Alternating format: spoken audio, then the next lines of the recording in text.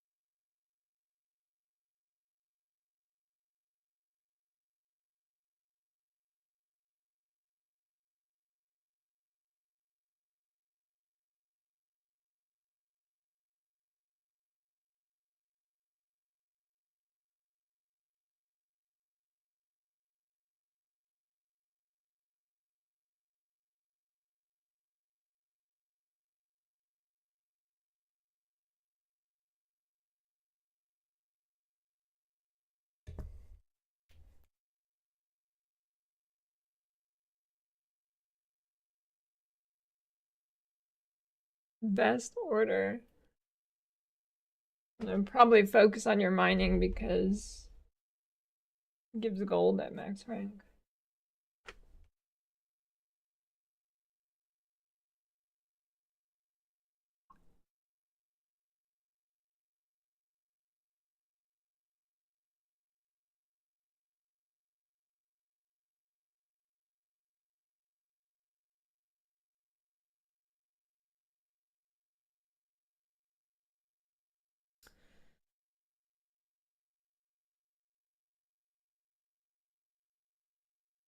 Hmm.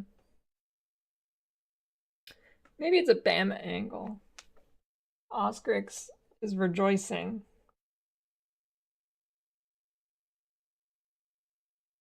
Oh, no, I think I'm gonna do Jug Bama.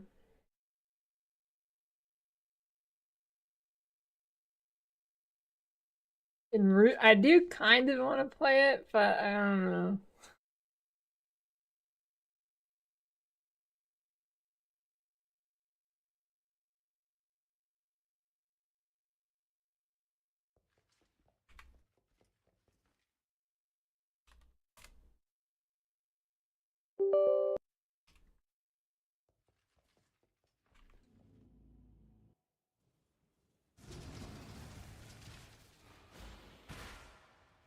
I'm gonna respec this jug. I don't know. I guess that's probably the smart thing to do, but yeah, it was reflect.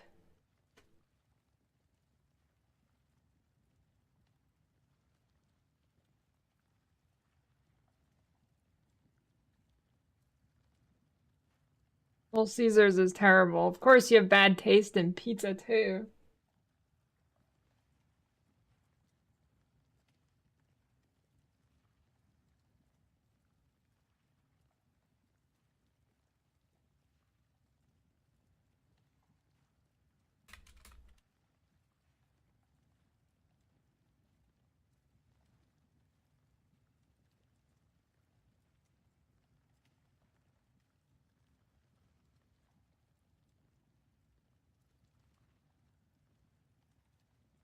Oscrix respect the specters?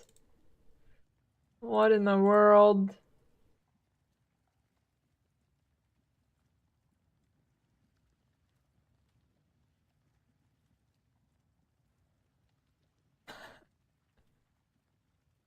But these Doriani prototype specters. Holy Giga Chad, dude.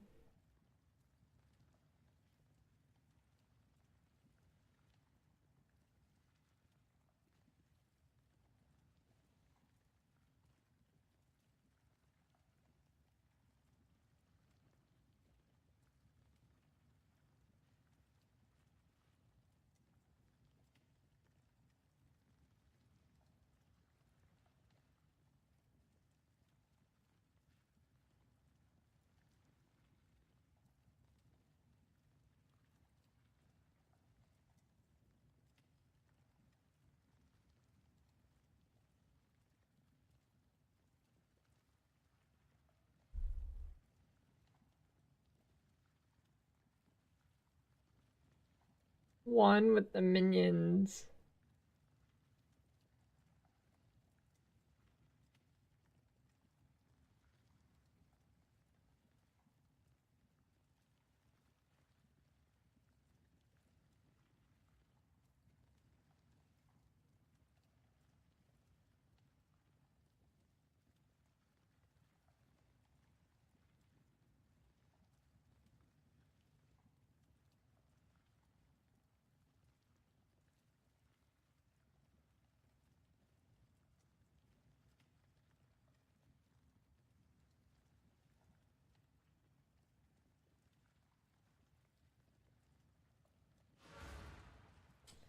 I don't know.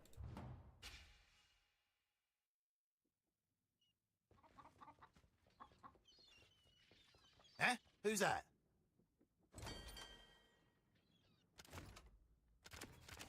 Let's get that loaded! I don't know.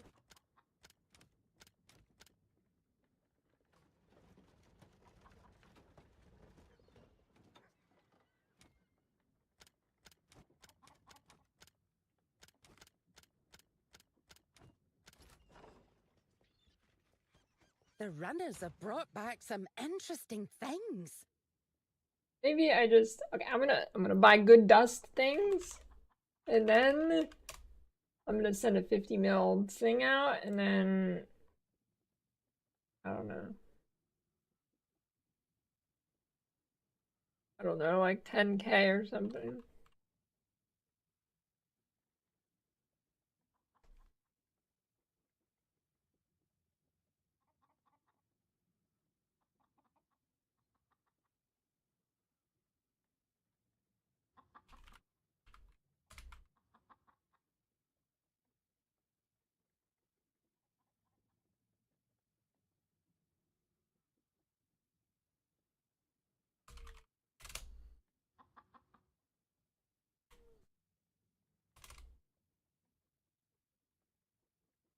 I went up a lot.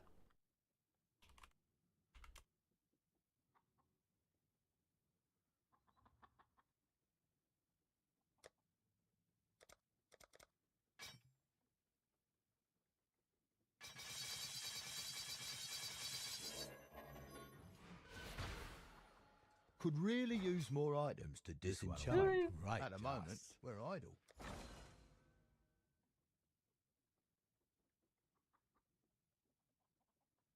I'm pretty sure you're supposed to do 1-to-1.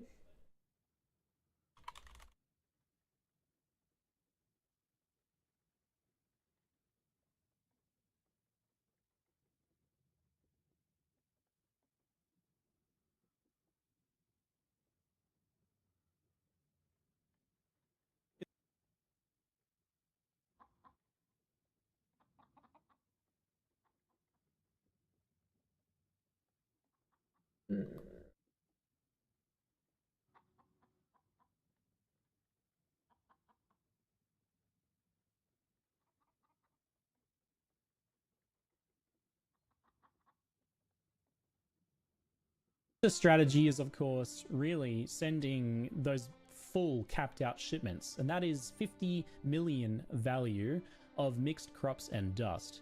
You'll want at least 25 million crops mixed value to avoid the dust diminishing value, because anything under that, then you have to start sending exponentially larger amounts of dust. But most of the time, probably you're going to do something like a larger amount of crops, like 30, 40 million crops, and then just finishing it off with dust up to that 50 million value threshold. This will get you an average of 2.5 mirror shards per shipment, along with a little stack of divines, and either some nice tattoos or runes, depending where you send it. When you start doing shipment values of this size, really all the value, percentage proportional wise, is coming from those mirror shards. Now there is a sub-strategy. So for dust mechanics, dust gets diminishing returns when you equal total shipment value of goods. So for example, 120,000 value of wheat, anything after 120,000 value of dust gets diminished value, pretty heavily so. So for example, if you wanted to double the value of a single piece of wheat, one wheat has 12 So it is value, 1-to-1. so you'd send 12 dust, and that would equal 2 wheat, or 24 value. So the takeaway from this is that you can boost your shipment value as much as you want up to the pre-dust shipment value. So if you send 1 million total value of mixed crops, you can send 1 million dust. And this becomes quite hard to produce unless you're consistently dusting and shredding high rarity uniques, for example. But nonetheless, it is still a very useful tool for boosting value. And that's because dust effectively pretends to be all of your other resources. It's likely divided up based on the ratios of how much of each you sent. Simply put, this means that you can use dust to send more. That is not what I wanted to hear.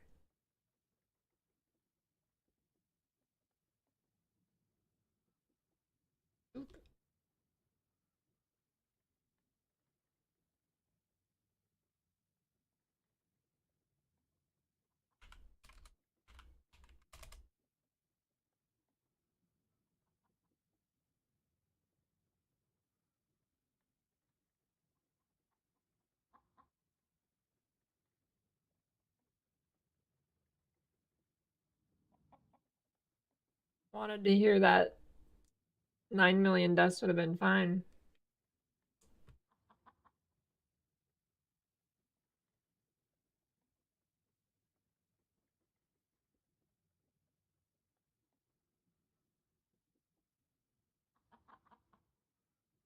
No way it even exists. People have caught on to dust values.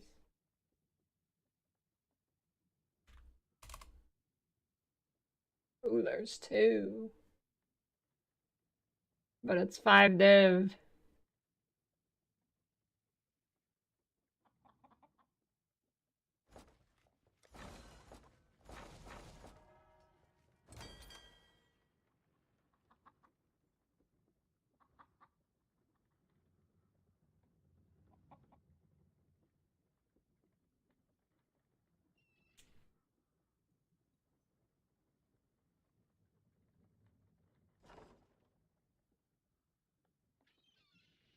I'll just chuck my spare mage bloods in.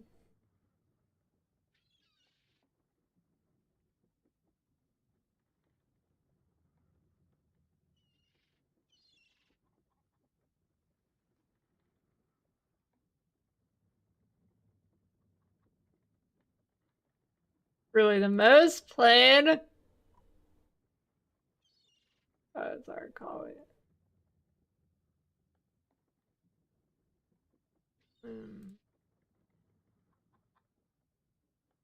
Vector is number 1 because of Arc. People are actually playing this? I mean, I want to make a new character, but I don't know what I want to do. I kind of want a fresh start, but I also, like, I don't want to do one more character.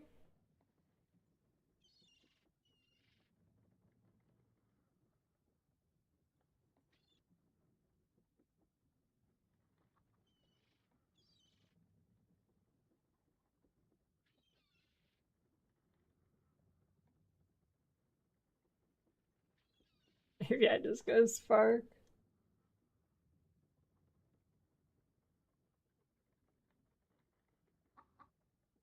No, I want to try Holy Relic, but it's not good enough.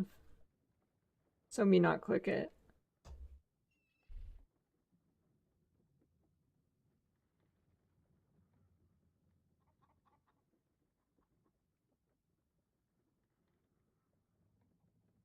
Maybe I say fuck it though and do it.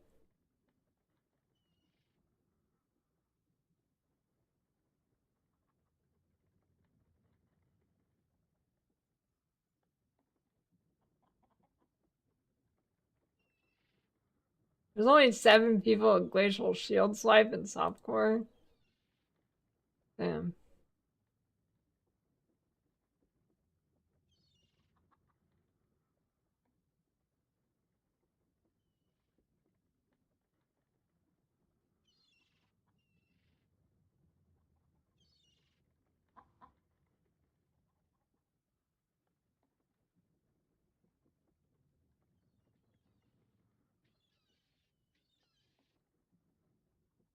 I mean, it works, it's just not good. I generally don't like playing builds that aren't good. I love this job. But I might say screw it and do it. Maybe.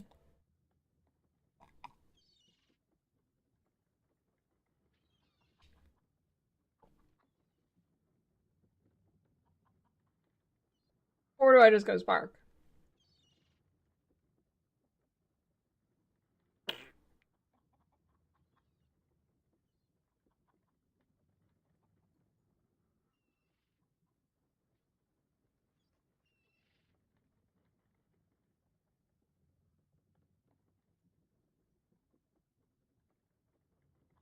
Yeah, it was Reflect. A combination of... Why do they all use Volspark? Or is it just... Oh, they don't. It's just PoE Ninja being stupid.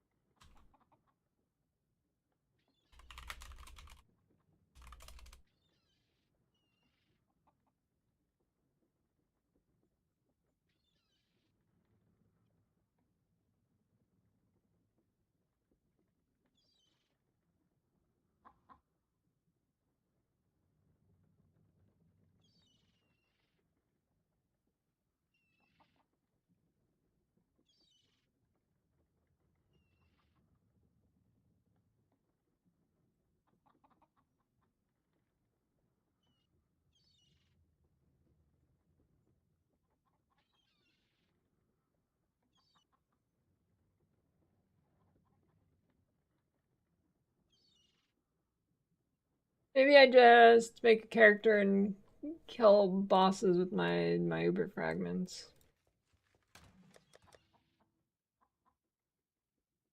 I have quite a few of those.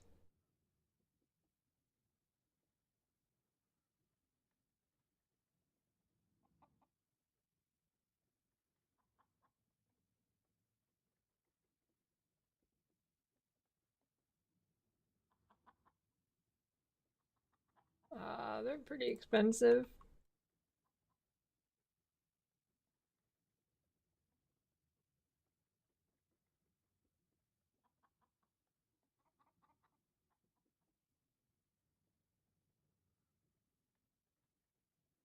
There's definitely quite a few divs sitting here.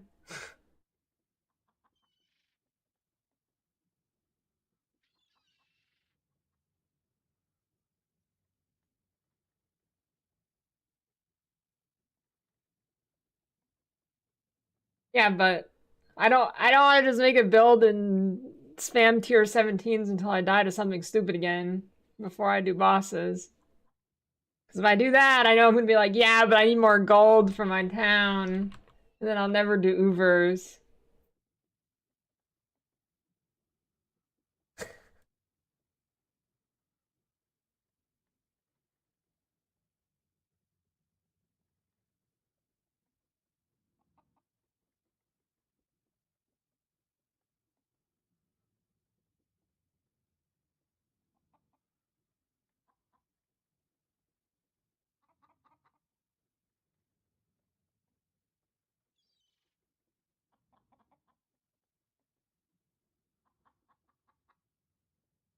Yes, yes. The perfect excuse to see Danik.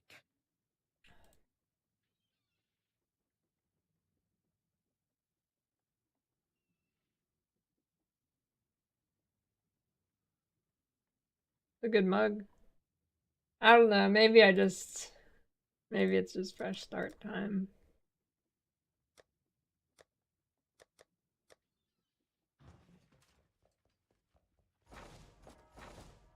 What?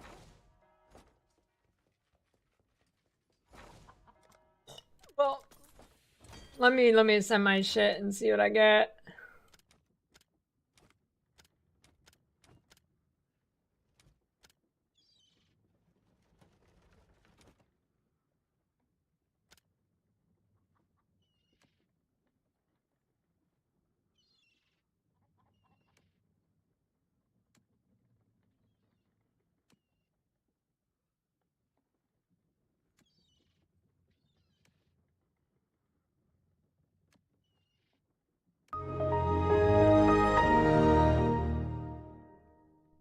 I revert him.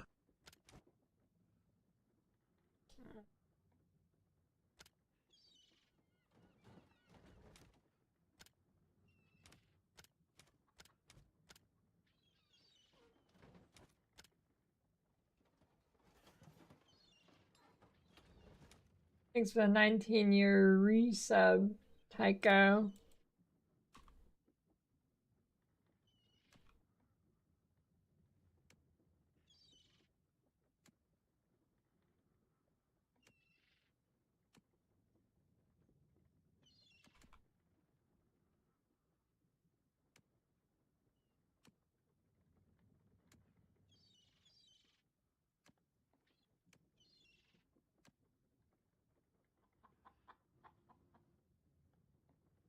I guess I could have adjusted with dust, but you know.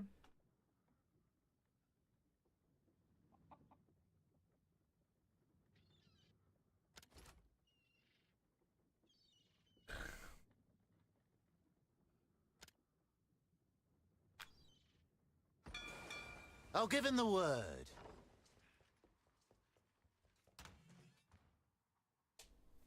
Alright, well, I guess while that's sailing, I don't know.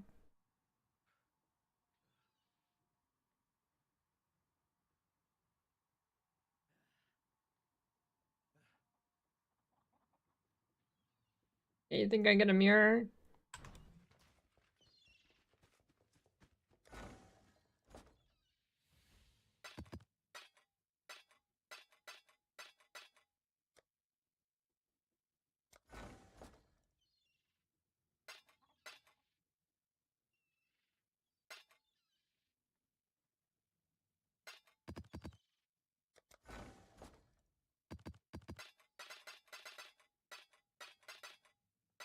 Oh, they're keeping the good fragments for themselves.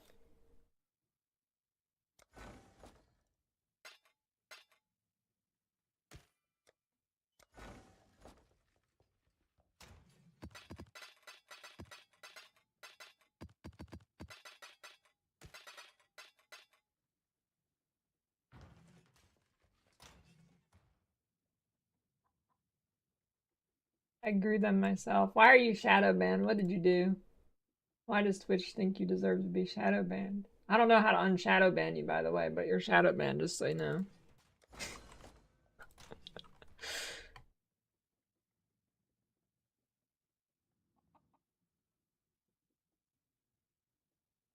What'd you do?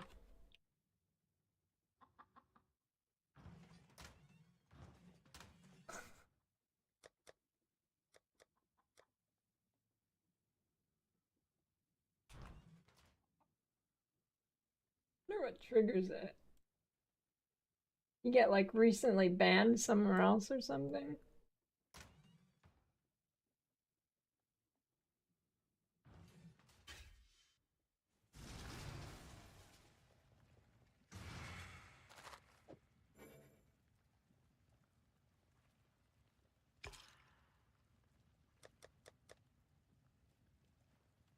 See, let's open my div cards. How many? 162 voids. Surely I get something good.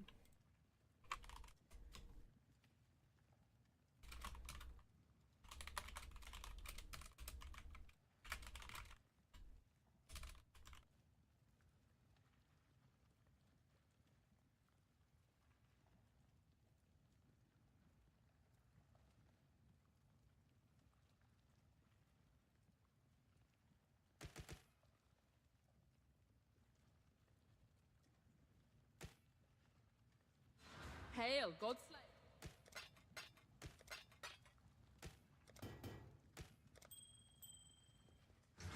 John Con.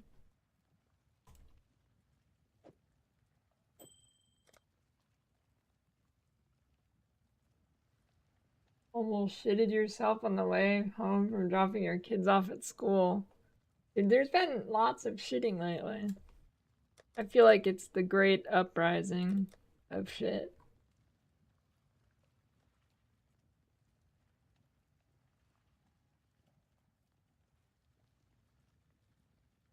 I mean, yeah, I mean, just pull over and go, dude. My one day my dad was driving me to school and he pulled over and pooped on some train tracks.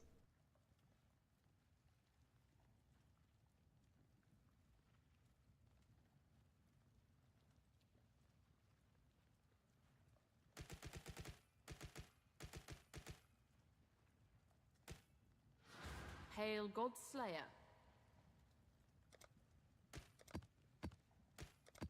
Maybe he just wanted to poop on train tracks as a bucket list goal.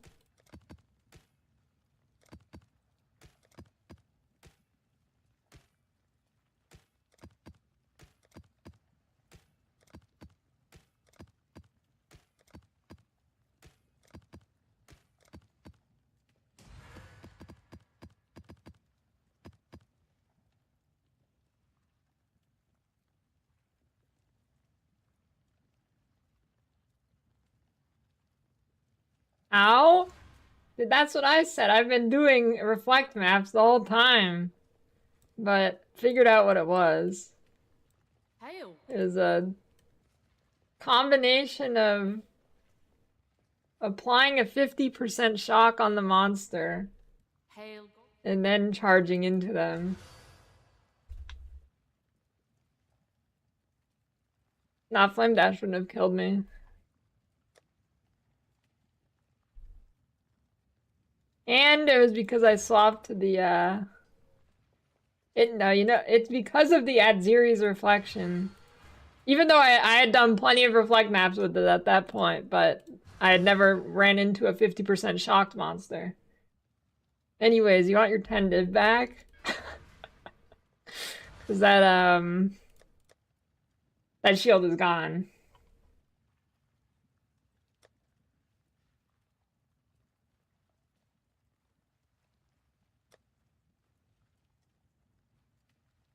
You want my shield? Is it better than yours?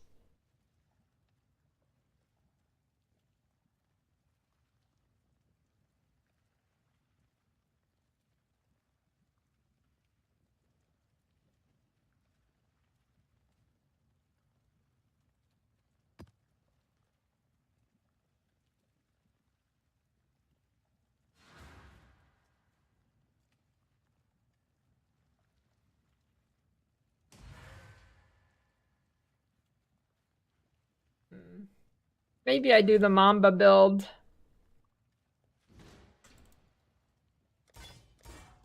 I could probably scrounge up 100 div to make it feel okay. Try to do the Mamba build. Ruthless fresh start. Maybe.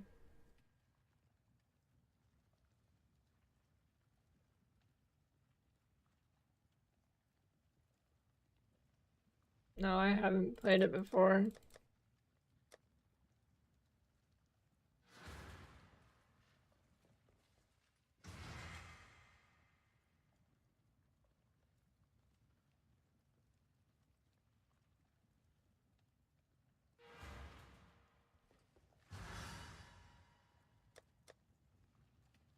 Yeah, I played Sekiro while waiting for this league.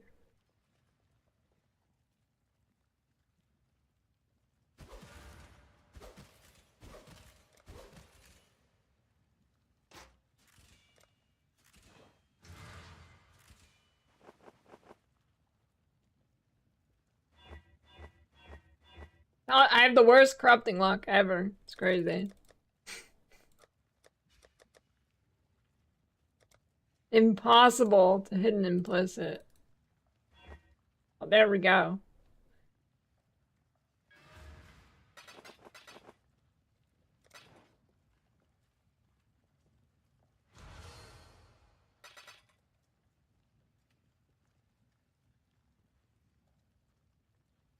Kill Ubers without premium tabs and softcore. I feel like that's not really a challenge. That sounds super easy, actually. Do Sanctum for 6 hours, go kill Ubers, boom, done.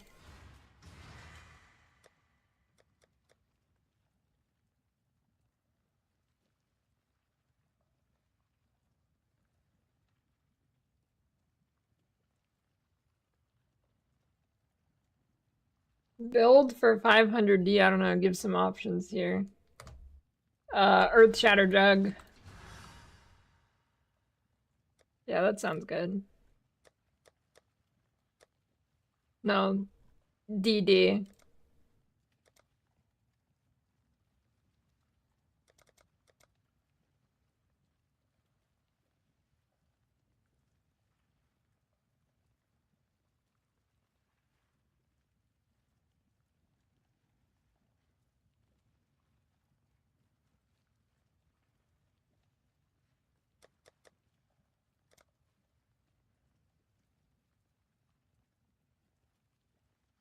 FCHC run on Archmage, D run for Gauntlet. Yeah, I'm gonna do something like that. I'm either gonna do probably practice that. Or maybe try Trickster.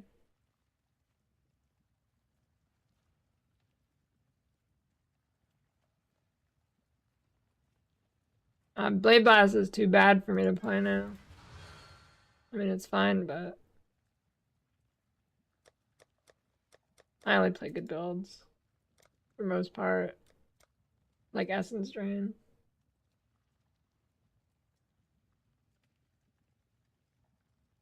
I didn't like Penis Brand when it was good. I'm certainly not gonna play it now when it's bad.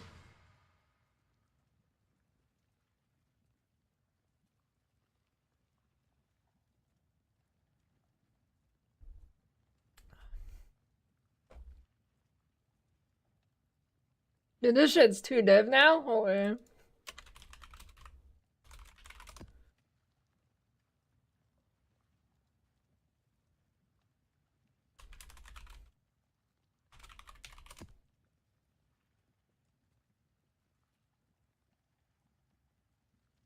Today I'm playing Deadlock for sure.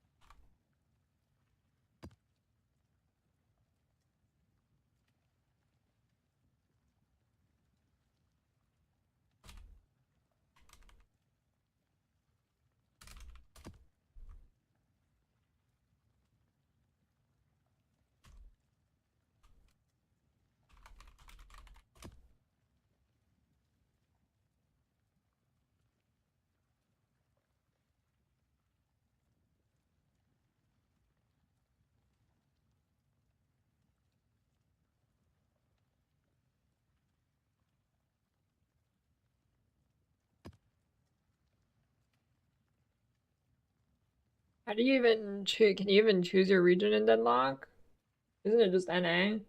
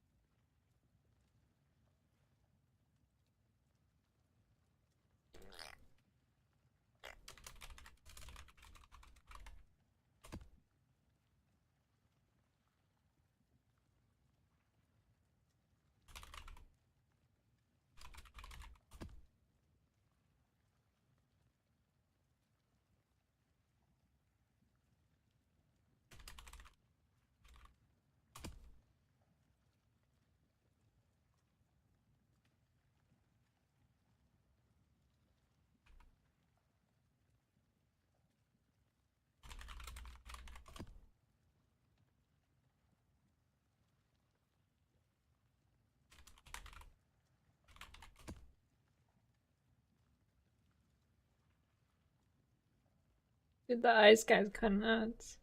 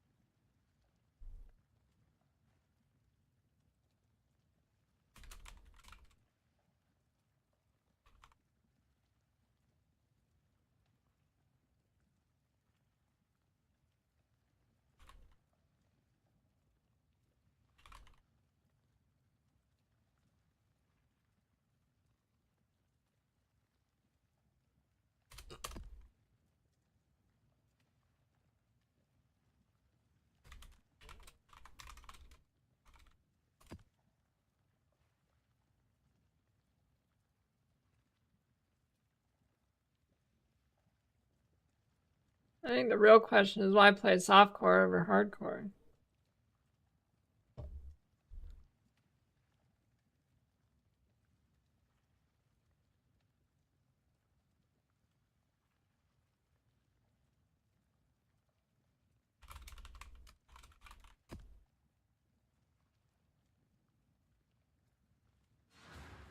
The economy is so active is that you do 100 Uber Eaters and then you lose money. That sounds good.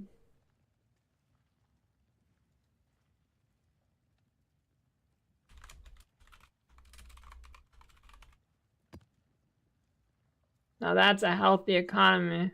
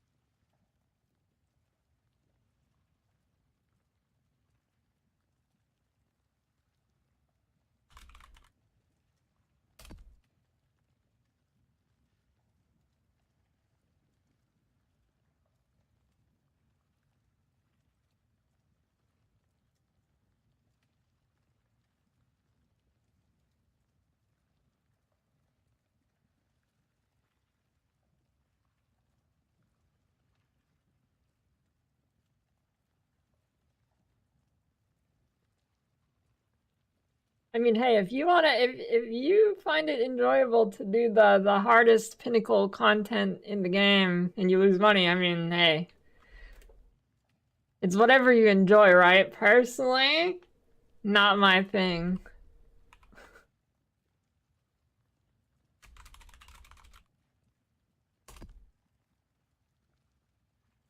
I said it was fine. It's just personally not my thing.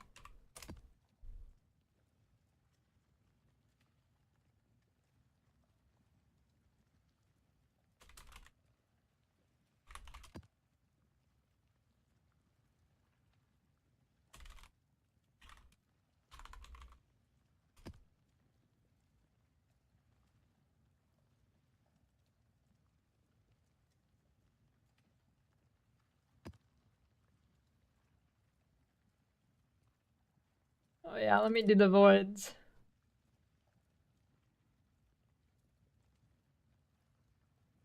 Or combinators are a thing, yeah. Hail, They're a little Godslayer. different, but still OP.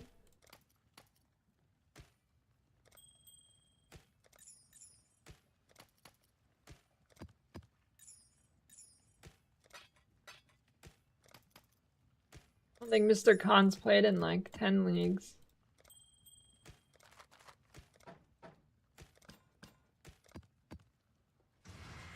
Alright. Not starting off strong. Oh, maybe I should. I'm gonna put them into a big quad tab so I can see all the garbage I get.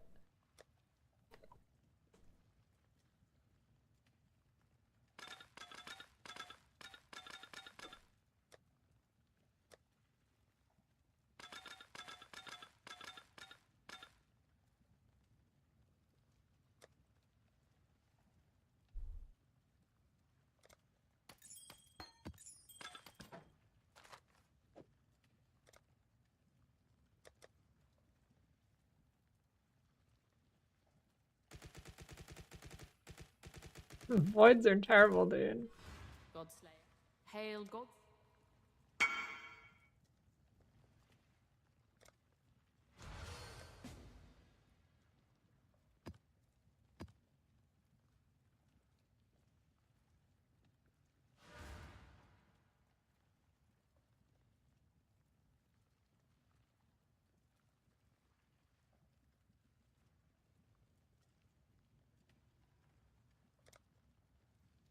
Well, I'm about to get it. See, all your RNG just went to me.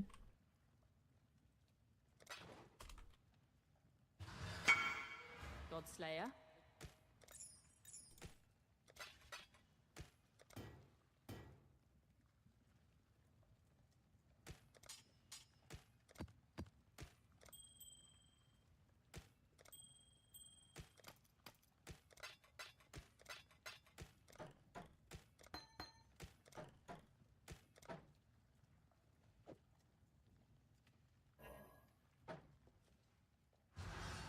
I feel like 30% is still pretty high.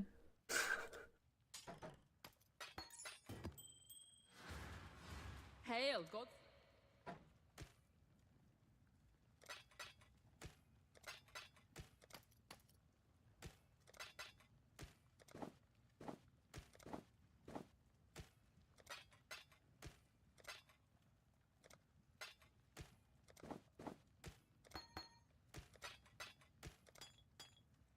Oh yeah, getting some good stuff here.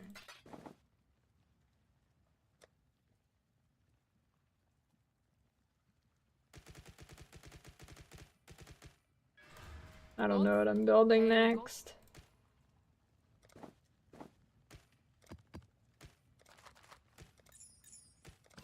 Maybe Mamba Man. Oh, see, I told you they're good. I told you they're good, dude. Look at that. 4 div. I told you they're good. Voids are OP. Buy now. Gamble now, you will win. You will win. Gamble now. Hail, Godslayer.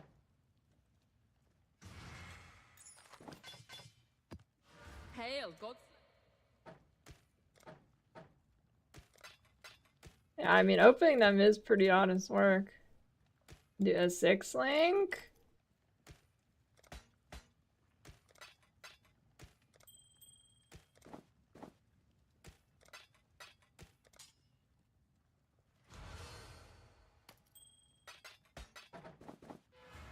Godslayer.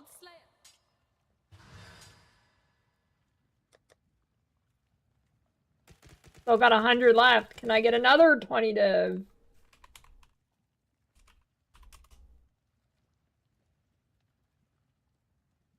I'll do another prediction.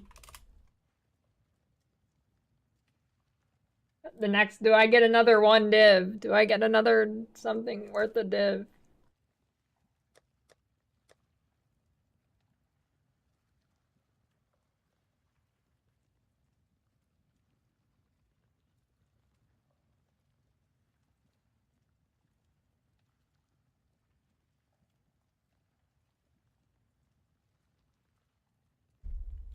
I'm gonna pretend I didn't read that.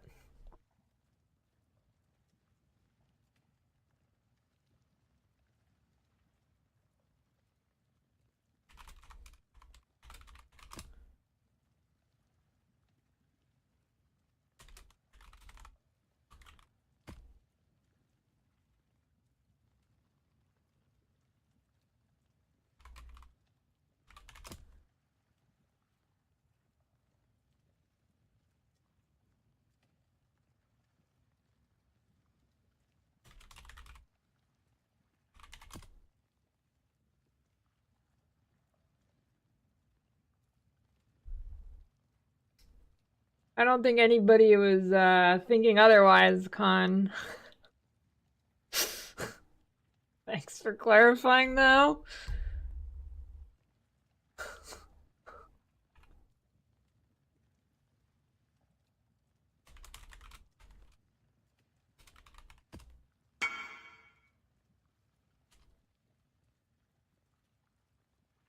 Oh, a nice chest.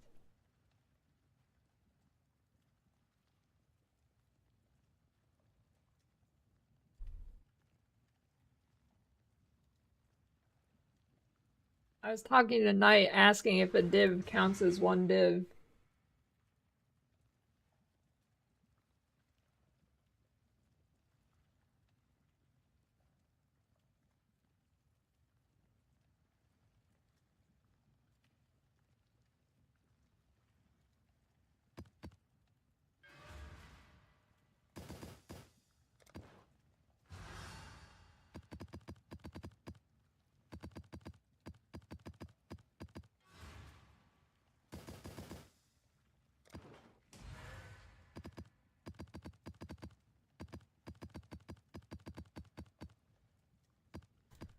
I don't know yet.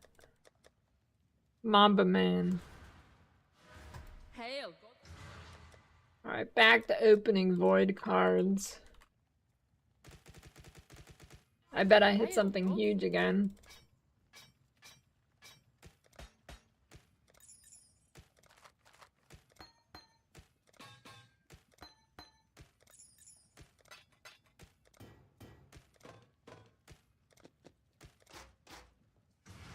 Yet another trickster build.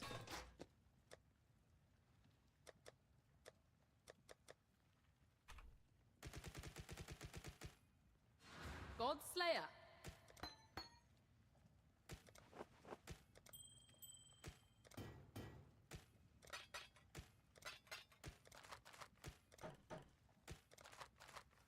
And these void cards have not been that bad.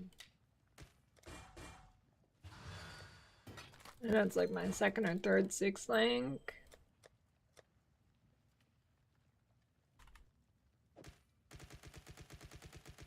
Hail, God. Profane proxy from Shiraz is enough for a Sanctum Runner. You need a curse on hit too. I think you, actually, I'm not sure. I don't remember.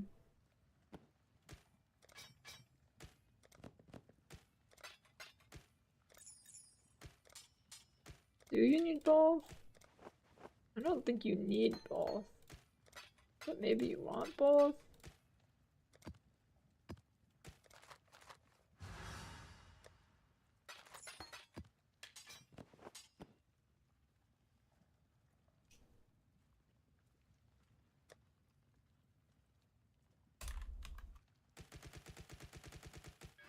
Hail, God.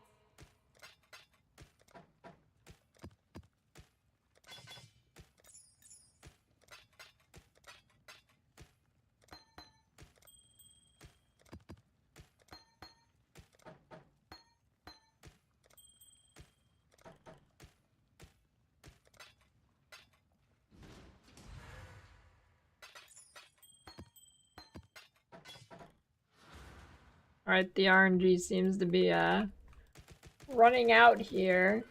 God Slayer.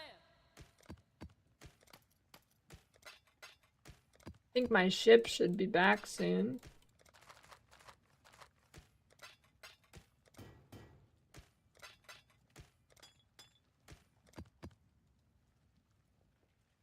Hail, God Slayer.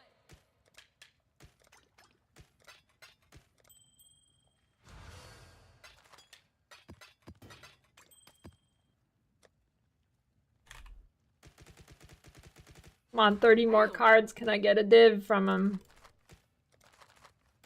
Nope, just a bunch of wisdom scrolls.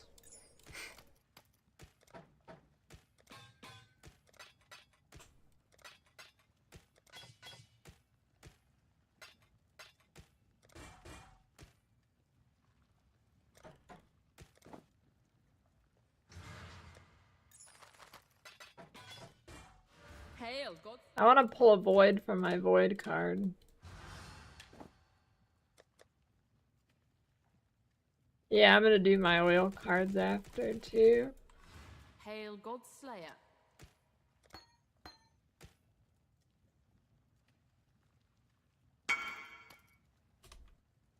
Floaty nuts.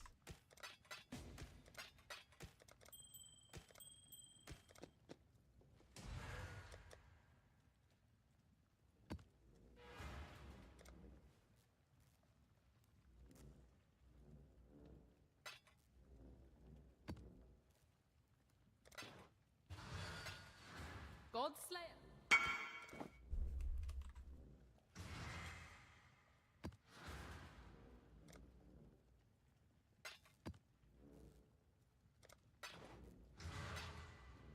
God Slayer, good day.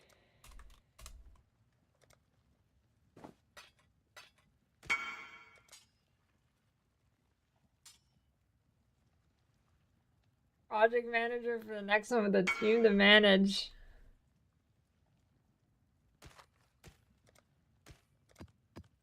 And you get no raise. And you work more hours.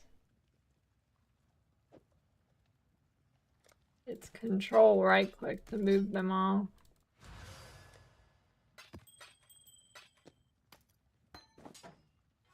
Hail God.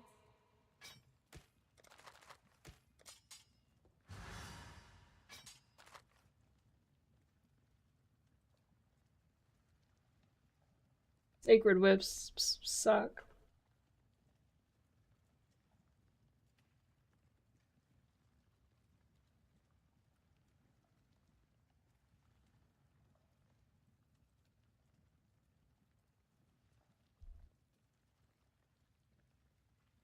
Well, hey, I got 4 div.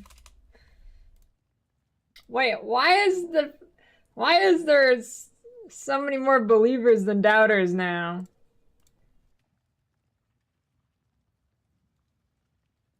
You guys crazy?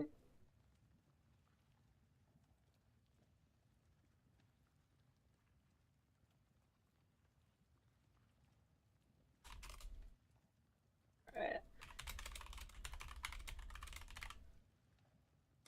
Now it's time for tireless extractor.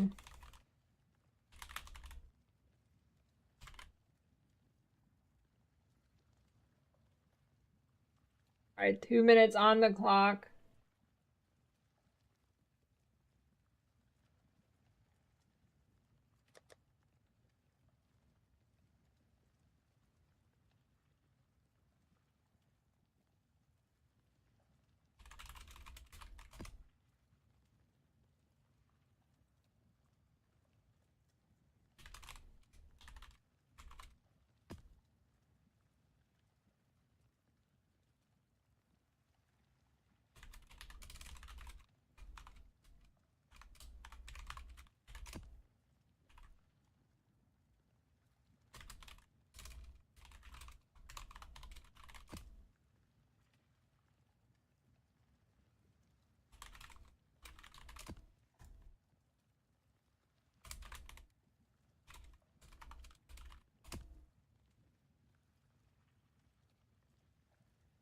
No, just golden.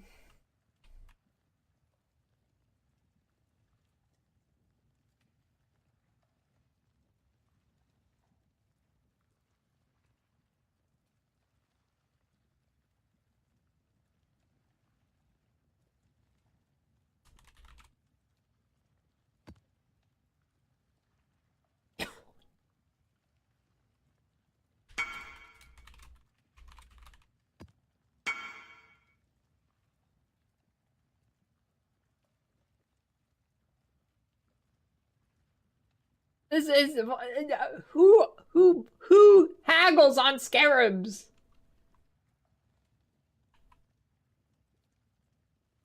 And I'm the cheapest one with stock by several chaos.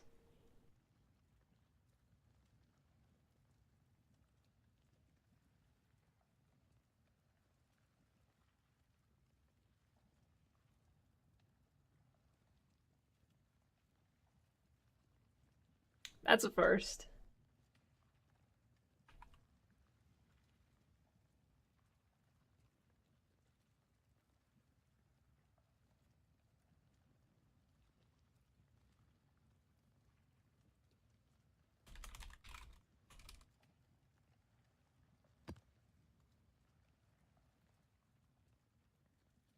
Okay, but last league traders were really weird. Hail God. I had so many really weird interactions last league. You had the people clogging up all of the listings with the stupid ass divine listings. You had like 20 of those people for some reason. Thank God they stopped doing that this league. I don't know why they were doing it. And then you had like, I don't know, I had a bunch of weird interactions.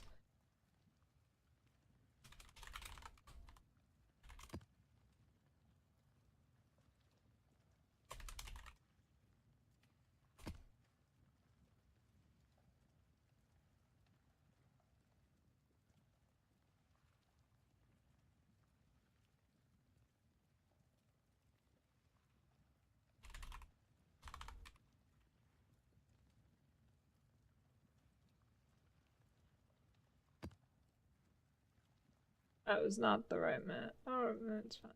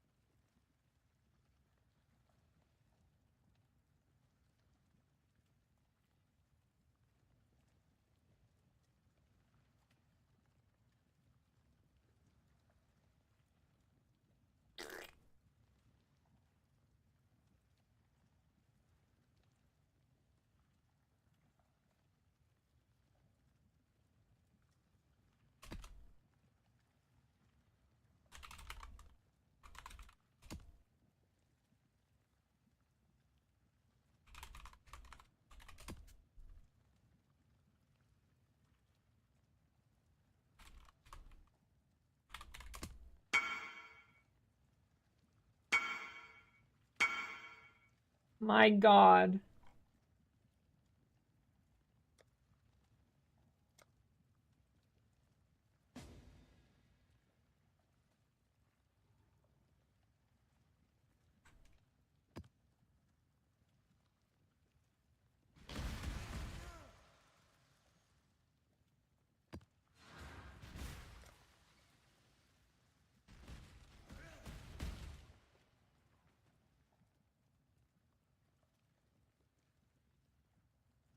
Oh, build best at? It does everything.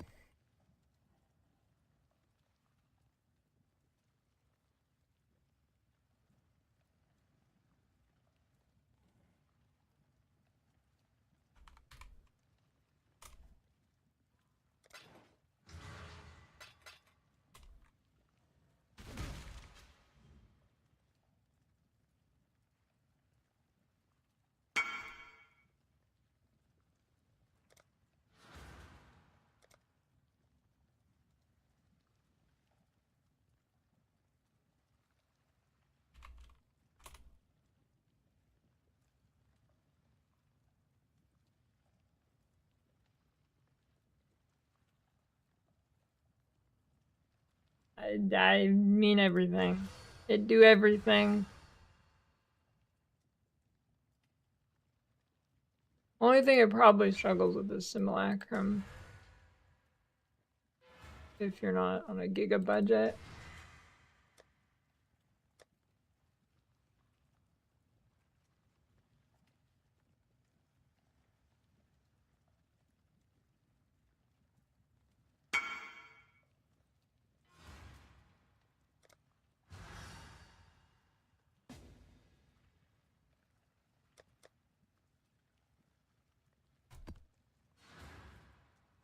I mean, if you power siphon the life out of someone else and put it into your grandpa, maybe it, I mean, I think it'd work.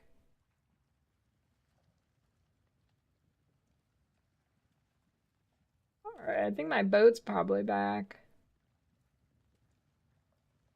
Dude, so many predictions in such a short period this morning.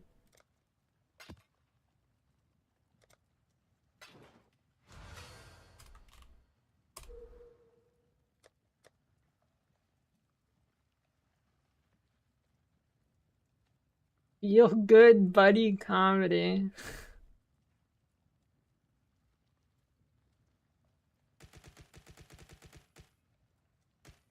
God Slayer.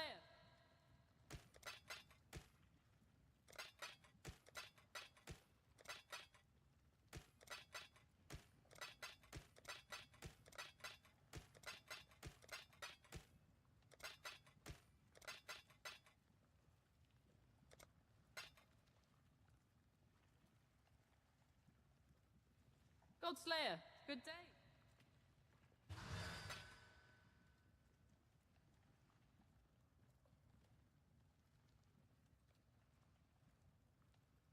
I like giving people, if they have like a decimal point on their shit, the undercut.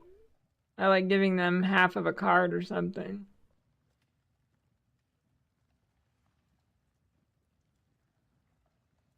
Here you go.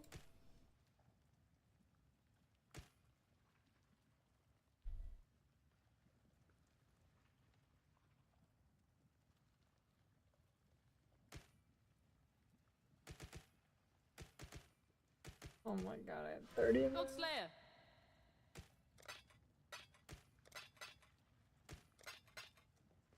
Hail, God.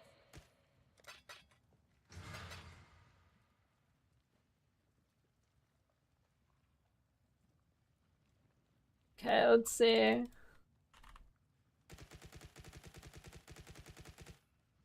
$192 tireless instructors. Will I get a good oil? What do you think? I don't think I've ever gone above a teal from this. Today will be the day, though. Is blue above teal? I don't remember.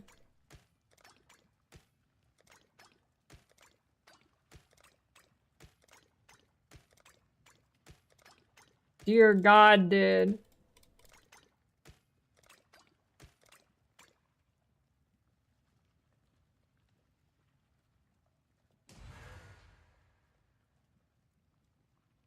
Well, that was terrible.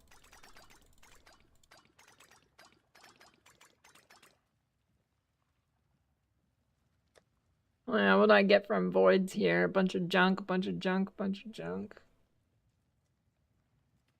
Got the Warlord Exalted, though. That was cool. Couple 6-links.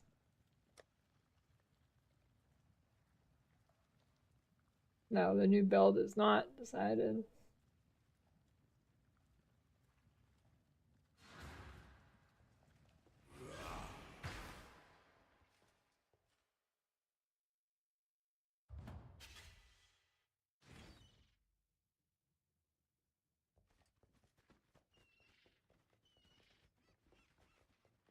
Here is Reflect. You should really check out what Okay. came in from Ribbenfeld. 50 mil shipment. Are you ready? Next prediction. It's just gambling morning. Gamba Tuesdays.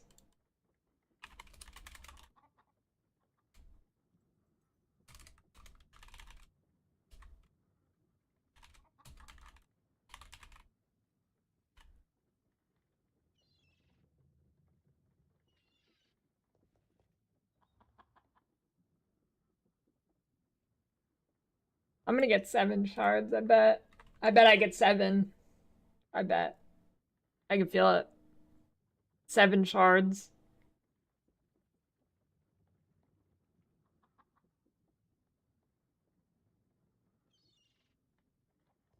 How did you even get enough gold to do 50 mil shipment credit? You don't leave Sanctum.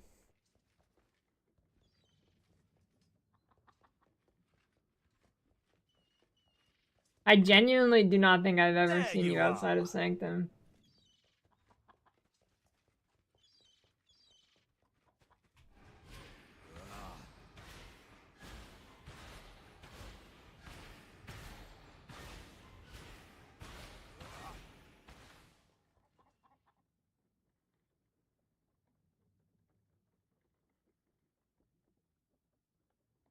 How much gold? I mean, how many divs do you make farming Sanctum, like, actually super optimally?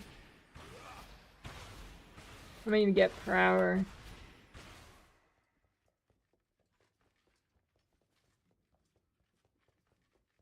They brought back some things from the Atlas.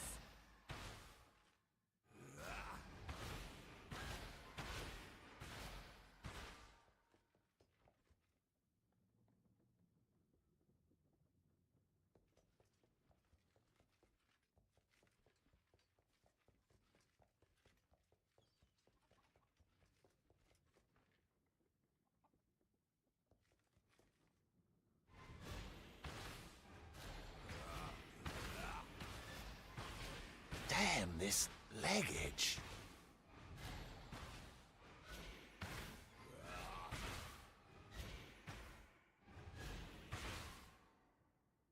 What is that? I can't tell what that is.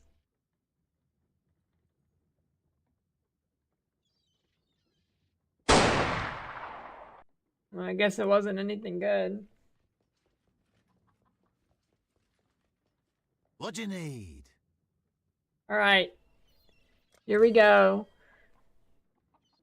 How many mirror shards? Hail. 3! Hey, not bad. 4 power runes. 7 div.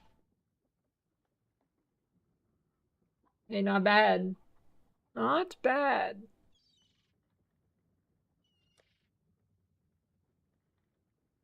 How much are these now? Oh, still around 4.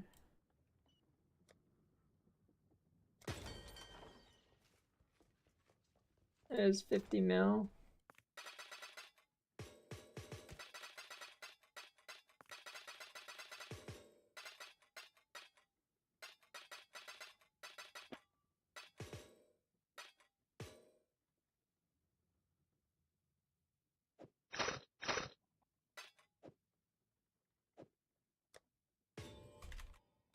Maybe if I attach several blades. Well, I died to reflect, so yeah, that's probably why it's titled Reflect. And it also, yes, it's also why it says Reflect in the, yes.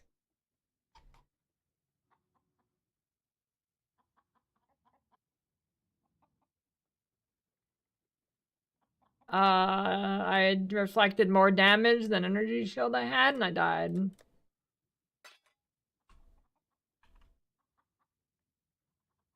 I just had enough damage to die to it, that's all.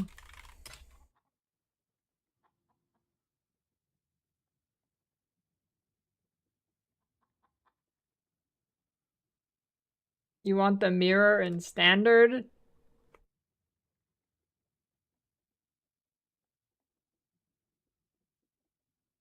It doesn't go to softcore, it goes to standard.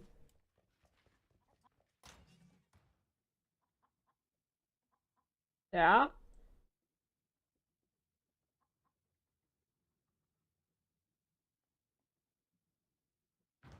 I actually think it's kind of cool.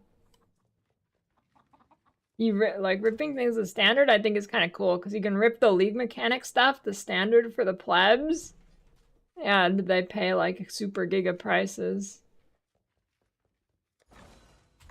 Kind of cool.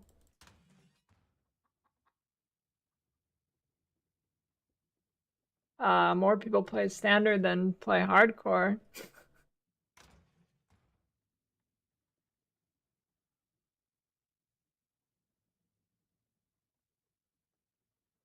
You think Black Ops 6 multiplayer is pretty good, it just lags like crazy, crazy unoptimized game. Are you lost? I'm here.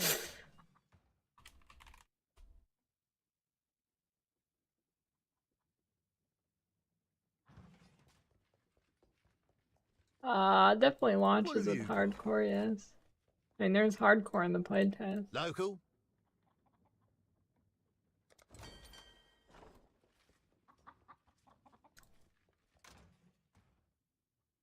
Alright.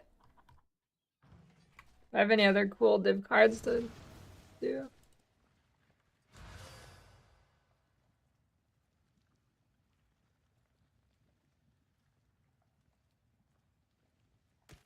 Hail, God.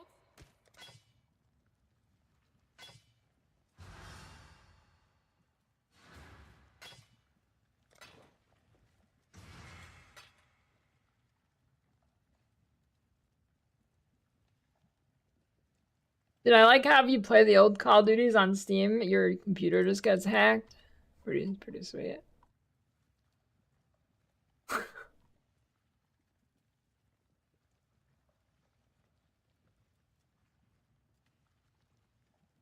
And do not play the old CODs on Steam, dude.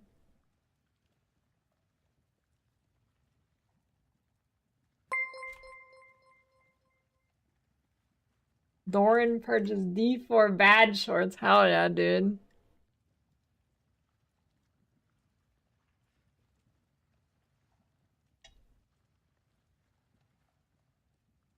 I'm pretty sure there's some like exploit where they can remote code execute on you or whatever. It's never been fixed.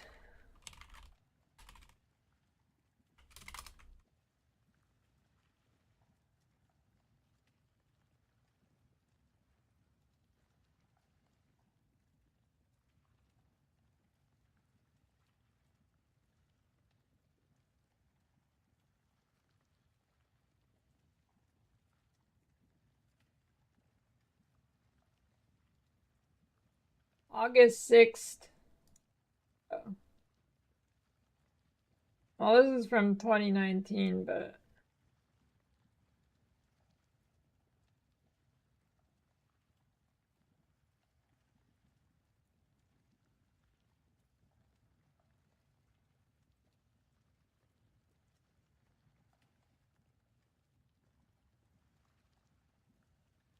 I heard about this like a couple weeks ago.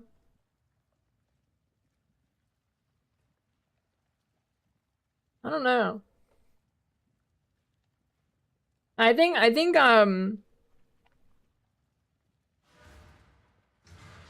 recently Activision or whatever, I think they recently shut down like the fan project for COD 4 or whatever that was actually safe.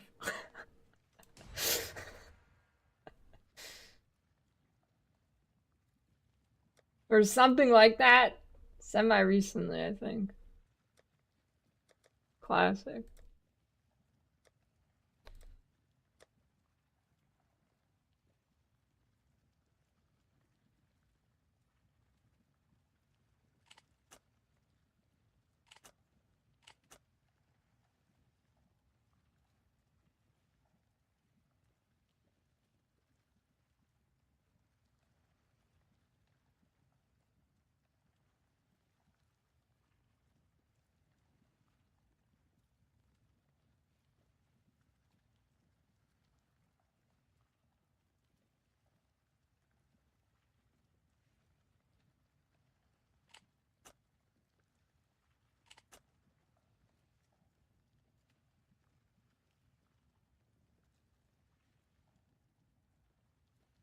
The TF2 situation is so weird. Like I don't understand why the botters were even doing it. For fun? I don't get it. Do people really do something that large scale for fun? Maybe, I guess. I don't know.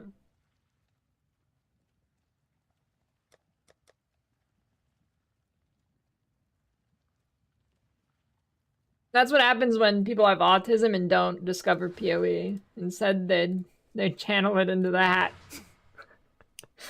Someone should have showed those guys PoE.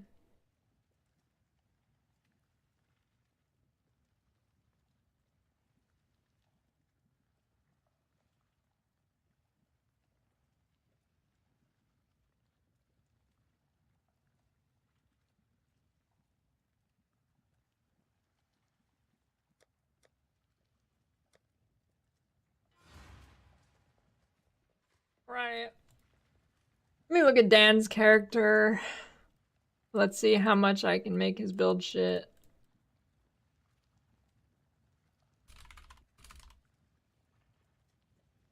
Can I ruin his character? That's the question.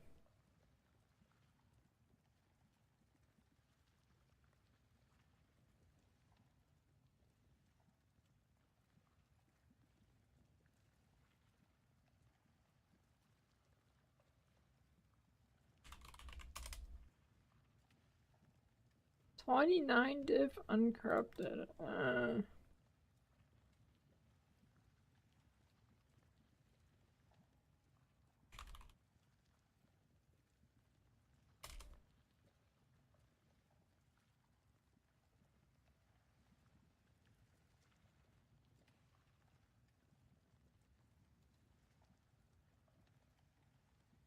Holy, the +1 max frenzy charge.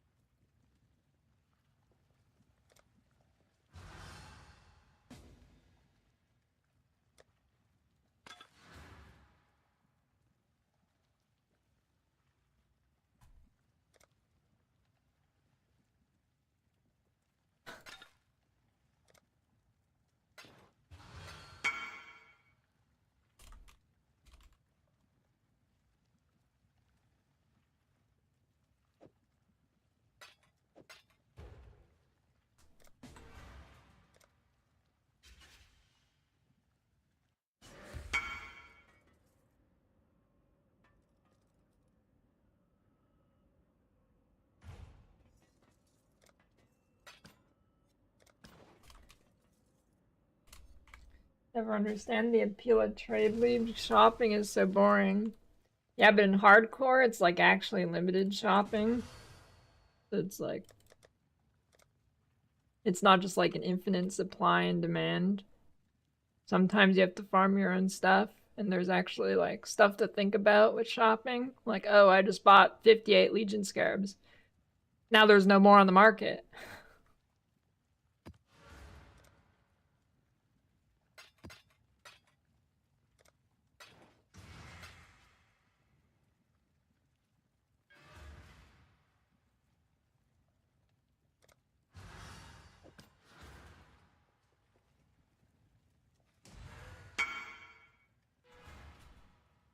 Softcore trade, though, you have like no impact on it, but in hardcore trade, you can like actually have an impact on the market. I mean, you can in softcore too, but you have to be like a real juicer for that.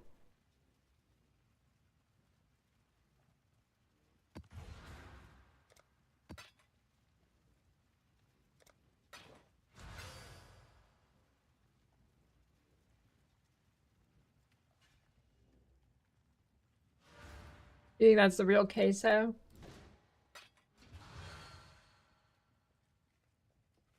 Is queso named queso because cheese and he eats cheese because he's fat? Is that the meme?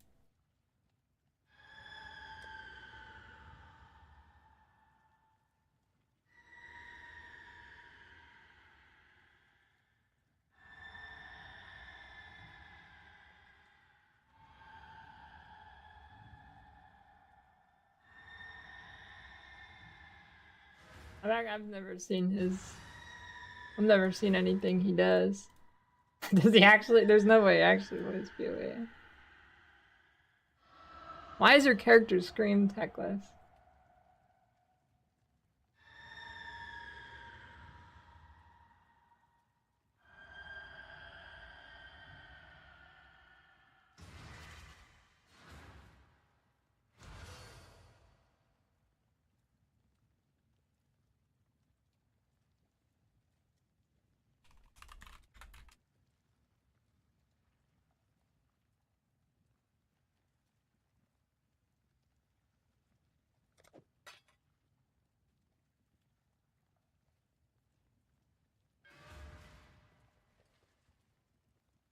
I'm surprised that's so cheap. He's gonna respond. He is definitely gonna respond. Come on.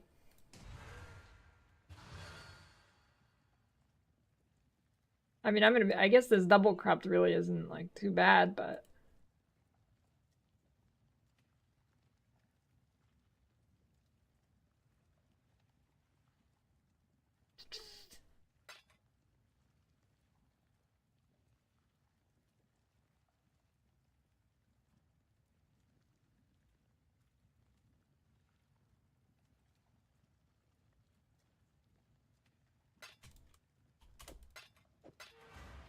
Godslayer.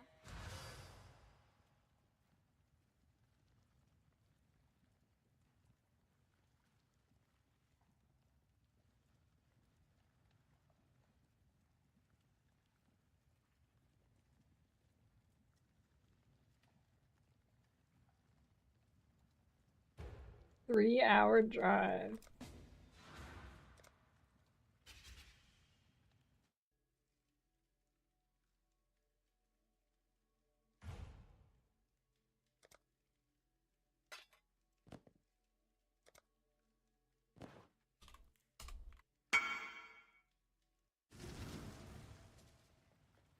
You buy my mirror shards.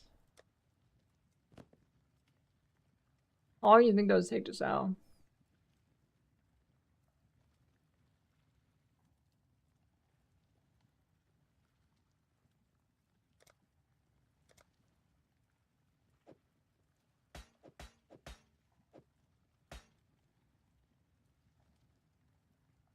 They're 11 div each.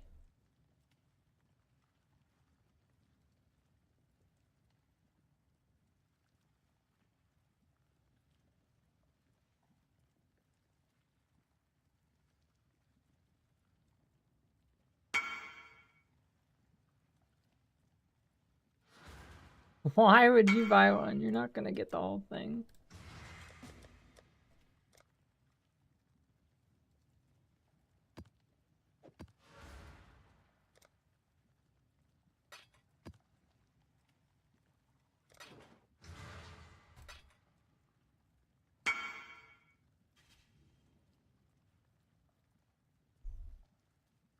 I mean, sure, I guess.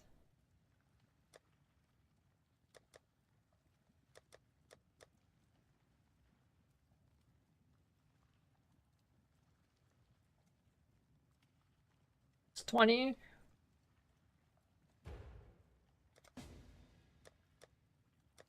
Somebody buy my hate forge.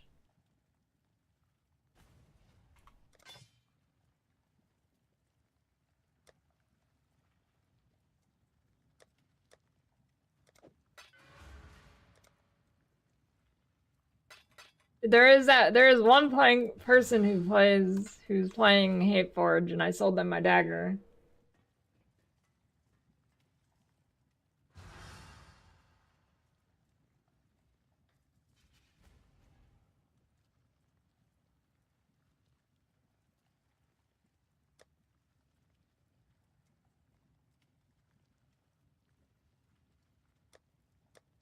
Maybe I can double corrupt it and sell it to him again.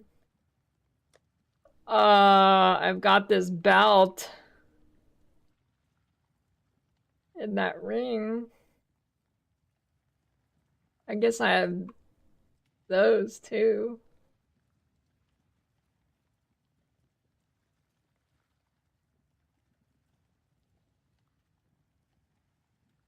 Which one?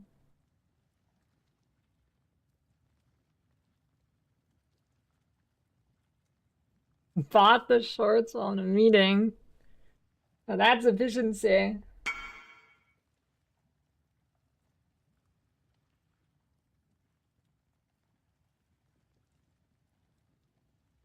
I'm pretty sure your belt's better. Your belt's better.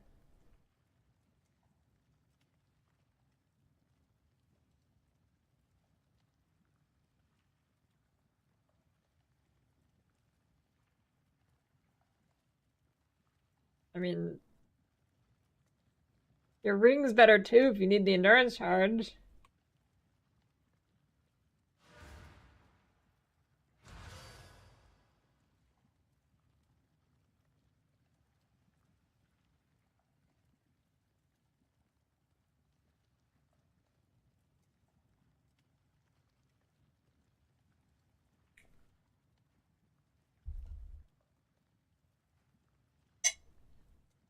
Yeah, it was reflect with shield charge.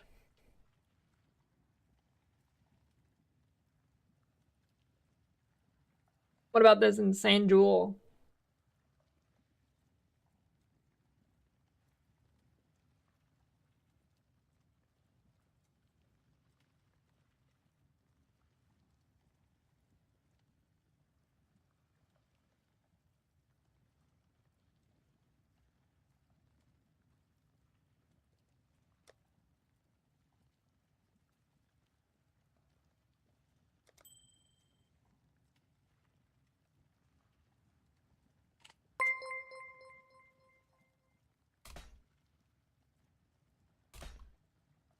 Oh yeah, Wemgo.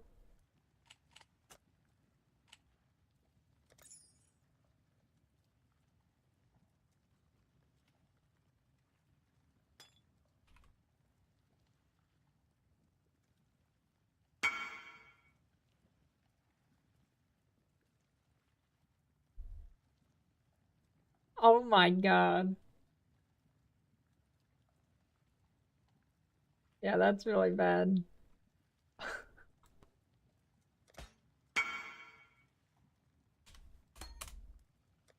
Why? I mean, I guess the rest is...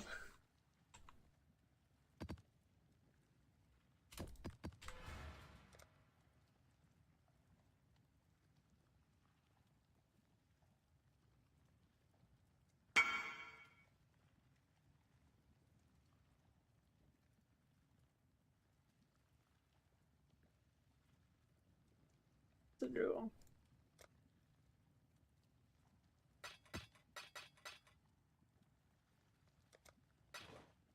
Havoc 414.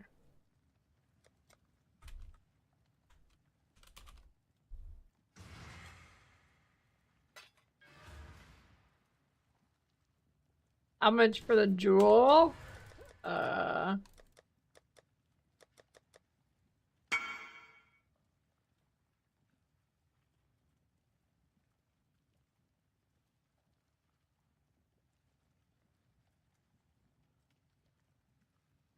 I don't know. I guess if you're lightning strike, you don't get the area damage. Time to swap the molten strike. I don't know, 2 div.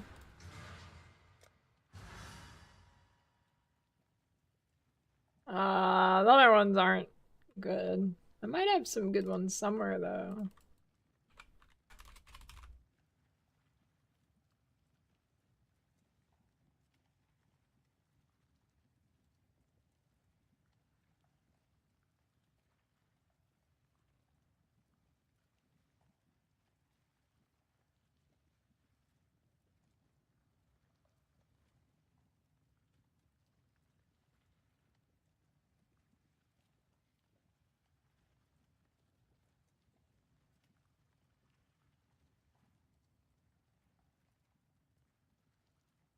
Nope, just that one.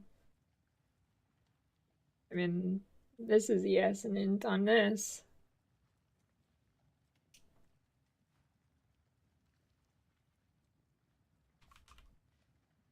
Wanna...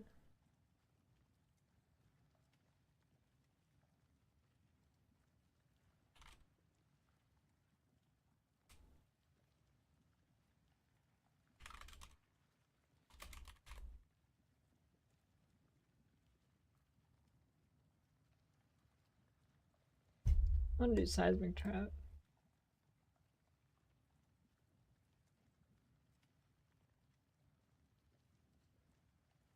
Belt's not good for you. Yours is better.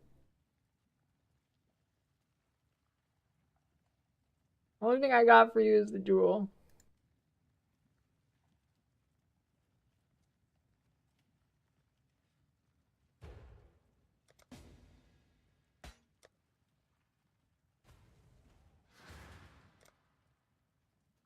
Yeah, you missed it. 3 mirror shards, 7 divs, and 4 power runes.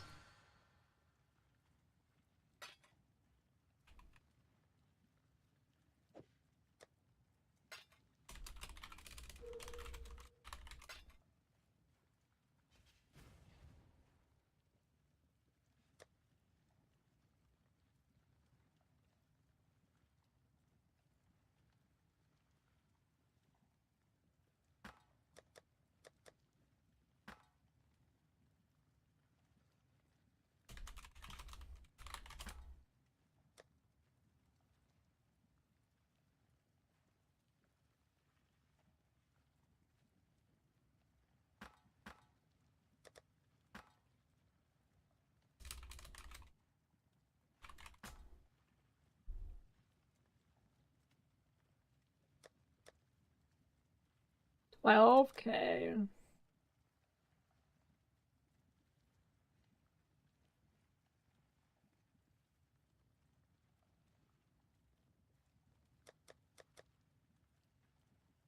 Oh, I guess I could sell my good essences.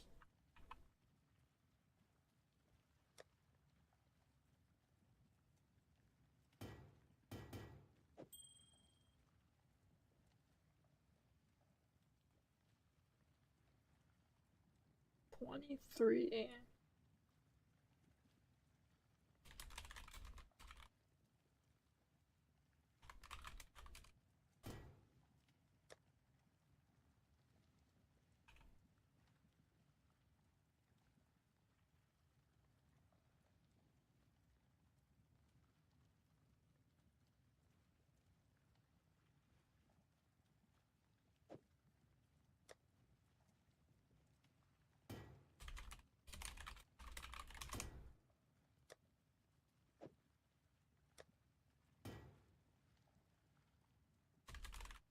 I'm gonna start leveling my new character. I'm gonna get a trillion trades. Okay, why did this guy not respond?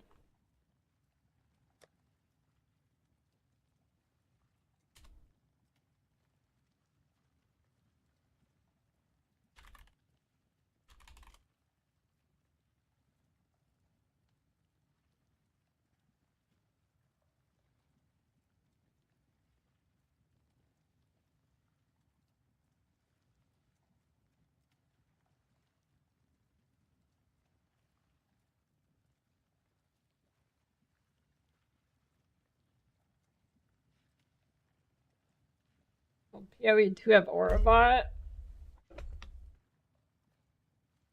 I don't know, not a time traveler. I hope that PoE2 does have cooler sport options though.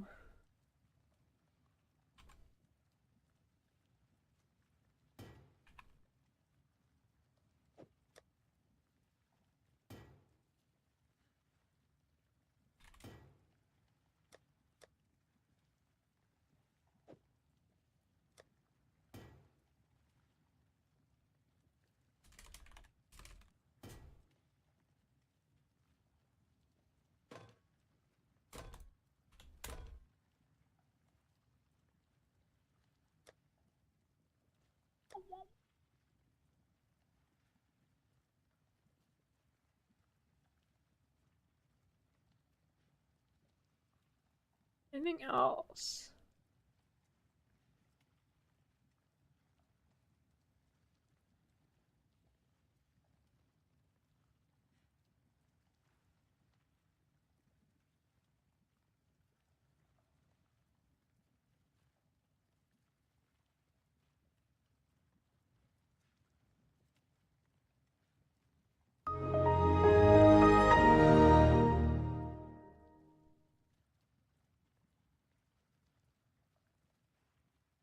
Crit chance during any flask effect.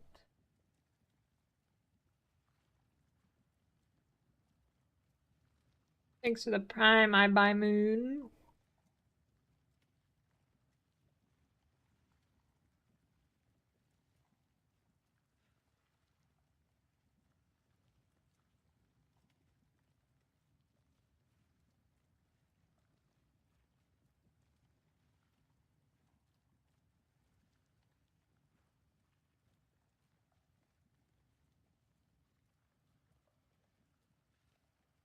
%5 increase and crit multi.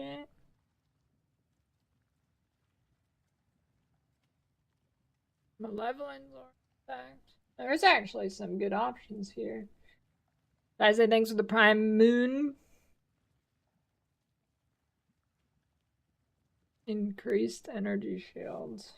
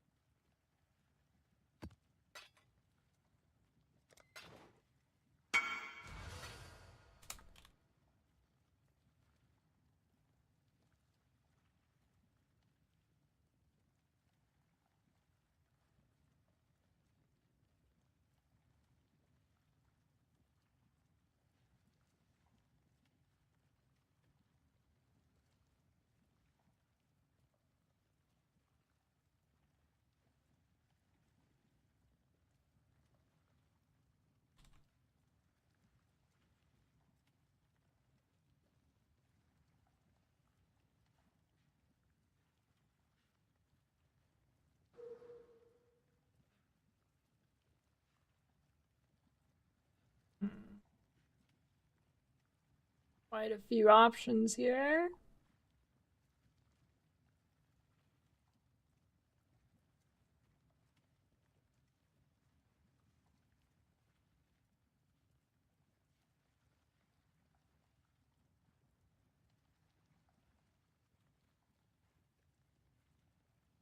Do I need that impossible escape? I'm gonna shit my pants. You know, I could probably lose those points, right? Let's shitify this up.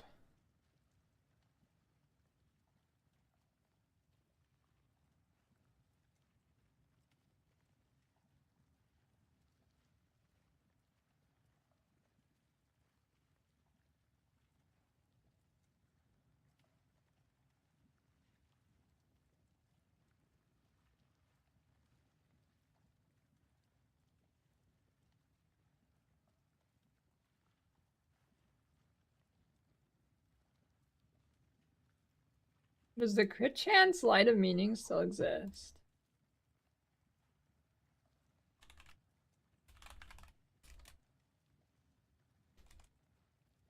Sure does. That's probably pretty good to make this build feel better early. You need crit chance. Okay, so let me get rid of that.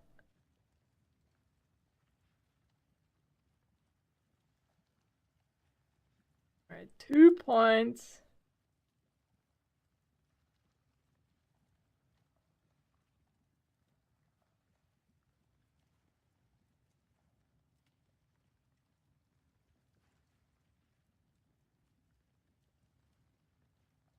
Then the voice is gonna be more though. Yeah, if it did exist, it was gonna be too expensive anyways.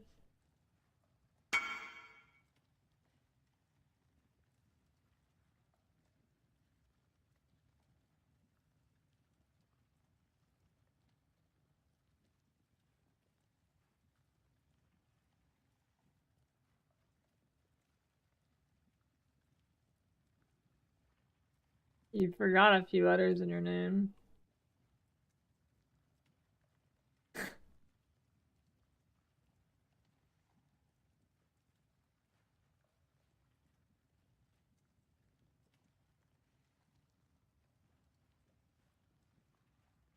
That power charge is actually not doing anything?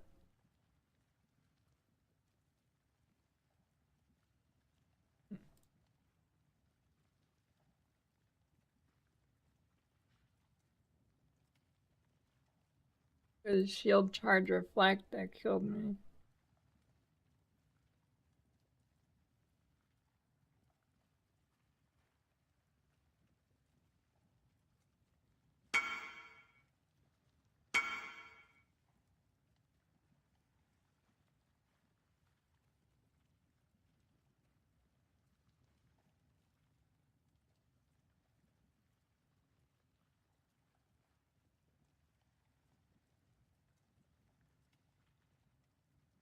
Maybe I just drop a cluster.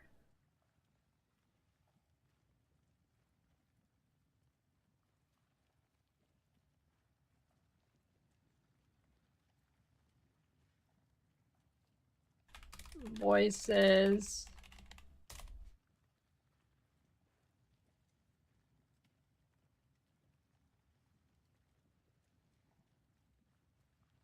There are 3. There's no 3.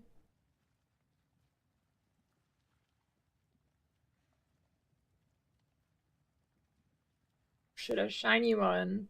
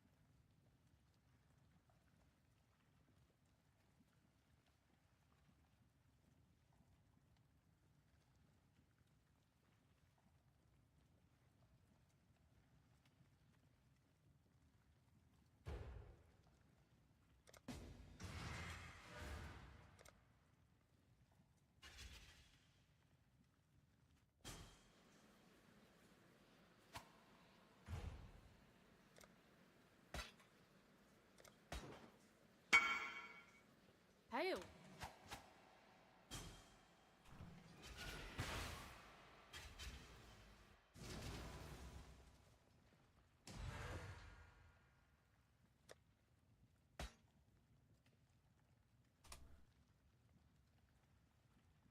Shiny Dawn Burger. Hey, shiny voices looks pretty sweet.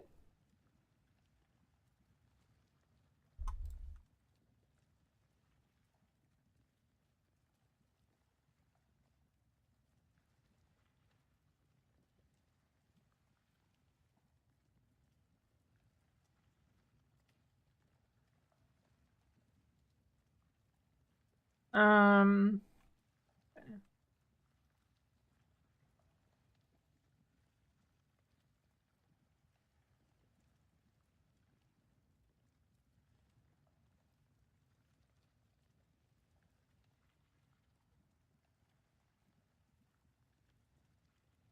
No way.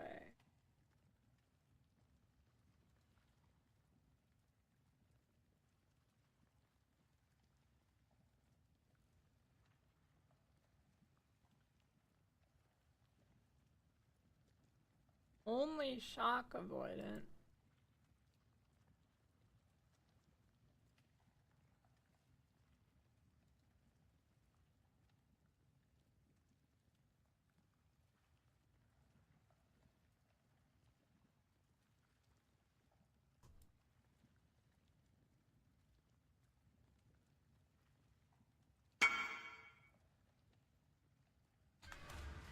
Yeah, there we go. That's what I'm talking about right there.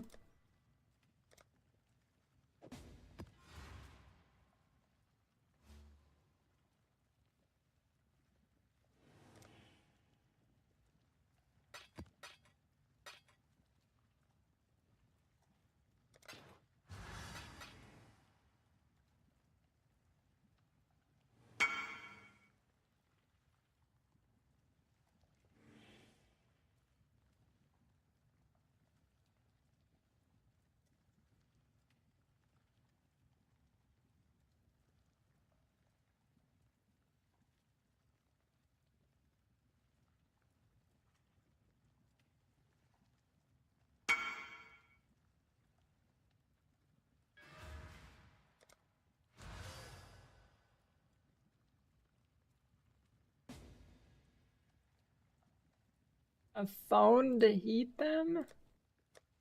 How hot does your phone get?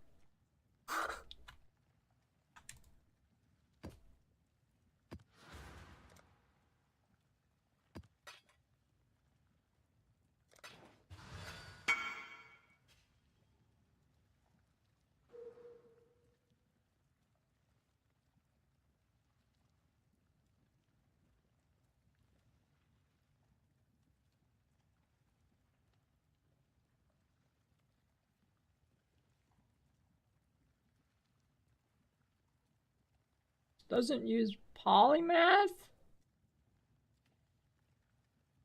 Maybe he's just swapping it. I mean, I guess he's at dot cap already, but...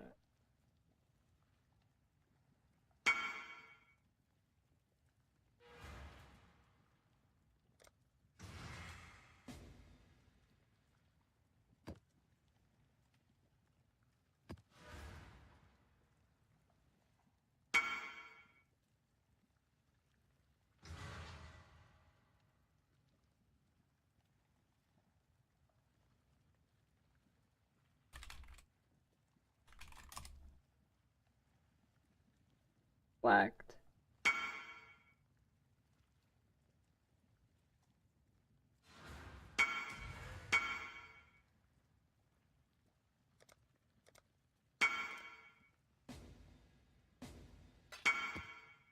Oh my god. Good job, crit.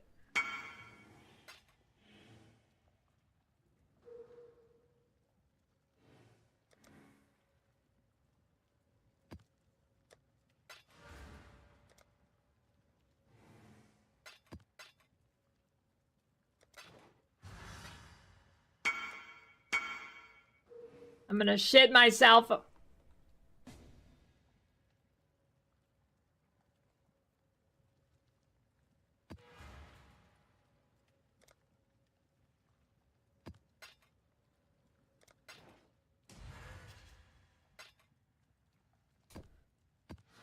I'm a trading baron.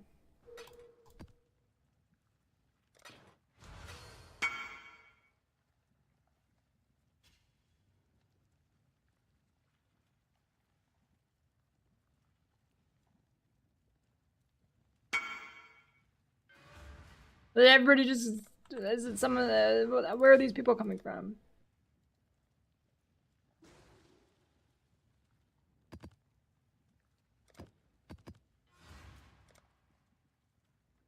Is it like work just ending in EU or something?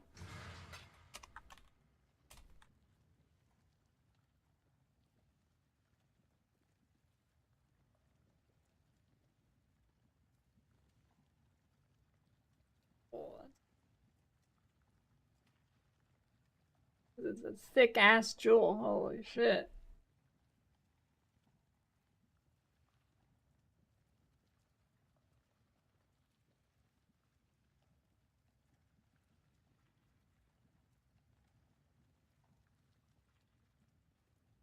Chance to poison. Why does it say 40%? Oh.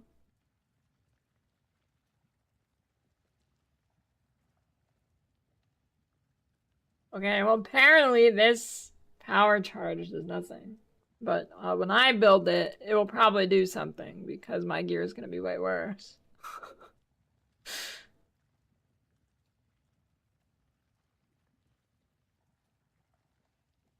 Oh yeah, I guess yeah, but here you just pull the whole map together and then you ambush it and then the whole map is done.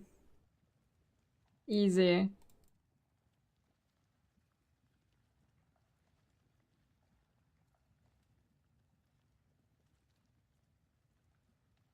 Then finish the lightning strike, you win.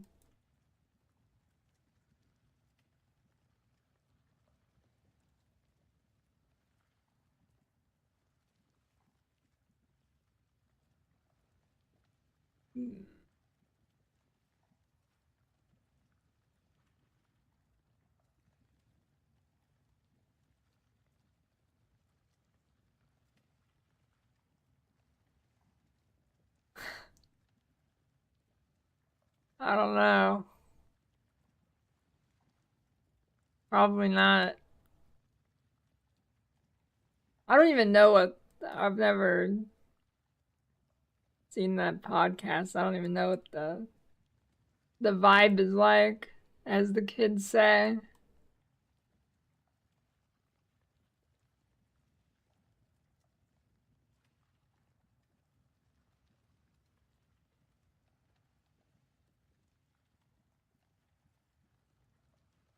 So I can unclick that.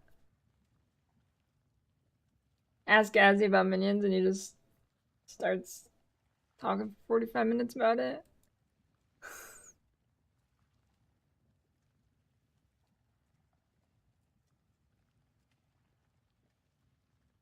There we go, got up to 100.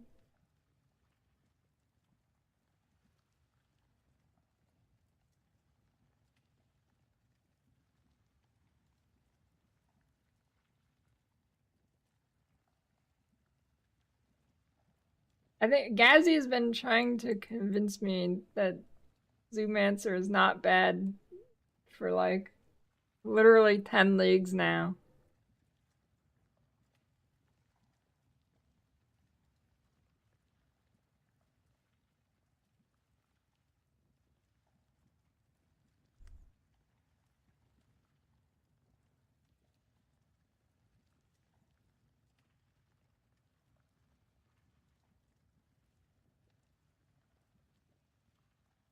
Ooh. Thank God someone else logged in. Hey, good roll too.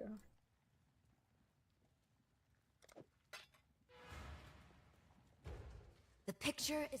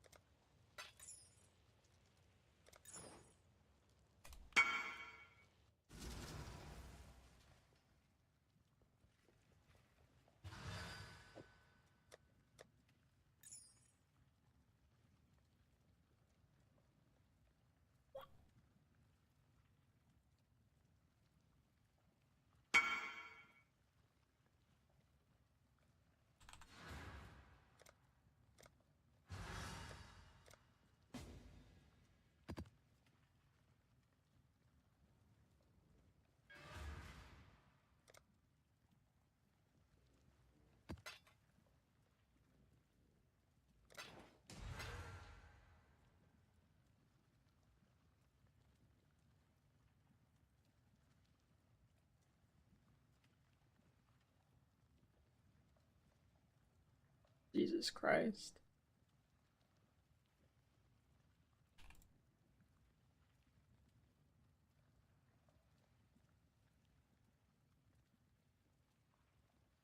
This thing not considered, is that a rune dagger? What the?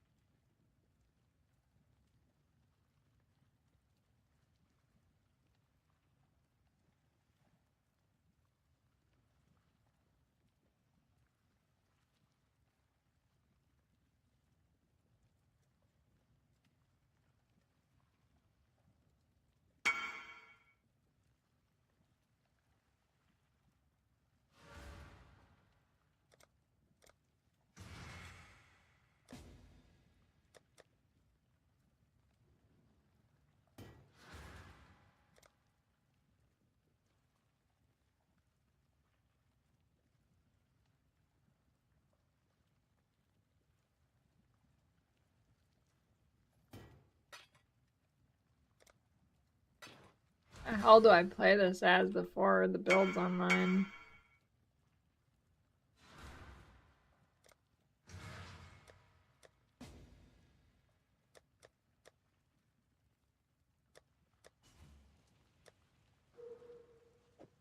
Yeah, I'm just supplying all of hardcore trade right now.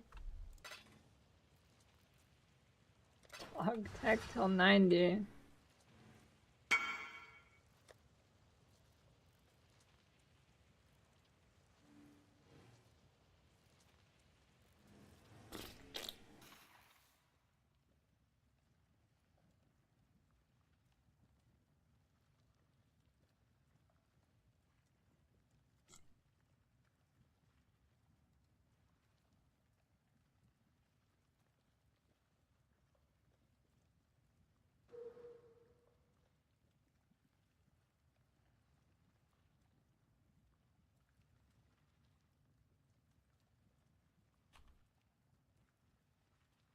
Maybe it's maybe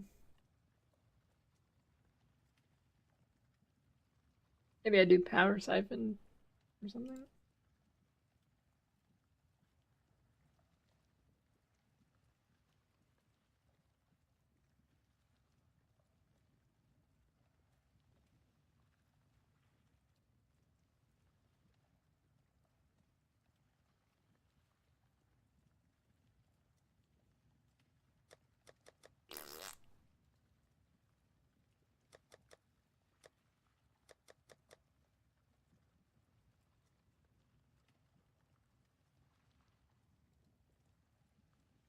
Stupid undercutters.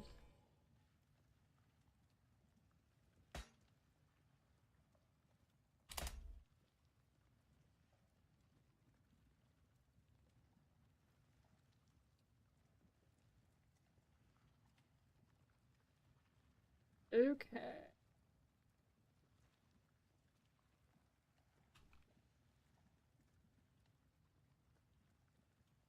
Then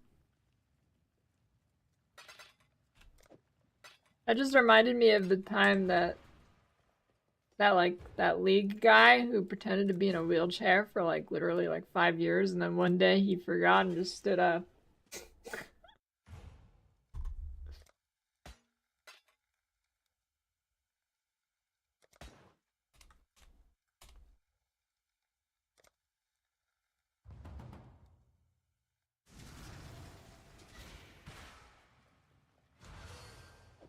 I don't know, that was a long ass time ago. That's probably older than some people here. Decades ago.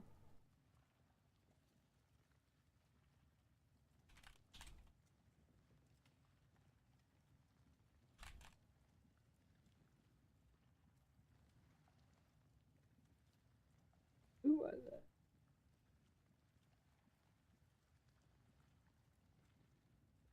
Zillion OP.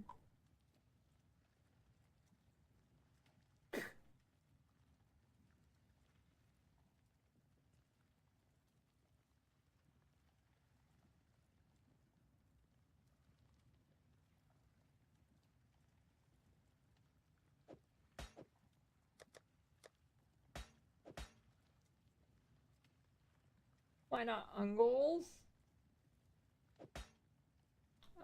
'Cause this better. Why don't you type at PoeDan79 in game and ask him 20 questions? He loves that. I'm copying his build. What do you think about that, Dan?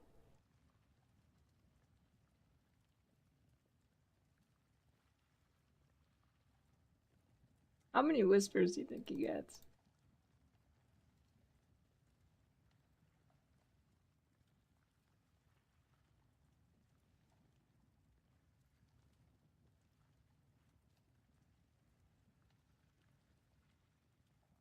But I mean, this thing's OP with Ralakash.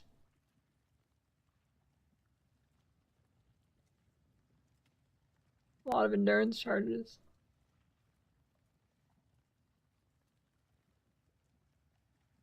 It makes ambush have a better cooldown.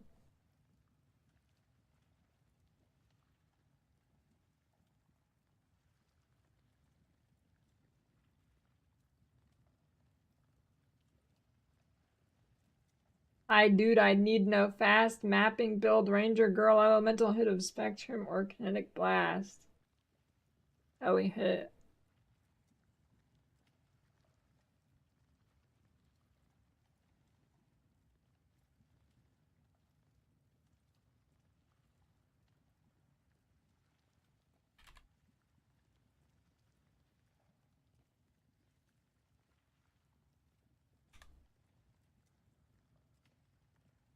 Alright, let's see.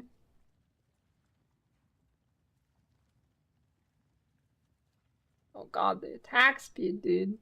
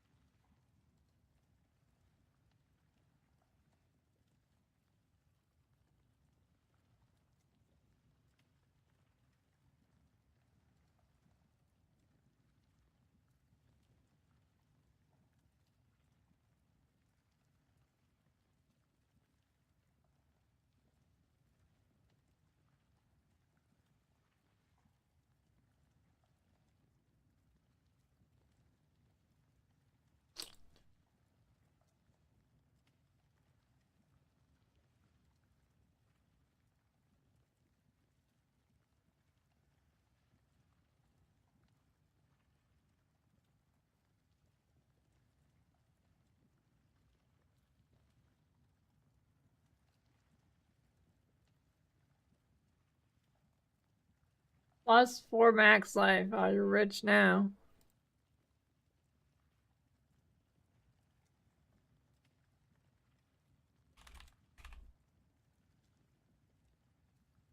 Maybe I'll do it.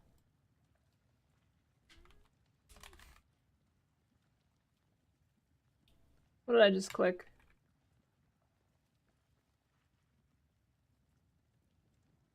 Wait, why am I not, what did I do?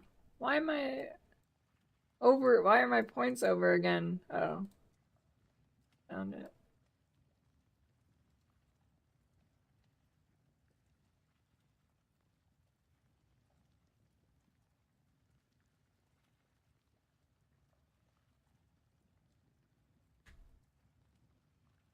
Endurance charge on D's.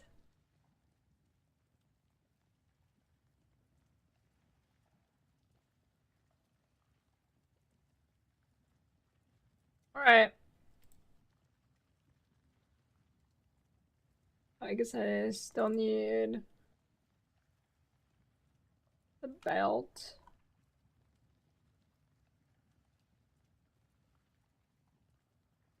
I think I saw a ES one.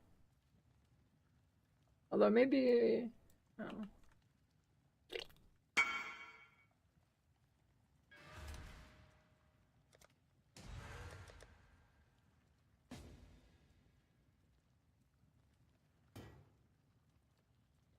Bum bum slam.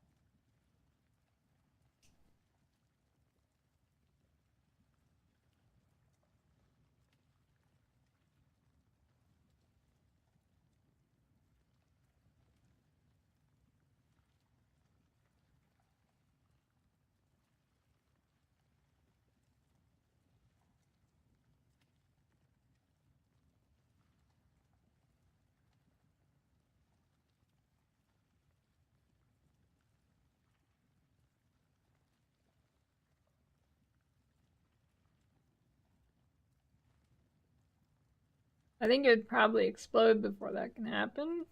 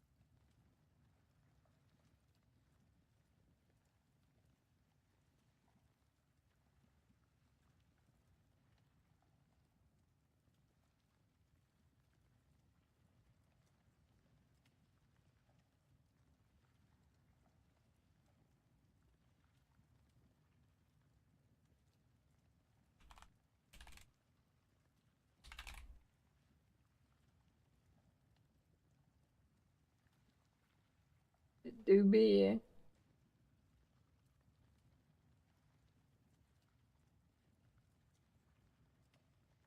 That shit loose.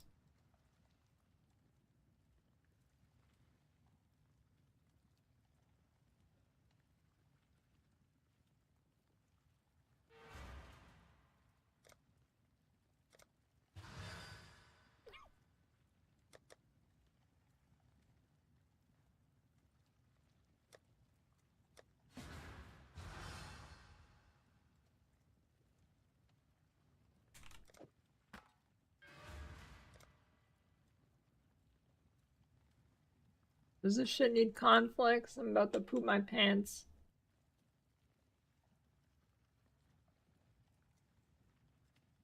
I mean, it doesn't look like it does.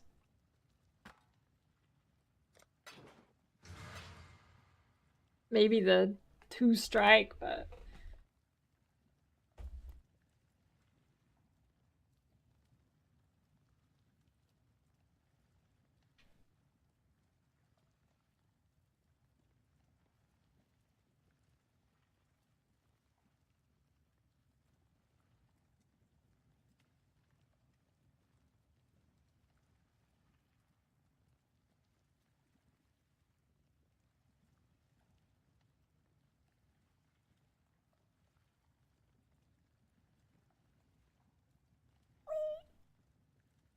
oh my god, that helmet. I didn't know it could go over 600. What the?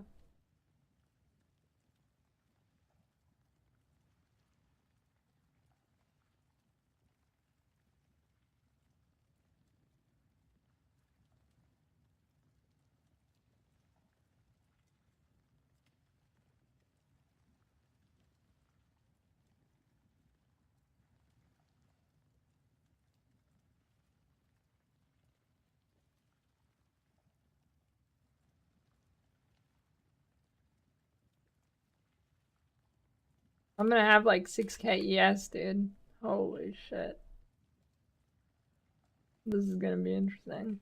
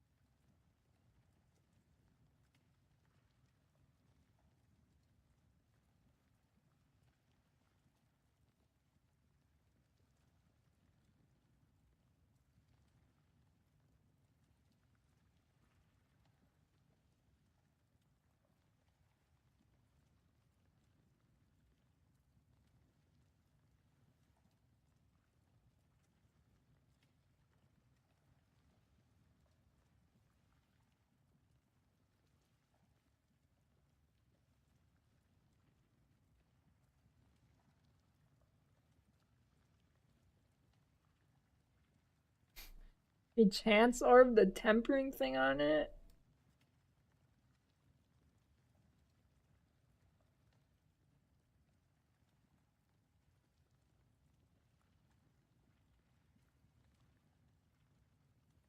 Well, you can't roll that on. You have to chance orb that on, right? You can't roll that on your EX. Or can you?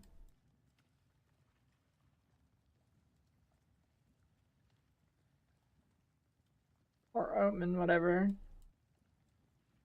Same thing.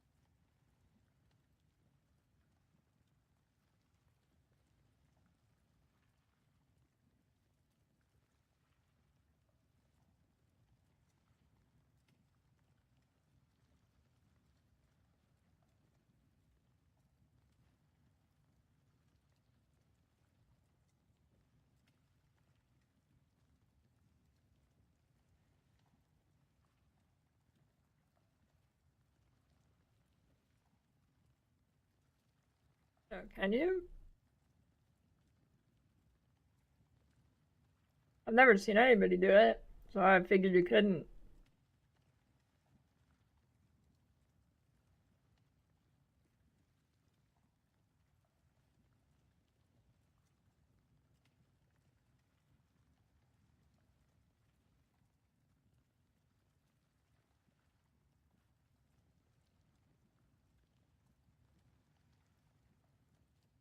Hey, no problem.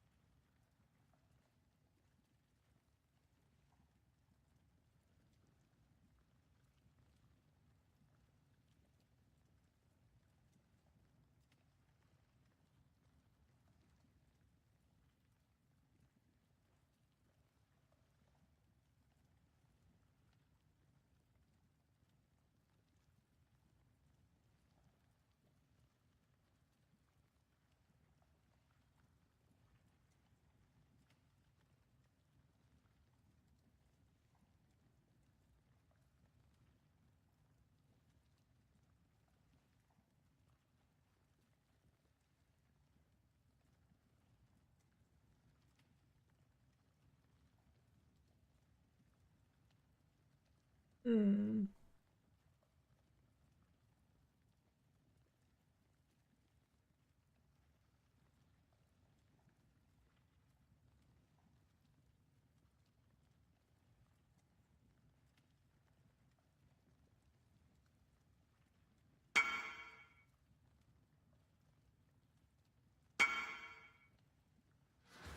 shit, money infusion.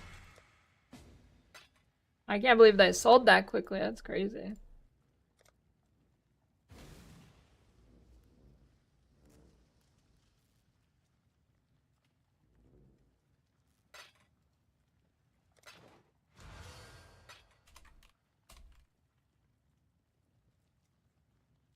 Yeah, I still have it. I don't want to use it though.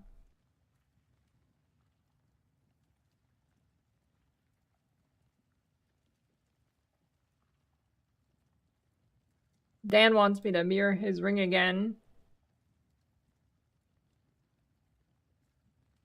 Your new axe, or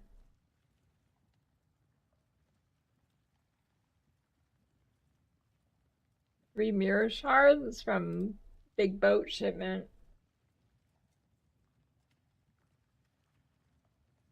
Oh, yours is mirrored and you sold the base? I see.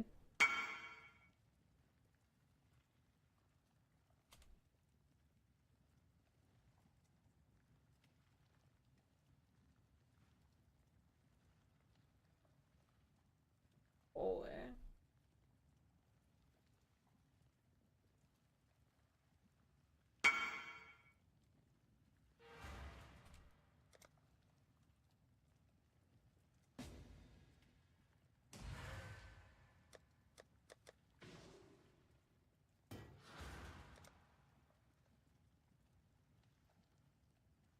How much DPS is that thing?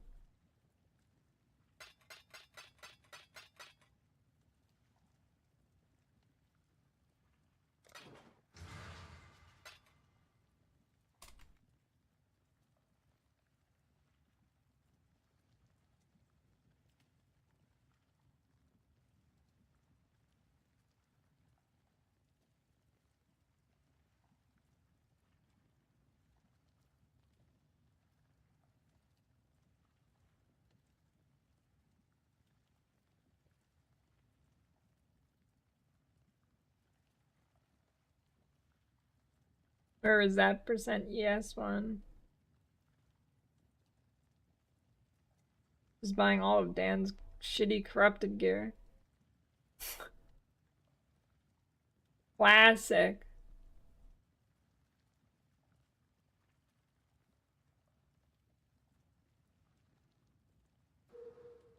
Well, shitty as in it wasn't good enough for you.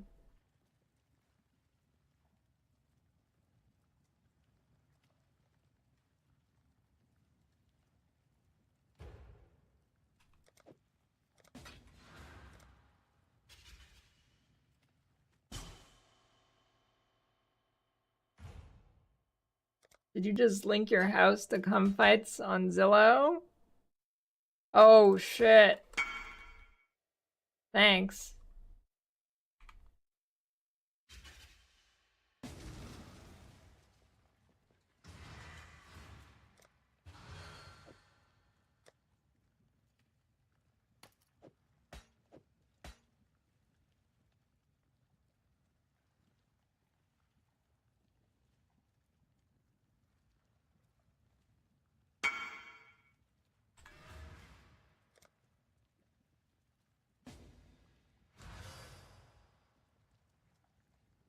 It was reflect. Gaming house update. Yeah, it's being built.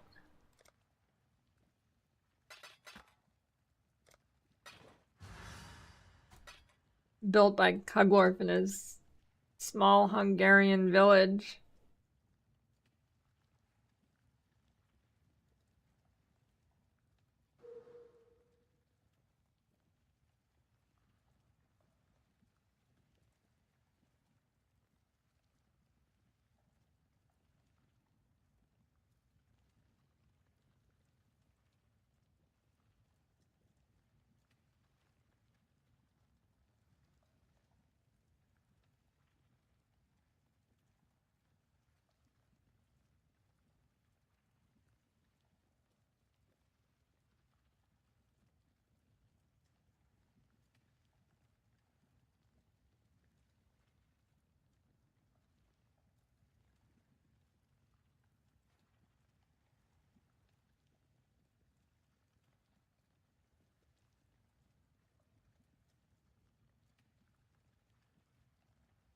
Insulation mold free? Of course not.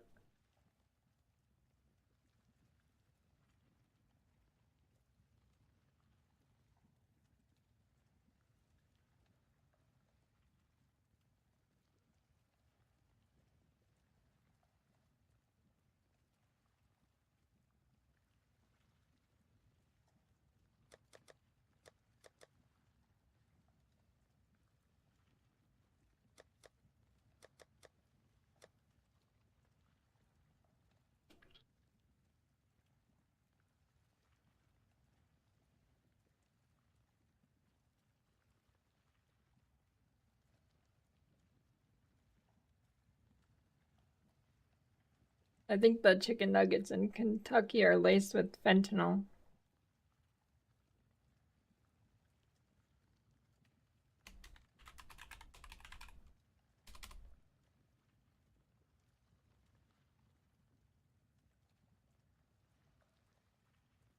Oscrix, you re-rolled off of Bama?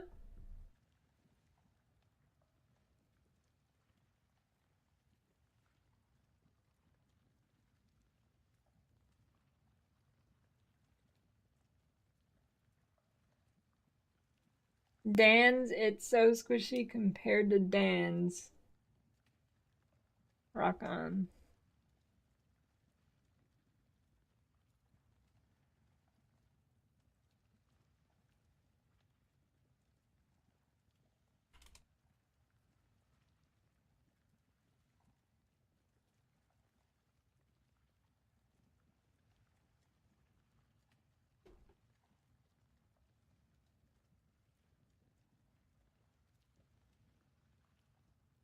Who's Snav?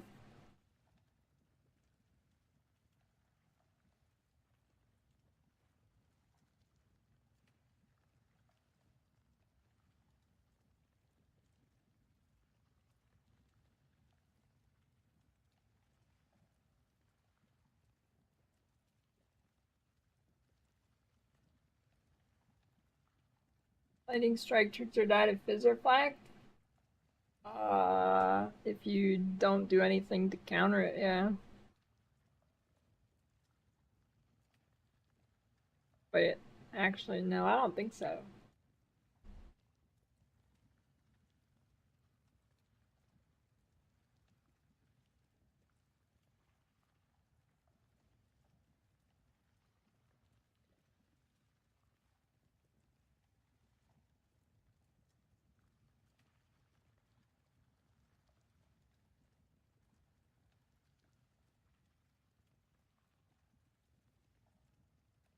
Smayist.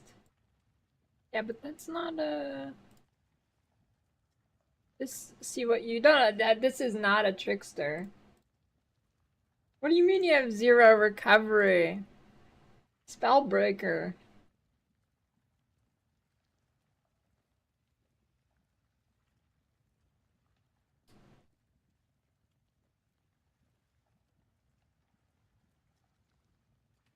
Dan says that? Dan has never spoken a YouTube video. You're in an alternate reality right now.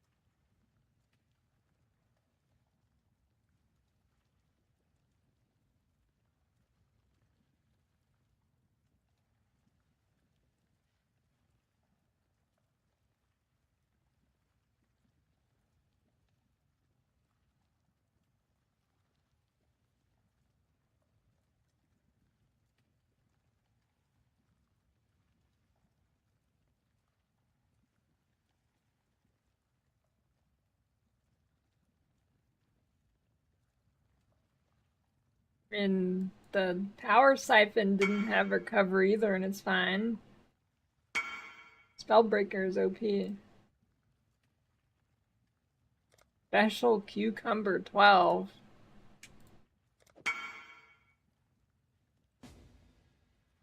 My give like 40 C, 40. Okay, I guess.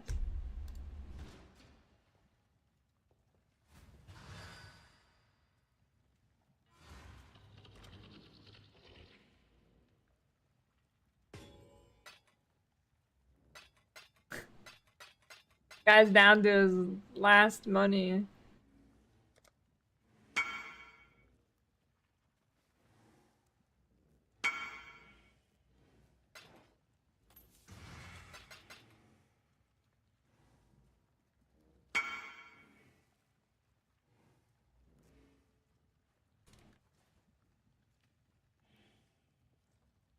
I don't know. Was it? I don't care. It was close enough.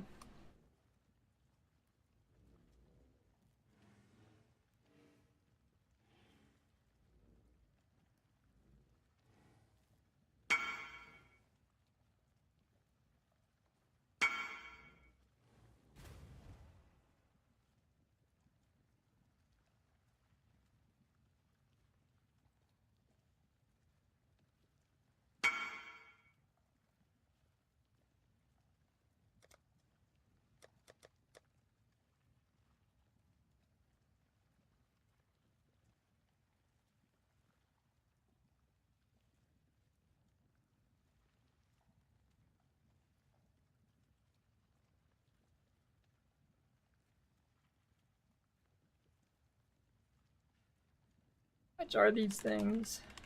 I don't like Progenesis. Only 80 div, that's not bad.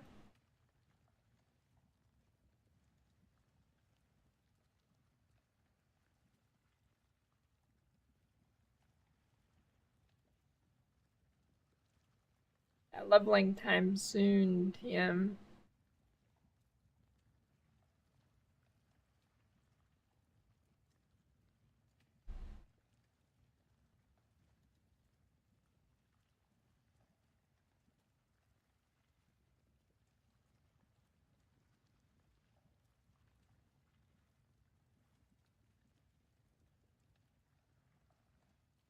This guy doesn't use Ralacash?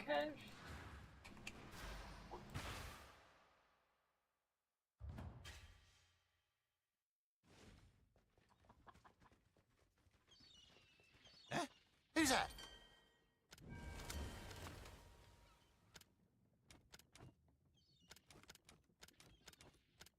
Oh, hey, another 24 million shipment.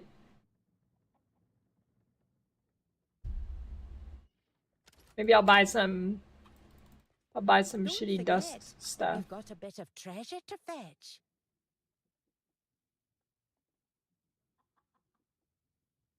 Exclamation point playlist.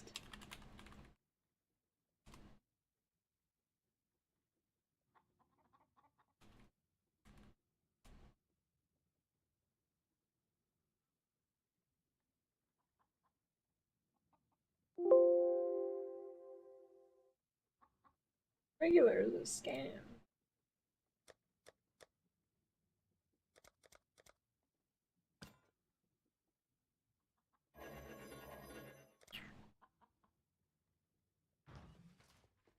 Could really use more items to disenchant. Can't wait to break At the that moment, one down. we're idle. I'll take it.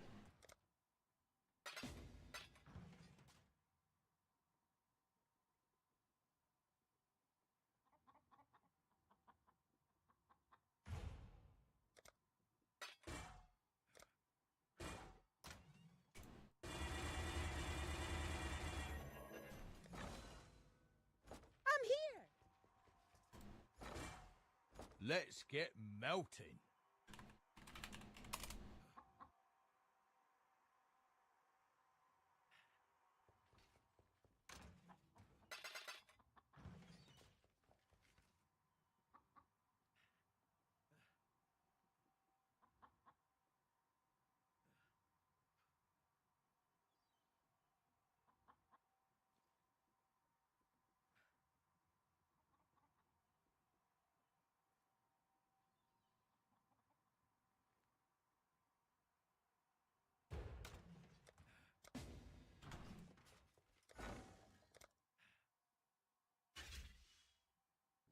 failed charge.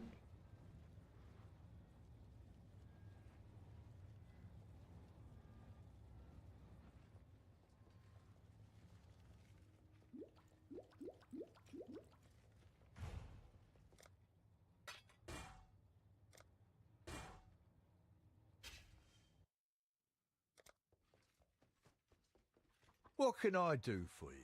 You've left something valuable in the device.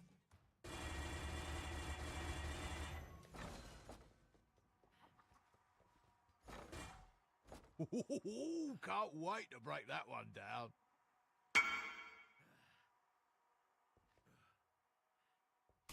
Look at those.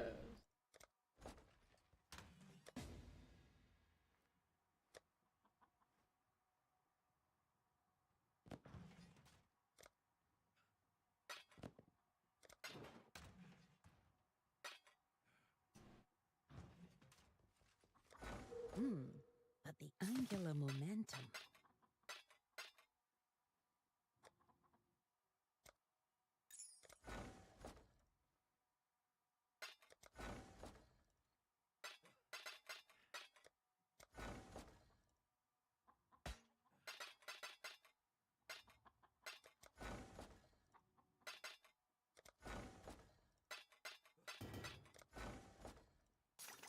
I don't order binding show.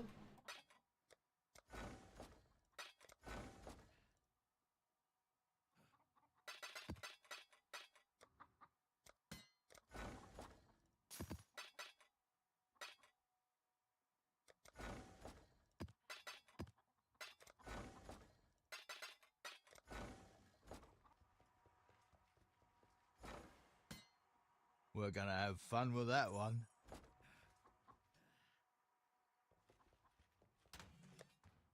Watch this. Hey, that's pretty good. That is pretty good.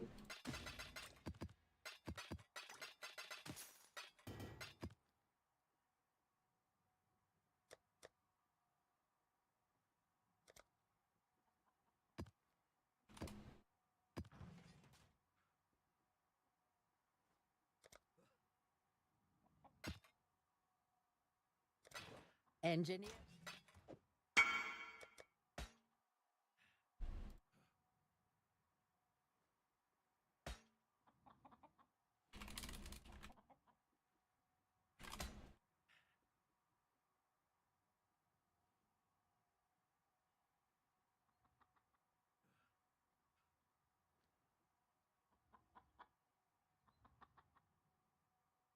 What'd you think about Deadlock, Cheddar?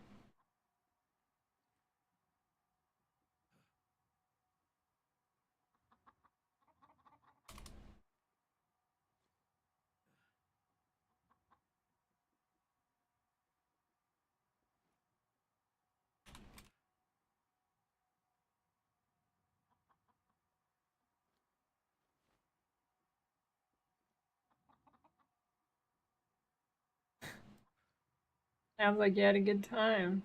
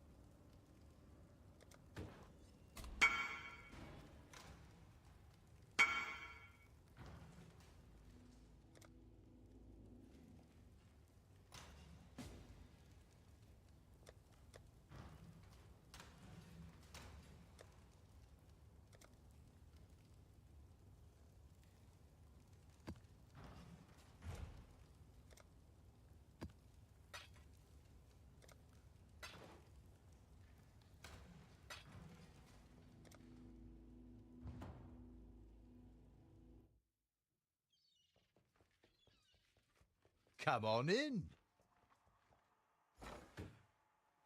can't wait to break that one The down. runners have brought back some interesting things.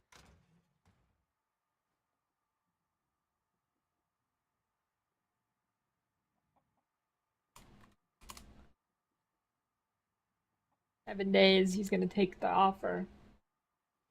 It's been there for 7 days.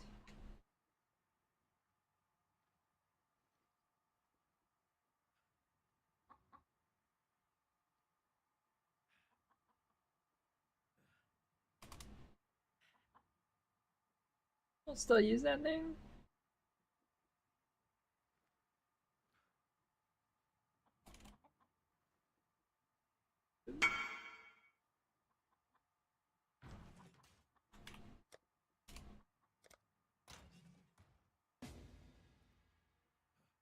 I'm making, I don't know, I guess some Mamba. So now I am uncertain on which version to do.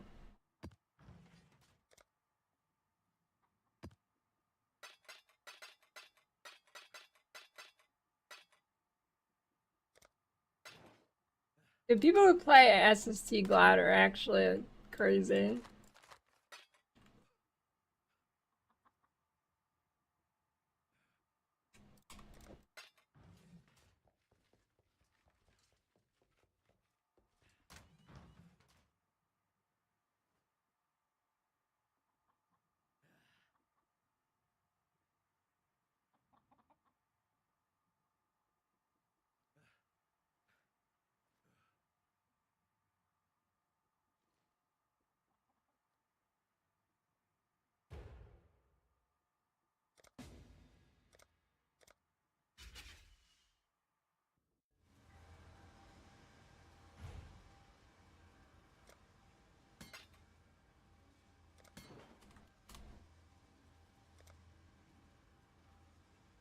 What even was Steel Starter?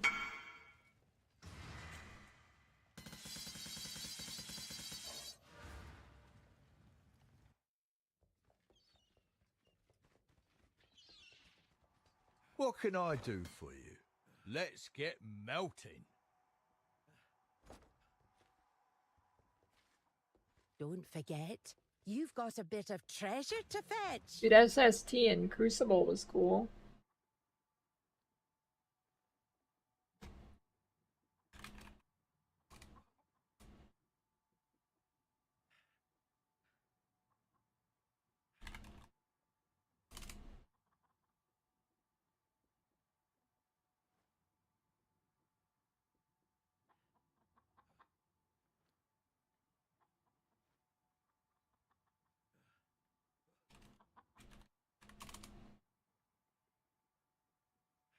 Yeah.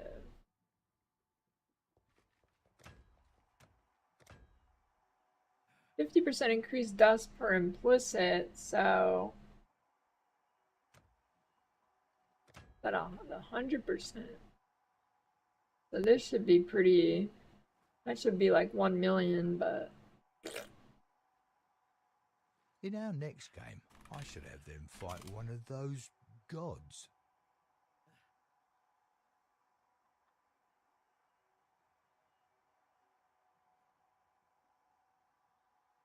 just trying to get some dust for shipment. Who's that? Aye.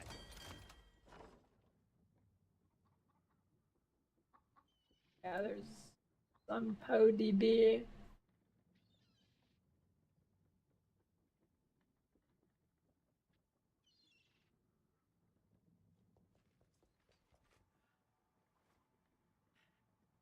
So I'm gonna get a lot of mirrors again. Wait, is this one super OP? Because it has influence type?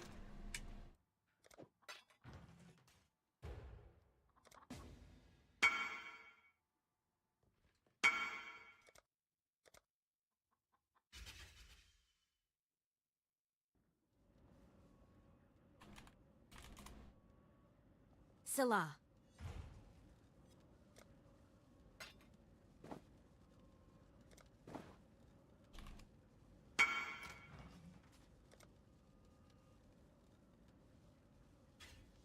You missed that?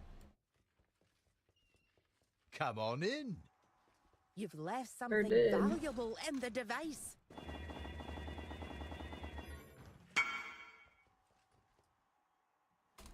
A row here.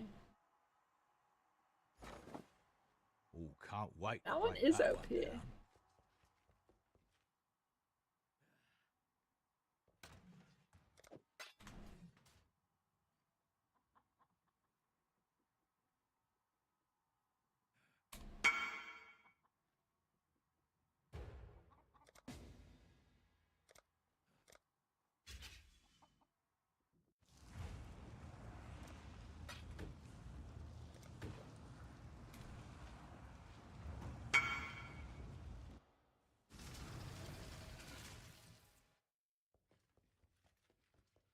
Hello? You've left something valuable in the device. Oh, can't wait to break that one down.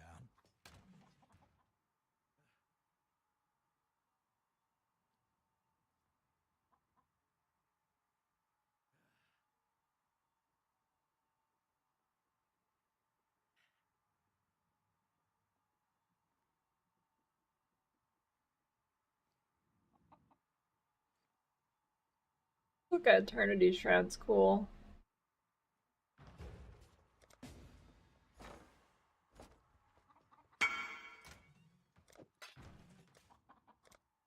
A budget original sin. Kinda.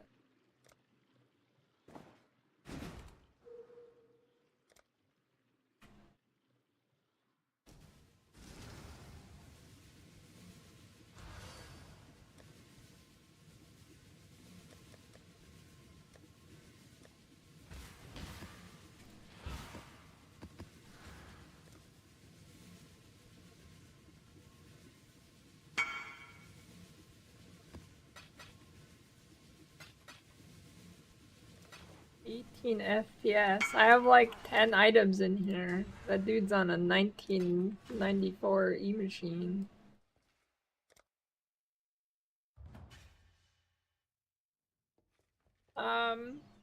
What can I do for you? Oh, can't wait to break that one down. There's a whole load of baubles ready to be looted. I Templar give 32k. Maybe if there's some cheap pairs.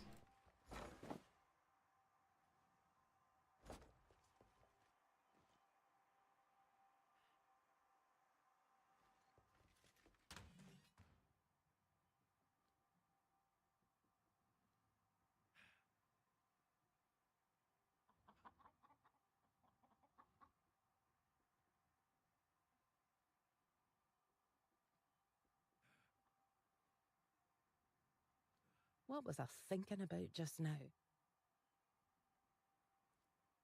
Double voices. Oh, wait.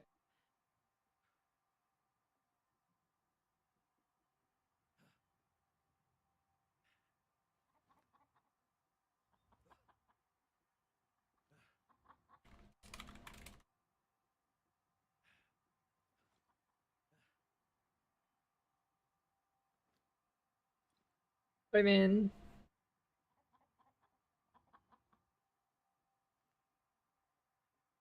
I don't think the XDD commenters are playing anymore, maybe. It's getting kind of late in the league.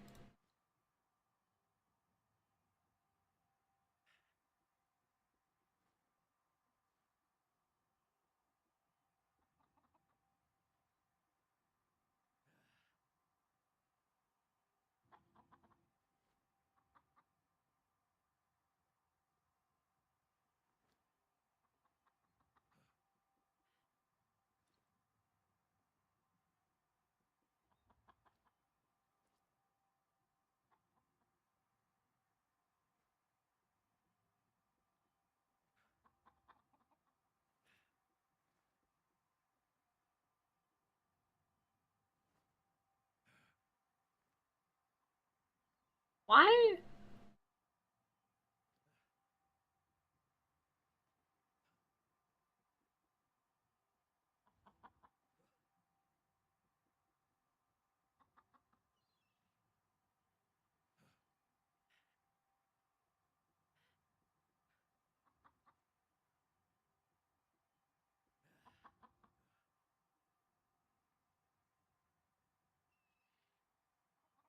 I know, just...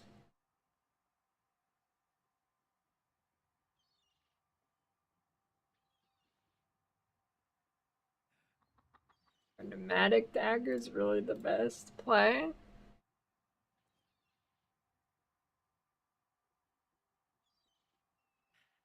I guess it's easier than getting fizz.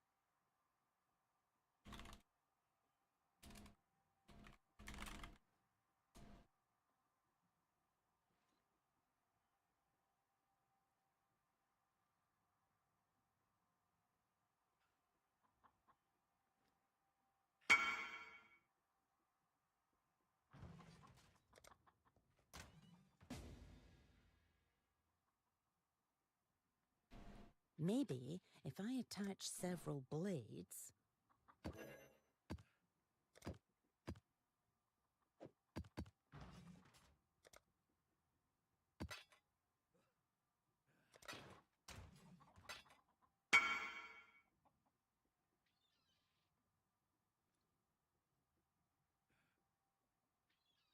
Original Sin.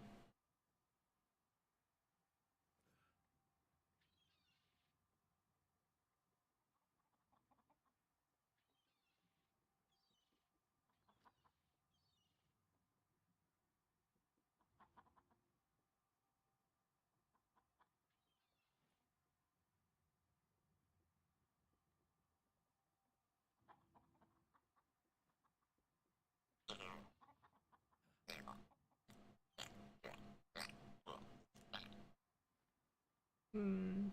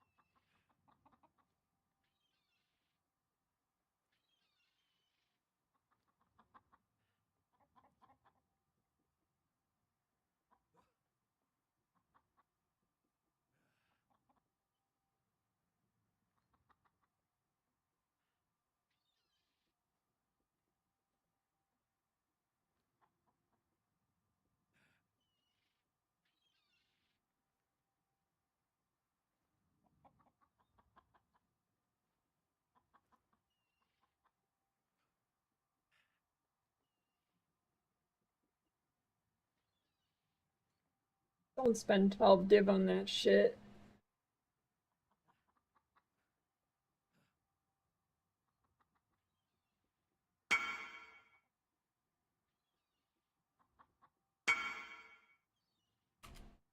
Yeah, just make your own.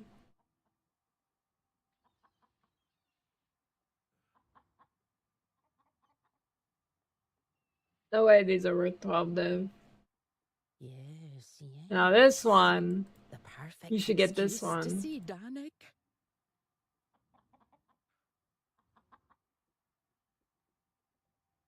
I think that one's actually that one's pretty damn good price actually. It's got T1 in, T1 suppress.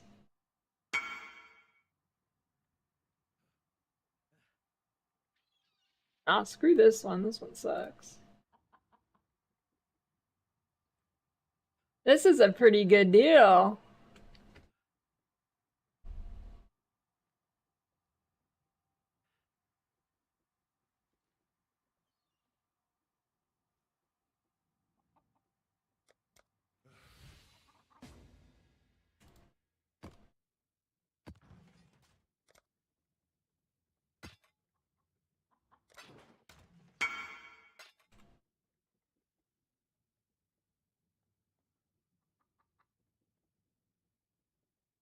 Things to look for when doing the Atlas tree. That is very vague. I don't know. Read the nodes.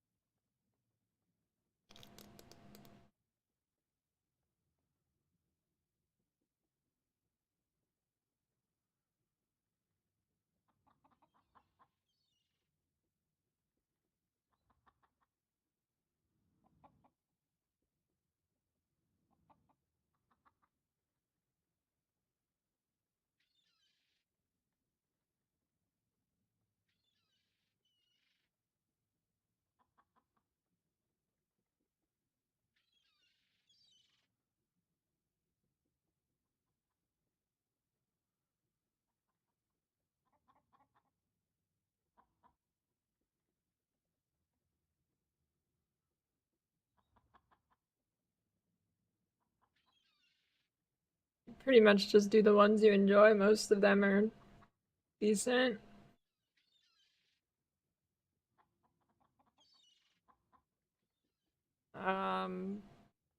This league, Mausoleum or Jungle Valley. Mausoleum drops better T17 though.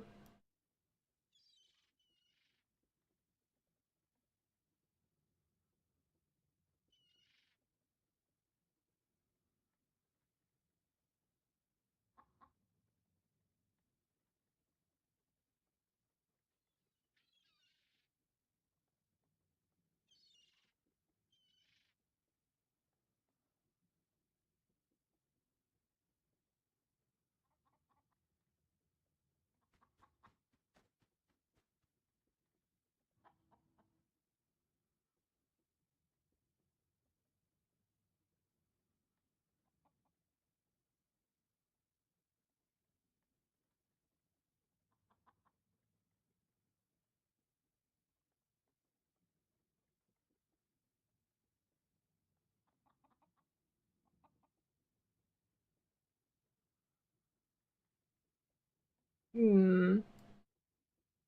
Which version to do?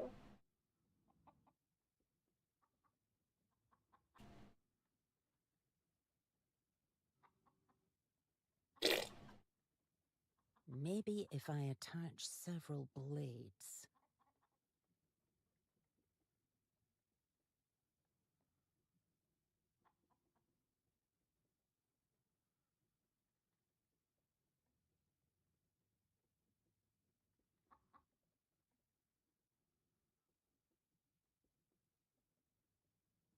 No, Pathfinder, I gotta worry about melding. Which I guess isn't that bad on Pathfinder. But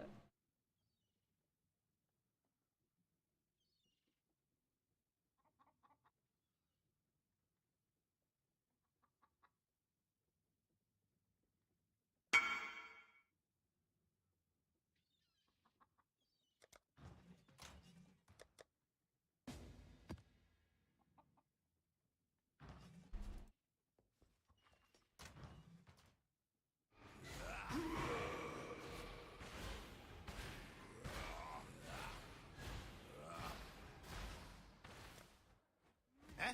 Who's that?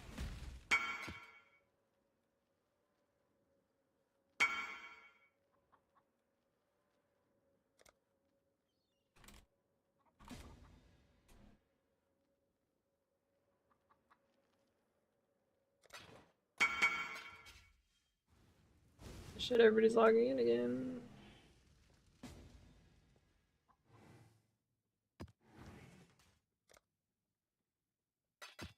This is like round 3 of the great sell-off.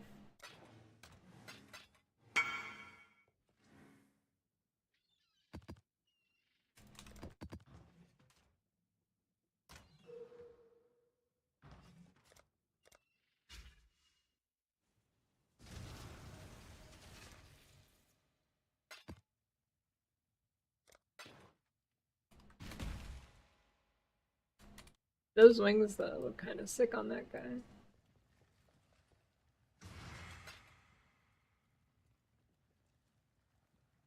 many chaos.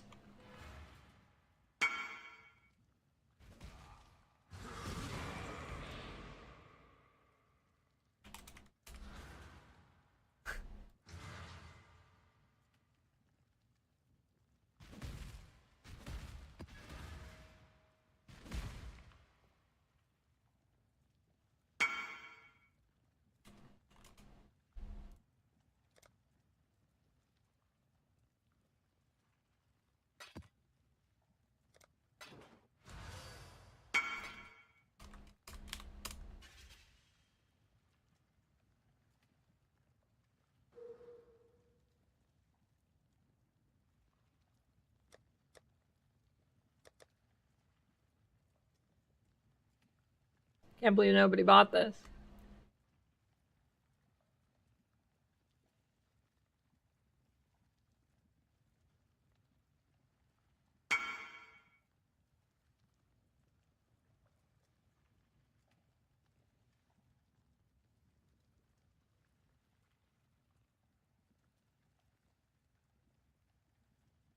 And just don't shield charge into a pack. With that series reflection on.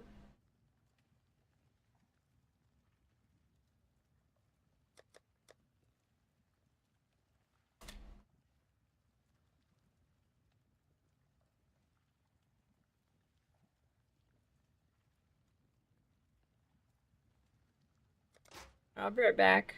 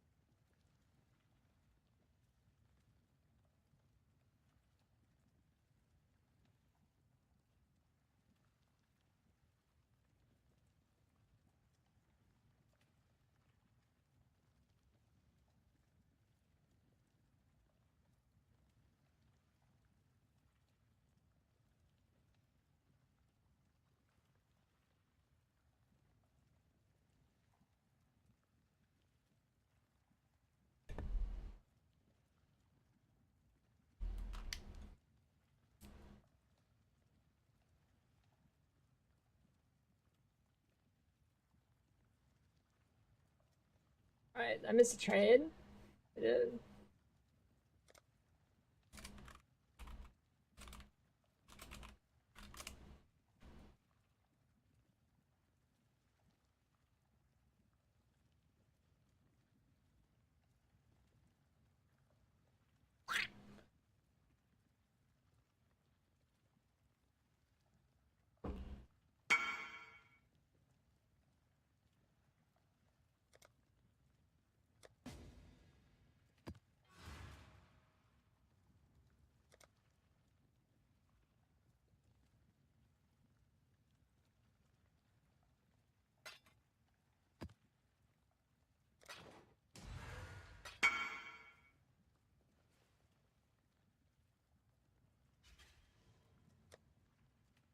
Or maybe I just resell all this trash and make a spark trickster.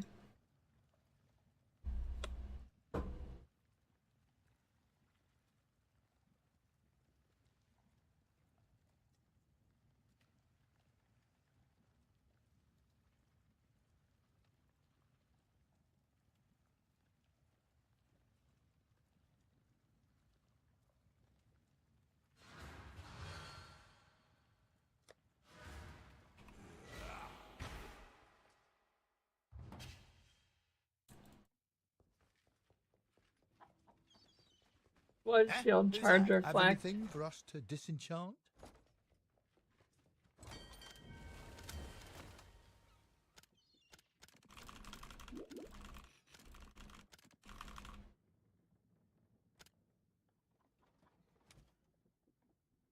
Alright.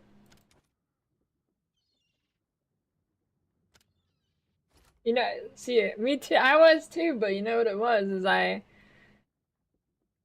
Monster had a 50% shock on it, and then I charged into it, and it killed me.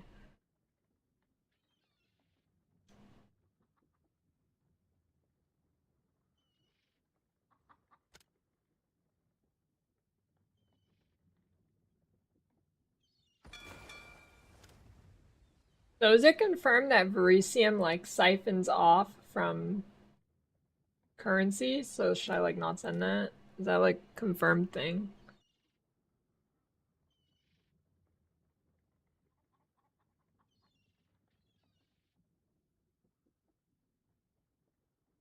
Oh, the smell of the sea salt on the wind.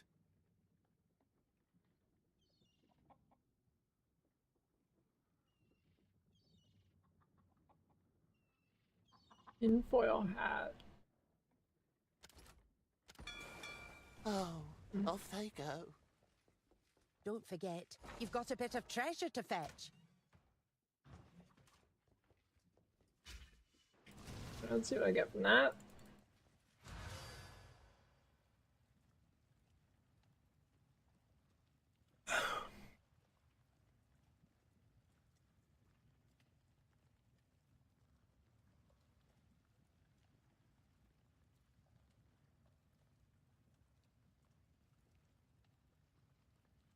Yeah, but I'm gonna get 3 mirror shards again, so it's worth it.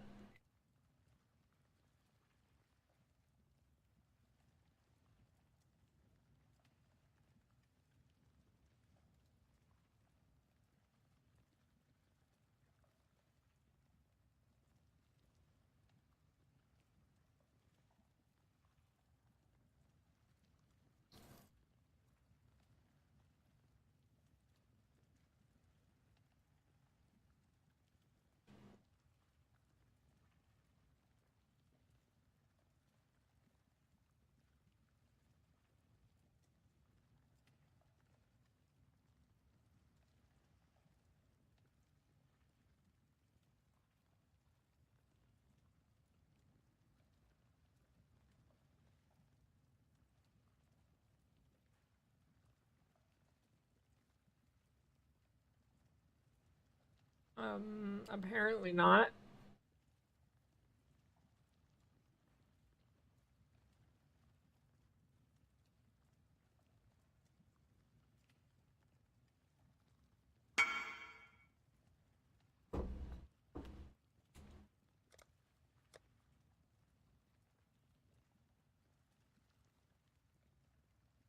I get a lot of softcore people trying to buy my tinctures.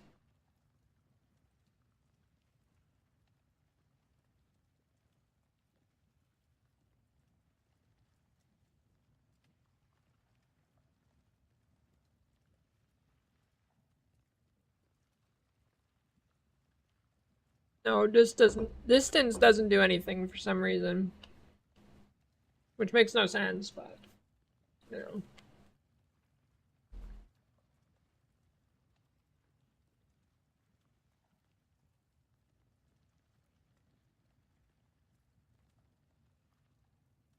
Distance does nothing.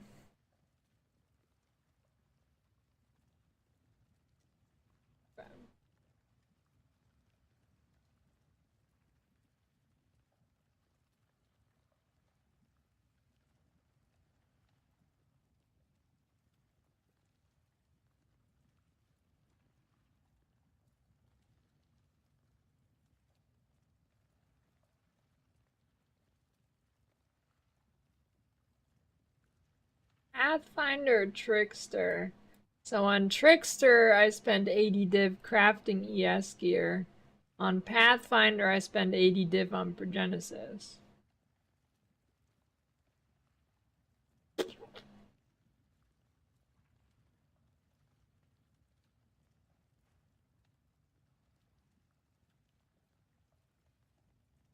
Progenesis resells fast? I mean, that's true.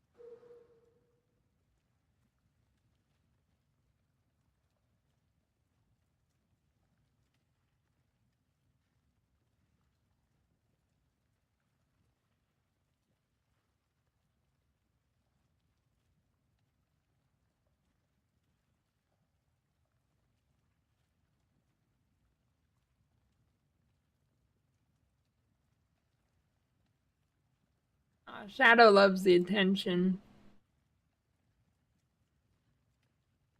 He loves it.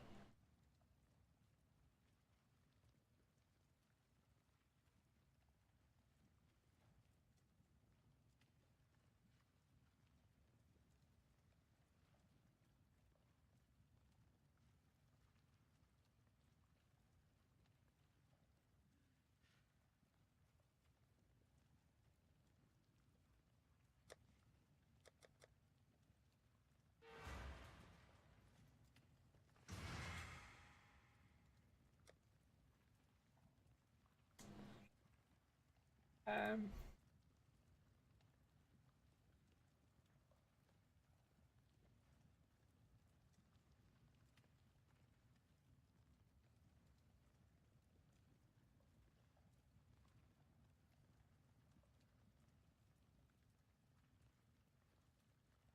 there's MTX. That looked normal to me when I saw it.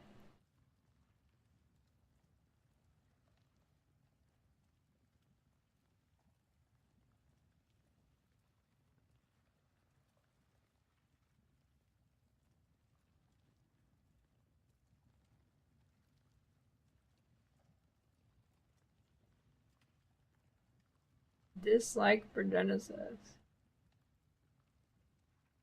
Why? Too OP?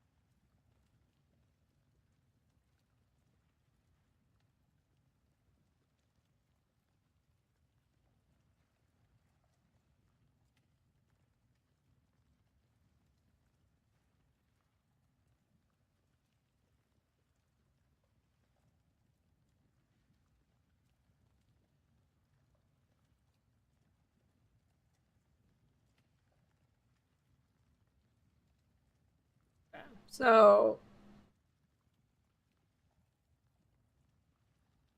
the poison DPS is 5 mil. The caustic ground DPS is 5 mil. How is the total DPS 15?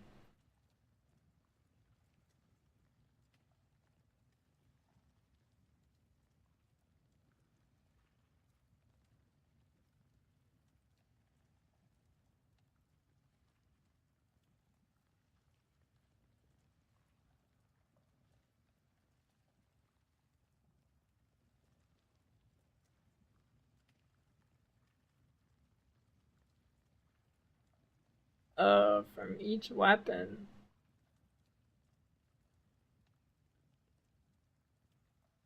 Interesting.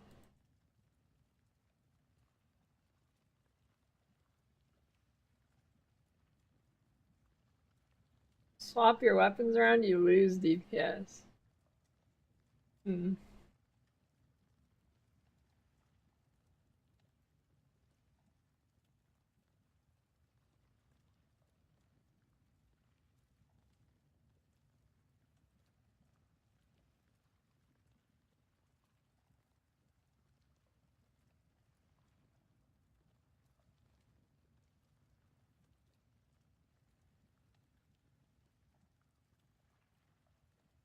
Alright, I don't really. Okay. I don't think I want to craft ES gear again, so. I guess I'll do Trickster. I mean.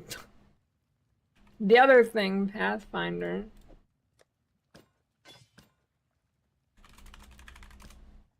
Suppose.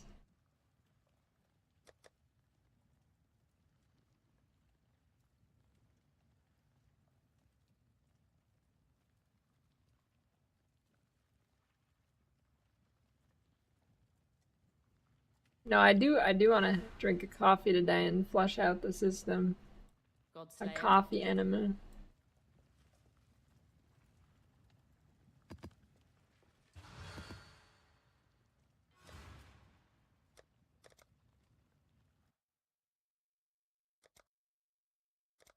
Swift and silent, you stole the bounty of others.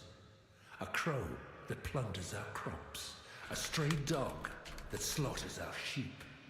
Ariath is a land of men, not animals. Think on that, Ranger, when Rayclass shows you how to truly live like an animal.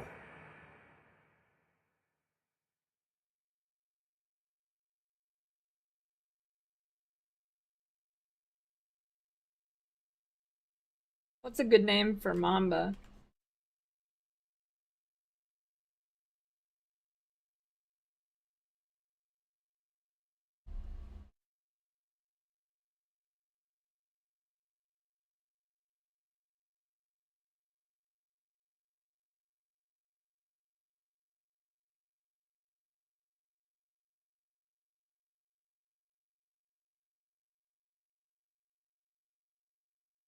Me and your Mamba.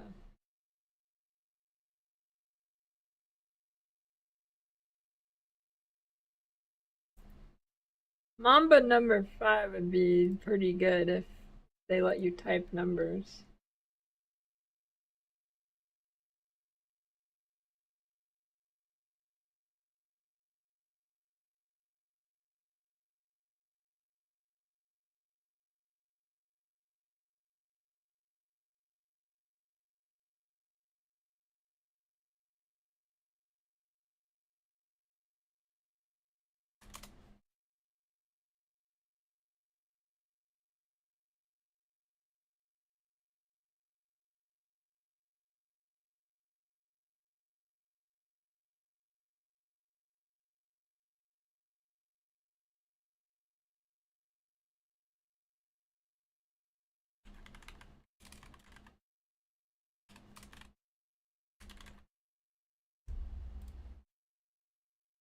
Yeah.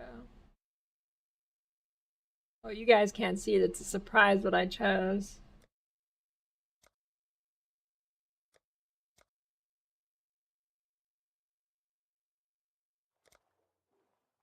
I've not seen a wilderness like this before. There'll be some dark days ahead.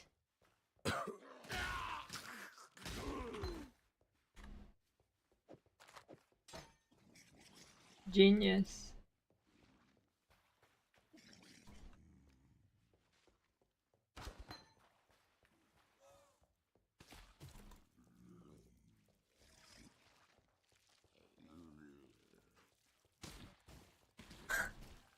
I mean, if you didn't know about that build and you saw Hierophant with Raid Vortex, I mean, I think you'd ask too.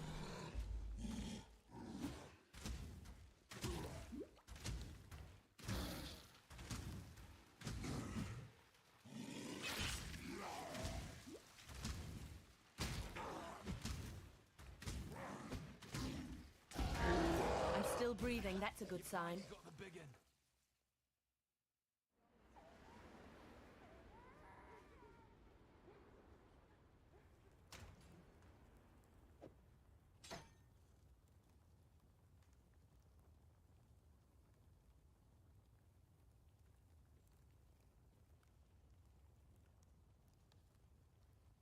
Mage Point Dot.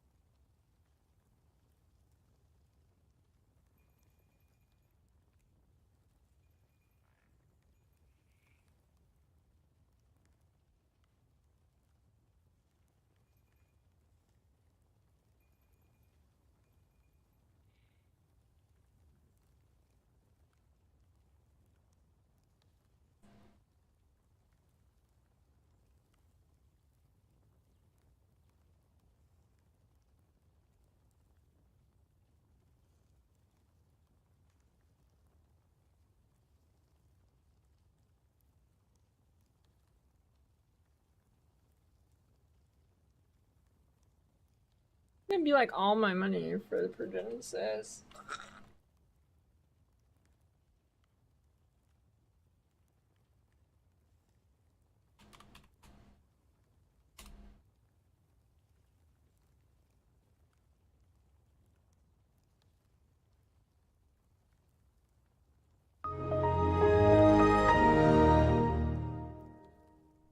Nice mirror. Hey, thanks. Thanks for the 44-year resub burn.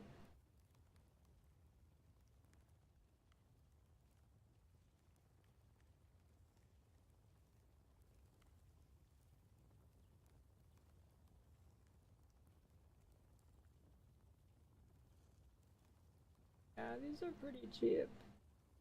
Even if they're corrupted.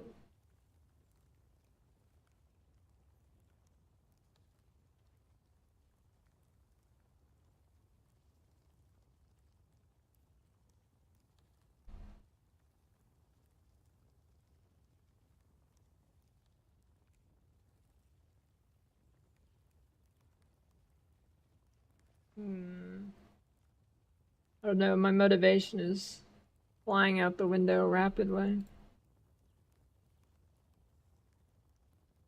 And it's gonna keep sitting there.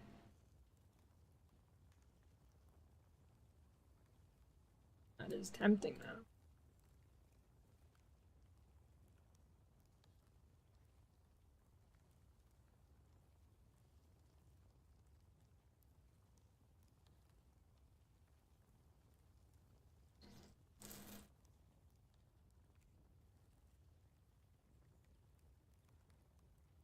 Give a shield charge.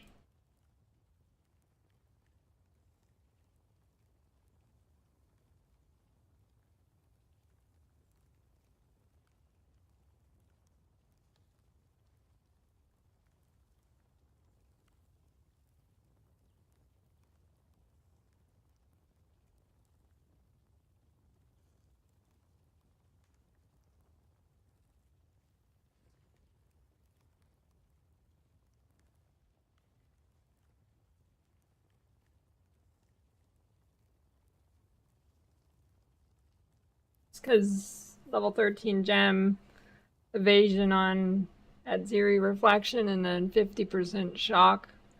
And I'm not sure if the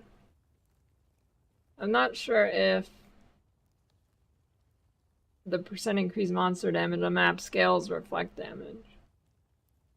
How does Mamba work with lightning coil? I don't see the connection to why it wouldn't work.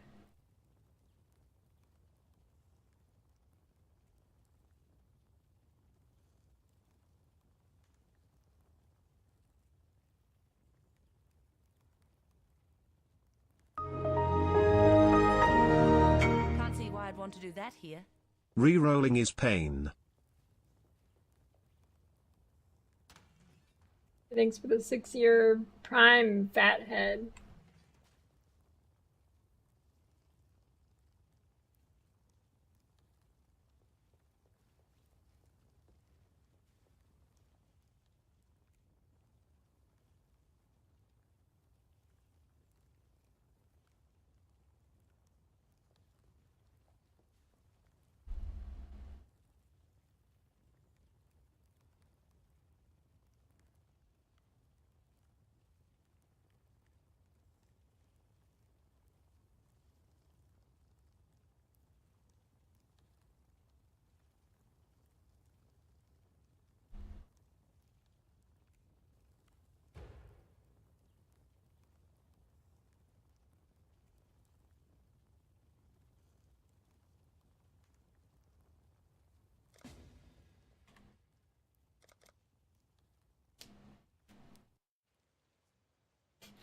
Keep my mirror in the inventory the whole time.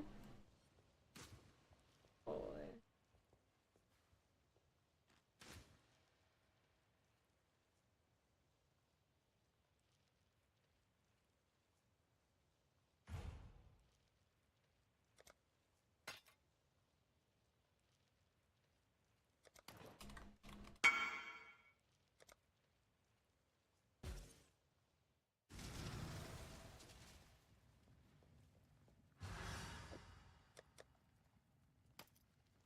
That would certainly keep it interesting.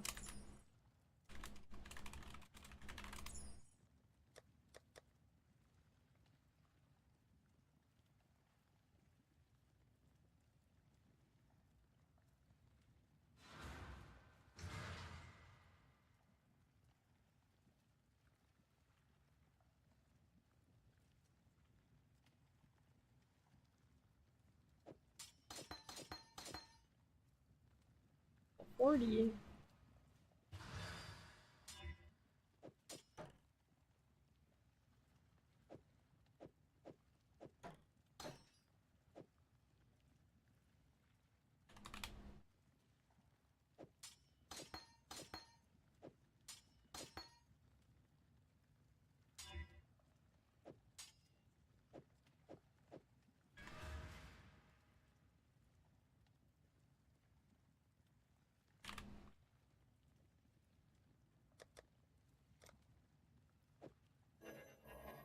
Level 24, bitch.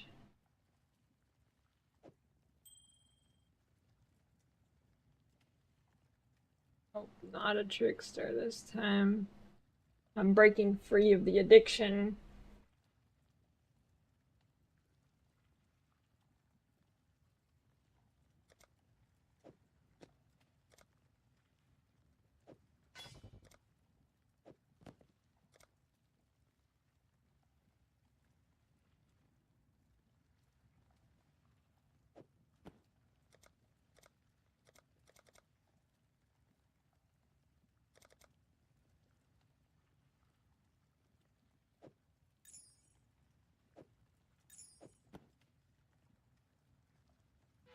Godslayer, good day. Oh. Don't need it anyways. Hail, God.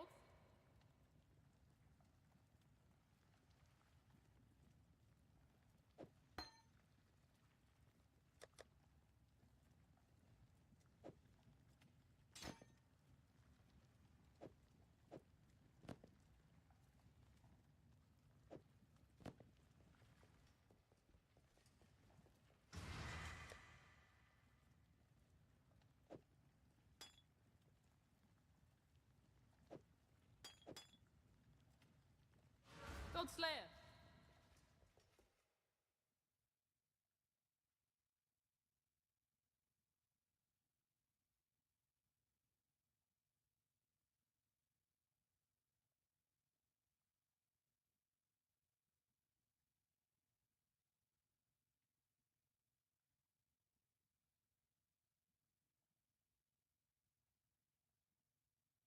And Ranger's starting to shit.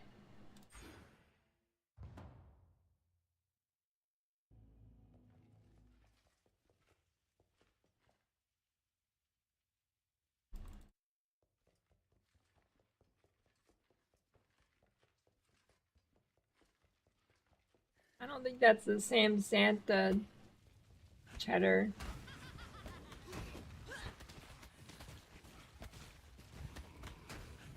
The Santa in League is supposedly Solid Fart's new account. No, it's not. Time to burn! There's no way that guy in chat is Solid Fart. That guy in chat is nowhere near as cool as Solid Fart.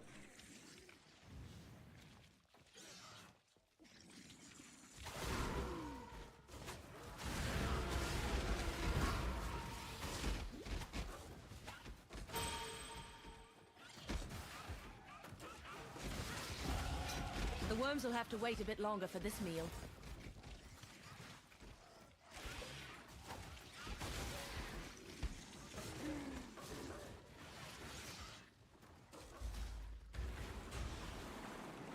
I thought that said Epstein.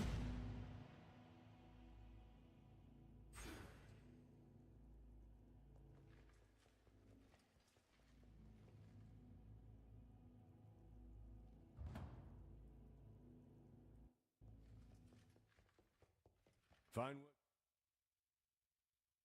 Of all Now that- types, he's reselling your shit.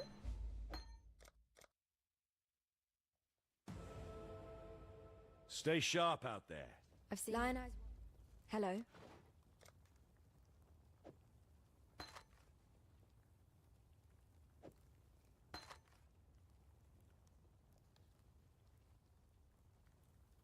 While we live, we are blessed.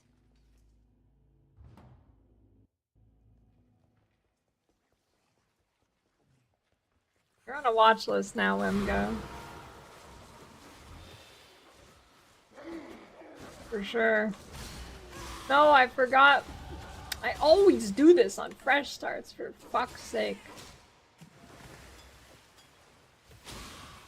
Every fresh start, I forget to put portals in my inventory. Like every single time.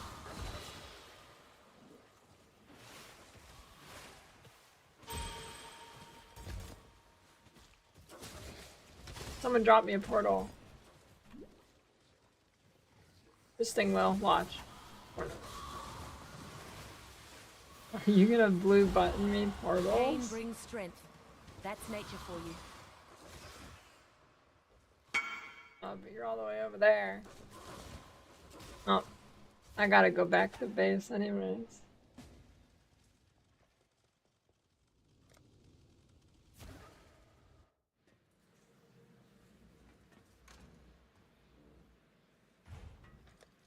Holy shit, calm the fuck down, man. I just got out of a act thing.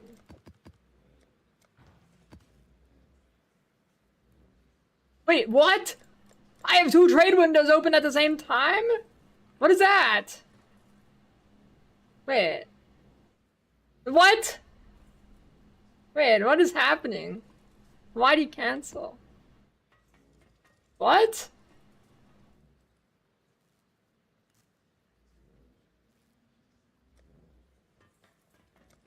What was that?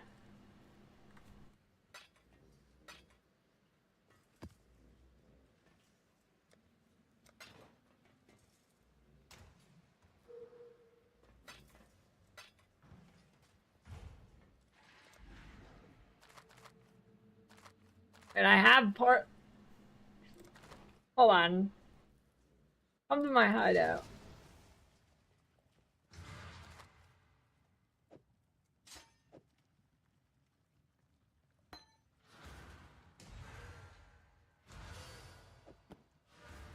Alright, you come here, techless.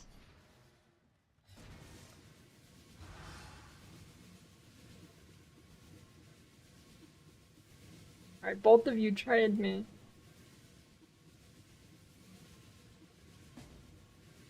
Godslayer, hail!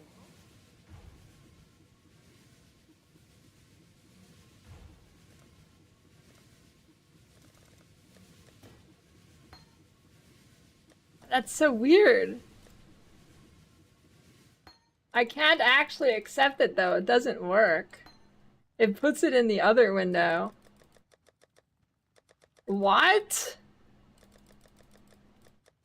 Holy crazy feature, dude. Godslayer.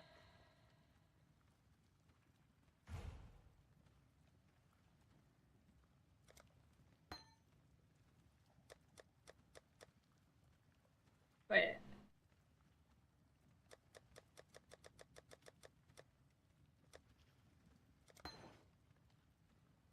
What is happening? That is so weird.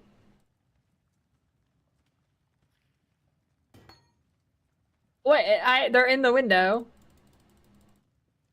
They're in the window. Wait, give that back.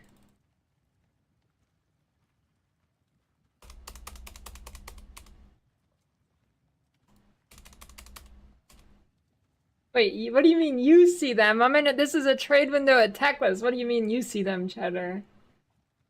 What do you mean? This is not your trade window.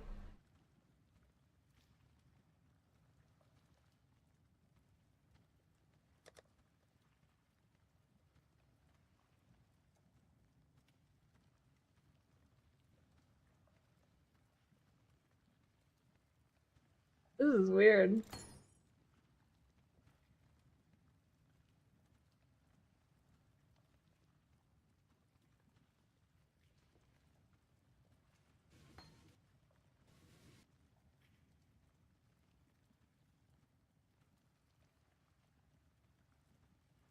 That's a first.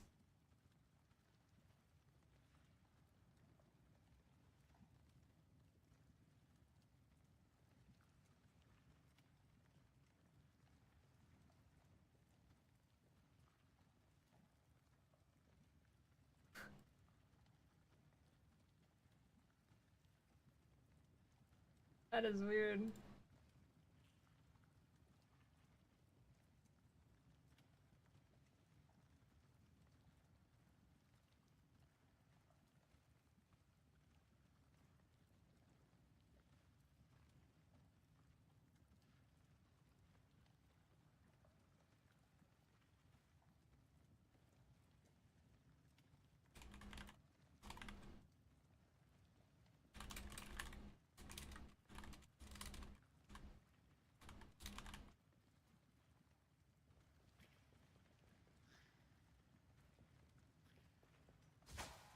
That's weird.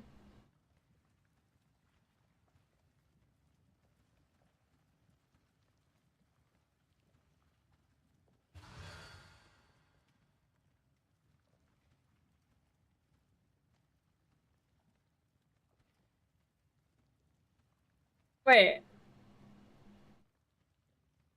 Did I put two woes in the wait?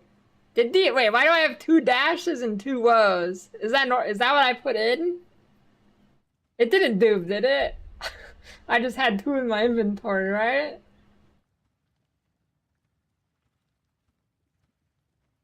Did you put two in now?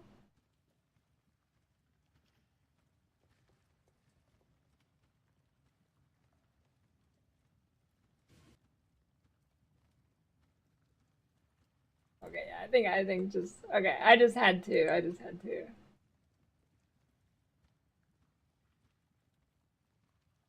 Hmm. That's funky.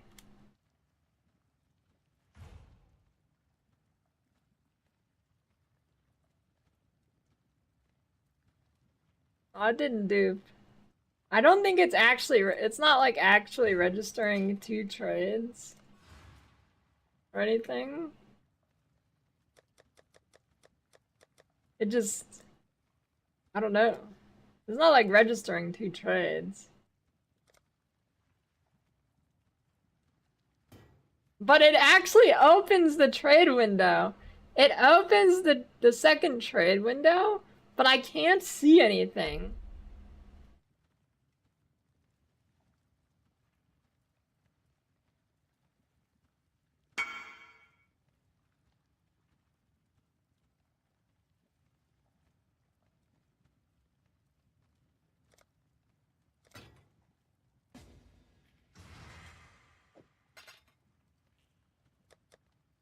I mean, I swear I've gotten multiple trades at once this league and I didn't notice that.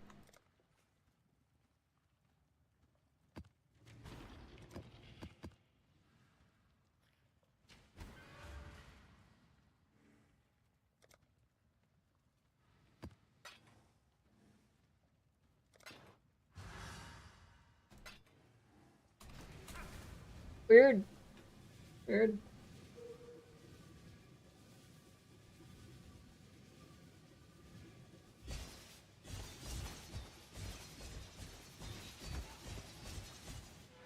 Our accounts just got flagged.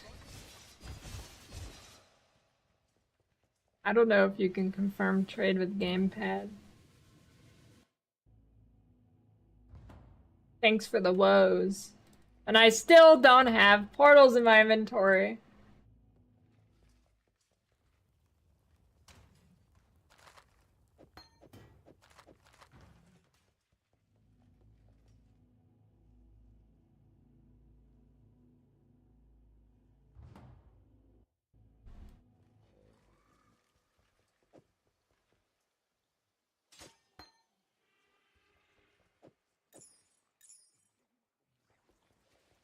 I'm not up to that just yet.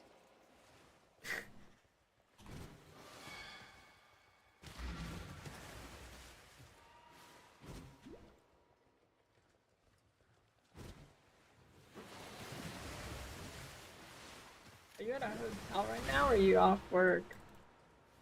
A two-man scam. It was all to deceive Techless. Next time he goes to the stash, he's gonna notice he's missing 25 div. Hey, my woes.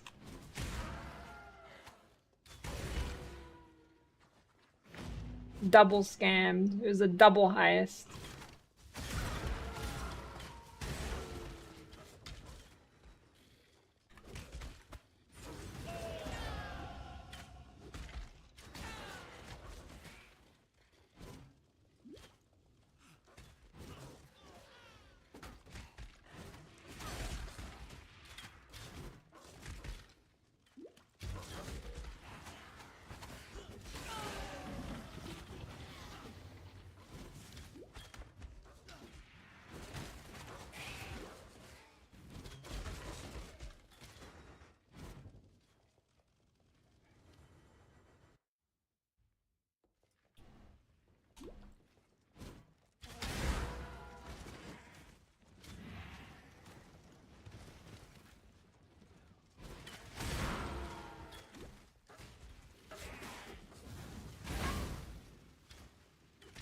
No DJ. I wonder if they're actually gonna enforce it or not.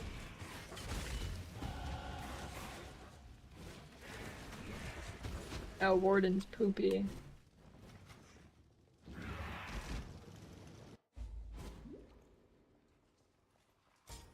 There's no justice in a place like this.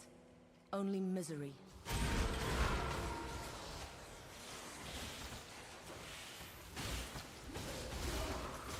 I didn't turn my envy aura on. No wonder I'm not that OP.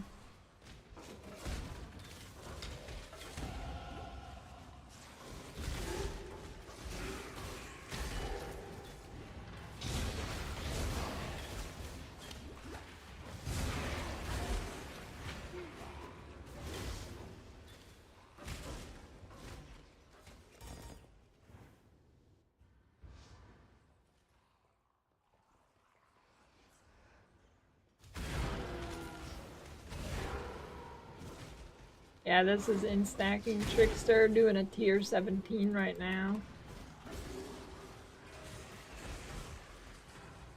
The new tier 17 called Upper Prison.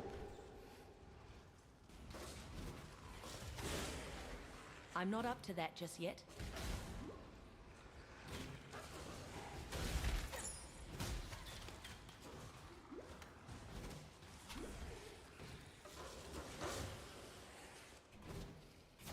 I don't even get the Conquer Quite sure of game. yourself, aren't you? There's like zero marketing for it, and then it launches and it fails, and that's the only time I ever hear about it.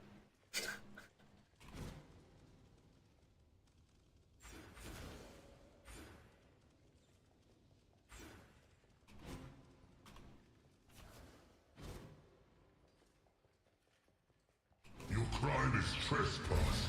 Your sentence is death. Yeah, this My will mana is probably gone. pop out a few mythic raids. Gotta get to eye level something though.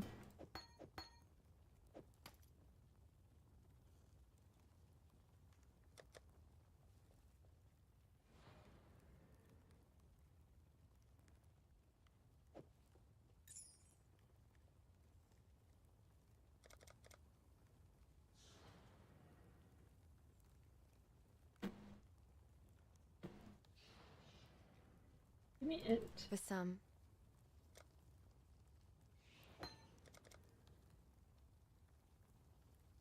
Take care.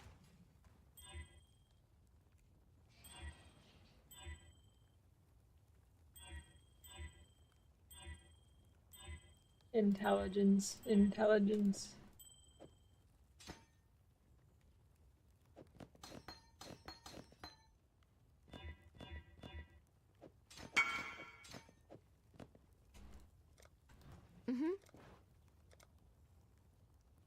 Goodbye.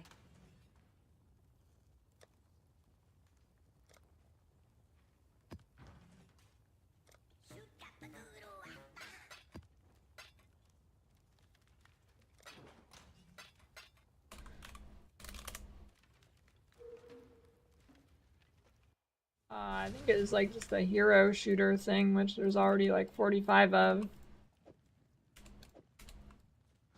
God Slayer.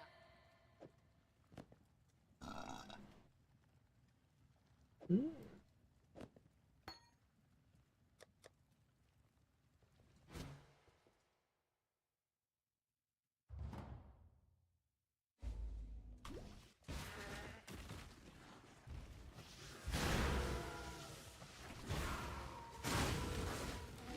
The be Mamba.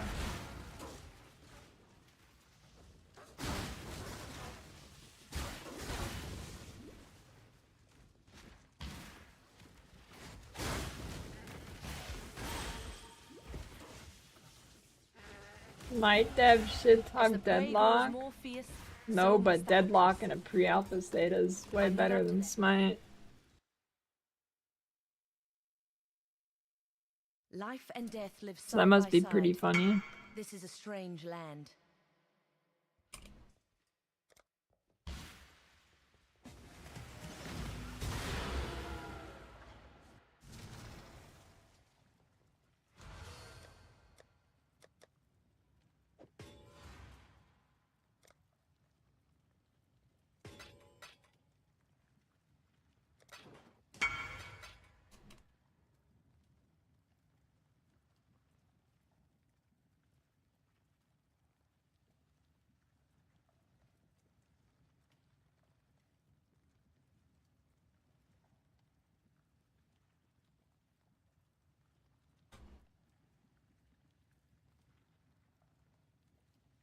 I'd say it's equally a MOBA and a shooter.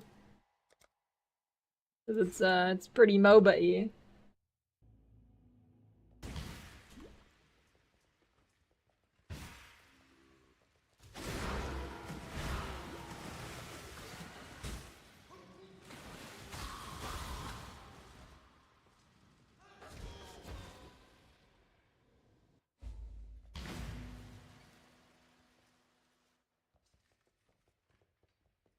Actually.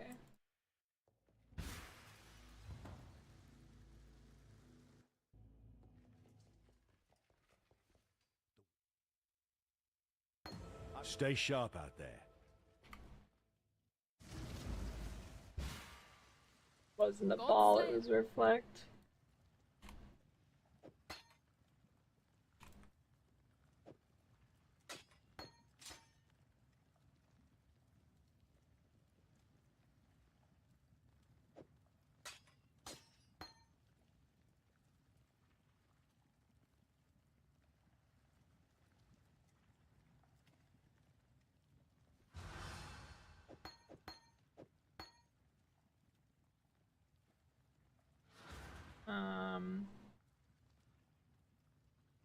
Shit, what was I? There was something I was gonna grab from here, and I don't remember. Classic. Hail.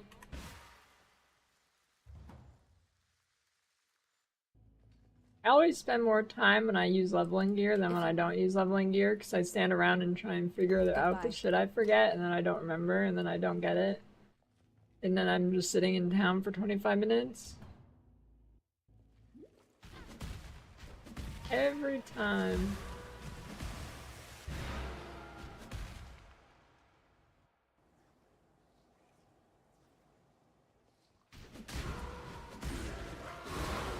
I mean, I don't know. I feel like if somebody did a cool hero shooter, it could pop off, but not just Walmart Overwatch when Overwatch is already Walmart TF2. Still alive, are we? Stay sharp out there.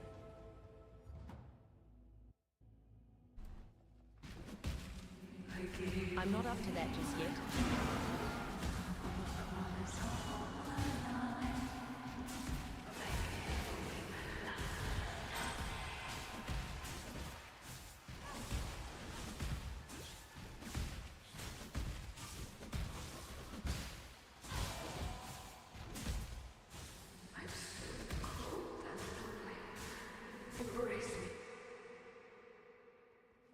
Quite complex. People judge it before they know anything about it. It's far from Overwatch.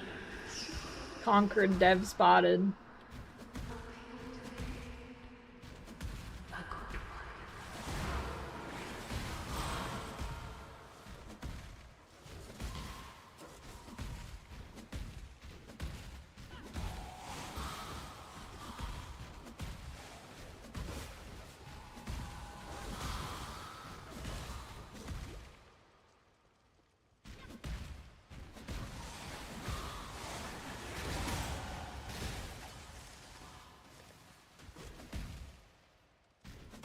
This is not true faith!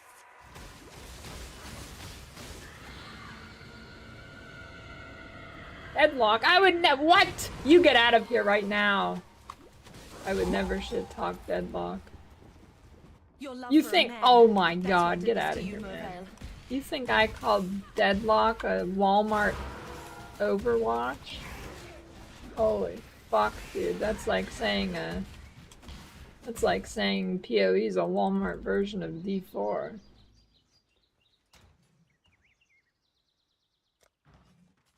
Actually, that's a very apt comparison because Overwatch is Blizzard. I didn't even mean to make that connection.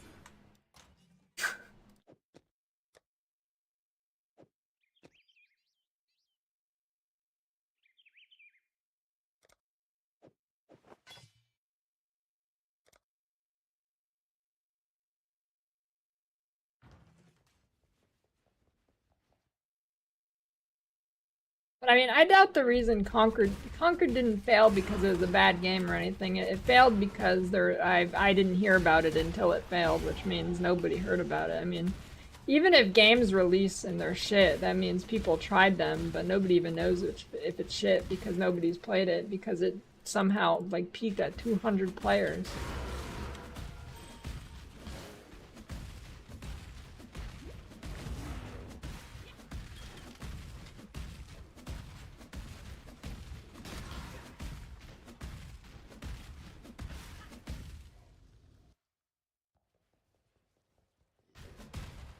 Luxury and cruelty go hand in hand.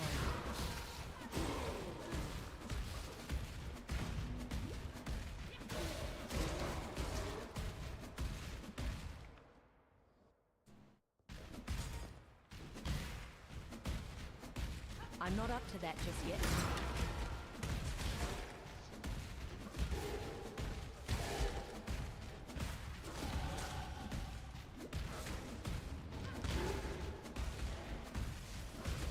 Yeah, $40 entry fee when there's things that exist that are probably going to be better anyways is a pretty bad choice.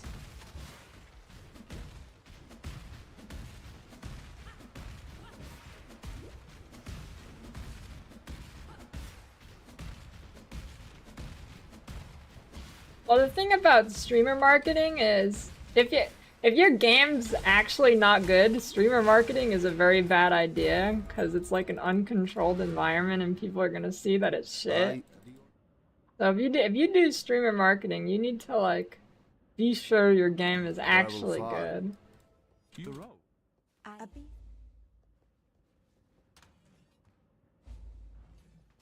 Yes.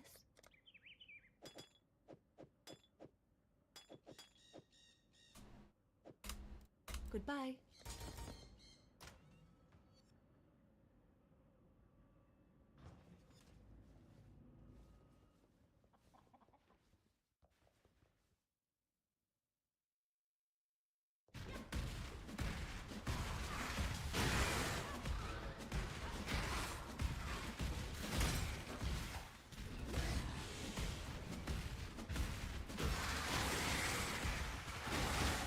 One rung closer to the top of the food chain.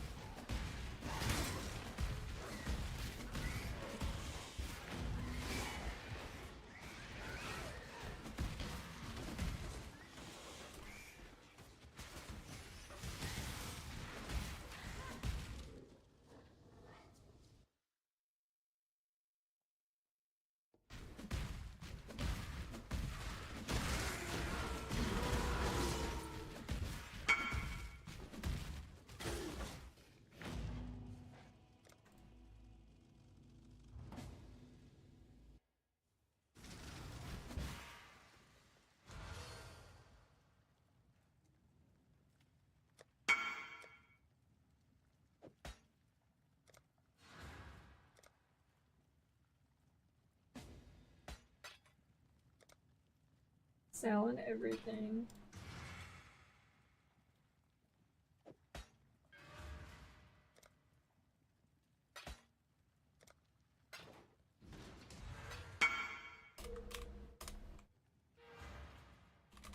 You know, with the if you can have multiple trade windows open,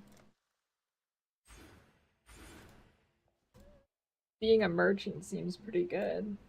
Great. That is not where I wanted to go. Is there Frostblades MTX? I've never seen Frostblades MTX. There's one.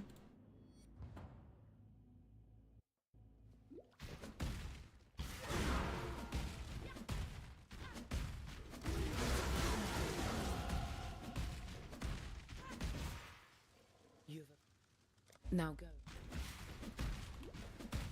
I'm not up to that just yet.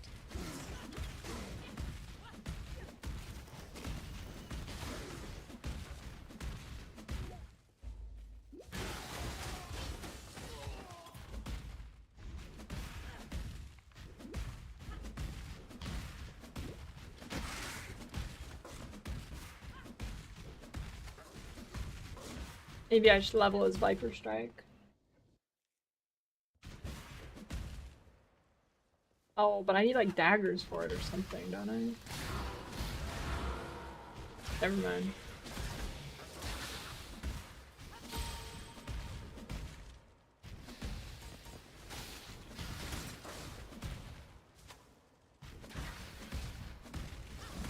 I put you out of your misery.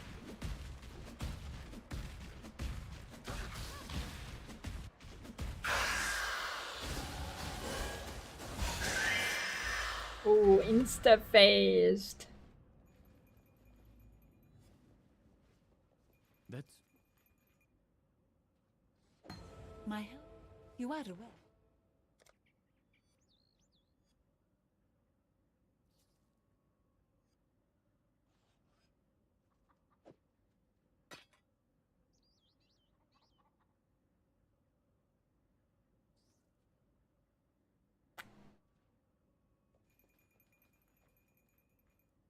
Go with the spirit.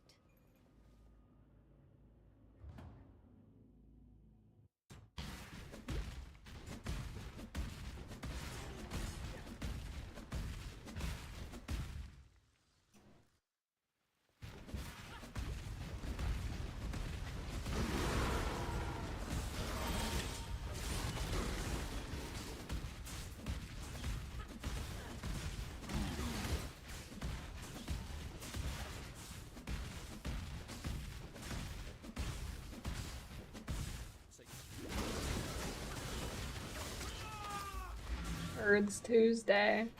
The Birds king of Day. rats. A feast for rats now. Rats. Maybe I do go through there and make Leap Slam faster.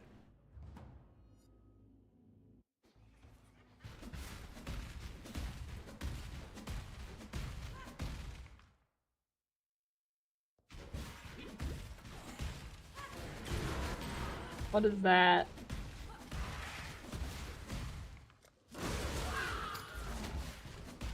Do some good for once in your sorry life, bandit. Feed the worms.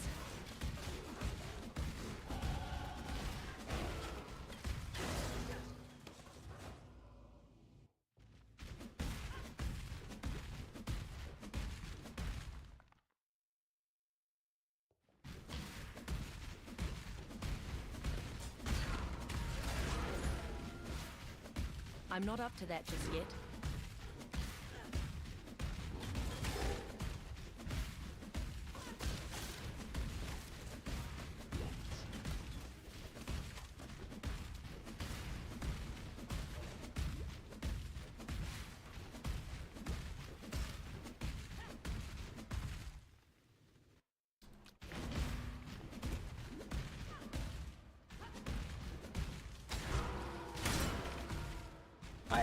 I remember. I need to give my dog sport gems. Well, not that it really matters right now, but...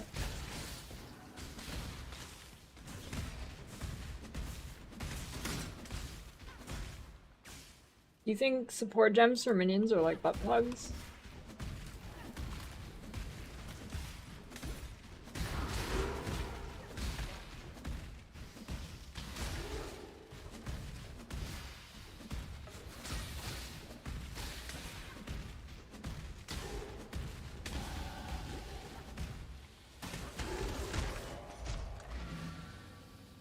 Here's the question.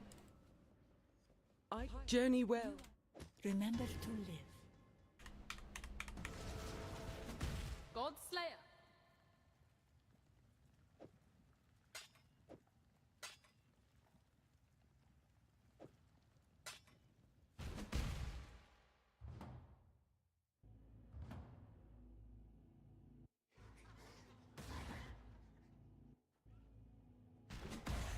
No, on your character, it's in your gear. It was in the old days that they put the gems in themselves.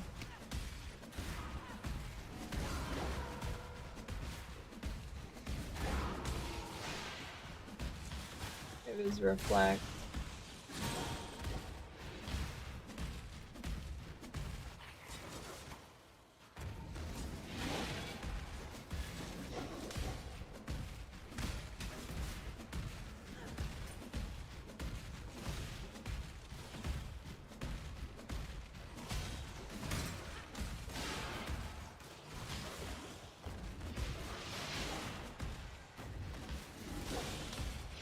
You know, it'd be kind of cool, but something that literally nobody would like.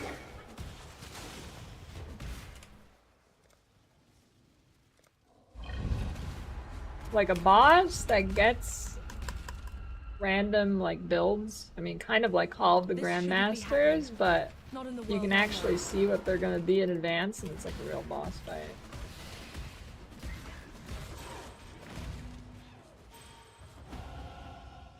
Looks like this land and I are coming to an understanding.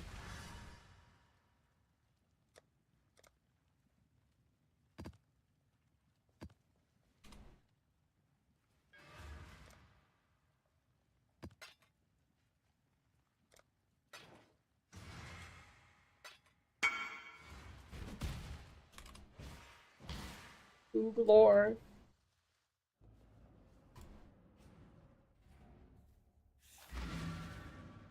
No, it's not in a YouTube video yet. Just save those for highlights.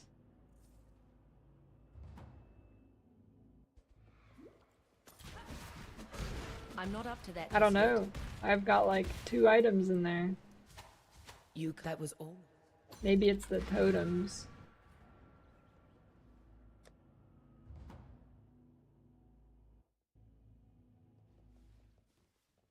Oh, there's an ostrich there.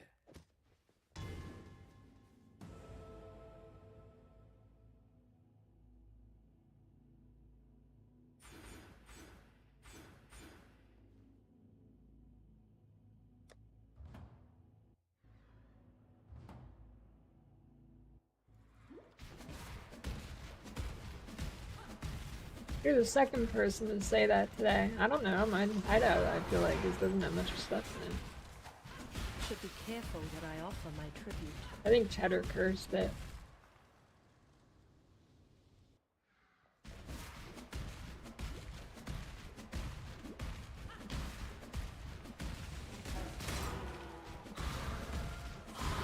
They should have left Divergence port gems in.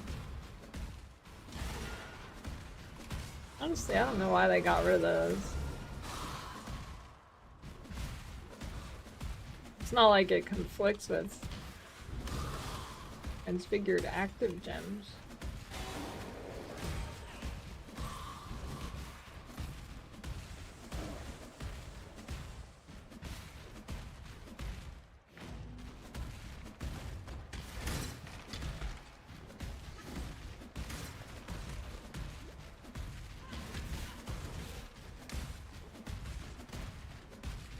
What is this bait? My mana is gone.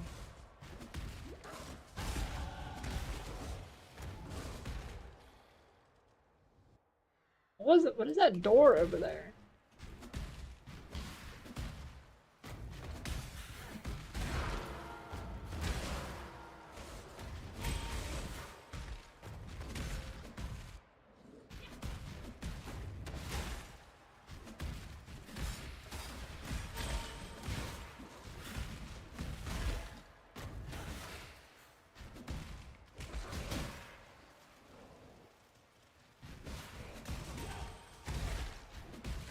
Build doesn't have fizz damage reduction.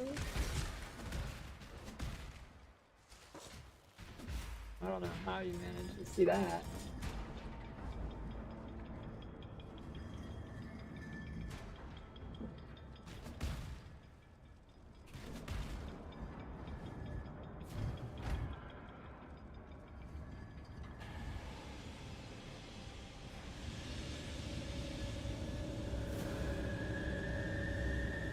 Reading.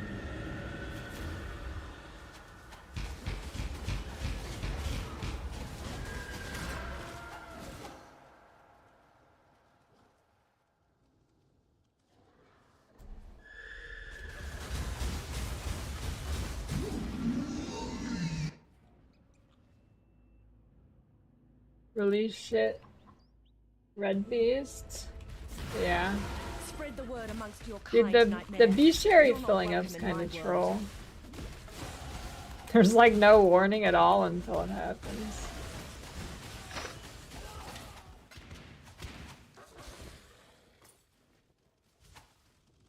I don't mean. I'm not up to that just yet.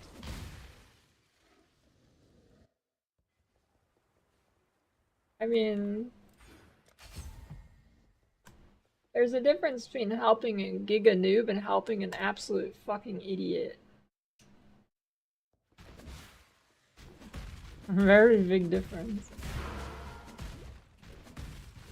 I don't mind helping noobs.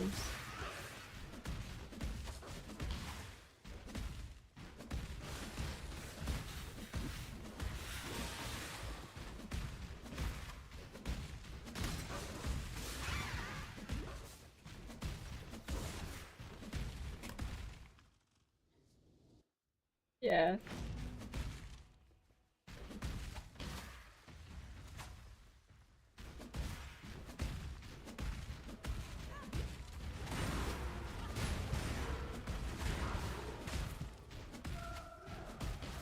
Sometimes I look at pubs. Usually not for random builds though. Usually only when I have a guide out. Huntress, you are beatific because you answer to no one. And that's why no one will miss you. Enough of this!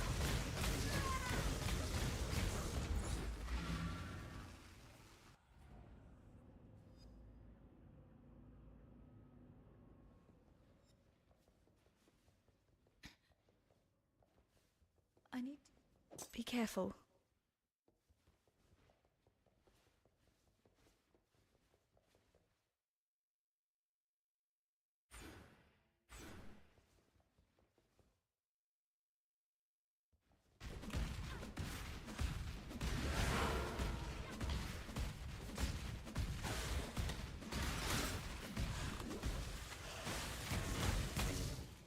You think lichen tastes good?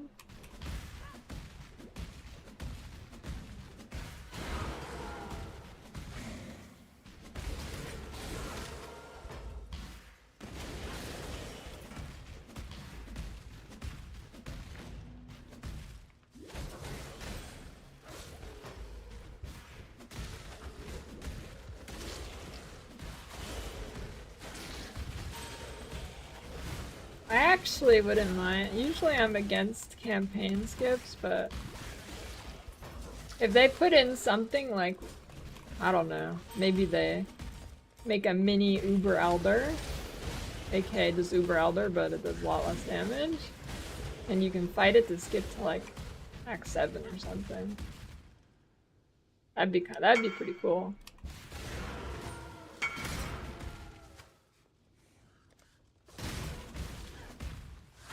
I'm not up to that just yet.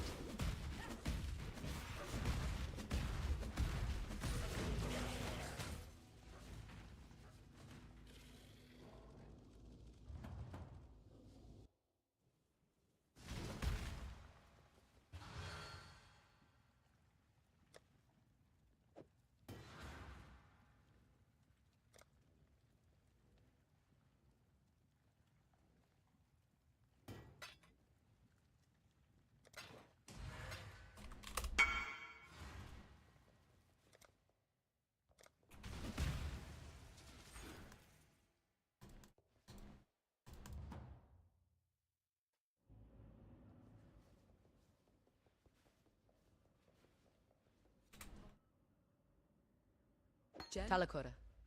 The beetles stay out of the shadows. They bite.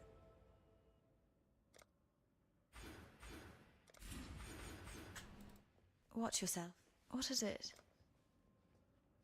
See you.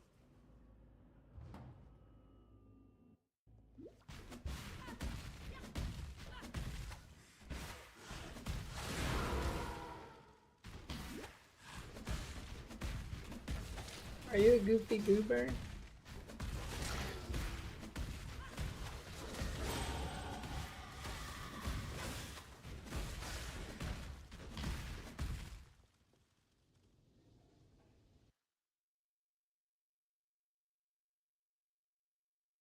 Well, it's not queuing movement. You can just move at the same time if you time your mouse click correctly.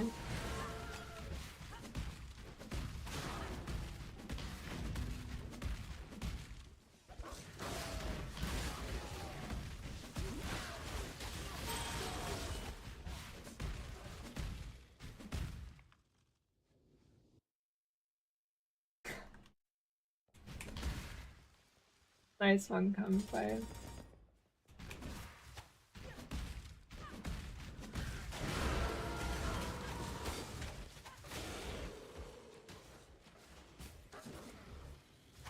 Wait.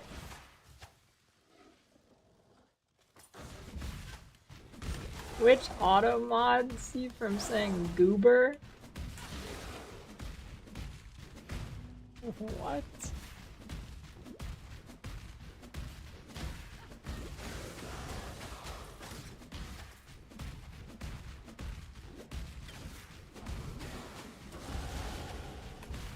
Guess they don't like SpongeBob.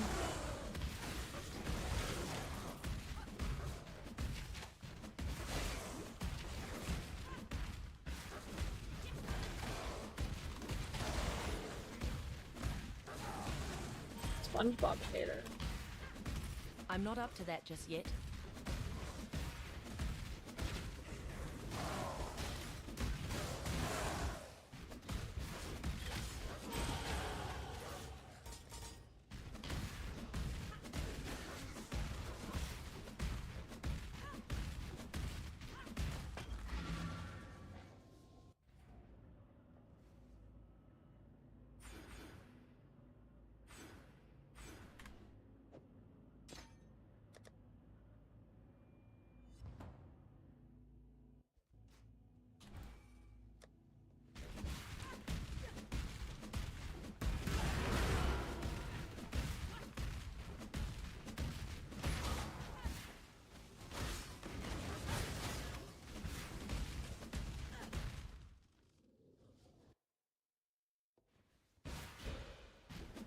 I've never felt further from what I know and love.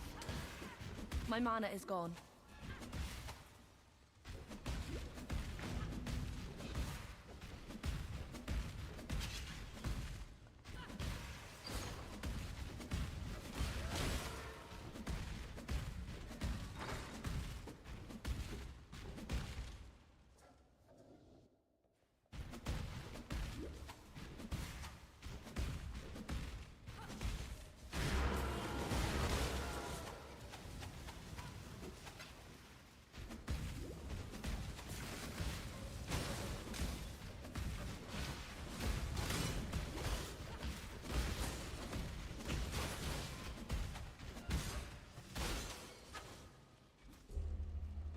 Yeah, you want some strawberries?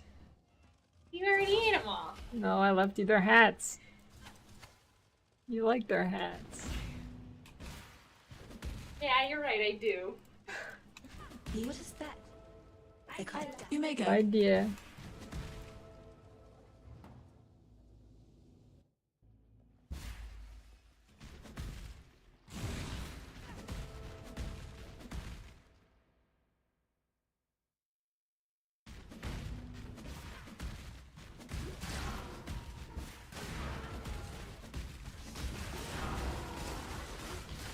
Been good. We get owned, but Well to man, not to you, little girl. I'm blaming playing it on a TV. It's too far zoomed out. I can't see shit that hits me. And we die every run. Without men like you, Gravicius, this land... Yeah, it's kind of like Isaac. It's like Isaac if you had a city builder, town managing stuff.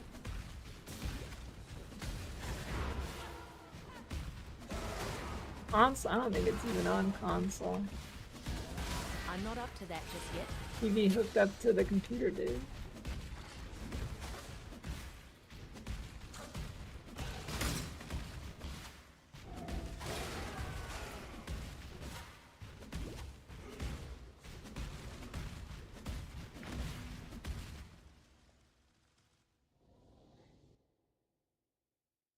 Convocation work on the wolves. Piety.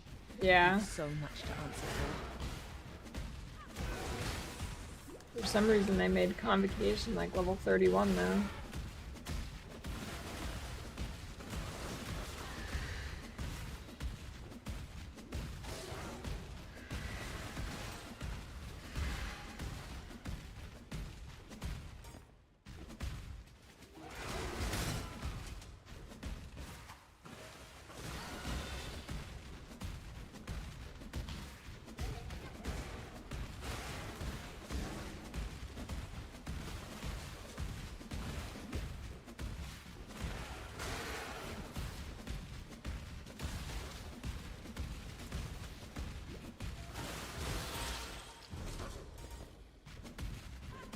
I had pursued a greater existence for us all. What have you ever done but serve yourself?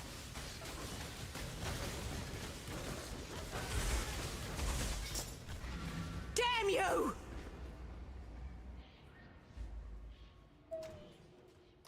Your death doesn't fix anything, Piety, but at least it won't get any worse. So stash walking, is that completely broken now?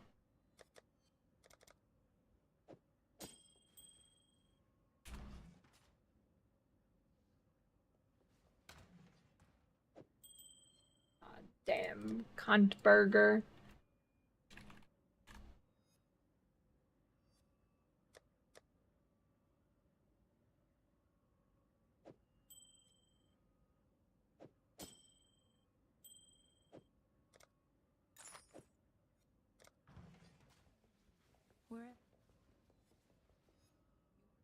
Why are you still standing there? Piety's on.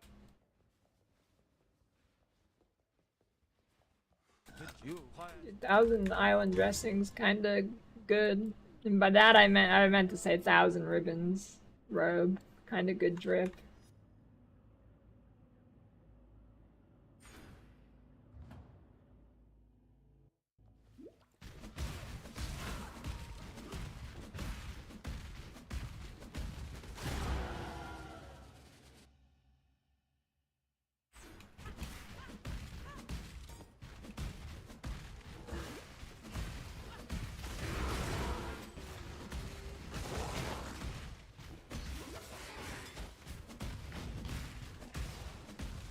I'm not up to that just yet.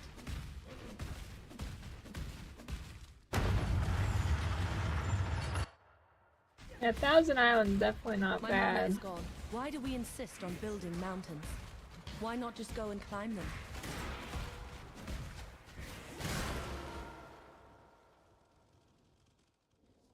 Stupid stairs.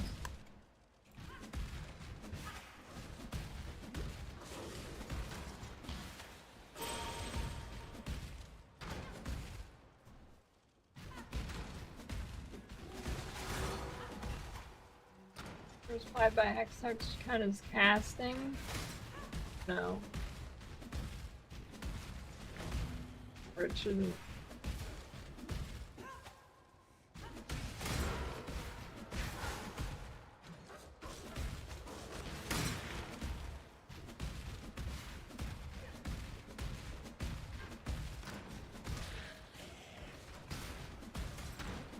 That was a sneaky one. God damn it.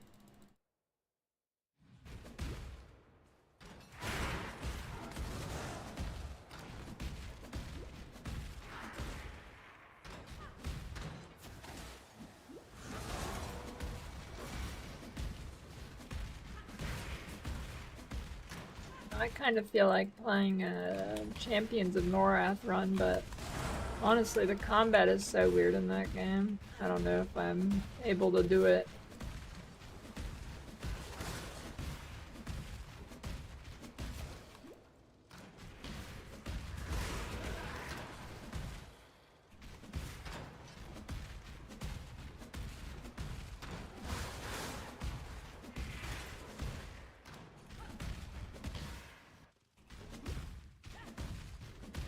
It is woman's purpose to tempt and try the will of man.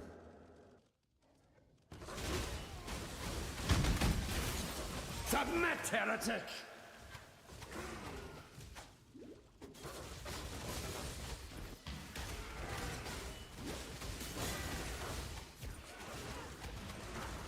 Have you ever seen the true face of God, exile? Die! The touch of God! This world is an illusion, exile.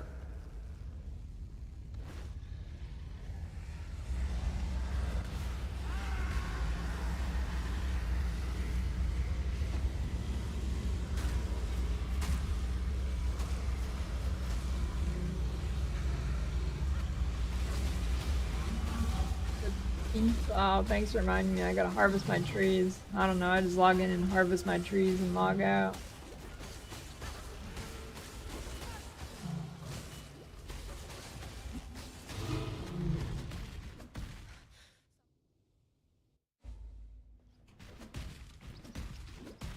Cities are a blight upon nature, and San was the foulest of them all. I'm not up to that just yet. You've given me so much. What can I do for you, Rayclast? I don't know, come fights. My mana is gone.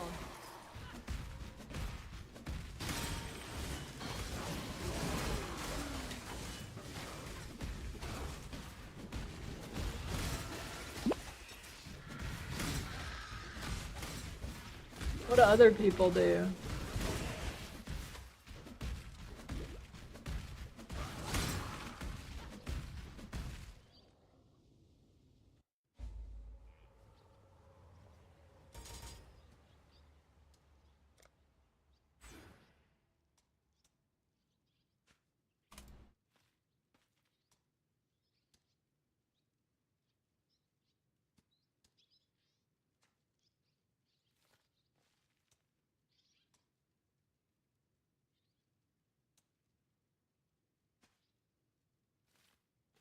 I keep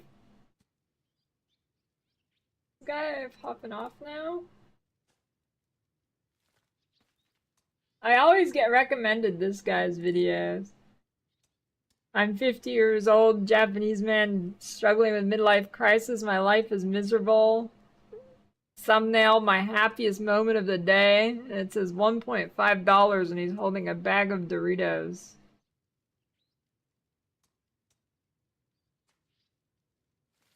YouTube's been recommending me this guy for like months now.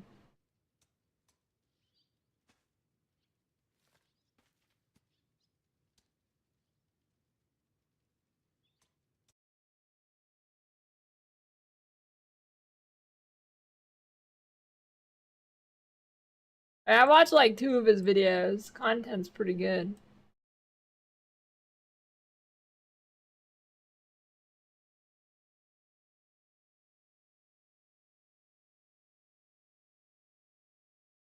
That looks pretty good for Ruthless.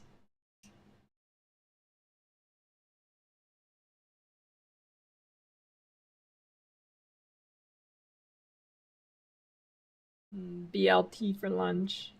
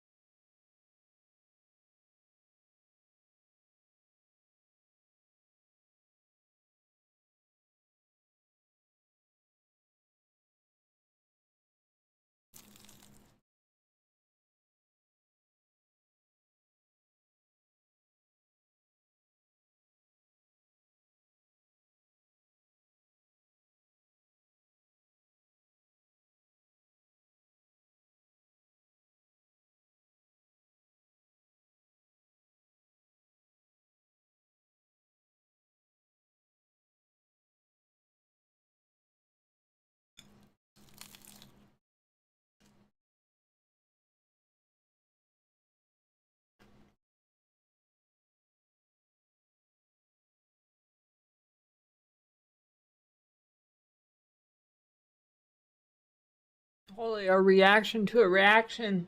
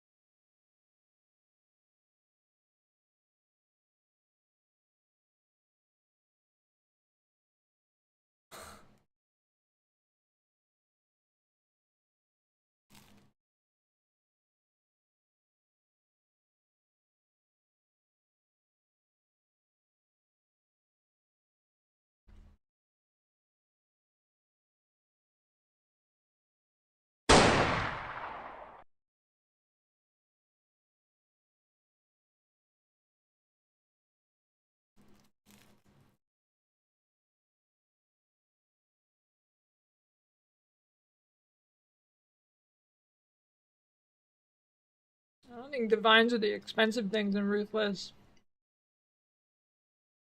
I think alchemy orbs are.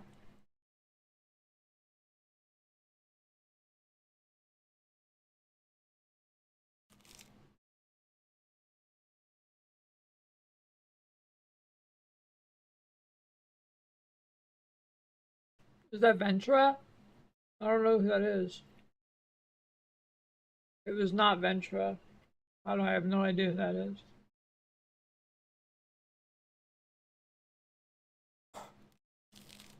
It did sound like him.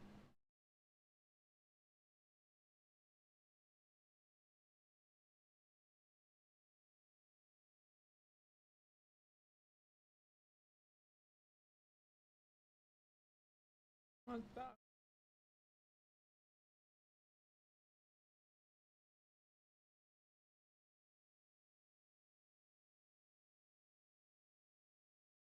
Wait, you got that from a fucking card?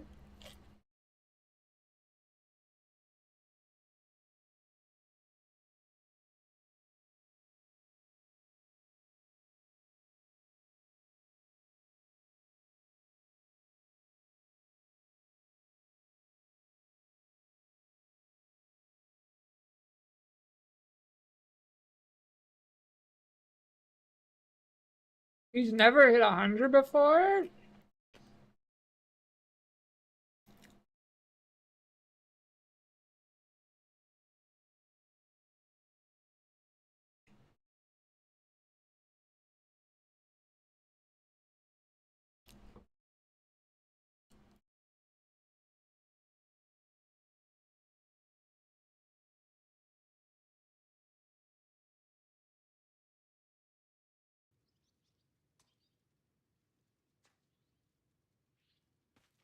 Okay.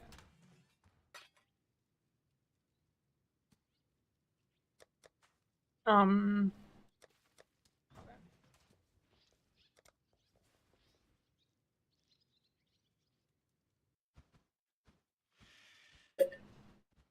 A lake drained, a million creatures lost, just so San can keep its privies flowing. My mana is gone.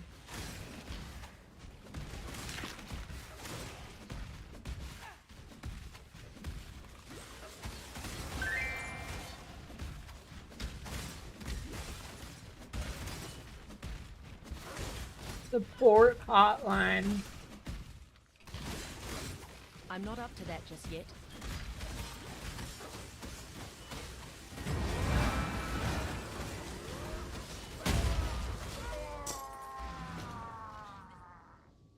You know, actually getting noobs who ask questions about a build into Discord would probably be pretty good content.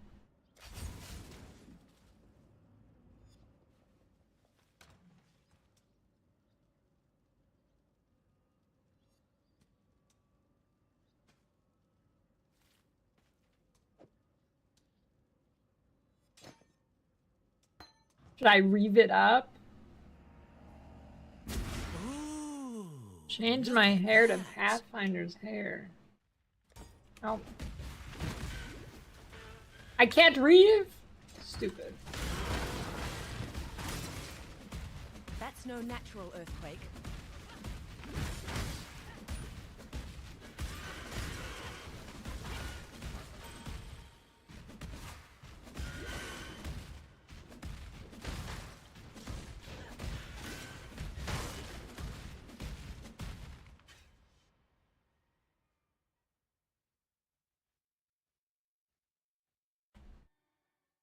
Exclamation point. POB. I don't know, Mamba's probably not till I'm like level 80. Or maybe, I don't know, maybe I'll try it earlier for fun, but...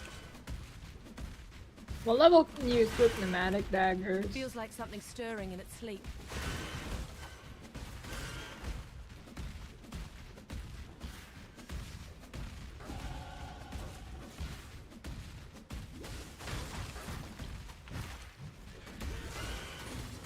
$70. Alright, then at 70. My gift. From one fighting woman to another, Dishlet. You only need kitchen knife if you're not going Pathfinder.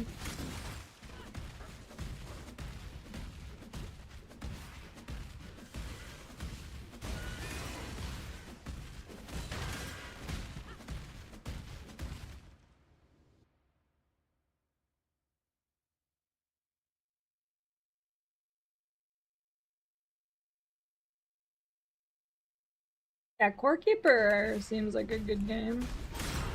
Well, okay, the concept I've heard sounds good. I haven't actually really watched any gameplay.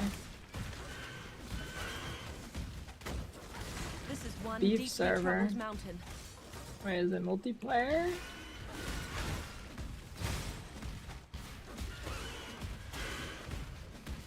My mana is gone.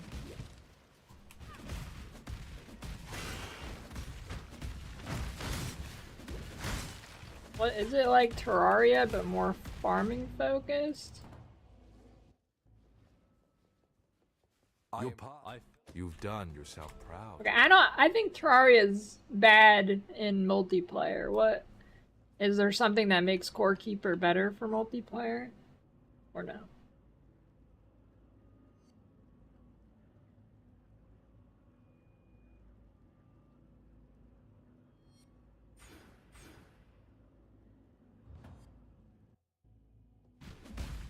You know.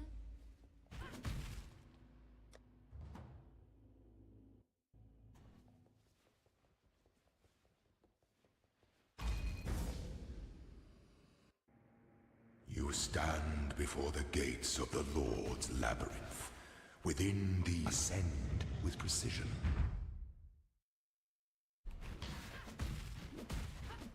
I'm not up to that just yet.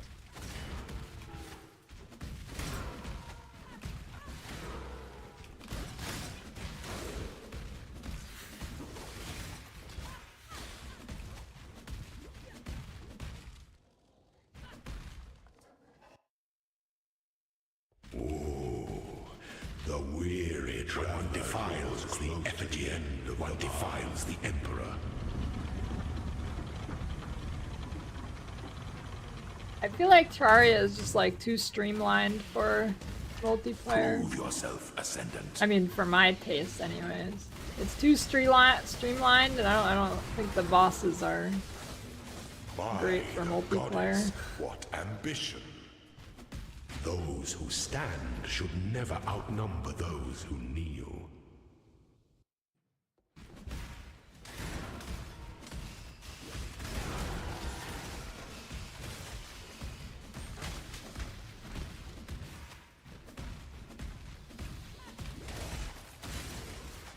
Hardcore group stuff's always like weird. Maybe what you do is you just go your 3 separate ways and everybody has their own shit. I don't know.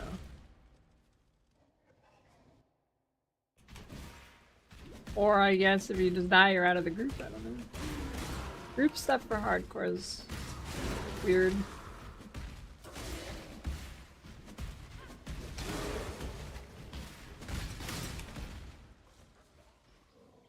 When the time comes to strike, an emperor strikes without hesitation. Some things that slumber Pity the emperor sits alone on his throne. Yeah, that's my favorite toilet quote. You know, that's the toilet one.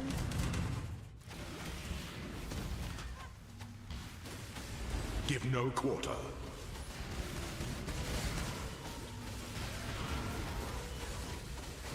Such resilience. My mana is gone. Pity the Emperor who sits alone on his throne.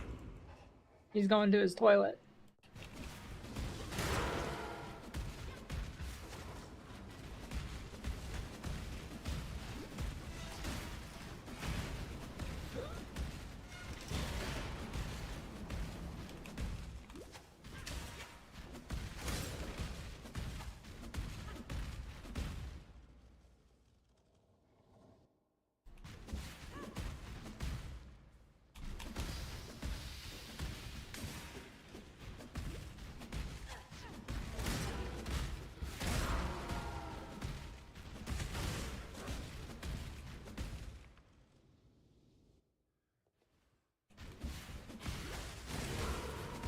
I'm not up to that just yet.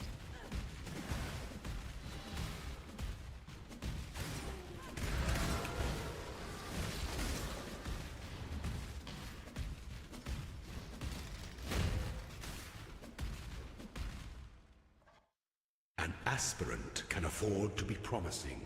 An emperor must keep those promises. Oh yeah.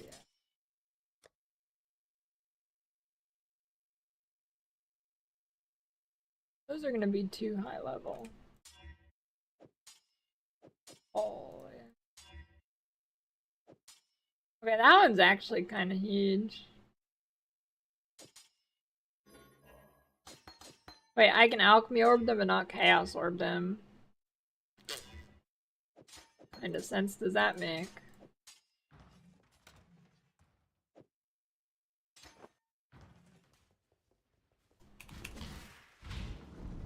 empire awaits you with open jaws.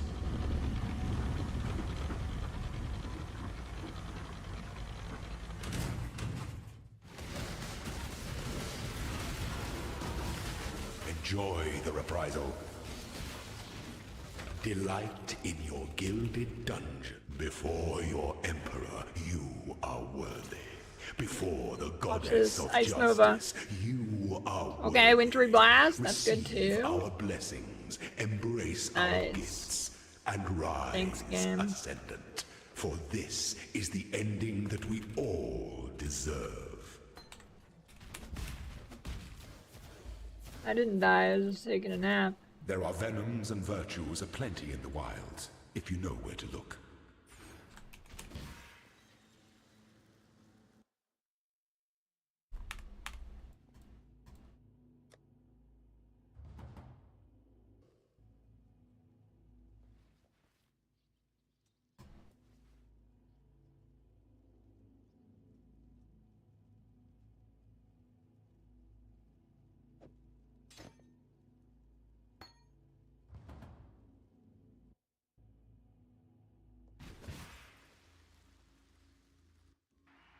I am the vessel. Probably quite a bit of damage. It was here in the pits of Theopolis that I made my name. Cheater. Killing other dogs and wild boars before I could even be considered a man. In this, so glorious of arenas, I care nothing for your past, only your future. And for that, you will have to fight.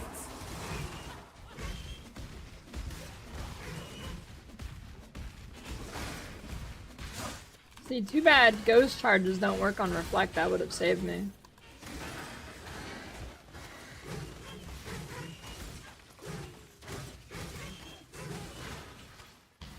I think even if that I hadn't died from that, it left me at like 2k HP, I would have not guessed it was reflect and I would have kept doing the map and fucking died later. Or maybe I just wouldn't have died later because I did so many maps that dying. I don't know.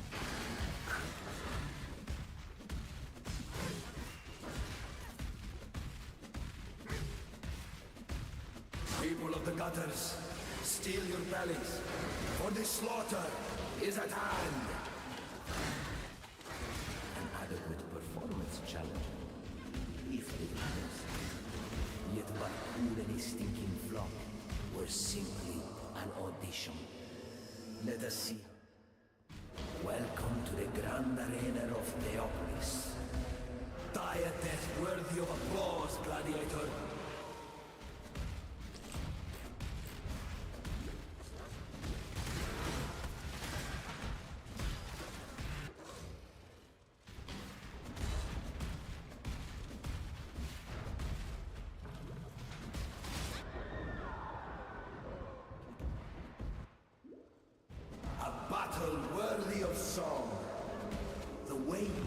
You've removed all rivalries.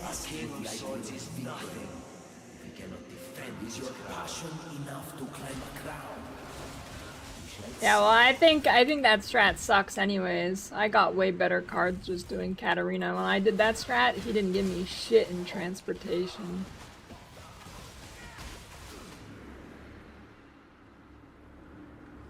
So, maybe it's a blessing in disguise.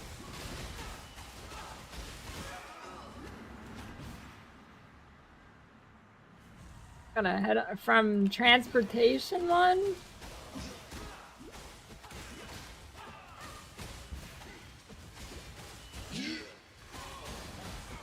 Fire. The only love you had, Doreso, was for yourself. You're out of control.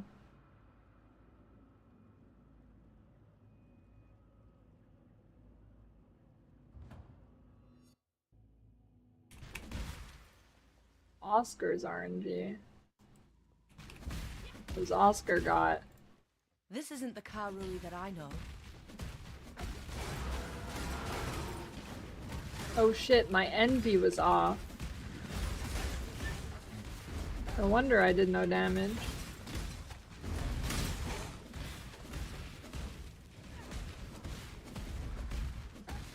My mana is gone.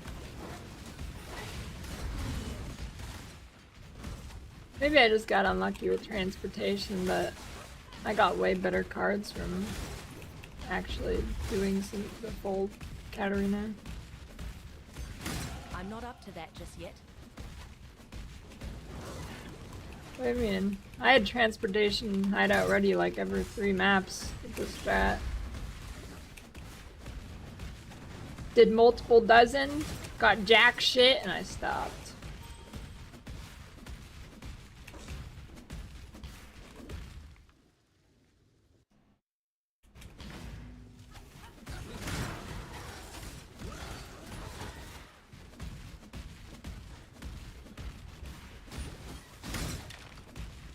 Amazon.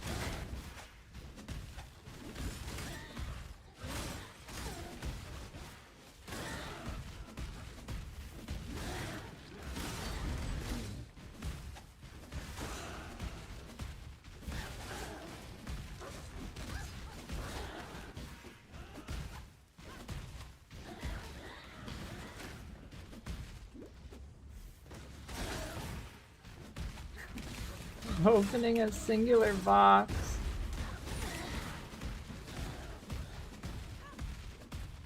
Join your ancestors.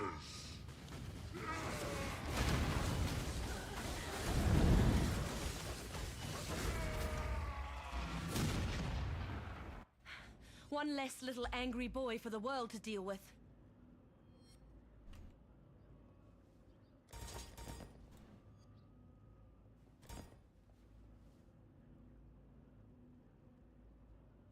That's a good idea.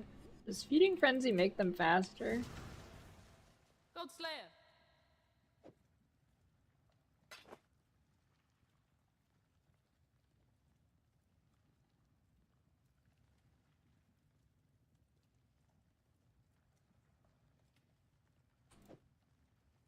Yeah, I guess that's probably better than minion speed. Nap time though, it's Coffee Yogi's time.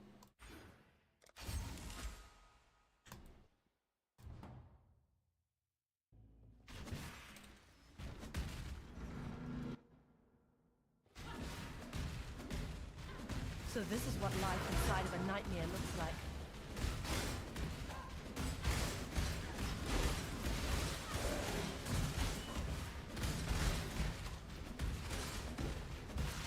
It's in a few minutes. Probably after I kill Malachi.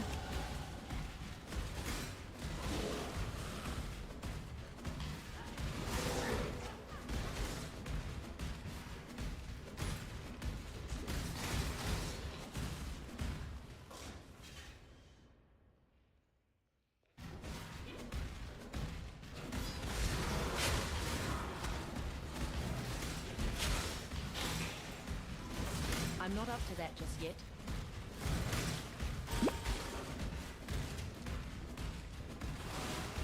My mana is gone.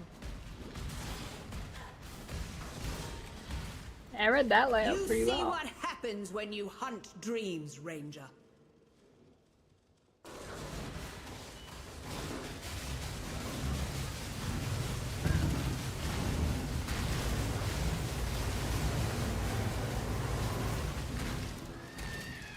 You've just earned yourself some bigger prey, Huntress. It was...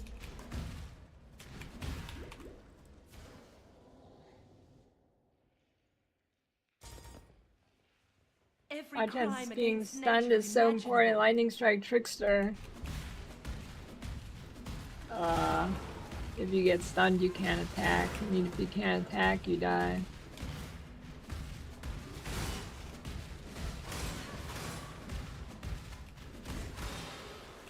A body to kill for.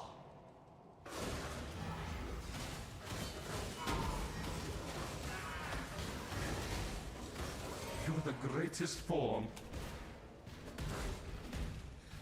Your kind leave nothing but scars, Malagaro.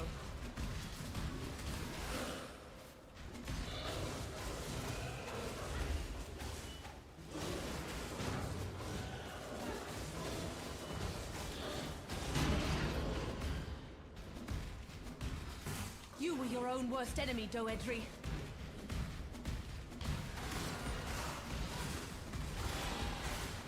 I shall preserve your beauty for eternity. Such lovely... Organ lock? I don't know, the only thing I ever used it for was destroy so for much beauty in our checking pursuit of awakening prettiness. awakener orbs. There's probably a few other things too.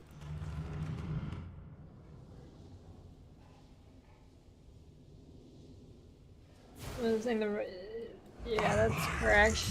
Ranger, you and I, who create the most beautiful of nightmares together.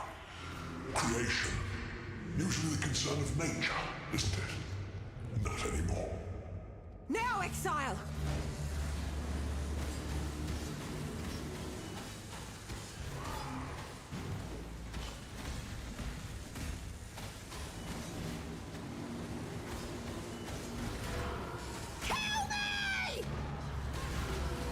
Go dogs go.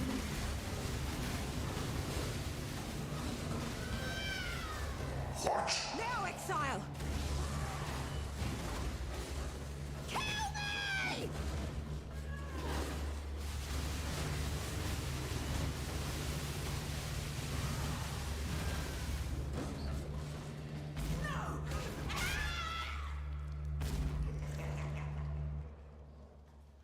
Well, I can tank the slams, but I just tanked Let it. us see if you truly understand That's fine. what it means to be Nightmare.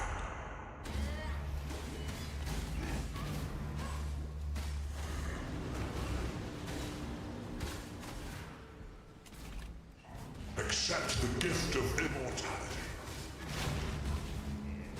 My mana is gone. Yes, go dogs go.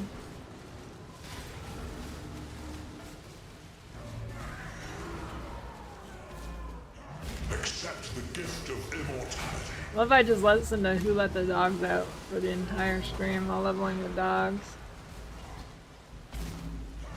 Nightmare is the true intent. Why are you so in love with death?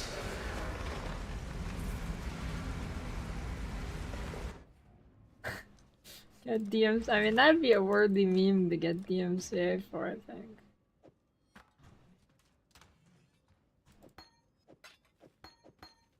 You were going to put to death the world that I love. Do you...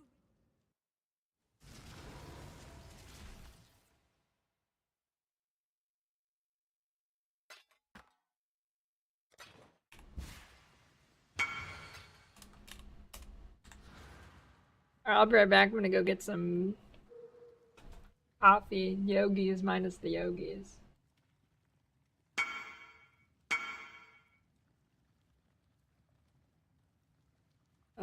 After I do these trades, I guess.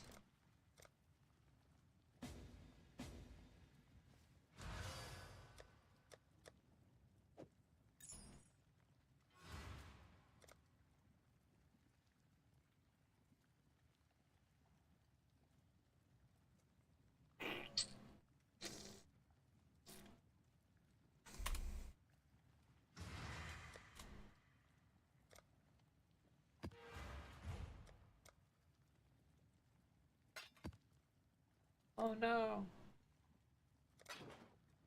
Oh god, the bug. It's like actually bugged now. I'm getting like double trades. I hope I don't accidentally scam somebody like that. Okay, I'll be right back now.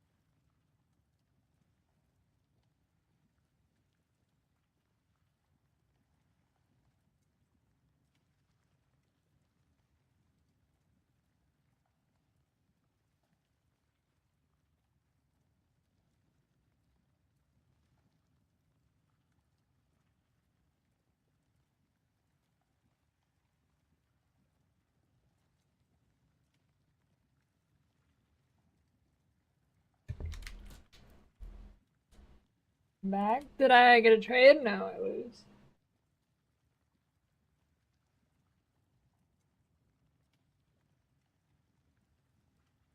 Do tinctures work on shield card and SC stuff?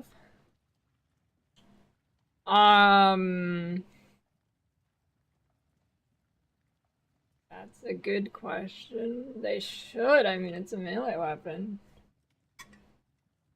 Maybe they don't count as a weapon though? I don't know.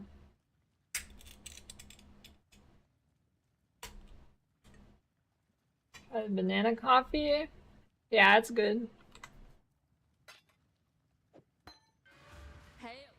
It is good. Hail.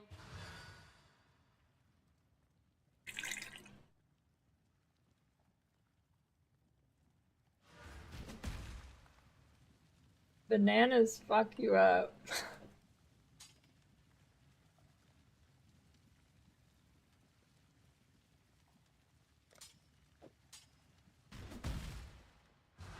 Like pooping or make your mouth feel funny?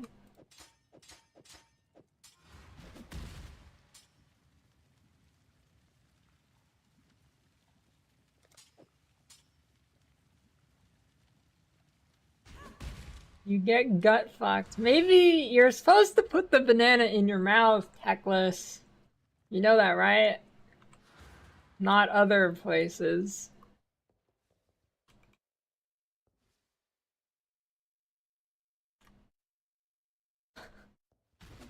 Well, now you know.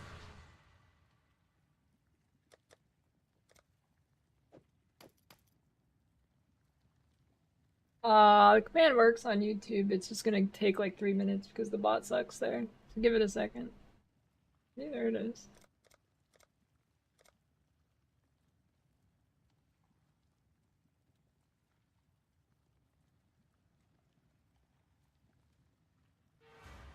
Level 39 rage gloves. Okay. Use those. Oh, 10 chains on hit.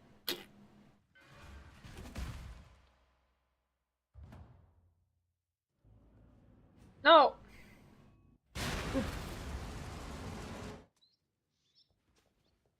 Actually, I kind of want to do a build with these, the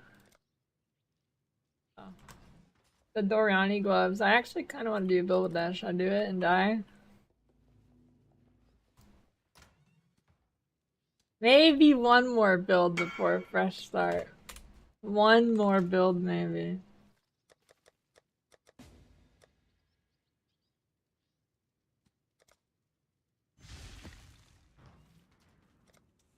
I think they're pretty bad, though.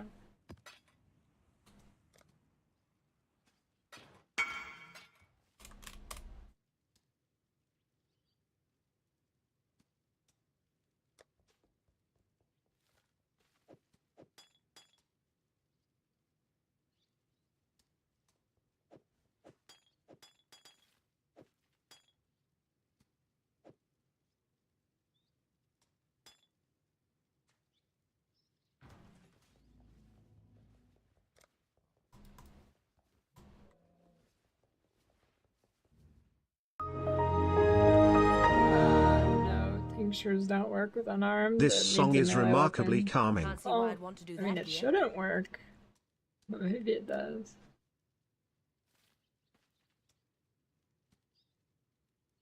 Speaking of, I should use a tincture.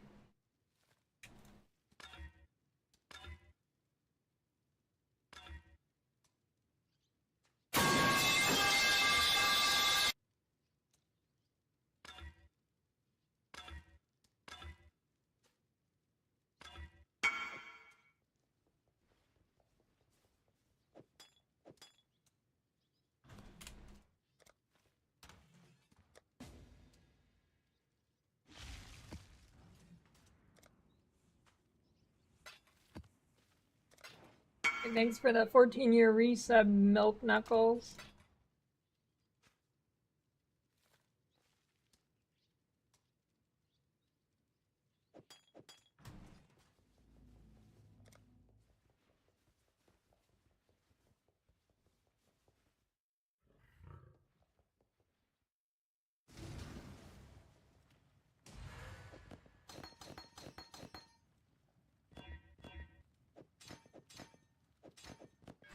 Hail, God's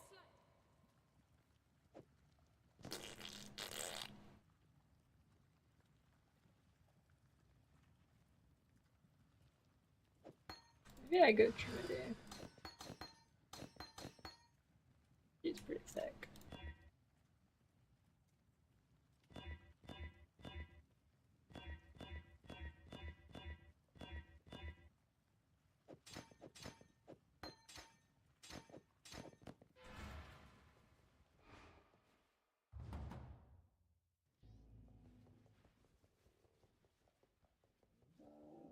SARPG MMO Wariba shoot MOBA arena shooter. Yeah, that's pretty good. Trusting my life to a machine seems unwise, but it must be done. My mana is gone. Oops. I'm not up to that just yet.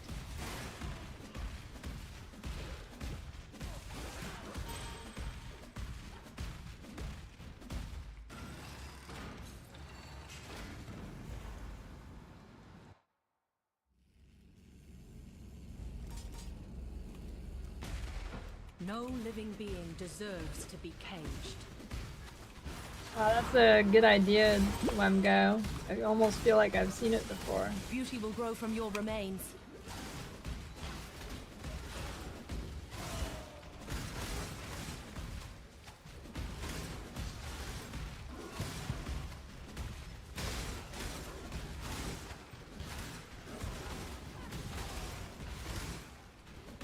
Is Elimancer Totem is in one of the new sportive packs. Be free! Break your cages and escape! Sure did, Strokes. I was just too powerful. I was always a rebel. Glad others are finally seeing things my Too way. powerful, what can I say?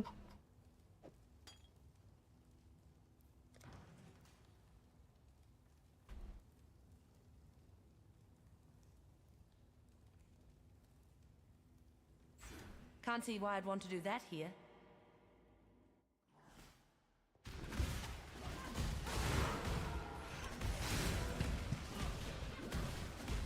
I'll definitely crit.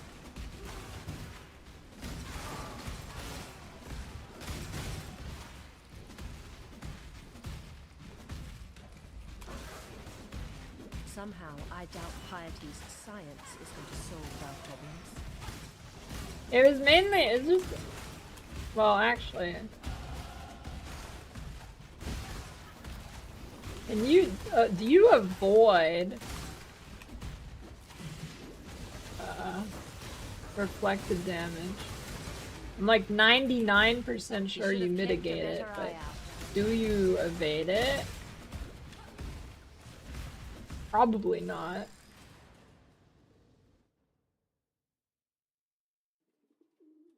One way or another, You can. this city is doomed.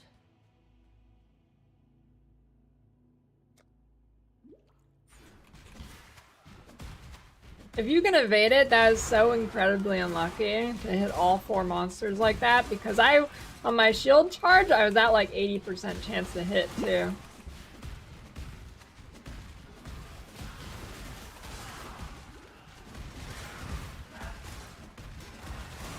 Shield charge at 80%. Well, I don't know how that works. Oh, well, yeah, no.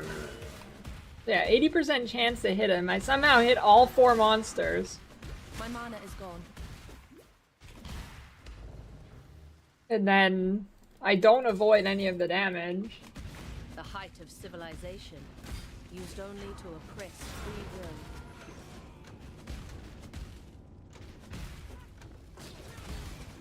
I'm not up to that just yet.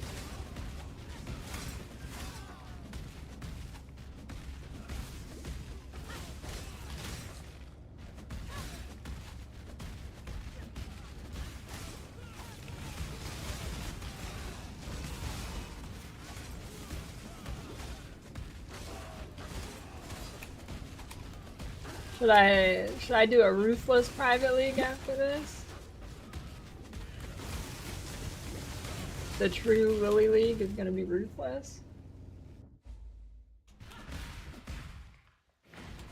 Stained Iron, glass, and gold. What exquisite lies we tell ourselves.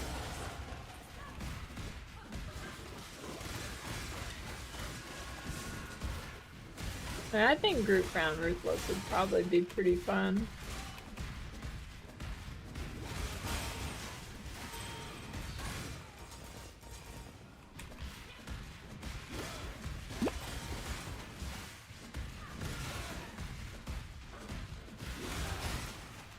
Ruthless?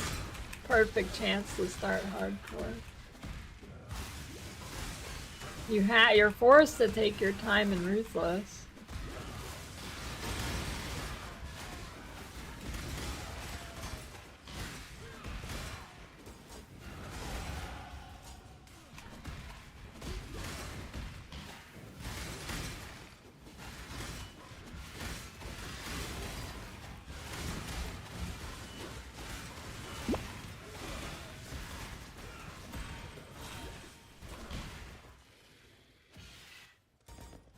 The world must be cleansed of impurity. Not if I have anything to say about it. I am.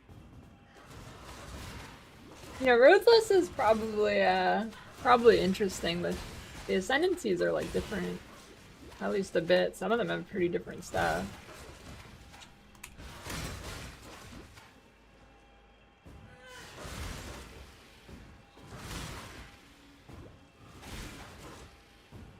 Too impatient. I'm too patient, dude. I keep wanting to do Ubers and I don't do them because I stay in T17s forever until I die.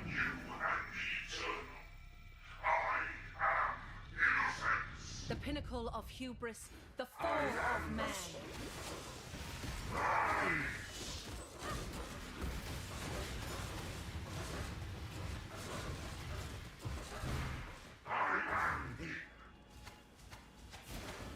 My mana is gone.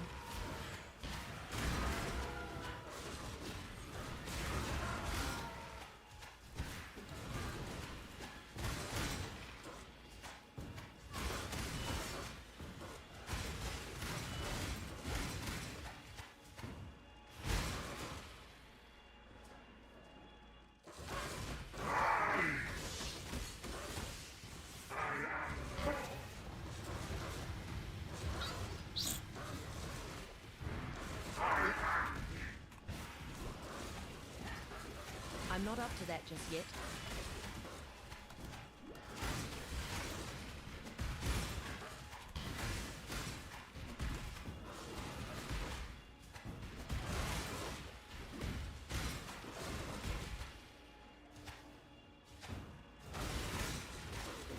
On a real life ARPG and you can be like a microplastic mancer and you like shoot microplastics.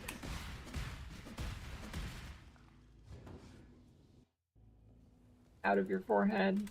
Thank you. Deserve one skit for freedom. Unfasten. Tootles.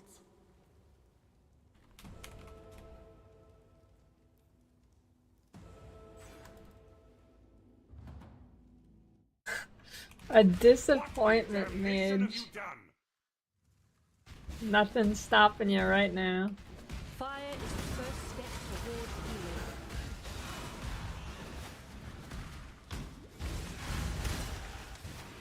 No, disappointment mage is what we call my first Maple Story. Well, my first and basically only Maple Story character.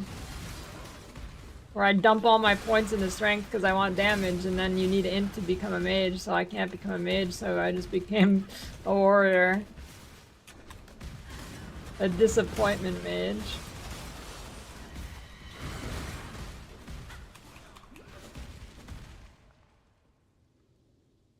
You die in hardcore, is everything in your stash stay? Yeah, only your character goes. Okay, actually, your character and your sanctum relics that are on that character, which are kind of in like a stash thing, so I think besides that, I think that's everything. These bones should have been returned to nature.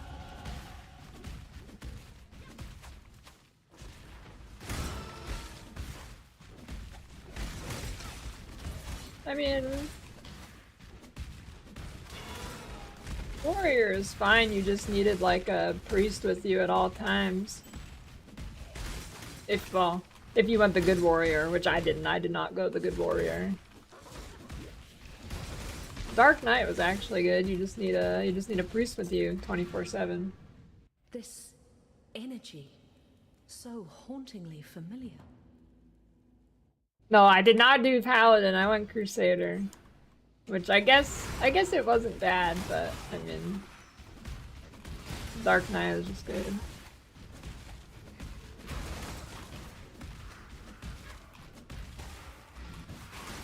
Paladin was actually so troll.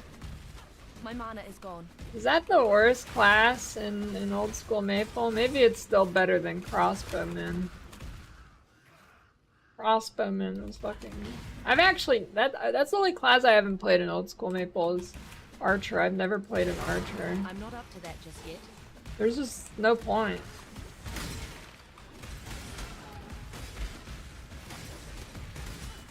I tried Throne and Liberty.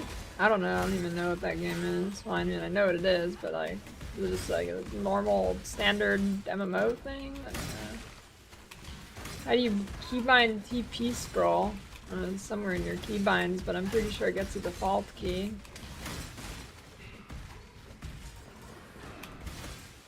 I don't know. Did they give it a default key?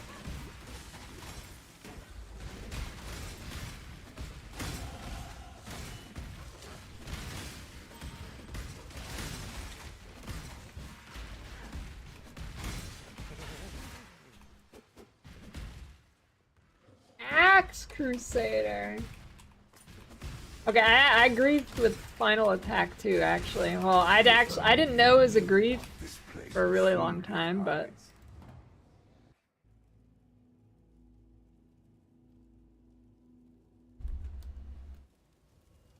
Not all.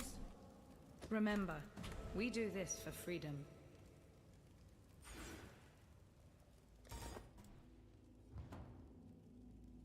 I was sword, but maybe it would have been better for me to go axe because I was 4 too. I use like, I don't even know. I only remember level 50 and up. Level 50 I use like Lion's Fang or whatever it is.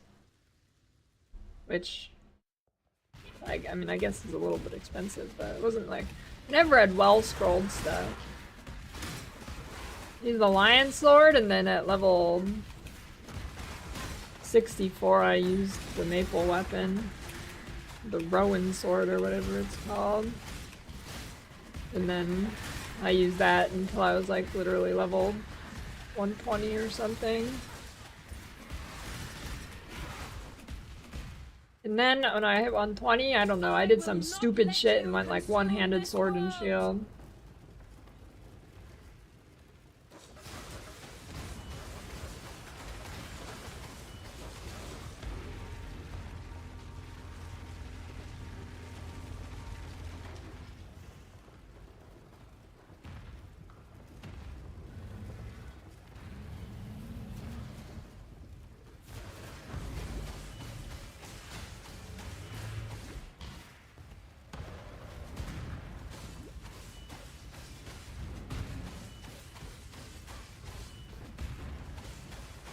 My damage is ramping.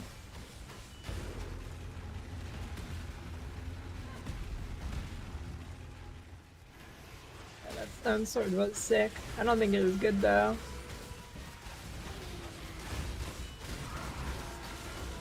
Yes, dogs.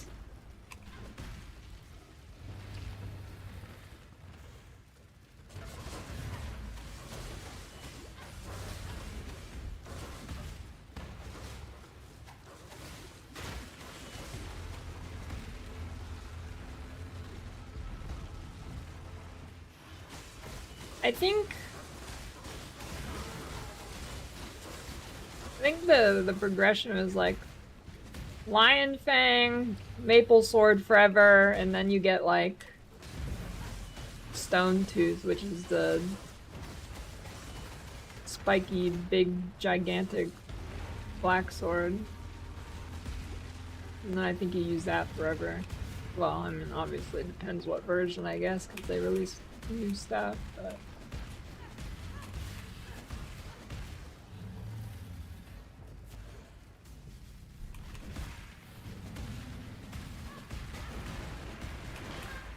The flame of hope may flicker, but it cannot be extinguished.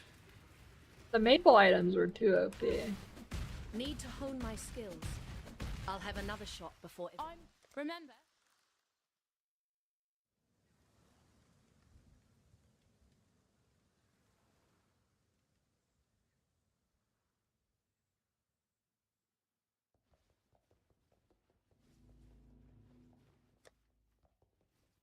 And he has proj speed, proj damage, and life percent.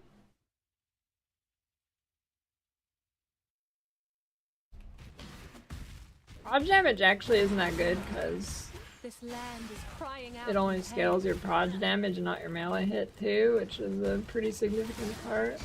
I'm not up to that just yet.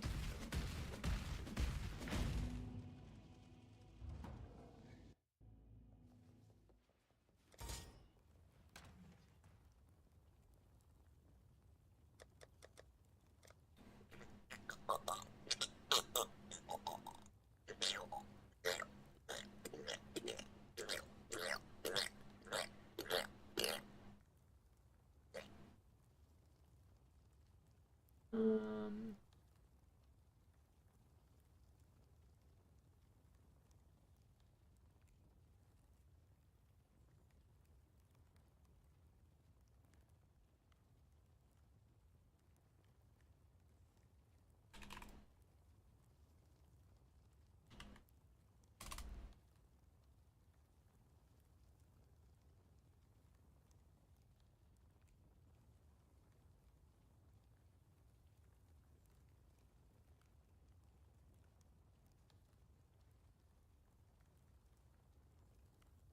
guess I'll grab those.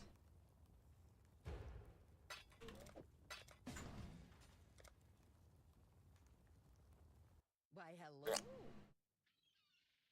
The deal, Need the something beast. smithed?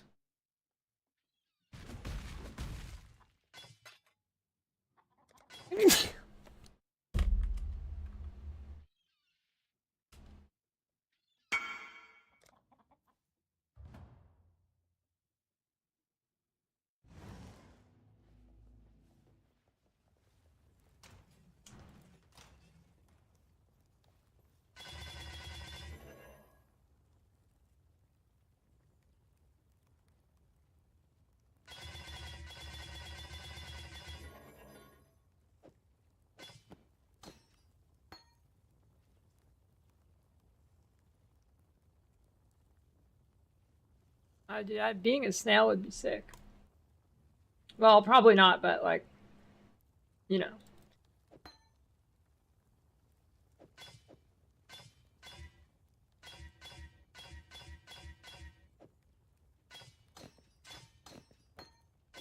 I do like snails. That's what I'm trying to say.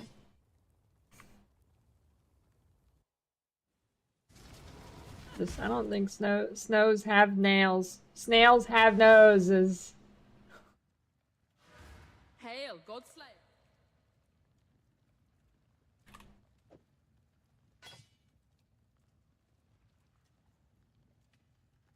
Snows have nails.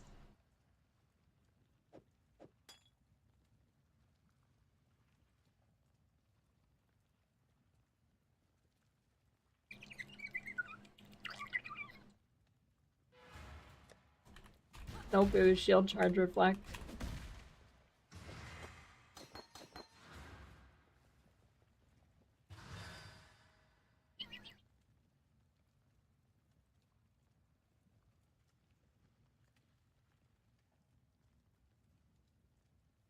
Body armor. We have a cool belt. Ooh.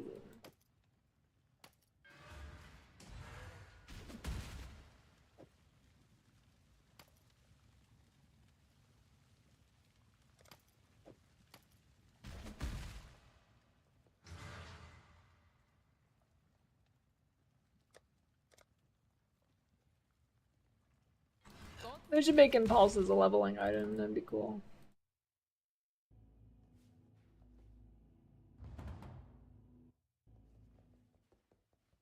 Kind of snail that hunts down immortal people. Precisely. Stay sharp out there.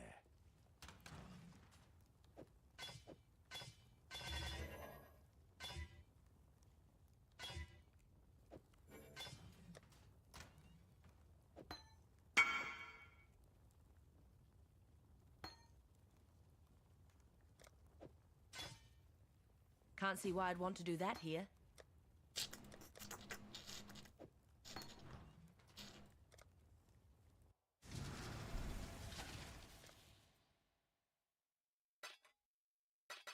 There was no DD. Just reflect. I don't know how people are seeing DD there. There's nothing that looks anything like DD.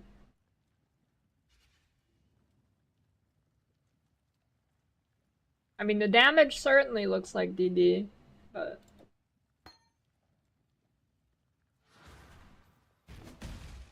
Oh, you can't. There's no DD there.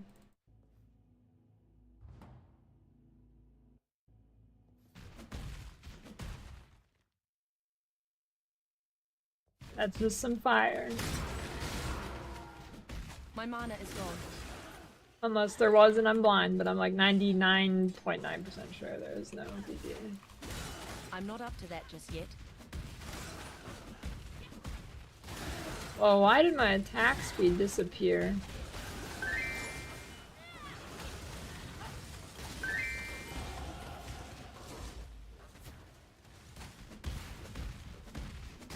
I mean, it looks like a DD death, but...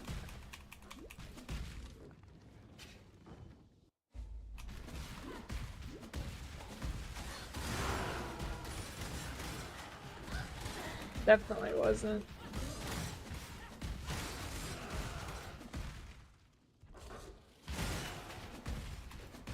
Let me teach you Wait, of war. I'm gonna use that hatred watchers to level. That's a huge idea.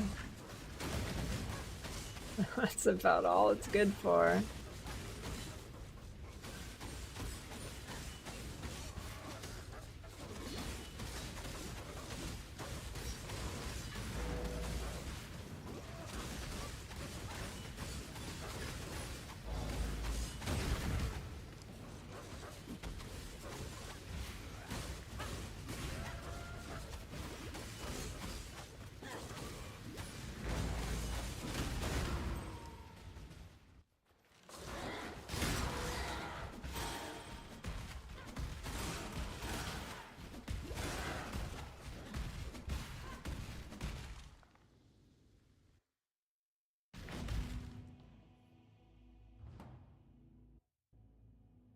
Can't see why I'd want to do that here.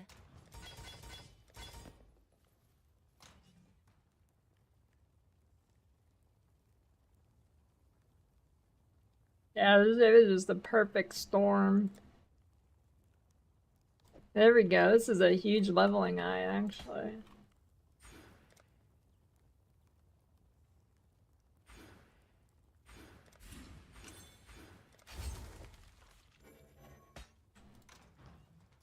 All right.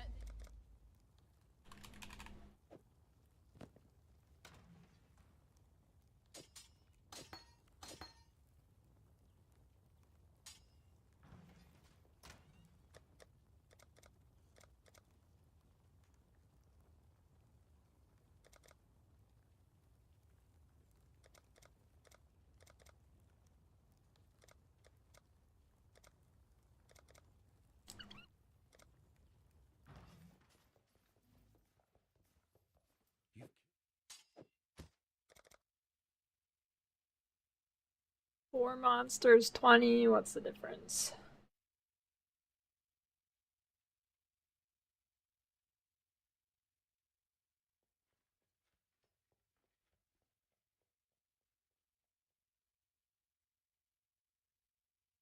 Farewell.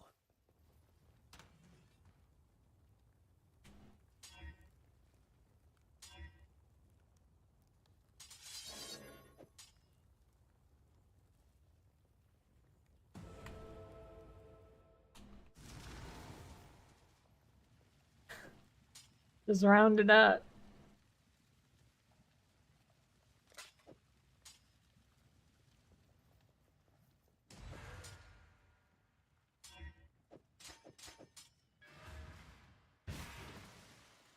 I'm not up to that just yet.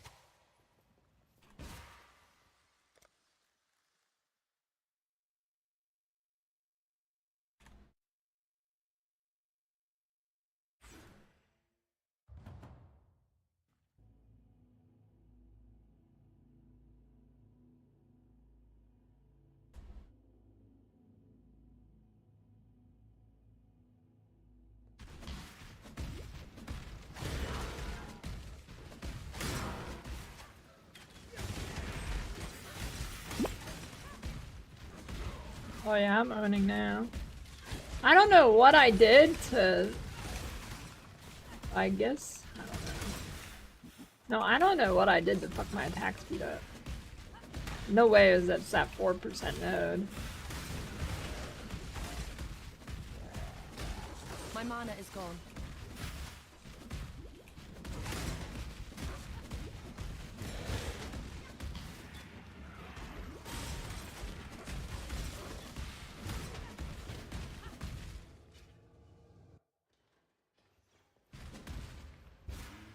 Something has taken up new residence in this place of misery. Delicious hamburger.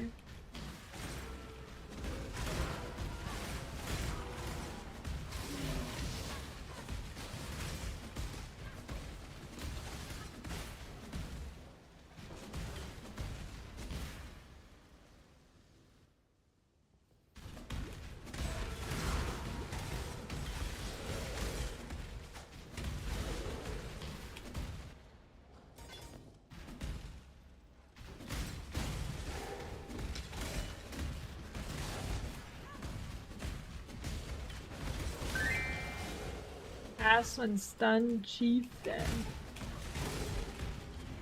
Maybe if you want to do AFK simulacrums. When Warden only private league. How about a ruthless private league?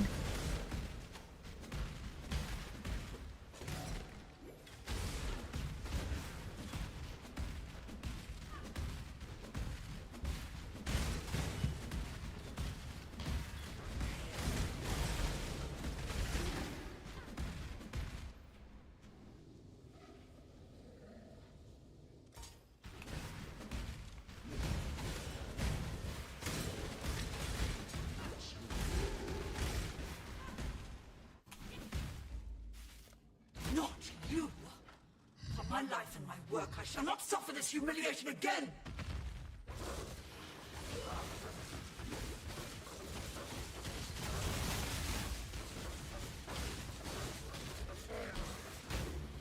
The hatred I owns for leveling.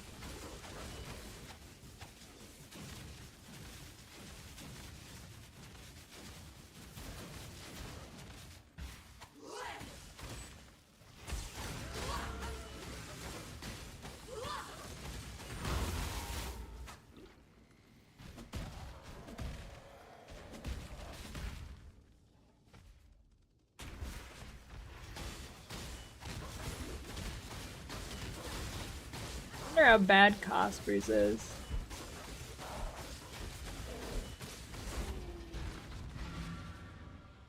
Your reliance on mindless brawn was your undoing, Chevron.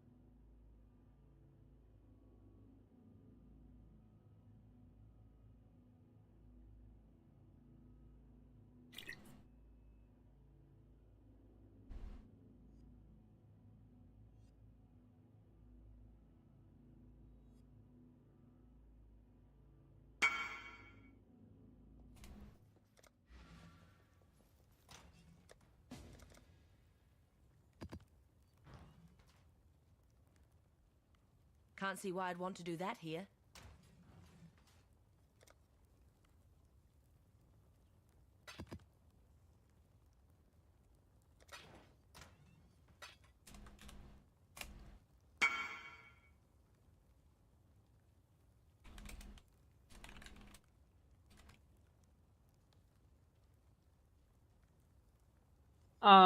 They've given me nothing, so I'm assuming we're winging it.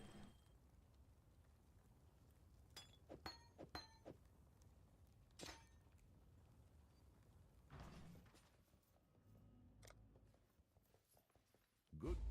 Farewell. I have no idea the format of the podcast thing. I have no idea how they run it.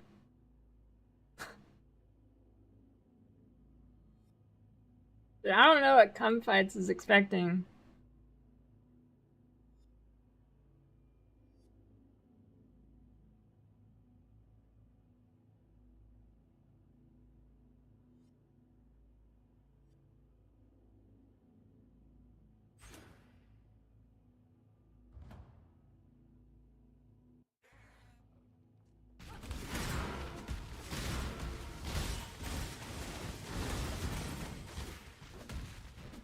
I'm not up to that just yet.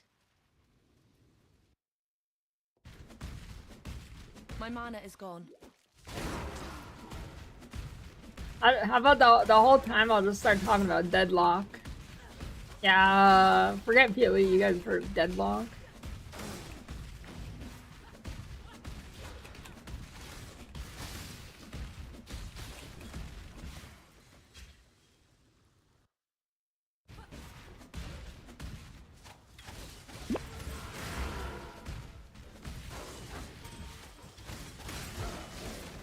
I mean, Zoomancer is viable. I just know what's gonna happen is you have 84,000 minions, you get hit with a big fireball. The way damage works in this game is it'll do damage to all of them, and the AoE will hit you 84 times. But that happened like when minions were actually meta, that happened all the time to people. You get hit by some basketball, it explodes, and you fucking die instantly because it hits you 84 times, or 1 time for each minion around you. So I mean, it's viable if you don't mind that.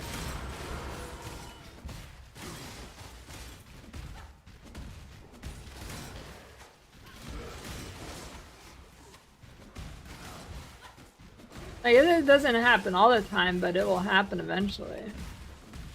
So I guess if you go like an Aegis setup or something, that kind of, or Svalin, kind of mitigate that.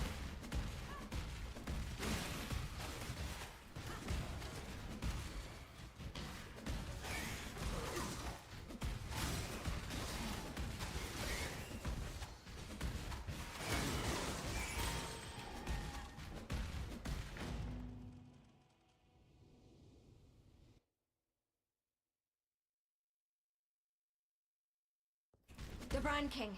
His time has almost come. Then hope. Gonna copy Oscar's Doriani Jug Spectre build. And that sounds pretty juicy. What Spectre are you playing?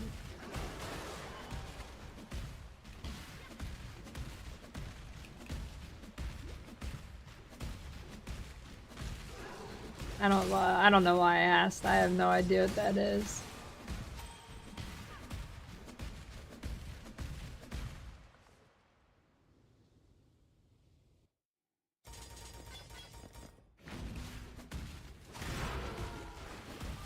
Return prod abusing.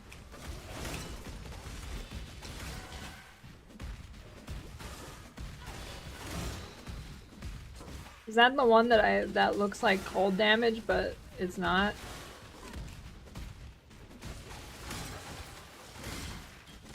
I'm not up to that just yet.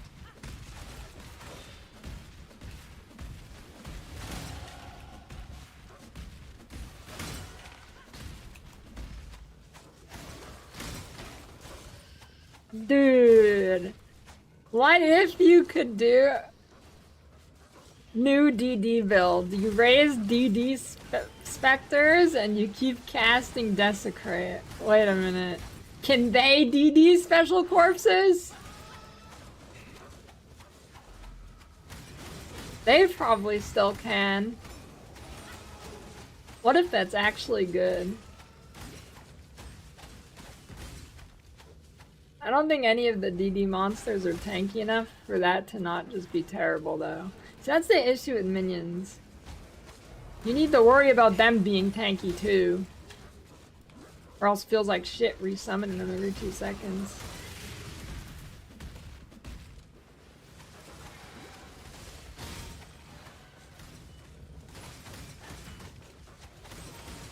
Probably not good because you can't scale their corpse HP.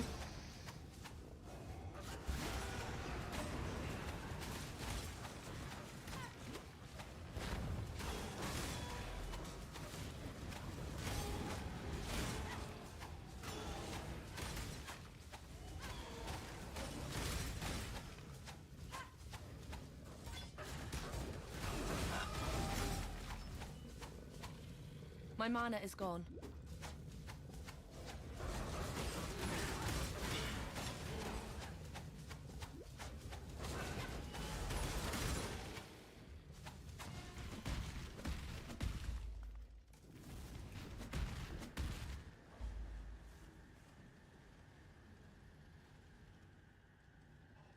Thousand wrath essences.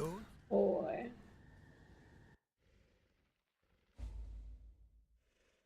No single being should have the power to reshape the world like this.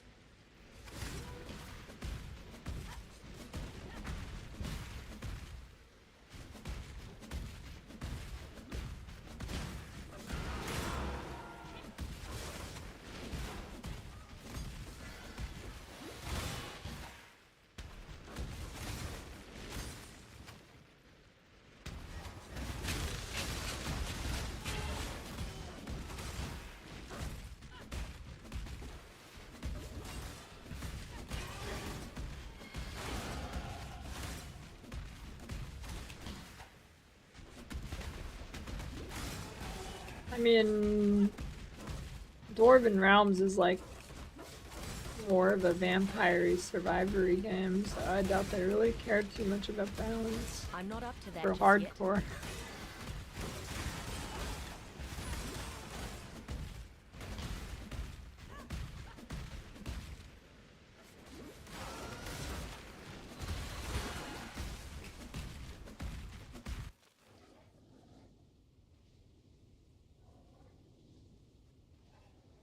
Game's kind of sick though. So courageous. Such a fine example of womanhood. I simply knew you wouldn't disappoint me. Or my husband. You see, His Majesty could never be satiated on his wedding day by one bride alone. Thank you, my new sister. I shall always treasure your company.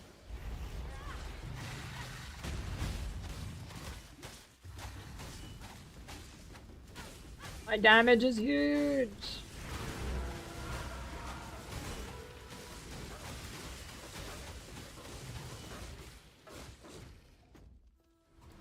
Arm Flask has like a level 68 requirement. I don't know why it does. It really shouldn't.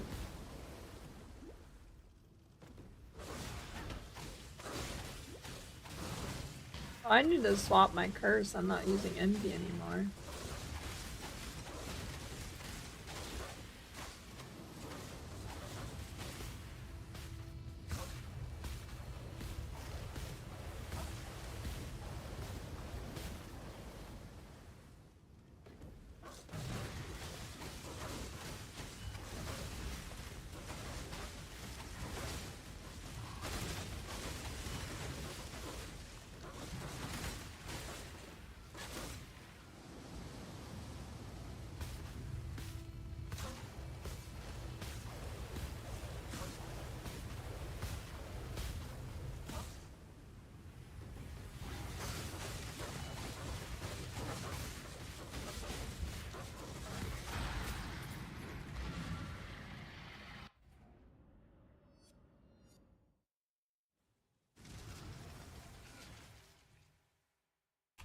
Stroke loves Nordic Candia. Good day.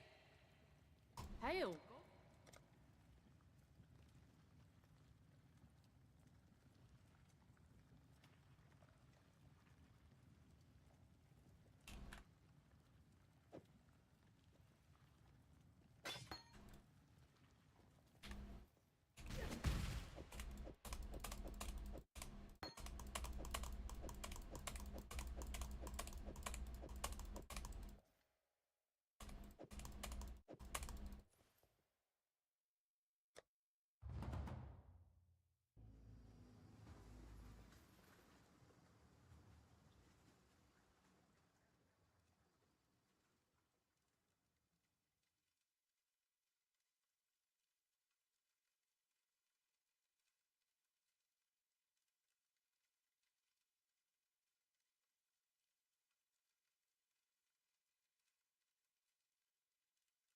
Reflect rare mob. Holy, what year is it, dude? Those haven't existed in like actually like 5 years. No, it was the map mod.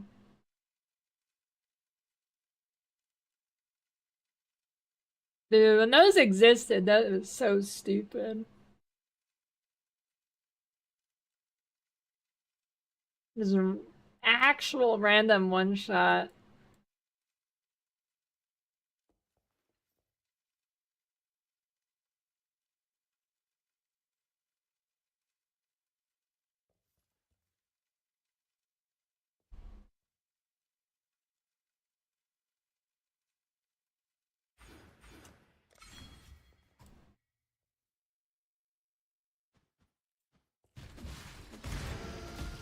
I'm not up to that just yet.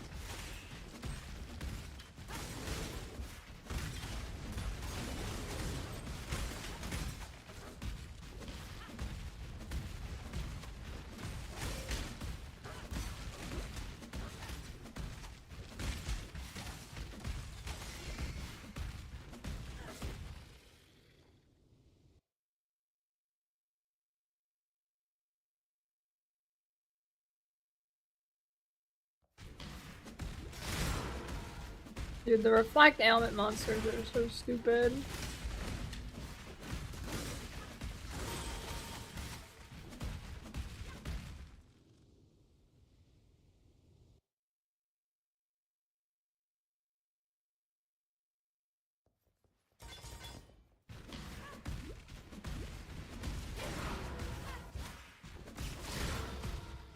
Yeah, you can do the lightning strike tricks with that. For sure. My mana is gone.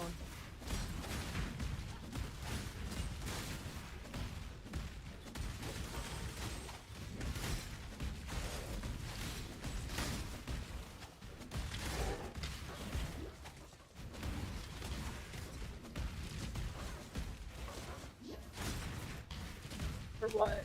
Or the candy I have?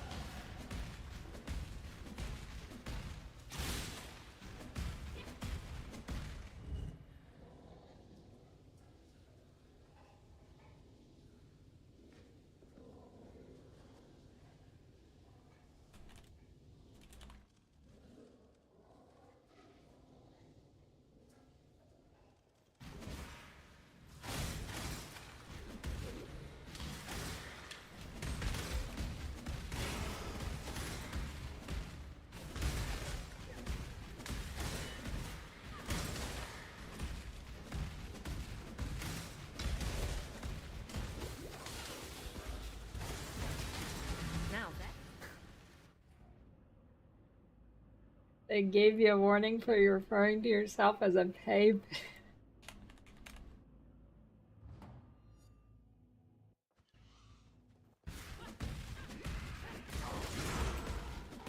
You're SSF, SU. Trying HCSF for full clear normal boss and movement that goes well build. Archmage Ice Nova. I'm not up to that just yet.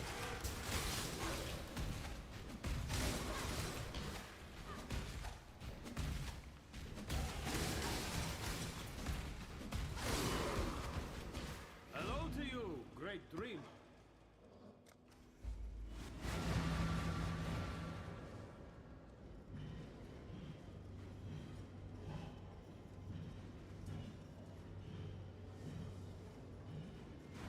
Dude, I could go for a pig. Any piggies in chat? The proper feel of the world is absent here.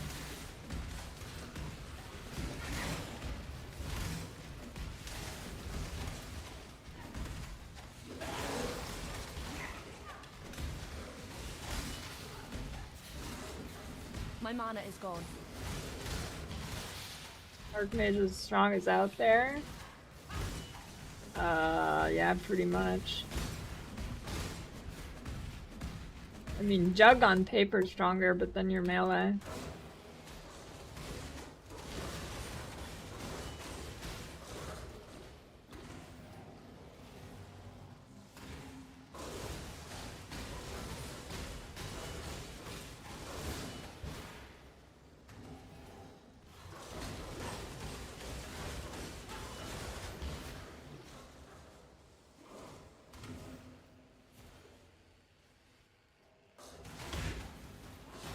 Best mechanic for character, a good AoE clear.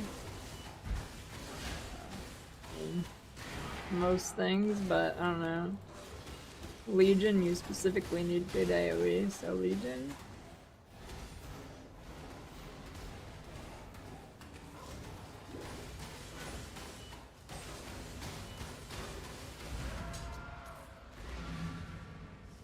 This sanctum is nothing but a scar.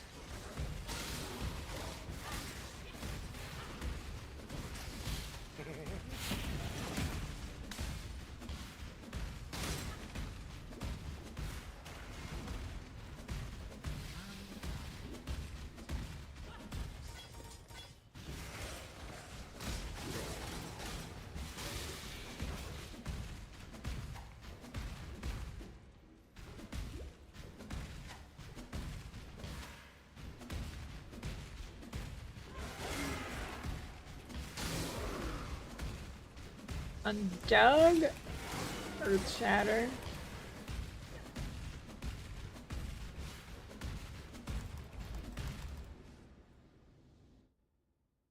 I mean, Slayer is probably the best all-round start, but if you're new to hardcore, you're gonna die. I'm not up to that just yet.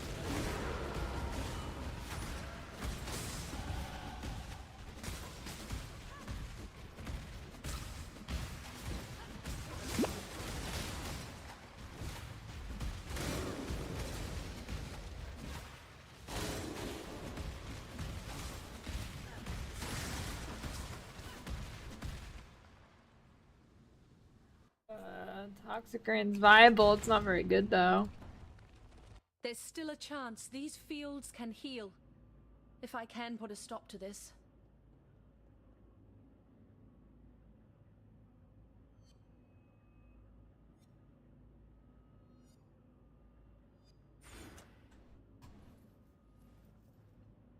Alright, I'll be right back. The log is ready.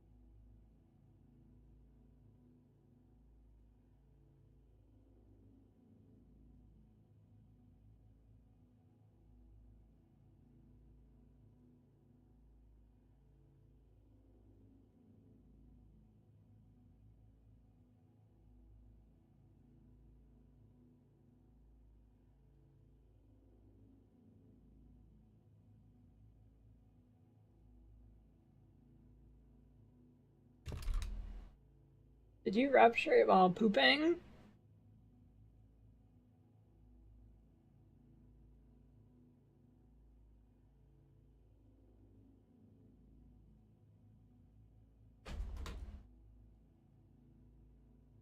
Do you know what the cool thing about having long hair is that I don't need toilet paper anymore. I can just grab the end of my hair and start wiping. Real money saver.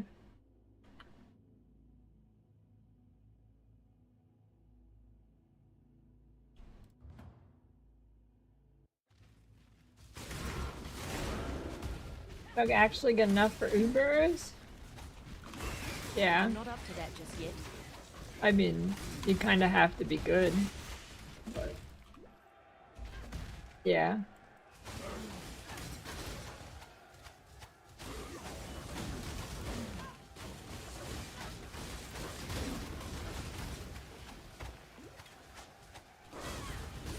Check Al Kaiser's video from League Start.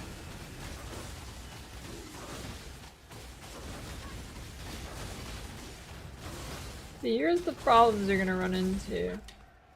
Jug, you're gonna die because you don't have enough damage. Slayer, you're gonna die because you don't have enough tankiness.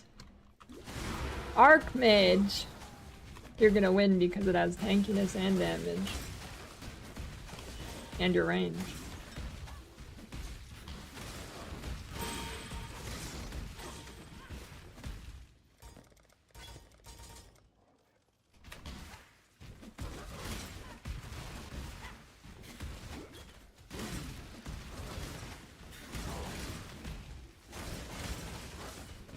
Pick your poison.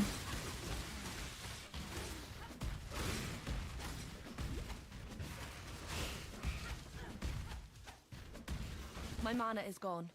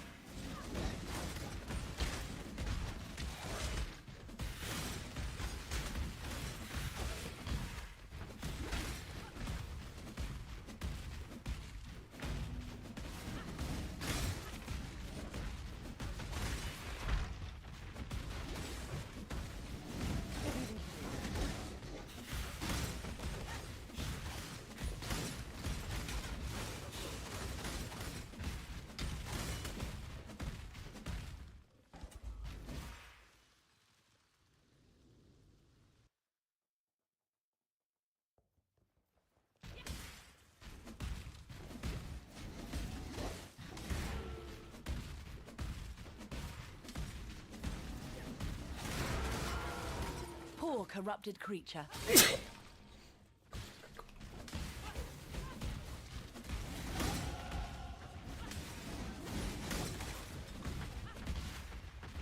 Start a sneeze counter too.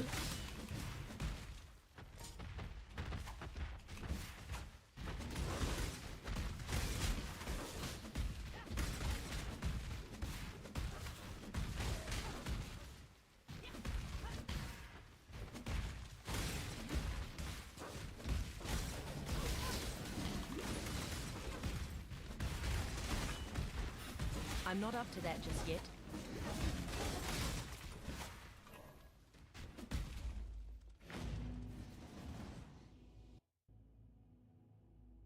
How many additional strikes do you need for lightning strike?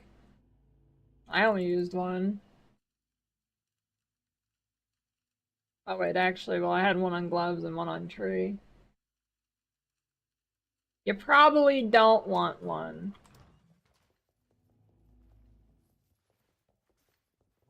I mean, you could probably get away with it, but I'd want to do that here. I'd probably just stick with 2. I don't think 3's necessary. Like, some people get 3. I don't think that's Keep your wits about. What? worth, but... Or 50 pounds. Not even trying.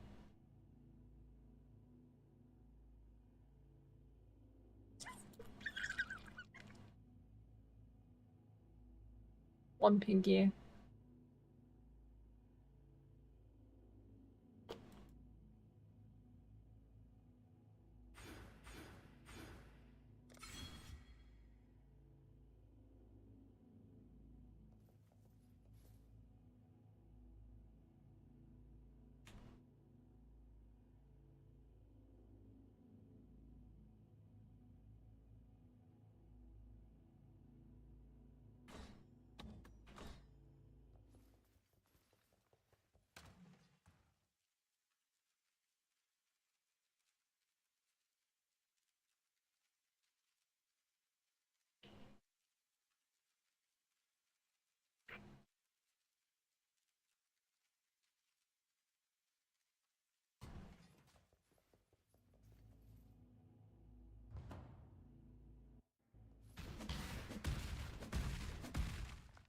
Justice will prevail.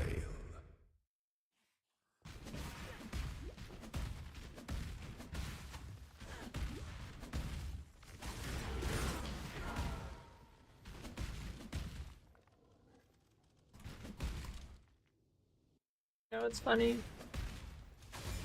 Despite all this leveling gear, Armor Brand Cremation is still just better. My mana is gone. With no leveling gear.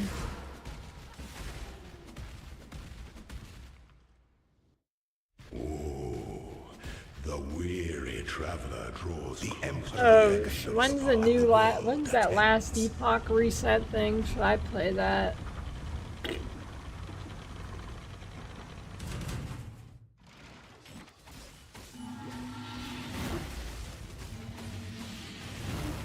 To command is to act.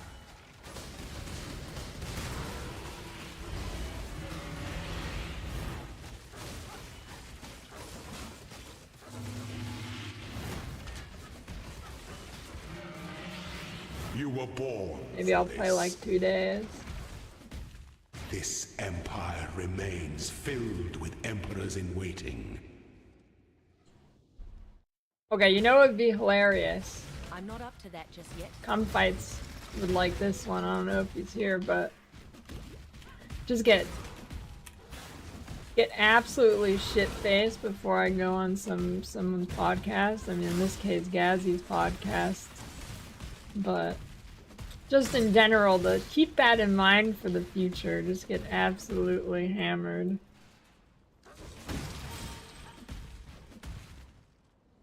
That'd be pretty funny. Arma Brand Cremation.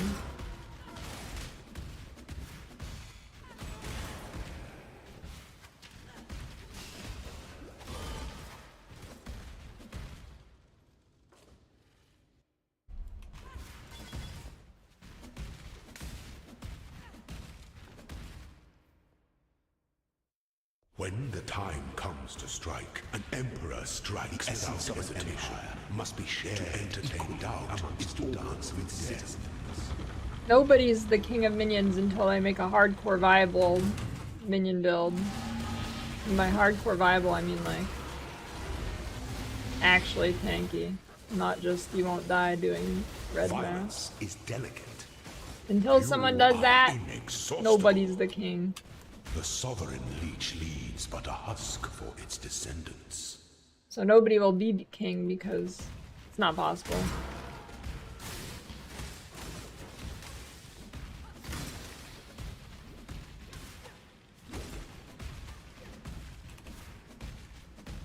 Yeah, I mean, Bama, it doesn't really count.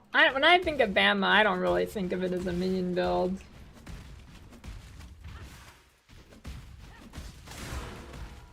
I mean, it is, but like, it feels more like a totem build.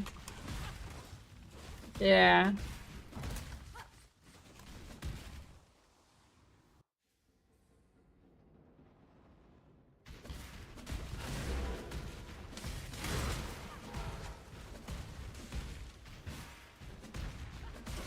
There's no way Alk is rolling minions.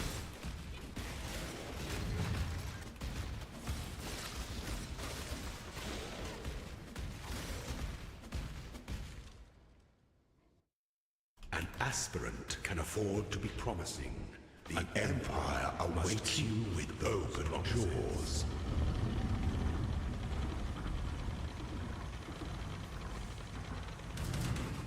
Well, if you revert the balance of the game to however many years ago that was, I'd be happy to play a minion build. I die for the empire.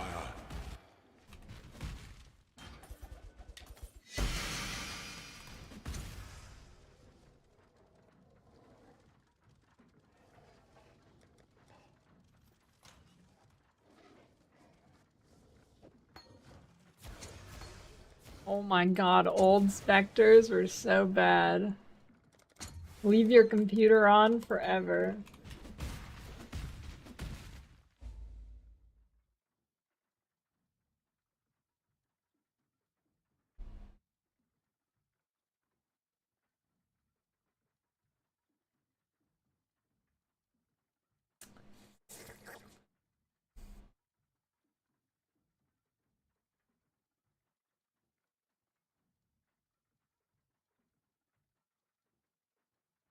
Like withered on hit.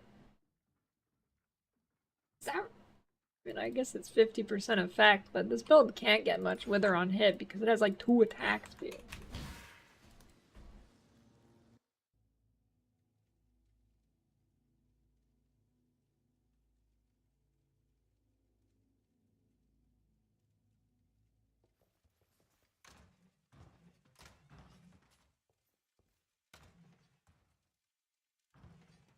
Can't see why I'd want to do that here.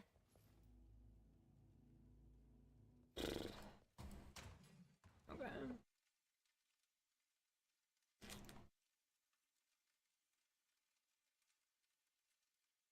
Ooh, 78?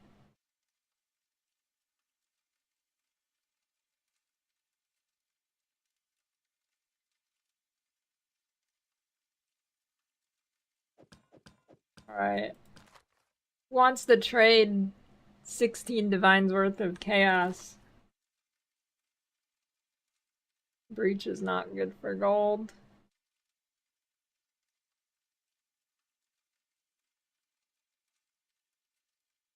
Still populated? I mean, I've had like 50 trades today. I mean, it's definitely slowing down, but...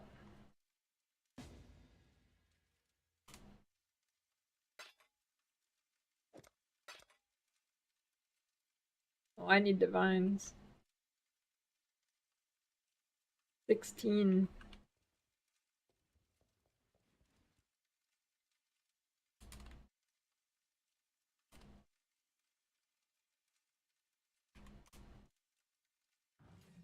Can't see why I'd want to do that here.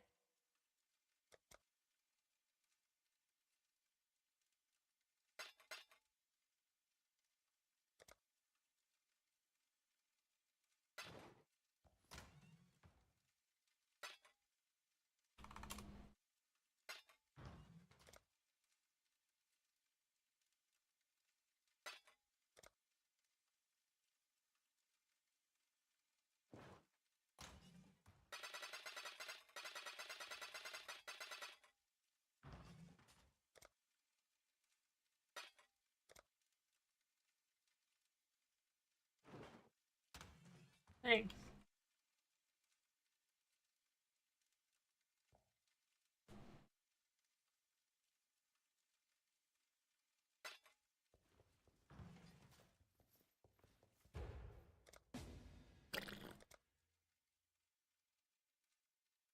Why, hello.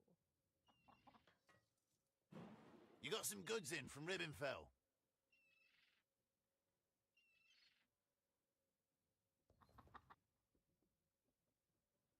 Welcome to the Forge.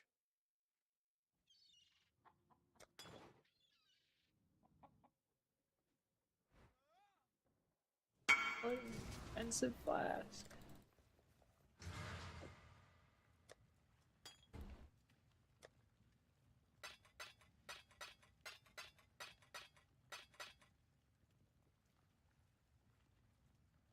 There goes all my divs.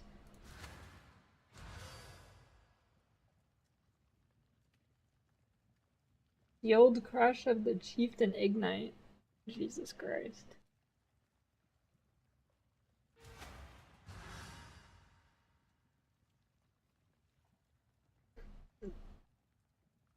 Got a progenesis. I mean, I still have 5k chaos. I wouldn't say we're like super broke. Somebody should buy Hate Forge. Dude, this is the race to the bottom with this guy. He is the master undercutter. I'm gonna end up listing this shit for 1 div.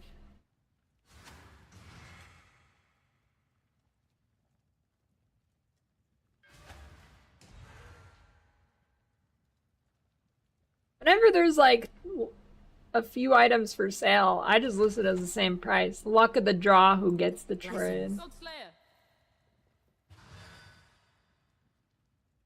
What should I pay for it? I'm gonna say like 40 div. Which honestly, not a bad deal, but too lazy to set that build up. It was gonna be too much work.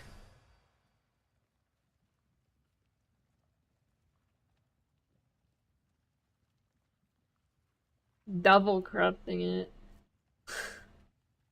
Yeah, but if I get a good corrupt, then I'd feel obligated to actually roll that again. So.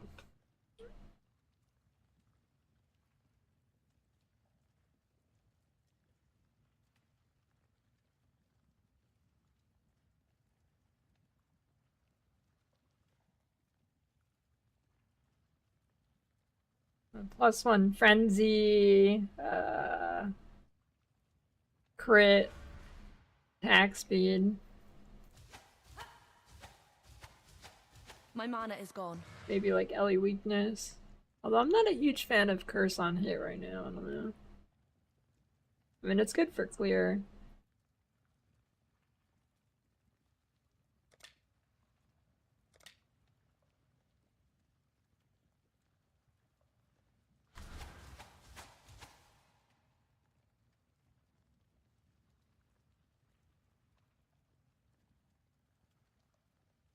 Lightning strike with Warden with energy shield build.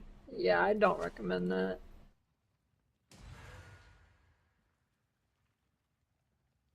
Oh shit, I have a 25 million shipment waiting. I forgot. Get ready for this. You should check out what came in from Ribbenfell. 5 divines and no mirror shards. What do you mean no mirror shards? No power runes? Oh my god, that is a massive scam. No power runes. Just 5D? I didn't even make my investment back from the stuff I bought to disenchant for dust. There's a whole load of baubles ready to be looted. No, that was like 25 mil.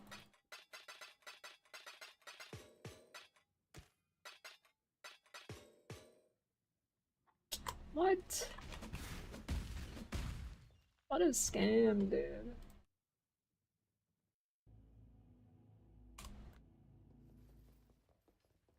I thought you... Goodbye.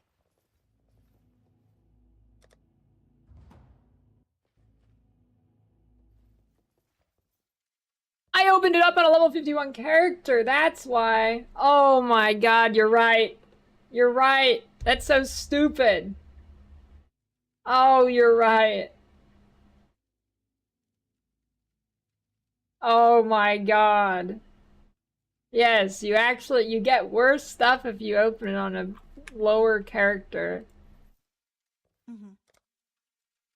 Oh my god. Stay true to you. That's stupid. That is stupid. Can't see why I'd want to do that here.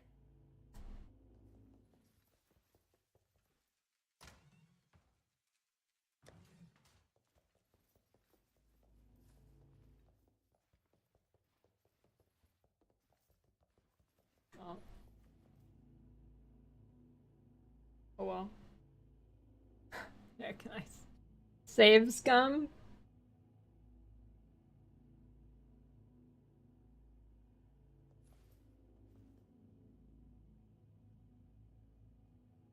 Oh my goodness, dude.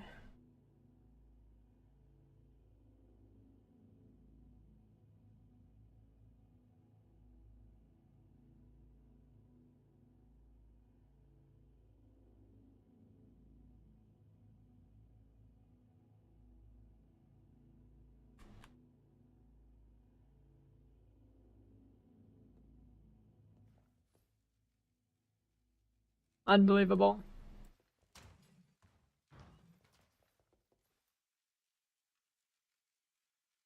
Yeah, 5 div is great for level 50, you're right.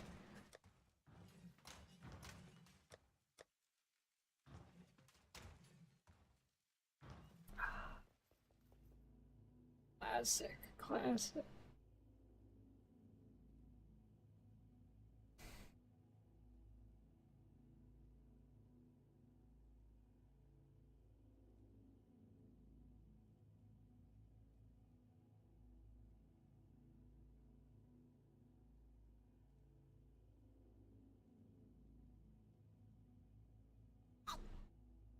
Unbelievable.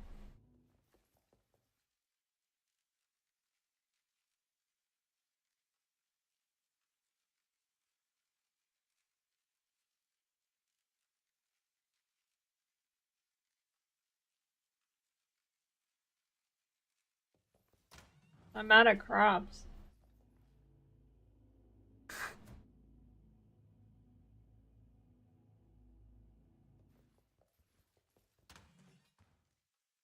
Can't see why I'd want to do that here.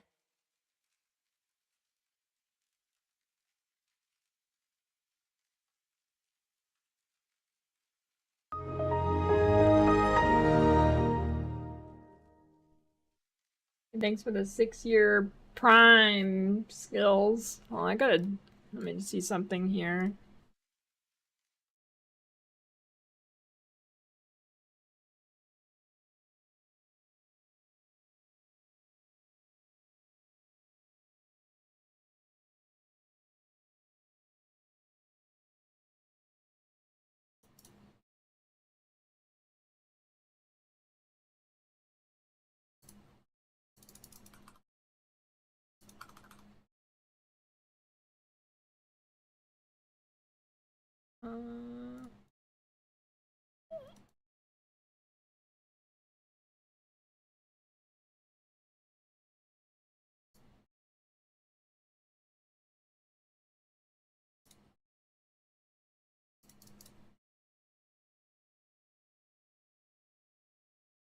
Okay.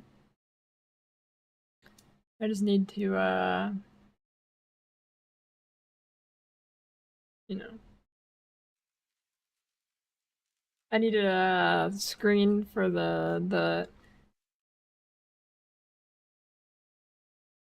podcasting. Get this set up.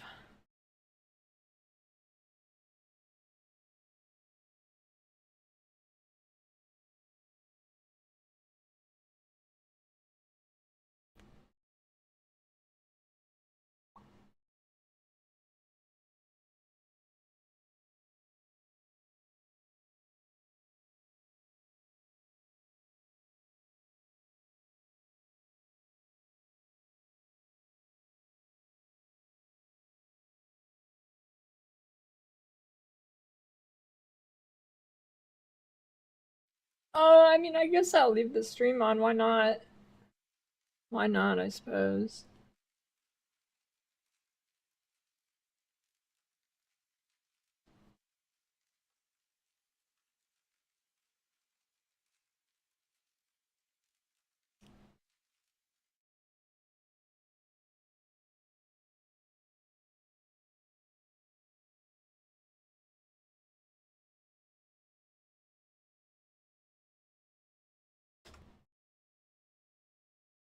Howdy. Howdy. Greetings. Everyone on Scream real fast.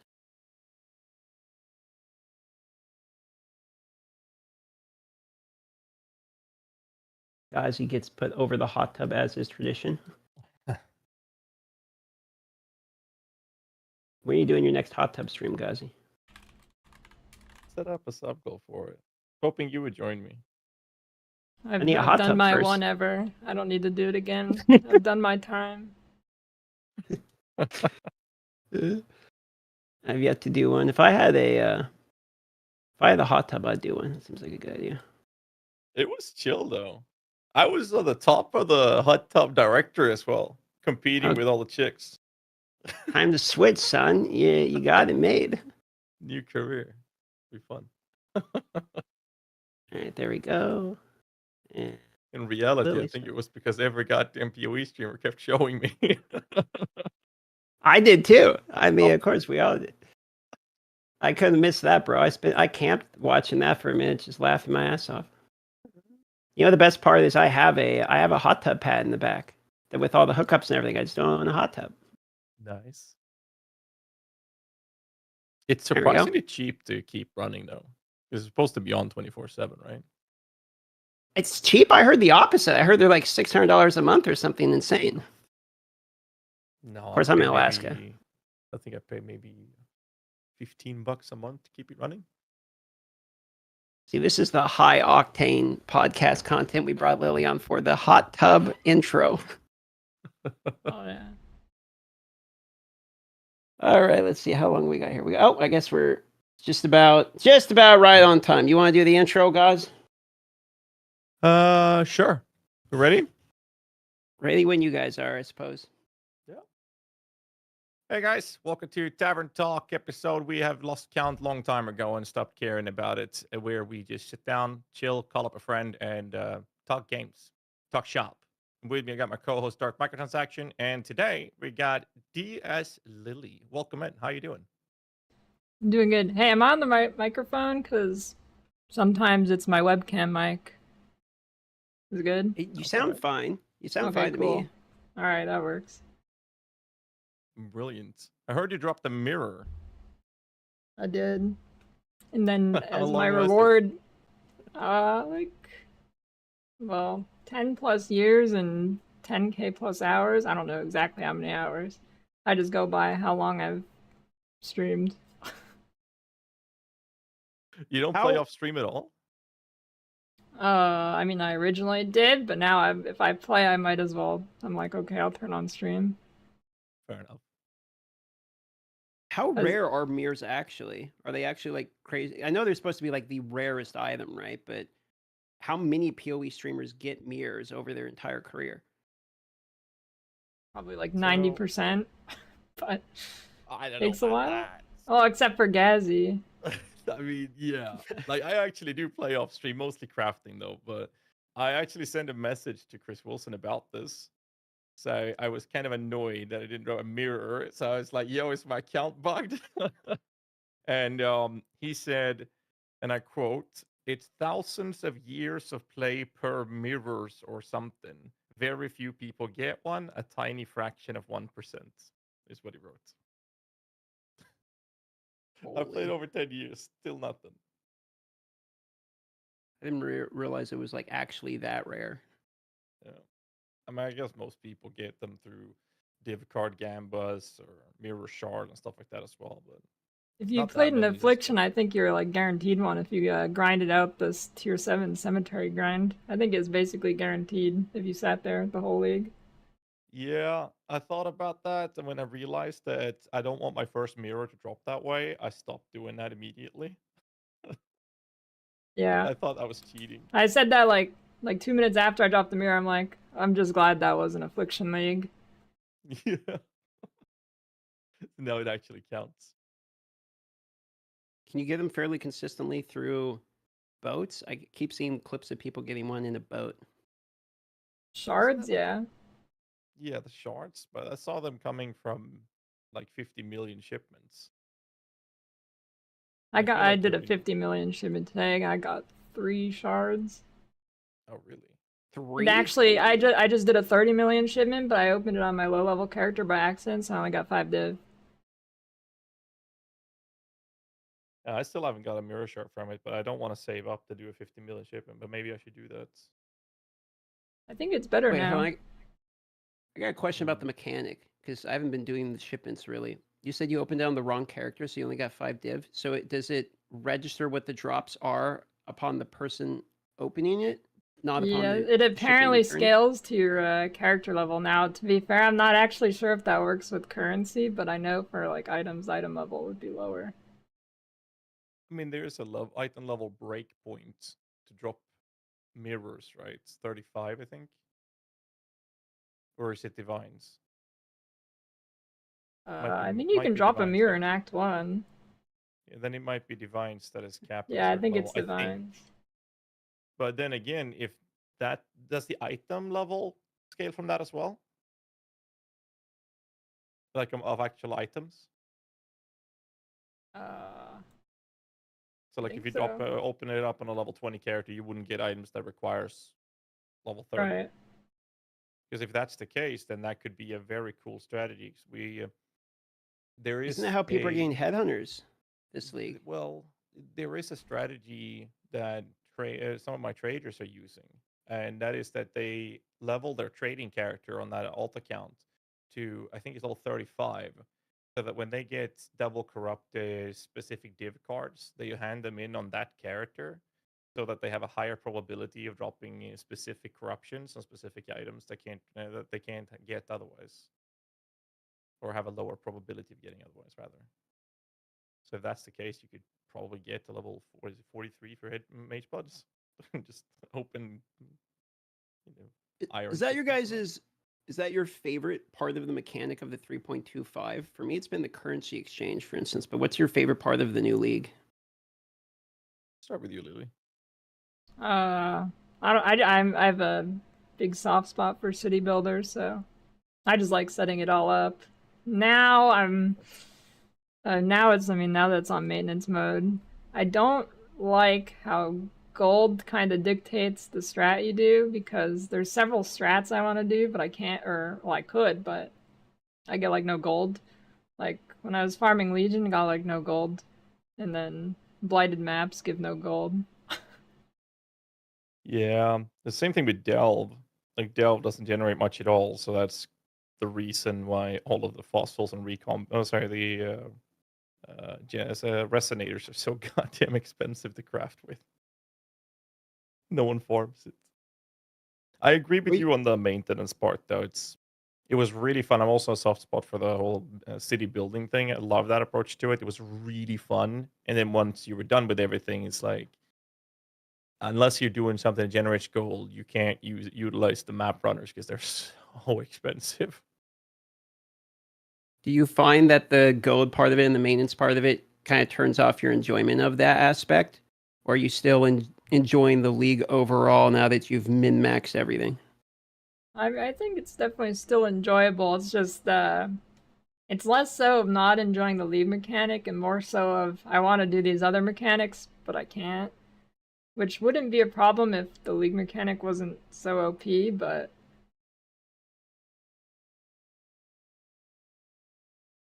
it's kind of not really a choice right now. What I did with one of the cheerleader supports was to run 1 day of tier 17s, and we get a couple of billion gold, and then you can do whatever you want for a couple of days. But that means you have to like get that work done first, and that might be harder in hardcore, I take it. Did you say billion with a B? No, million with an M. Okay. I was like, holy, like, what am I missing here? Like, I know I'm dumb, but I'm not that dumb. How am I missing billions? I mean, you get like 50 to 100,000 gold easily from a pseudo juice tier 17. And No, same that's fine in strats. hardcore. I definitely, I mean, okay, so I keep wanting to do Ubers, but then I was like, okay, but I want to farm gold. So I sit in T17s and I end up dying and never doing Ubers. That's fair. In softcore, it's like, sorry? Nah, go on, finish your thought. I had a question. Like in tier 17s, it's like, if you don't drop reality fragments, the tier 17s has to be obnoxiously juiced for them to be profitable to run. Otherwise, it's just better to sell them at this point, which is kind of meh. So now we're back and just sticking to tier 16s unless you really want to juice things up crazily. So I was going to ask you, because you mentioned dying. I watched your clip on the it's Reflect Physico that got you, right? Yes. It was like Oh, go on. No, sorry. Let me go ahead. Oh, it was just like that. I've been doing reflect maps with that character the entire time, but it was the perfect storm. Dude, you can evade reflect damage, right? I think so. Well, I'm not sure. Asking the wrong person. I know you can mitigate it. Well, do you know, Gaz? Oh, I guess you don't. You play minion builds. You wouldn't know. Thanks. Okay, well, the consensus is you can. So, I guess up until that point, I wasn't really shield charging into too many monsters, and then I hit 4 monsters. I had like an 80% chance to hit 2, of course. So, I managed to hit all 4. I didn't evade any of it. 50% shock proliferated onto them from the previous pack I killed. And then I must have also crit on my shield charge, which would have been like 100%. And then it killed me. But I was doing every T17 map with like Reflect on it, because that stuff rolls like every single map, I feel like. But I mean, if you can evade it, that means you're still on the entropic layers. So you must have hit enough enemies, or been hit recently enough for the entropy not to reset. So if the consensus is that you can evade it, not only did you hit a perfect hit on it, you must also have just broken the entropy so that you actually would be hit by your own reflect hit. Yep. What's your guys' take on reflect? Is it the type of situation? Because when I was starting to learn PoE, detonate dead felt like bullshit. I didn't really know what I'm doing, and suddenly I get one shot by something. I learn there's a boss with 1 billion HP, and I got detonate dead and blow up. And then they changed detonate dead, and it feels fine to me.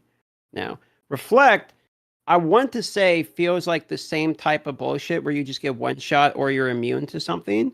But when I brought this up previously, people said, well, you need reflect in order to be able to brick certain maps against other people and how it's the economy up they can buy and sell. What's your guys' take on reflect? Do you think it's kind of a mechanic that is bullshit and either shouldn't exist in its current iteration, or it's fine and you just need to learn to build around it? How you feel about reflect?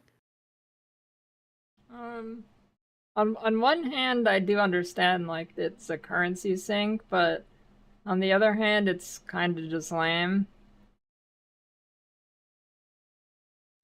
One of the strategies people are running right now is like 8 mod corrupted maps, right?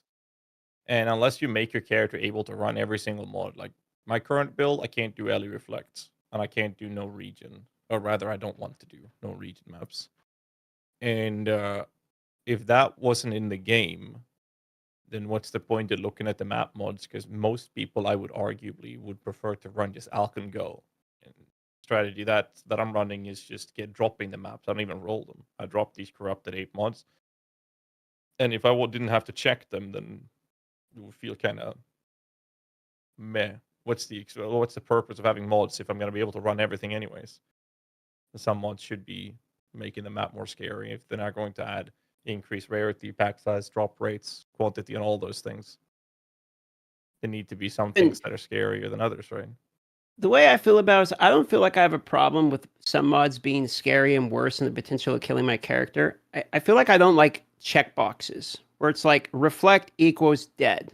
Like it's not a matter of like there's no line in which you can go a certain amount. Although I guess your trickster might disprove this point in which you could do all of them. You know, you said you were doing them eventually until you got unlucky there. But it feels to me like, okay, are you reflect immune or can you run reflect? Yes or no? There's no like layer of, okay, well, I can deal with it up until this point, and now I hit this point on the spectrum that does too much reflect damage and I die. Like it doesn't feel like I'm playing around anything. It just feels like, okay, I'm reflect immune, or I can run it yes or no, and that's kind of why kind of feels like bullshit to me.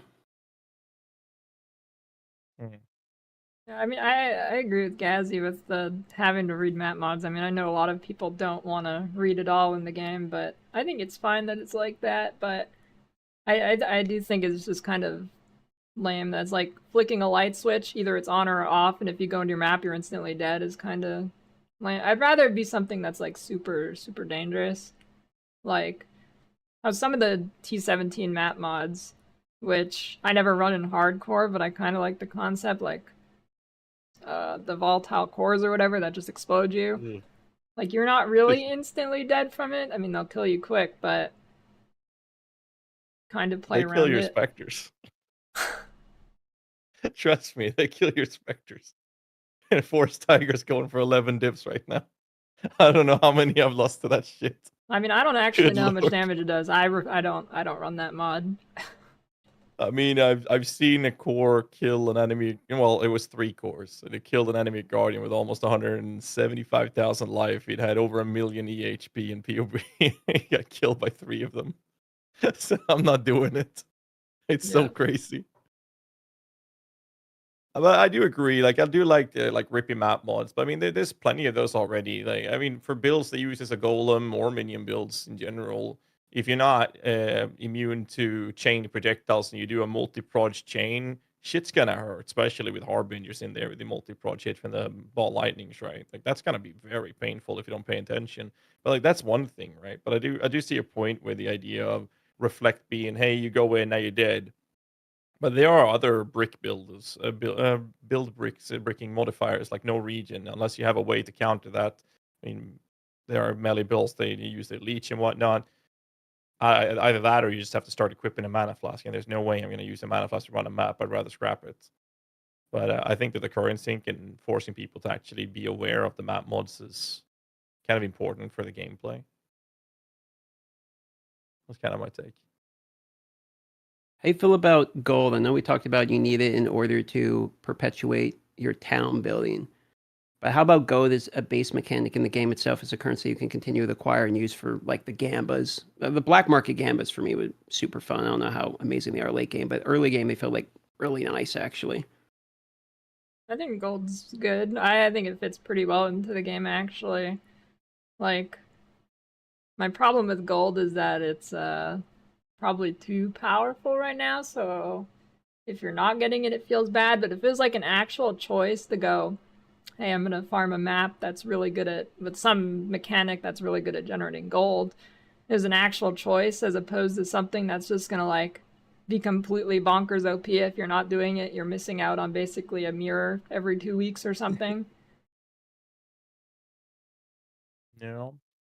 I think that during the current league where the gold is so important to keep your town running, especially with the average cost of your map runners, is forcing people into farming it. And unless you're a player that blasts through tier 17s, you're going to have to sit and do quite a lot of tier 16s to maintain it. I mean, we're talking 50,000, 60, 70,000 gold an hour.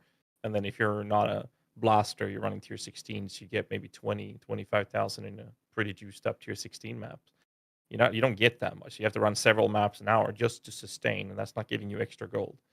But I think that if this goes core and we keep this after the league's over, we don't have that maintenance cost, and gold's only for potential gold gamba and Faustus currency exchange. I'm not sure about how easy it would be for them to balance, because I mean, if it turns out that the gold gamba is really strong, now suddenly we're back on the idea that if you want to utilize this, you're gonna have to do whatever is the best way to make gold again. It's a bit of a balance question, I guess.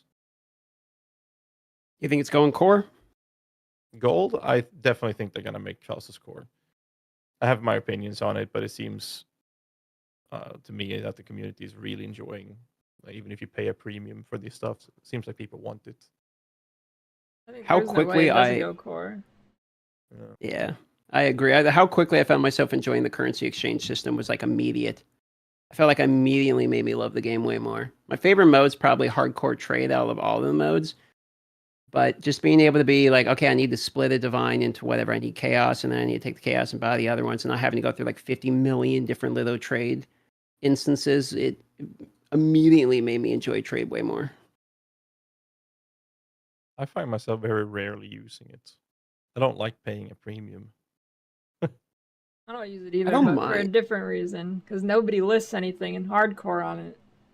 Ah. That feels bad.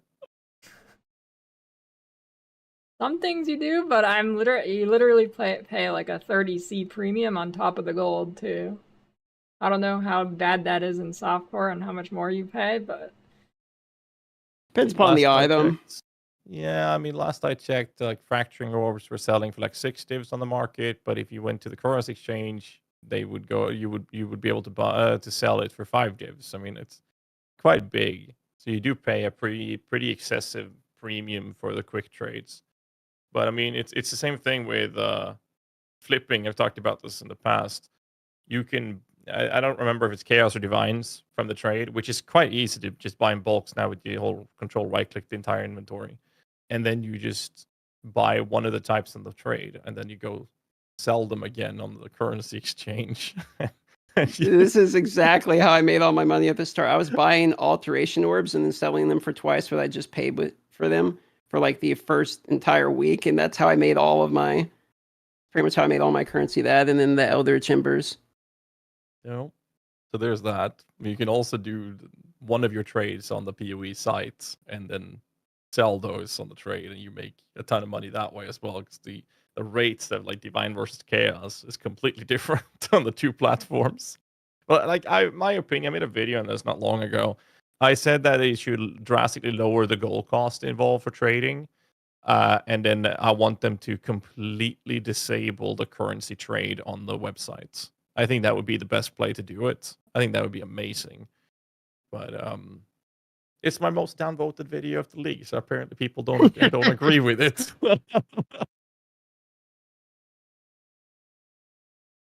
What do you think about that, Lily? Disable the currency exchange trade on the websites, force people into the fastest instead. I don't know. I wonder how much. Well, I mean, I guess I don't know. How different is the economy this league with the auction house? Is it like similar or is it just too different overall to really say how much it affected it? 'Cause something a lot of people for a while were like, or some people who are against an auction house were like, oh, it's gonna make prices go out of control because of bots or whatever, blah blah blah.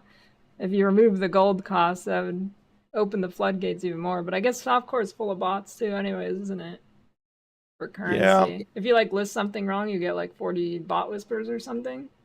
Oh yeah. I mean, people seem to not understand how insane bots are. So when they think that gold cost is going to prevent bots from existing, I usually go on a rant and explain that there are bots in the game that farms for you. There are bots that trades for you, snipes for you, flips for you. And here's the crazy one. There are bots that will profit craft for you.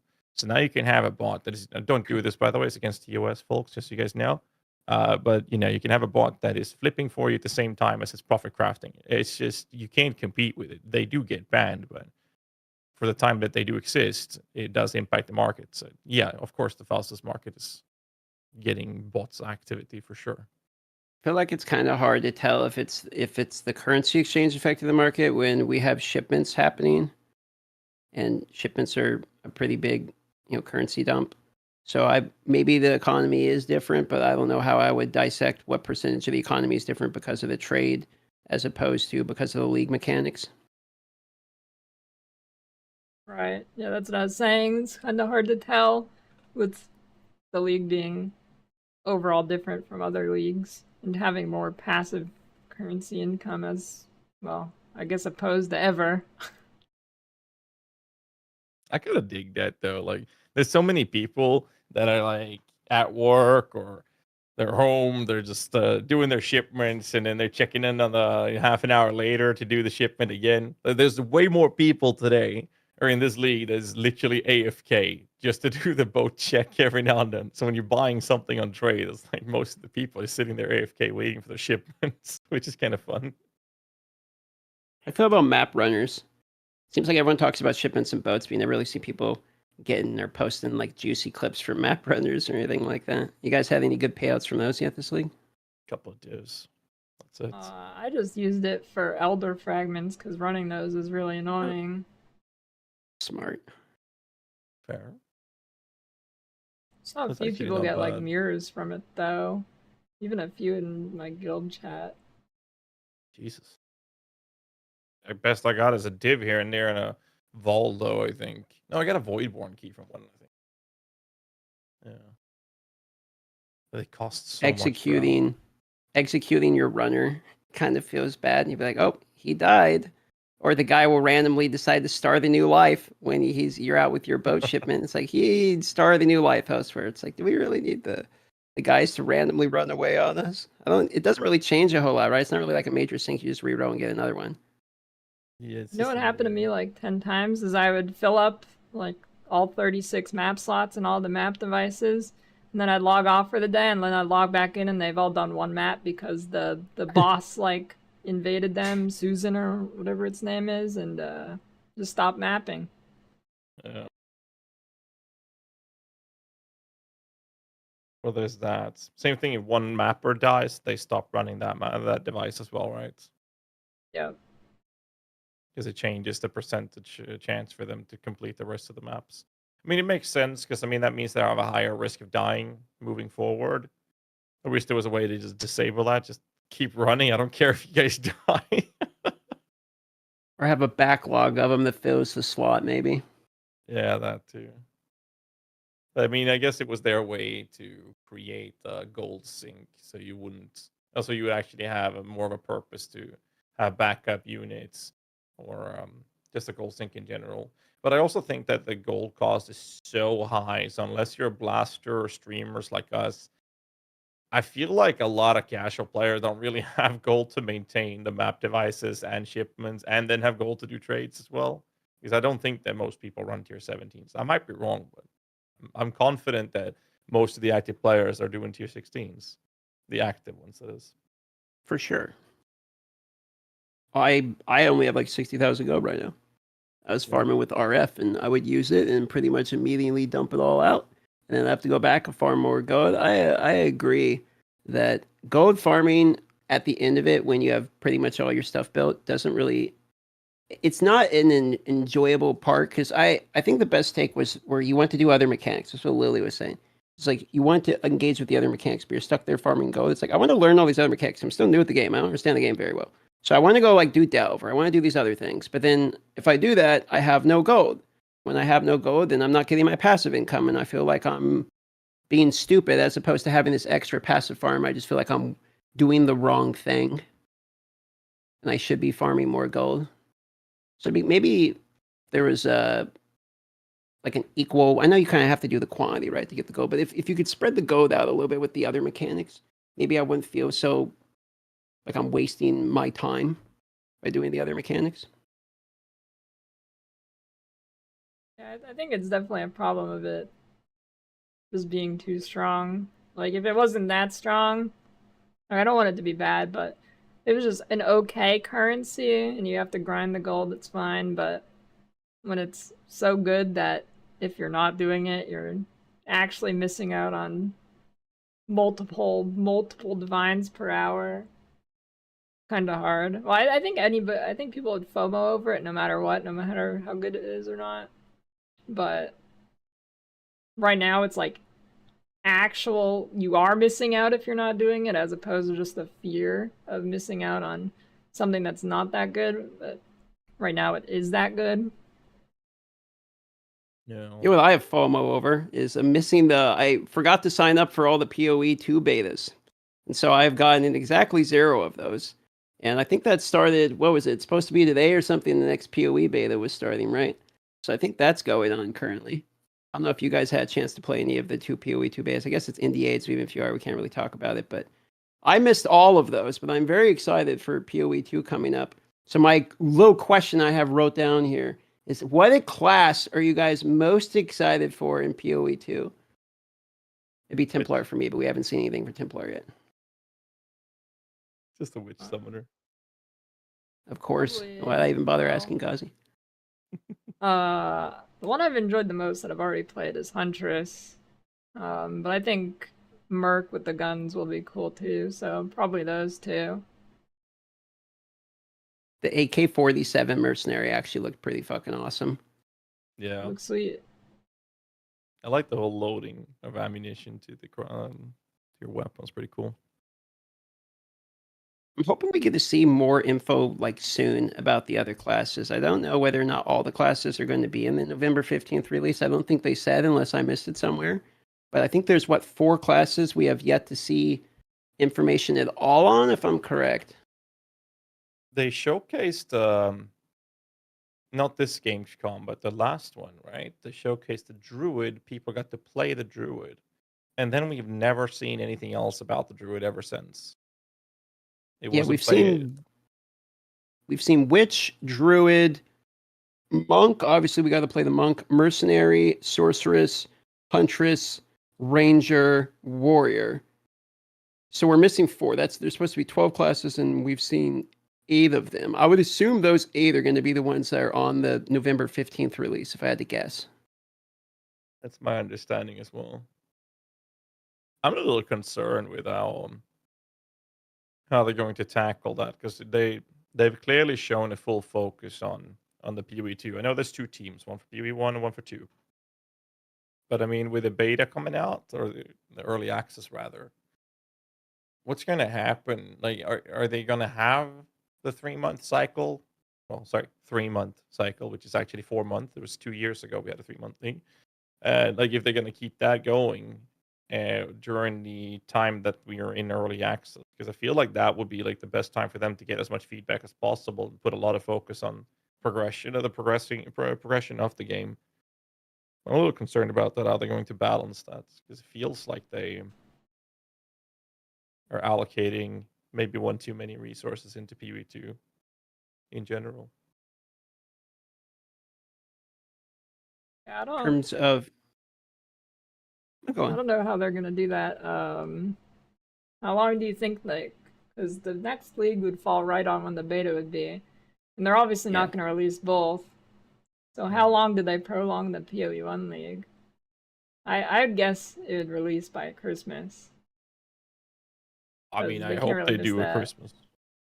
Nah, they 2 years ago, was it Cyberpunk? 3 years ago, where they Cyberpunk? delayed. Yeah, they delayed a December launch into January with the argument that Cyberpunk would eat too much of the player base. Was the official statements that has been made. I mean, I guess And they're wrong about that one because on release wasn't that game dog shit? Yep.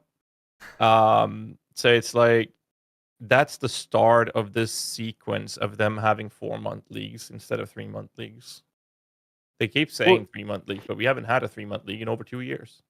Well, they can't release it early, right? Because if they release it right before the PoE2 beta, they're cutting the balls off their own PoE1 league. Like, everyone will go play the PoE2 early access if they launch the PoE1 before it. Now, if they launch it afterwards, then they can see how many people would quit PoE2 in terms of data in order to go back to the PoE1 league, and then they could get some information based upon, okay, how many people actually prefer playing PoE1 or how many people would stick with PoE2. But if they do the PoE1 launch first, I feel like the data for them isn't going to be as accurate to see how many people quit the PoE1 league to play PoE2. You see what I'm saying? Because everyone's going to want to try PoE2. It's the first time. But quitting the PoE2 right when it's hype to go back to PoE1 might actually give them some retention data. It makes sense for them to launch in December for the Christmas times as well. They don't want to miss that. It's massive how big of a difference it is. I mean, we see it as streamers as well. Even subs and stuff like that during Christmas times is like an all-time high, and then January, everyone's broke. February, people start recovering. March, we're back on track. And like, that's just the way it goes, right? It has been for many, many years. And that's not going to change. It's just the way, the world we live in. So they definitely don't want to have the release happening in January again. That's something I know for a fact. I talked to Chris about, and he said the same thing. It's like they don't want to have a launch in January if it can be avoided. They want that to be for the Christmas holidays. People are free. People can play. They have time. They have the money. All of those things plays huge factors into this. But we'll see. I think we're gonna get a PoE1 league in December, and since the early access is supposed to last for 6 months, I have no idea how they're going to allocate resources if we're going to see a PoE1 league last 6 months.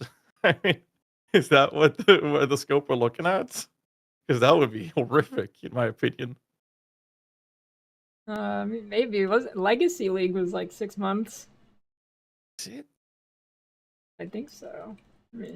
I mean, we had 6-month leagues in the start, but I mean, we're talking ambush league shit.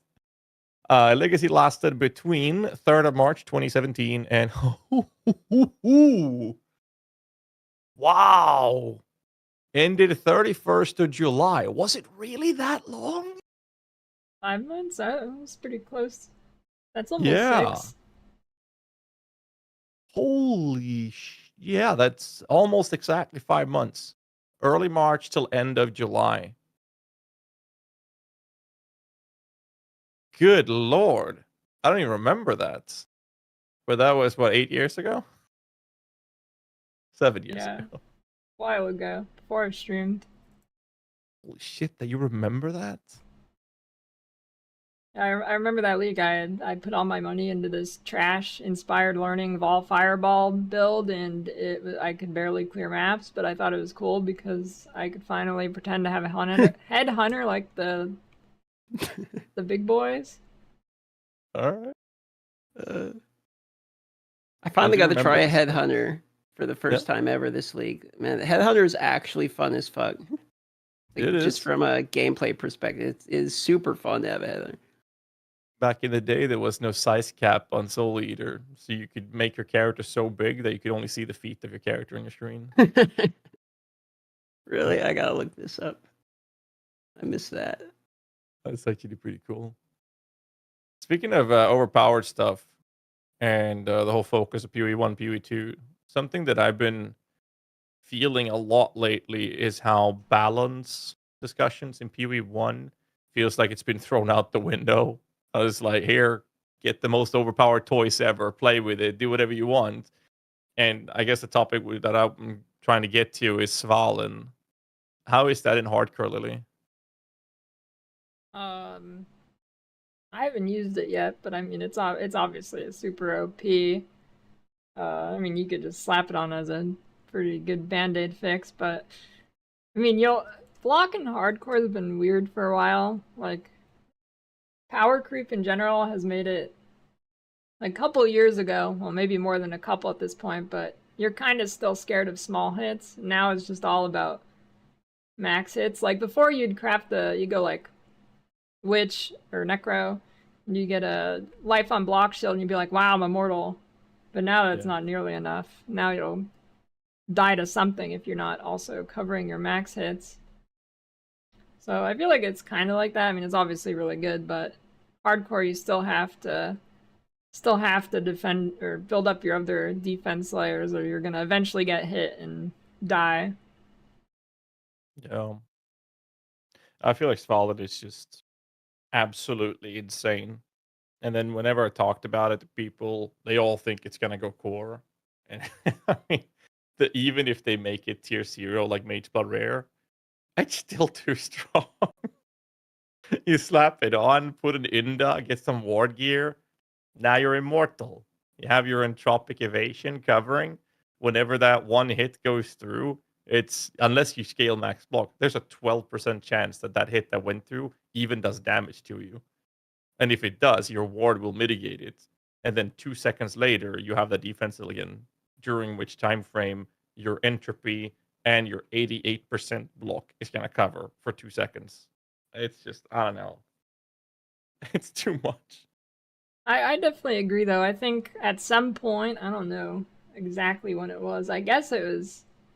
I feel like the biggest time was maybe around Toda with like Defiance of Destiny. I feel like at some point they just decided, all right, power creep's out of control here, and yeah, we'll fix it in PoE 2, and now PoE 1's just off the reins, going crazy. Which I mean, I feel like the game's still in like a good state, but it gets a little crazy kind of fast. Yeah, but I mean, we've had a pretty good history of them always giving us some cool toys to play with every league, right?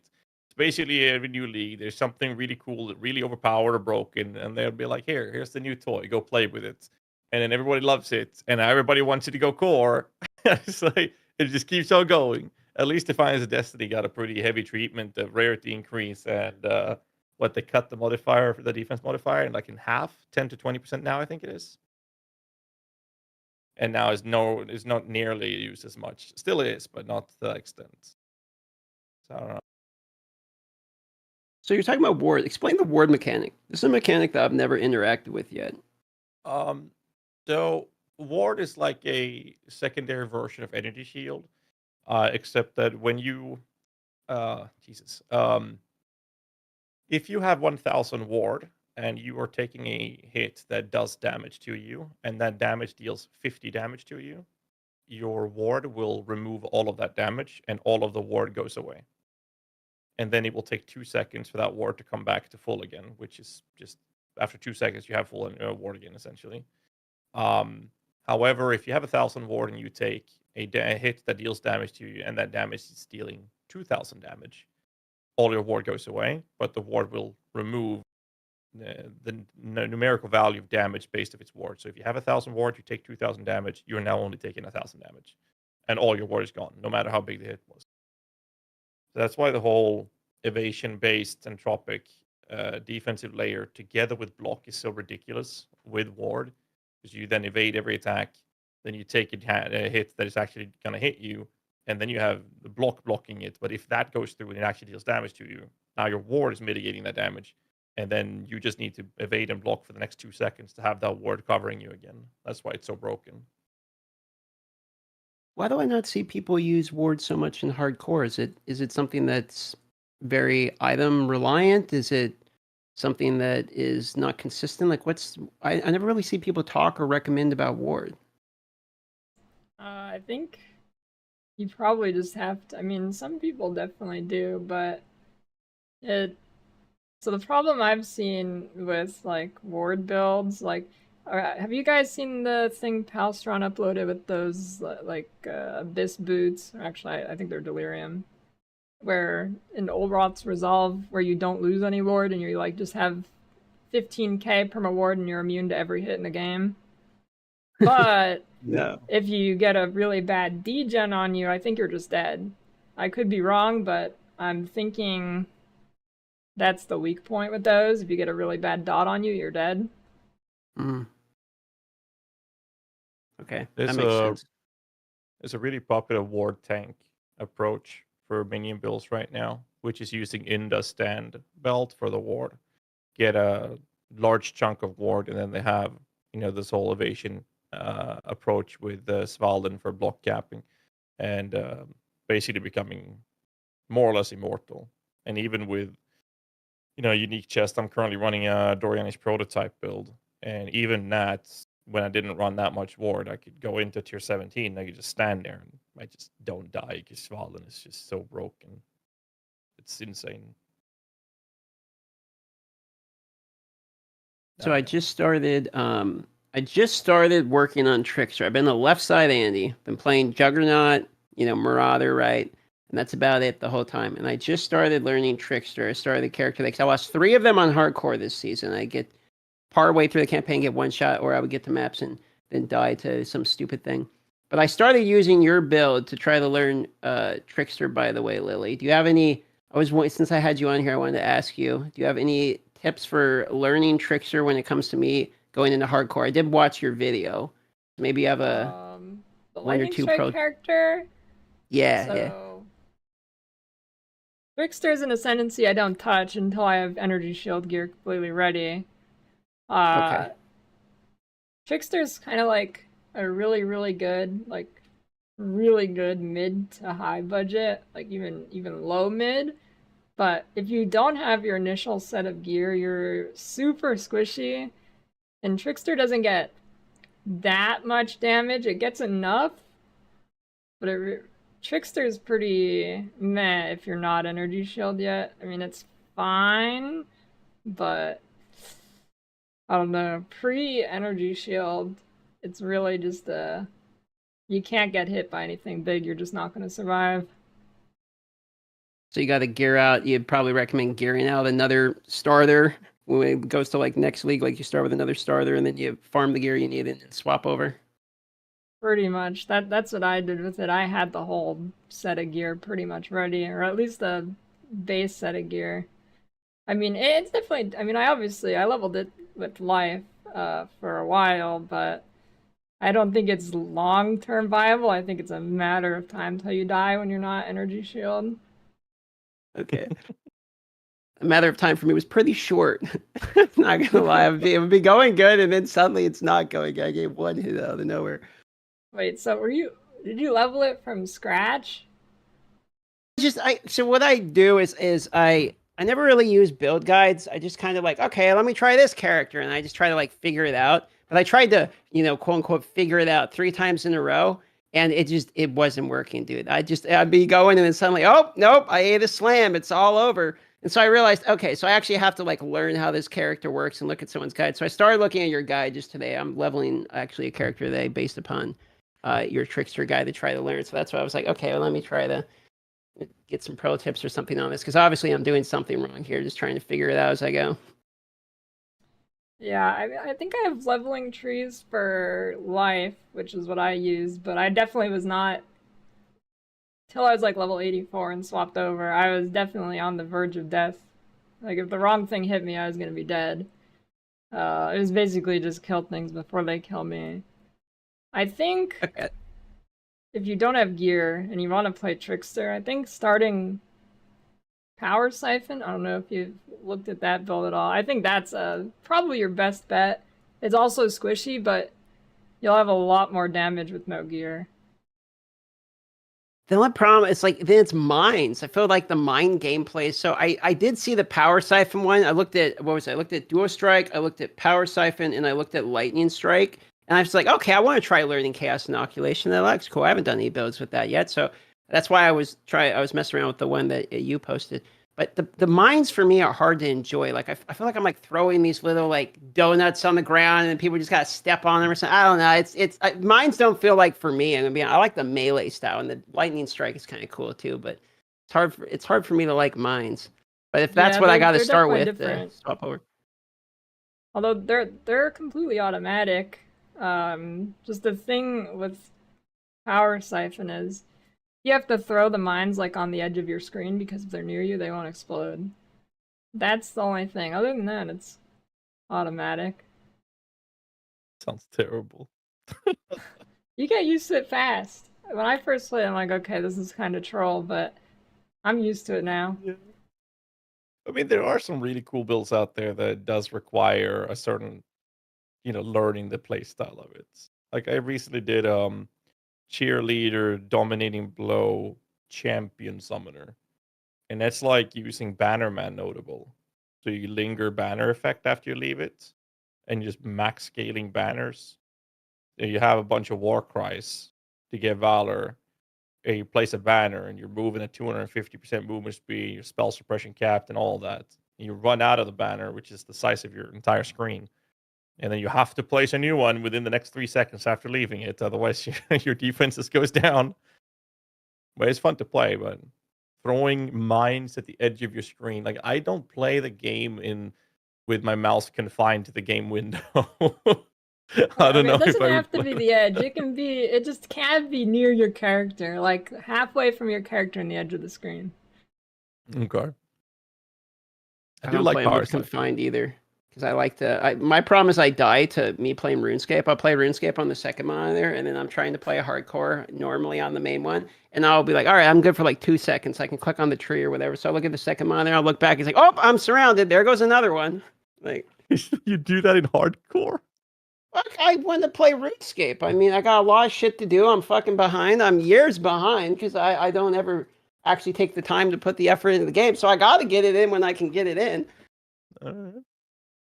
Lily, did you play RuneScape as well? I play whenever they release their leagues, like once every 2 years. But here it was, hoping you'd be a Tibia player. No, although I've been playing Raven Dawn, but yeah, that game was actually fun. Yeah, I like it. I think it's pretty different than what Tibia actually is, though. It's just the camera angle, right? Yeah, it's definitely very different. Fun though. I feel like the camera angle throws a lot of people off with Raven Dawn. Like I saw you're playing Tibia, and I've watched a bit of Tibia before. I never actually played Tibia, but the camera angle of Tibia seems more dead on. As Raven Dawn's like it feels like it's pretty tilted. Like I'm just a little too drunk while playing that game. It's like. It kind of sums it up pretty well, actually. Fun game though. You guys play side games while playing PoE, or you pretty much only focus on PoE? Not when I'm streaming. When I'm not streaming, I'm always on either crafting or just on for trades. Then I play other games like the TD game I showed you earlier. I've been playing Deadlock. That game owns. Yeah, that game is fire. Actually, I was streaming a bit of that last night. Deadlock. Okay, what character you like in Deadlock? What's your main? Okay, I've been trying to play a different character every match to learn everybody, but top 3 so far is probably Bebop, the robot with the hooks. The ice guys. I think before like the patch recently is kind of trash. I think I never saw anyone do good, but after a patch a couple days ago, I played him and I was just like flying around the air owning everybody. It was kind of OP and I just freeze them and they can't do anything. Those are probably my top 2, and then number 3 would be, I don't know, one of the DPS characters. Honestly, I like all the characters in that game. I feel like 7. Sorry. No, go on, guys. No, I just never played it. So, like, you guys give me like a TLDR, like, because I've only seen some clips, and it seems to Yeah, me it's like it's like it's third person Dota, pretty much. Very, very close. Bingo. Yeah, probably What closer is to that Dota other than third League, you'd person say, Dota? right? Not Heroes of the Storm, Smite. Smite? Is it like that? That game sucks. I never played it, but is it similar? Ace. Because that's like third person Dota, right? It's more like League of Legends, where it's just the inferior MOBA. Yeah, it's like it's more first person shootery. I mean, Smite didn't feel as much first person shooter as MOBA to me, but Deadlock feels like it's like 60% first person shooter, 40% MOBA. At least that's how I feel about it. Maybe the 60-40 is the other way, but it's pretty split. Like you actually have to be able to aim and stuff. It's Smite's kind of like giant fucking AoEs all the time. At least that's how I felt playing Smite.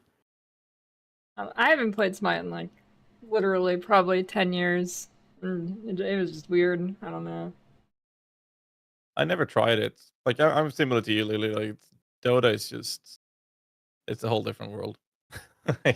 There's no MOBA that beats it. So I'm sorry. Yeah, I'm on the other side though. I don't think League's better, but I played League instead. So I played that game for like 10 years. I played it entirely too much. And then everyone always told me Dota was better. So I tried a couple matches of Dota, and I can see why people have that argument, but I hadn't got into it enough to like understand the significant difference between. I think that in the PoE streamer community, I think there's only two of us that have played Dota professionally, or gotten paid to play rather. It's me and Karn, I think, that's played it. And it's like Dota and League is a good game, but it's just very different things, that like more skill shots and stuff like that, whereas there are other depths of difficulty in Dota specifically. But I think that the biggest problem with MOBAs, if you want to play it and you want to do well, you have to learn, like you're doing, Lily, with Deadlock.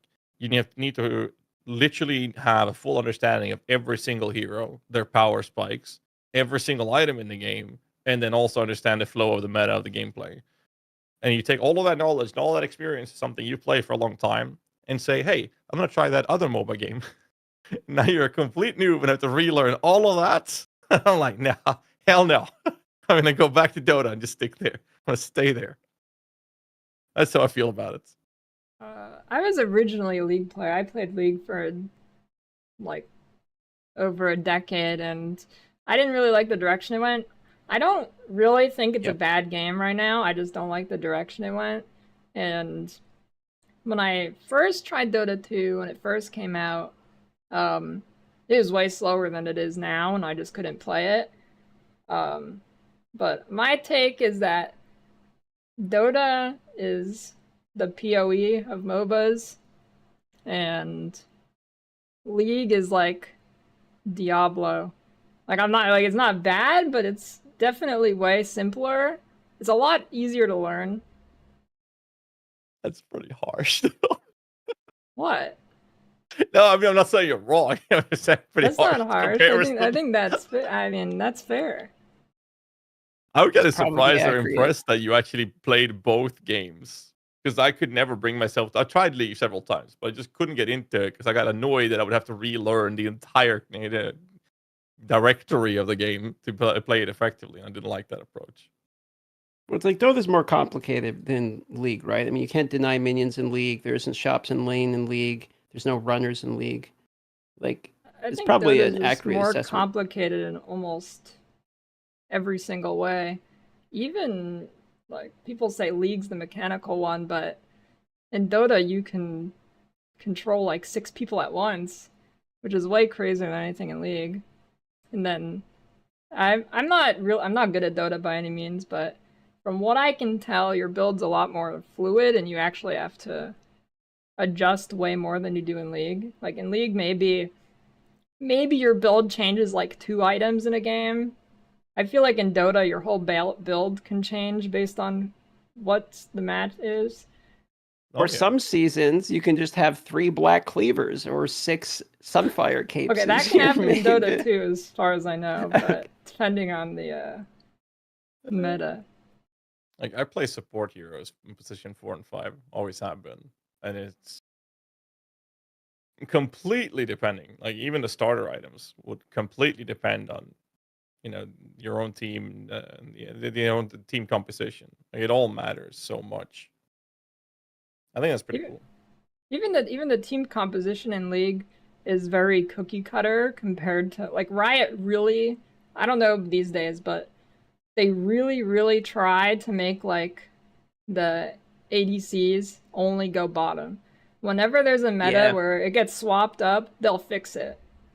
Dota, you kind of just like, I mean, your hero can have different positions. I mean, that kind of is a thing in League too, but like, if League has an equivalent of a position 1, which would be like ADC, they're always going to be position 1 9 times out of 10. Now there is times where you can kind of flex those picks, but it's definitely way less than Dota has. I remember, I think it was 13 years ago, we played in a series called A Series with my Dota team back then, and one of the compositions we had a healing strat like Witch Doctor and IO back then. And what we would do was, if the enemy sent Invoker mid, then I would go as position 5 in a mid lane till I hit level 6, and then we would just swap the entire game around with the IS ulti, which was such an insane strategy. It was pretty fun. But yeah, I don't think you see that in League at all, where you have that kind of fluidity of the roles or lanes that you go to, right? Yeah, League doesn't really have like true hard counters. At least when I played, maybe now there's more of one, but I have no idea. But the worst like hard counters when I played was like, you're going a person that's only melee and you go against the ranged guy and you're screwed. And that's like the extent of hard counters. Maybe there's a few things that were more of a counter, like when silences were a thing, playing a silence against a guy who spammed a million abilities or something, but not really as much of a thing. Less stuff to think about, and you just play the game. So I like that you use the comparison of PoE and Diablo 4 for League and Dota, because it's a lovely segue into the next and final topic here. Diablo 4 PTR starts tomorrow, and they are basically reworking the game again. For the people that don't know, they're dropping the level cap down to 60. They're adding a lot more features related that are very similar to Diablo 3. Have you seen the changes at all, Lily? How you feel about it? I've seen some of them. Like, I watched their last campfire thing, and then once they started talking about like individual balance, I clicked off because I don't really care about that. Yep. But it looked like overall good changes to me, but it did seem like they're just putting D3 into D4 a lot, which is fine. I mean, I said D4 should have launched as D3 Resurrected, and then go from there. But, you know. My conspiracy theory is they were originally going to launch it, like in the version that's now the rework was the original implementation of the game, but then they were like, I don't want to get roasted as releasing it as D3 2.0. So instead they... Oh, I saw the cup. It's a base cup. I agree, but you know, here it's like, could you not react to it? Is what you want me to do? It was so good. Sorry, I cut you off. I actually don't think the game's bad now, but it's a meme that's never gonna go away. It will never go away. They got shit on in terms of the meme's too strong, dude. It's like Sleepy Joe level of meme. Like, you're just, what are you gonna do? That shit is branded. Yeah. Sorry, I didn't mean to cut you off. It's like, how could you not react to it so perfect? Dude, I listen to D4 bad music all the time. I actually think the D4 bad music is I was listening to my car the other day. It's like some of the songs are actually good enough that they're like beyond the meme. I don't know if you ever go to the D4 bad radio. Some of that shit is actually banging. Like the power metal one is unbelievably good. That's true. That's very true. I think I talked about this before as well, before the podcast, right? I feel like season 4 was the first season they have where the game was like, this is actually how it should have been on launch. Then season 5 was the first season they launched that was like, this is the first season after the game has launched the way it should have been, and it was pretty good. I think season 5 was the best season they've ever had. The problem was PoE released the best league they've ever had, in my opinion, at the same time. So there's that. But I think that the changes are very interesting.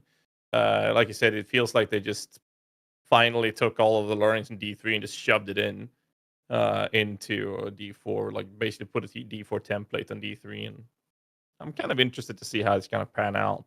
But at least it feels like they're heading in a good direction with the changes. Good direction, because the direction is backwards, which is closer to D2. You got to go through D3 to get to D2. So they're going to make D4 into D3, and then they'll go D3 into D2, and then we're fucking back, baby. Jesus. Yeah. I don't know. I think that the biggest problem I have with D4 is, I don't know if this is true, but it seems to me that after all of the staff fiasco they had over the years has resulted in new hires, and you have developers, or software developers, that are now going to develop something that was half done and then finish that project, and that's just resulting in this fiasco of bugs after bugs after bugs. And then they're just adding new content, but half the game is bugged. The entire Necromancer class is scaled and defined by bugs. And I mean, it is. I mean, you go CDR stack in the board and decrepify. That's what you do, but that's bugged. So, but if they fix that, the class is dead. Defined by bugs. I mean, if they fix it, the class is dead. And they've had several situations of this, like the Bone Spirit Splinters. They were like, oh, they nerfed it.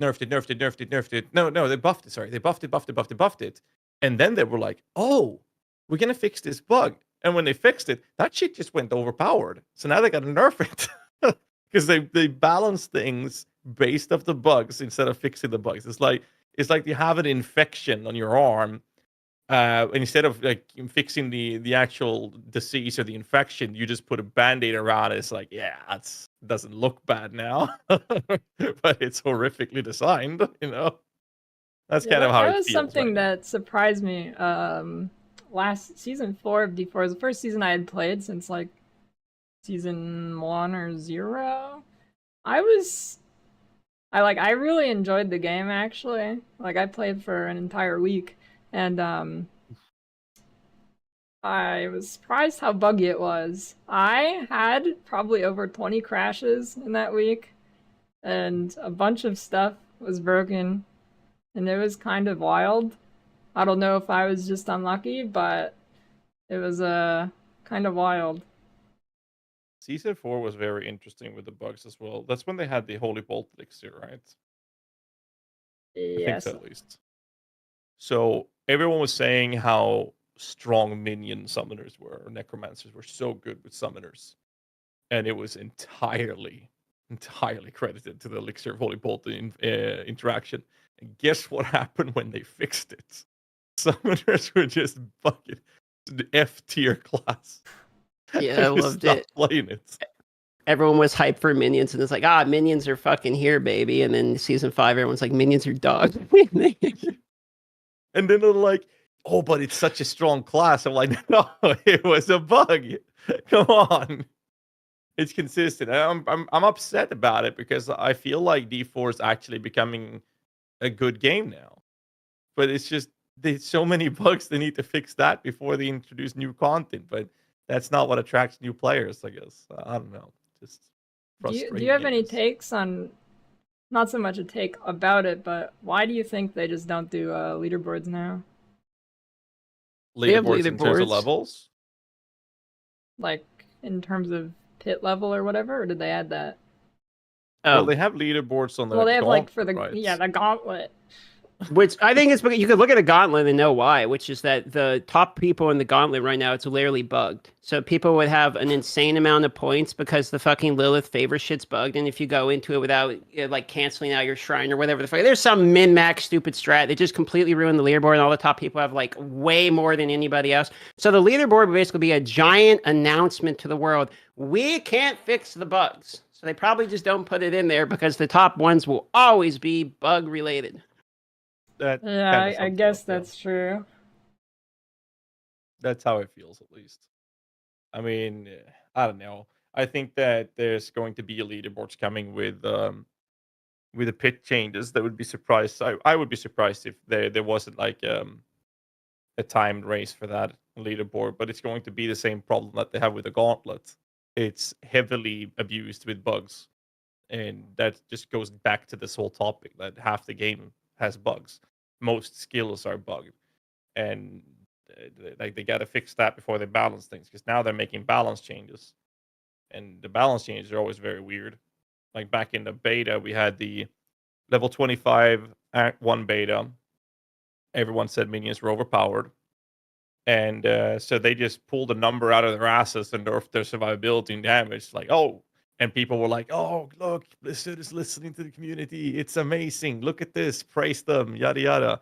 And then next week, beta, level 20 beta came out, and minions couldn't even survive. They just got one tapped all the time. It was completely unplayable. Reddit was on fire. Well, Reddit is always on fire, but more so this time. You know, and you get these D4 devs sitting there.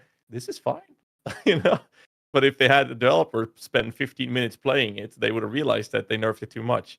And guess what they did? Well, they buffed them again. And the entire community, instead of being like, this was a bad thing that they did it this way, instead they go, oh, look, Blizzard is listening to the community. Praise them. What the fuck is happening? And then they've had that approach ever since, where changes don't feel like they're accurate. It feels like they're just randomly taken out of their asses, which is really scary to me. Because they showed that they were going to do that in beta, and they have shown that they're continuing on that path ever since. They're not tested. Like, this stuff is not tested. And I just feel like it's just weird. You know what game feels very similar to that? I feel like people don't talk about nearly as much. I feel like this game has some kind of protective veil upon it. Last Epoch is also completely balanced by bugs. I feel whenever I criticize that game, I feel like there's even more people that get mad over than people get mad when I say something about D4. Like, it's crazy. It's true. It's because everyone likes it. It's like me. Like, I don't want to even go out there and flame the game because I like the dudes making. They're all friendly people, and the devs interact with anybody, and it's like a small company or whatever, right? And a reasonable price, and they have offline mode and all this stuff. It seems consumer friendly, so you want to like not flame them. But I can't play the game more than like 3 days. Every league, I know I should sit there and like, okay, the first month it's hype or whatever, I should be doing it, but like I get bored almost immediately as soon as I get to monoliths. It's not even for me like the bugs, because I don't know, I just figure shit out as I go. If I run into a bug, who knows? I'm not looking at min-max anything. I just get bored. I just get to monoliths. I do a few monoliths, and I'm like, I can't log into this. Like I don't hate it. I have a lack of any feeling when I play the game in game. I get the same amount of enjoyment from Last Epoch as I do from D4, between 1 and 2 weeks, and I'm happy with that. I feel like Last Epoch needs, similar to what Torchlight needed, they need about a year's worth of content before it gets really good. And I think Torchlight was really good now, and they started off on a bit of a progressional journey, and now they have a really good bulk of content. And I think that's what's lacking in Last Epoch, like actual quantity of actual content. The roadmap, I guess you guys have seen it. It's actually looking pretty interesting. But that's how I feel about it. I'm also more lenient on how harshly I criticize a game company when I compare the criticism I would give Last Epoch and the way the size of their team and how they develop it compared to multi-billion-dollar Blizzard. You know, I'm a little harsher towards that size of company, the amount of money they put into the game. You know, fair enough. Plus, they don't have a legacy to live up to. So it's not like it's Last Epoch 4, you know, and people play that kind of help define a genre, I suppose. So it has a less weight behind it. Like, you can make sort of a mid game with a mid price, and people will be like, "That's all right." But if you kind of have the wave of the world behind you, you can't deliver a dog shit product. People will get mad. But I actually agree. I do feel the same way, which is the game is all right, and it probably needs quite a bit of cooking still. So you could take them. I actually really like the Last Epoch new bosses that they have with the Harbingers. I think that was a really cool way to do it. But they're doing the same progression Torchlight did, right? They have a new cycle, league, season, whatever the fuck people call it. Can't they all just agree on one word and stick to it? I know. Jesus Christ! I think it's cycles. Okay, what would be the word if we had to pick one? Seasons, Psychos, League. What's your word of choosing? I mean, in the RPG world, I would say leagues, but I guess we're also biased towards PoE. What was the first one that really put a light to this in the ARPG world? I guess it would be ladders in season with which was I think seasons in Diablo 2, right? Oh, it's ladders in D2, if that's the question, yeah. So it was a ladder reset. That was called ladder. God, it's another word. I don't know. I think that in today's day and age, we would have to all revert into calling it ladder, or it would be leagues, I guess. I'm fine with season or leagues, but when random companies start just thinking of random words for their season, like cycle or... Does Torchlight have their own? What is Torchlight's? It's something slightly different, I think, but... It's season, isn't it? I think it's season, actually. I think it's season, but they use some abbreviation for it. But they had, like, that was a weird game. numbers as well. That was a game that surprised me how much I liked that one. Like, I never really played Infinite, and then I had a sponsor for it, so I'm like, all right, I'll try it, 2 hours, whatever. So I go to play it, because it's one that people kept asking me about. And I was like, oh, this shit's actually, like, pretty banging. So I played it for, like, 8 or something. Like, I just kind of kept playing it. It was a lot more in-depth than I thought it was. It was a lot more fun than I thought it was going to be. Torchlight's actually really good. I think it's kind of unlucky that they didn't go for the typical dark fantasy setting. I think the game would have, like, exploded if they did that. I think a lot of people just don't play it because of how it looks.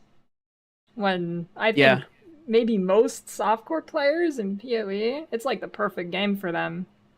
Oh yeah. No, I agree with that. I also was really anti trying it because of the graphics and how it looked and the atmosphere it set. But after trying it, it's a great game. It's a very, very lean back, I'm just gonna blast kind of game, and I think that's really fun to do. And everything is in game. You don't like even a guide. If you want to look up what someone else is doing, you can do everything in game. You never have to go out to a third party site. And that's one thing I gripe I have with PoE is like I think I'm on 7 or 8 third party tools I'm using right now, and there's like 50 more. And every time I play, someone's gonna be like, "Oh, why don't you use this, that, or this?" I'm like, because I have this many. I don't want to add to it. I don't care if it's going to improve my experience. I have too many. That's the issue I had on Start PoE. I was in PoE about 15 minutes. I started in Total League. And then I had like a list that is this long of like, hey, why aren't you using Path of Building? It's like, I don't even know what the fuck that is, first of all. And then people are like, okay, well, now you need to go to the trade website to trade. It's like, okay, there's another thing I need to do. All right, have you use this one or this one, and now you gotta do a build guide. I was like, holy moly, boys, just let me play the game. I haven't killed Hillock yet. And people are already telling me like there's these 25 things I need to do or else I suck at the game. It's like, yeah, I probably do. Like, I'm trying to learn what a fucking skill gem is. Like, give me a second. That kind of you know what Torchlight has that I really want GGG to do, but I don't think would happen? Everybody talks about death recaps and whatever. I feel like that's one of the bigger crying points right now for people, when I don't think it'd be that helpful, honestly, for most people. But what Torchlight has is they have a replay system, and it doesn't like actually record the gameplay, so it's not like taking up a ton of file size or anything. But Valve's Source Engine also has this. It like records the inputs you make and then essentially replays the game as you watch it. And Torchlight has that now. I think that'd be really good if GGG implemented that. I don't mind. Like, I think Last Epoch has the note that's telling you which monster and what kind of damage it dealt that killed you. And I think that just that is enough for people to be like, okay, well, if you go into a map and you die 24/7 over and over and over again, at least it will give you somewhat of a hint. If it says big ass fucking fire, in your screen every time you died, maybe your fire mitigation is your issue, So at least it'll give a hint to it. Yeah, but Lily's right though. Like a visual indicator of it would be enormous because I'm still new enough that like I'm learning stuff still to this day. That's like I died to that. I don't even know what the fuck happened. Like I'll have to go back and like watch the video, and being able to visually see what it is kills me means the next time when I visually see it on the screen, I can avoid it, as opposed to breaking the game down to like a spreadsheet. Like, oh, I need to have this many more stats. Like I don't think most people learning the game are going to do this. That's kind of why I'm glad in PoE 2 they're starting to add a lot more. I guess they are retroactively adding them in the PoE 1 too. They're adding like visuals on things, so you can actually see like skill gems, for instance, visuals, and then they have like a wiki in the game. I'm hoping they do the same thing when it comes to deaths or tags of stuff. So if you go and say like, okay, detonate det, for instance, and you can hover over and it explains what it does, then it'd be cool if they had a video that popped up that shows the mechanic happening, so you can pair what it looks like with the actual mechanic you're going to do with like a visual wiki within the game would go a long way, because we're gonna have people that are joining the game that are couch co-op players, like on console, never played PoE 1, probably. They're gonna play PoE 2 because it's free game and you can play it with your buddy on couch co-op. And because of that, having an easy way for those players to be able to visually mitigate issues they run into, I think would go a long way. Yeah, I think that'd be good. Another thing that I also doubt would happen, because this is kind of in depth, but so something a lot of people don't think about in PoE 1, like I think probably less than 1,000 people actually think about this, because the way the gameplay is, you just kind of blast through everything. But knowing what each monster actually does is actually huge. I mean, obviously it matters more in a hardcore perspective, but I feel like that's even more important than learning how to, like, maybe not more important than rounding off your character, but learning the actual mechanics of monsters is huge. Like Detonate Dead, for example, if you see that, you're going to have no idea what that is. And if you don't learn what it is, you don't learn the monster type that always has it, like not the rare modifier, but like Revenants or the some cultist dudes. If you don't learn they have it, you're gonna die to it and not be ready for it every single time. So having some kind of like all this info about monsters in some menu in game, even I wouldn't mind if it was out of game. I don't really care if things are in or out of game. I don't mind opening a browser window. I know a lot of people do. But even in PoE 1, you go to the PoEDB page and it's kind of all over the place. It's like some data mined info, some of it's wrong. You can't really see their attacks. You can kind of see the attacks, and there's some numbers, and I think a lot of them are probably wrong, but it exists. I'd like to see a fleshed out version of that in-game so you can actually see what the monster does. And I think that's more in line with PoE 2 as well, as they want the combat to be like less everything on your screen and more you're actually interacting with some specific groups of monsters. That makes sense for the PoE 2 new Spectre system as well. I like what you're saying as well. Now, PoEDB has been accurate up until this league. And the problem with PoEDB is that you have to like learn to decipher it. You can bring up a Spectre unit or something that's Spectrable, a mob, and then there's like Serpent Warriors, for example, and there's a list of like 15 abilities the fucker has. And then you have to decipher which one does what. Like if you look at Frost Auto Scouts, for example, they have an ability. I think it's, I'm going to look it up. I think the quote is literally do nothing. That's one of their abilities. And if you don't if you don't learn how to decipher it, you don't know what the hell that does. it says do literally nothing. That is the ability. Sounds like my builds, bro. But it's the ability that they do when these are from Heist, when they're standing still behind a door before the door's open. So they do nothing. They just stand there. That is the ability they're using to do that. And it's triggered by the doors opening. So you have to like learn to decipher the stuff. But the problem with this league is that when this league came out, the guy who runs PoEDB was on vacation. So the stuff didn't get updated. And GGG, I've talked to them about the whole idea when they introduce new monsters like the Affliction Corpses, for example, to give us accurate information on units or new minions and stuff. And Chris told me that they were going to make sure we get that in the future moving forward. And then they said Affliction Corpses are nerfed. No info. I begged and screamed for it.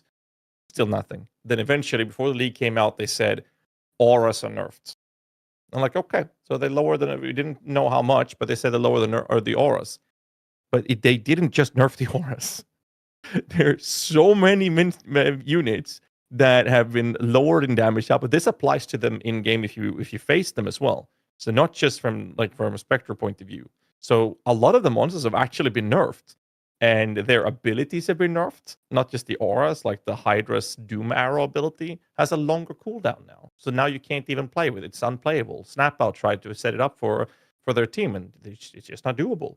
So there's so many changes, and it's just we have to decipher the whole shit from PoEDB, which is now not working, but PUB is actually updated with it, and there's no Infoforce. It's impossible. But it also means it goes back to what you were saying, Lily, with understanding their mechanics and understanding their abilities helps a lot when you're playing, which I think a lot more people would just get from, well, I guess just dying over and over to it till they learn that, oh, those goddamn spiders, the revenants, actually have this ability.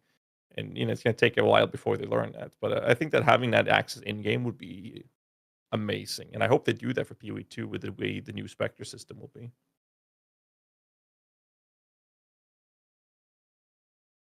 Question. Spectres, PoE 2. That's going to be your first build, Ghazi, speaking of Spectres. Because I know you're going minion build, but isn't there a specific build that you were willing to run for Spectres going into PoE 2? Remember this conversation we had with Jonathan. Well, Spectres are always going to be completely depending on what abilities monsters have that we go up against, right?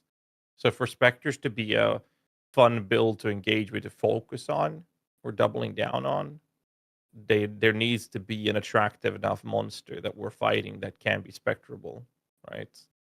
Like in PoE 1, they all suck till you get Wretched Defilers with Doriani's prototype, and the only ones that are brokenly good have been fixed, or they're from a different league mechanic, like the Crucible, and they're broken, and they're in the game right I now. always hear you talking about how dog shit minions are in literally every league, but then every time I see minions, they seem completely fucking busted at the same time. Like, I have no idea. It's like, minions suck, Spectres suck, this shit's dog shit, but then minions are like absolutely busted every time I see them. Like, what's happening?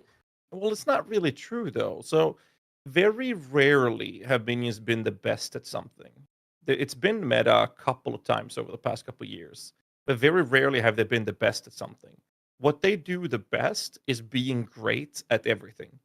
So you can have most minion builds are just fantastic all-rounders. You can do bosses, you can do clear pretty well, you can do everything. That's what makes them so good to play.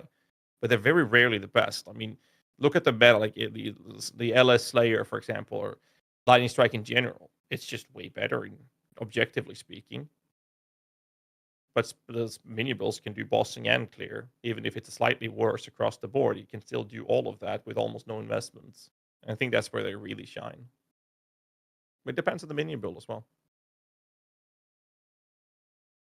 Okay. Fair enough answer. I think so.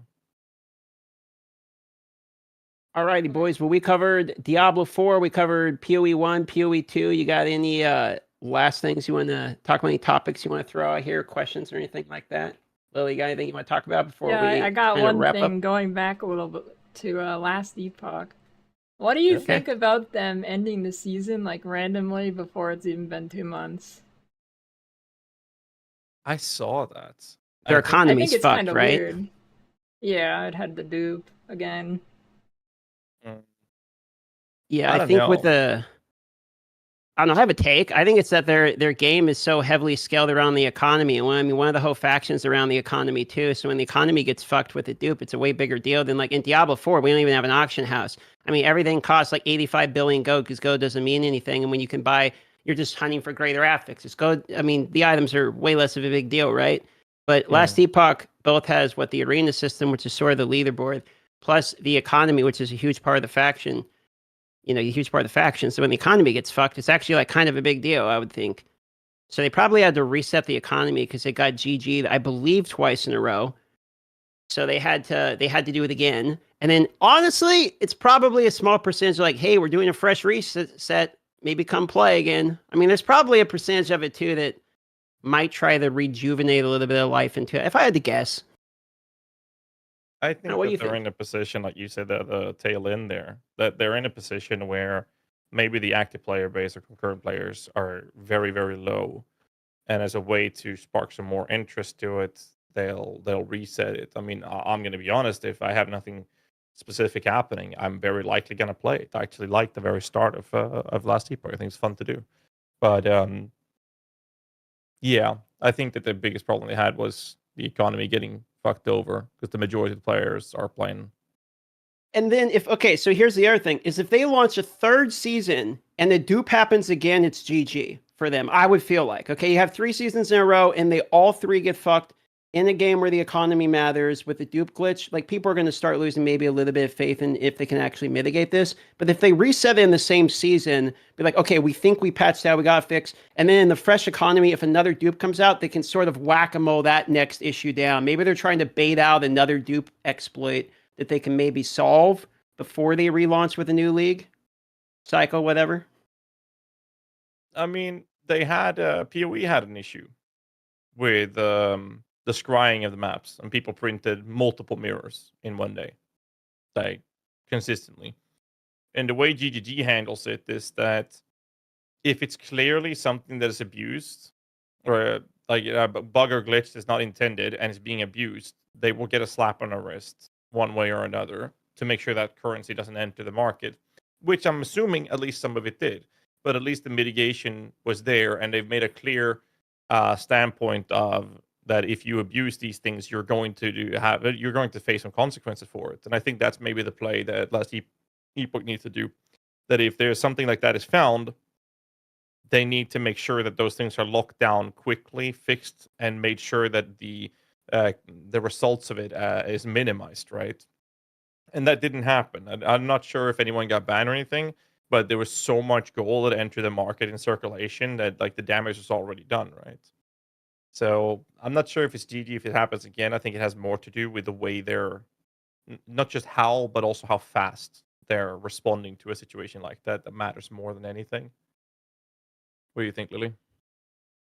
Yeah, I agree. I think it's also, I feel like dupes in PoE aren't as bad as in the other games because of how like robust the economy is. You have so many different things and so many different strategies that, let's say, first there's a dupe that makes divines insanely expensive, which has never really happened. Like maybe at worst the divine's been like double the price of what it normally is, and I don't think that league was even due to a dupe.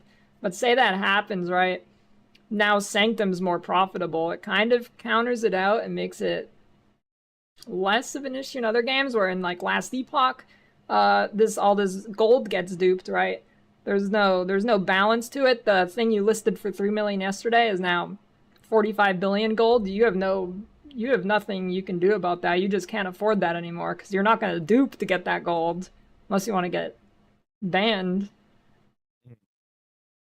That's actually a really good point because it's the same thing with D4, which is the main currency, and like the only currency is really gold to trade with. And so that's why things, when there's a dupe, immediately kind of goes crazy. Although people typically are duping stackable items like stones. It's a good point. I think there's been one PoE league that got actually rolled back because it was so bad. This was a long time ago. I think there was one.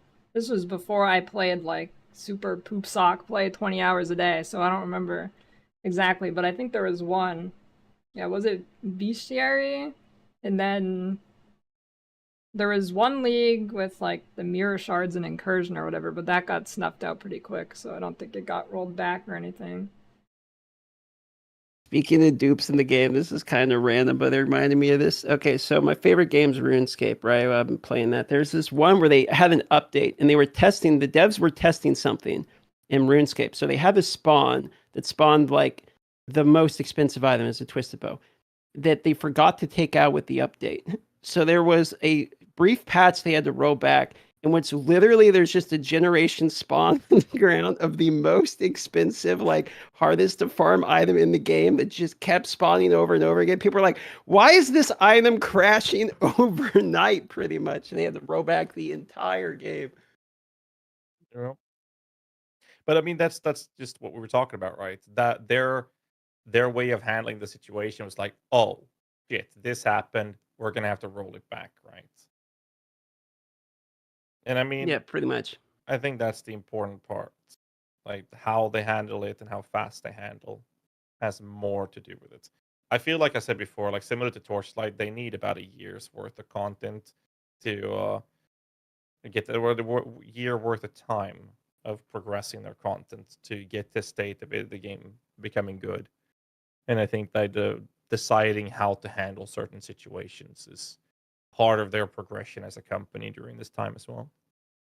You're kind of right though. The more I think about it, the more like the take about Last Epoch having like this protective bubble was actually pretty right. Because I'm thinking back to that video Riker made where he was talking about like what happened to Last Epoch. Because like there's not many people playing, and the data he was presenting was correct. Like there's not a lot of people that were currently playing. The retention was fairly low.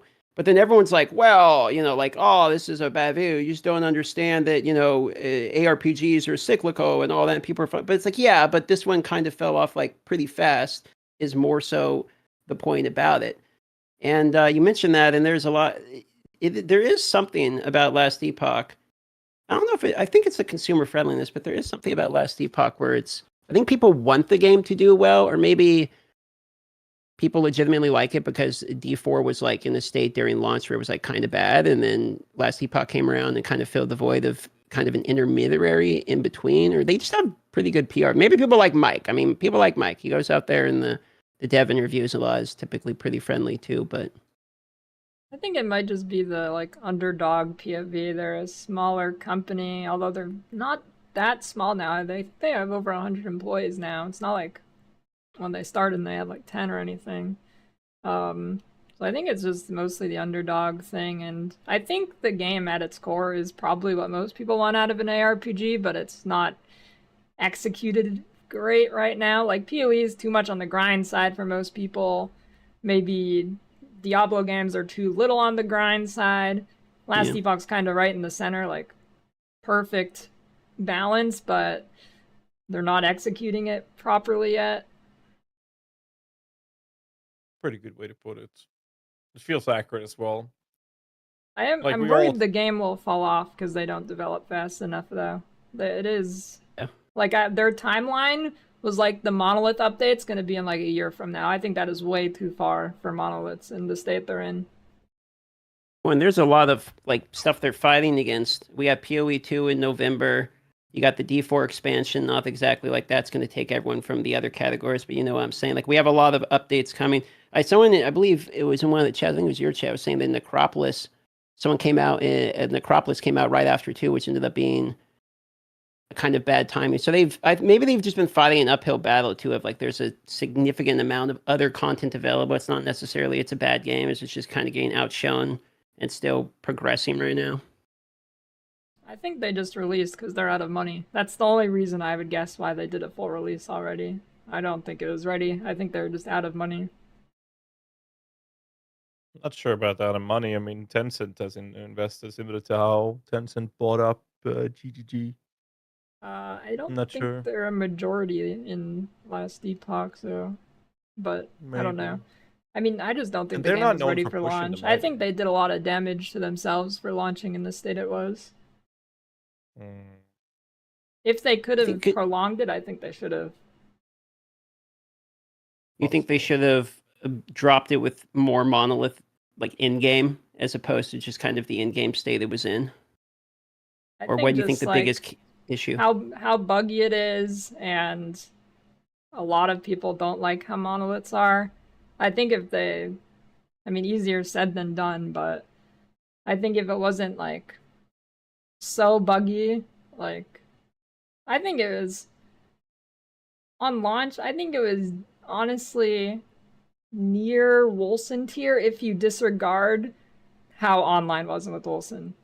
Okay. I think it was pretty bad. I think people overhype how bad Wolcen was. Other than the I never played that one. Yeah. Okay, so I'm going back and it's bad. So is it bad enough where it's like you should play it to see how bad it was, or it's bad enough where it's like don't do it to yourself? Wolcen's actually not too bad right now. I mean, it just shut down because whatever. But last time I played it, I try and play it once a year. It's not that bad. Right. At launch, it definitely was that bad, mostly because online just didn't work. but I think it's not that bad now. See, Last Epoch, here's the thing about Last Epoch too. Half the passives didn't work on launch. When Wolcen released, half the passives didn't work on launch. I think it's very close actually, but Last Epoch has this underdog veil around it. I don't know. I mean, I played a lot of Last Epoch on the patches they had before the release. Now, when it comes to Volson, I consider Volson so bad that I don't like to call it a game because that would be disrespectful to Oh, every other no. game on the planet. Like that's my opinion on it. Oh, Like I really, no, really dude. hated my experience of Volson. It was I the think you most should try it again. painful waste of time. Didn't it shut down? Yeah, just the online though. You can play offline. Oh, yeah, maybe I should because I don't know how it is nowadays.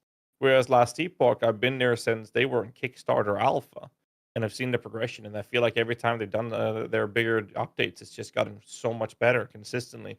And it's like you mentioned, I feel like everyone else is saying as well, the game fits so perfectly between PoE and D4 that I think the majority of the people really want the game to be fantastic because it really fits it's like the perfect balance of a mixture of the two games, right? In terms of complexity and time required and all those things to it. I just love that approach to it. But I feel like their position of being in the middle on the spectrum is the main reason they have this veil of being forgiven, I guess, for certain things. But I don't think, and I don't agree that the game was as bad as the thing we refer to as Volson. I mean specifically the bugs. Not like Mm. overall, of course. Definitely not anywhere close overall. I just mean specifically how buggy it is / was. Can you give me some examples? Because I know there was like the energy shield like thing it had in the game, right? I think it was Ward in the game. It had like a bug related to it, right? But like I didn't actually run into. Well, that's not true. The server launch issues, if we're counting that as bug, were like pretty bad. On the server launch connection issues were pretty massive. But what kind of issues were you running into? Just like I'm playing a build, and then 3 days later, I see a patch note that's like, yeah, actually these 3 nodes weren't working. And then that happened a lot. There's a lot of nodes that didn't work. There was a lot of like pathing issues. There's a lot of invisible ground or walls that would appear. I think they fixed that mostly. In some of the dungeons, it still is definitely a thing, and you just get stuck so often. I did run into that actually. Now that you mention it. In the Temporal Sanctum, it was. I'm not sure if this was fixed, but there was this thing where I'm really scared to run that on multiplayer because you press the button and you don't actually flip to the other side pretty often. It's just Never stuff experienced like that. that. I ran a lot of temporals. Maybe I got lucky then. It might be fixed now. Like weird infinite scaling bugs, like how the Falconer was on launch. Wolcen had something similar where the main build was being scaled by something infinitely scaling. It was like bleeding edge. Block. In offline mode, there's this weird bug that's existed for years, which I feel like is a pretty huge bug to actually patch. Like, it's literally game breaking. Where there's this one zone in the void area, it's like level 13 zone or so. If you go in there and you don't shut your game off, you're immortal forever. You can never die. Your HP will go to 0 and you won't die. Like, just forever. It's only in offline mode, though. And you're just immortal forever. Okay. That sounds fun. There's a lot of stuff like that, actually. I think it's crazy to me that's existed for years and hasn't been fixed. Yeah. I don't think I remember some bugs with Last Epoch, but I don't remember it being as buggy as Volson was or is. It could, I mean, maybe it's not Wolcen Pier and it's just been a long time, but it's pretty buggy.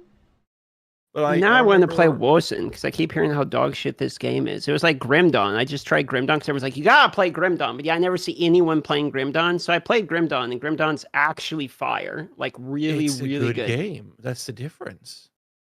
Surprisingly good. Yeah, the only problem I have with Grim Dawn is that I'm not a big fan of the replayability that they have.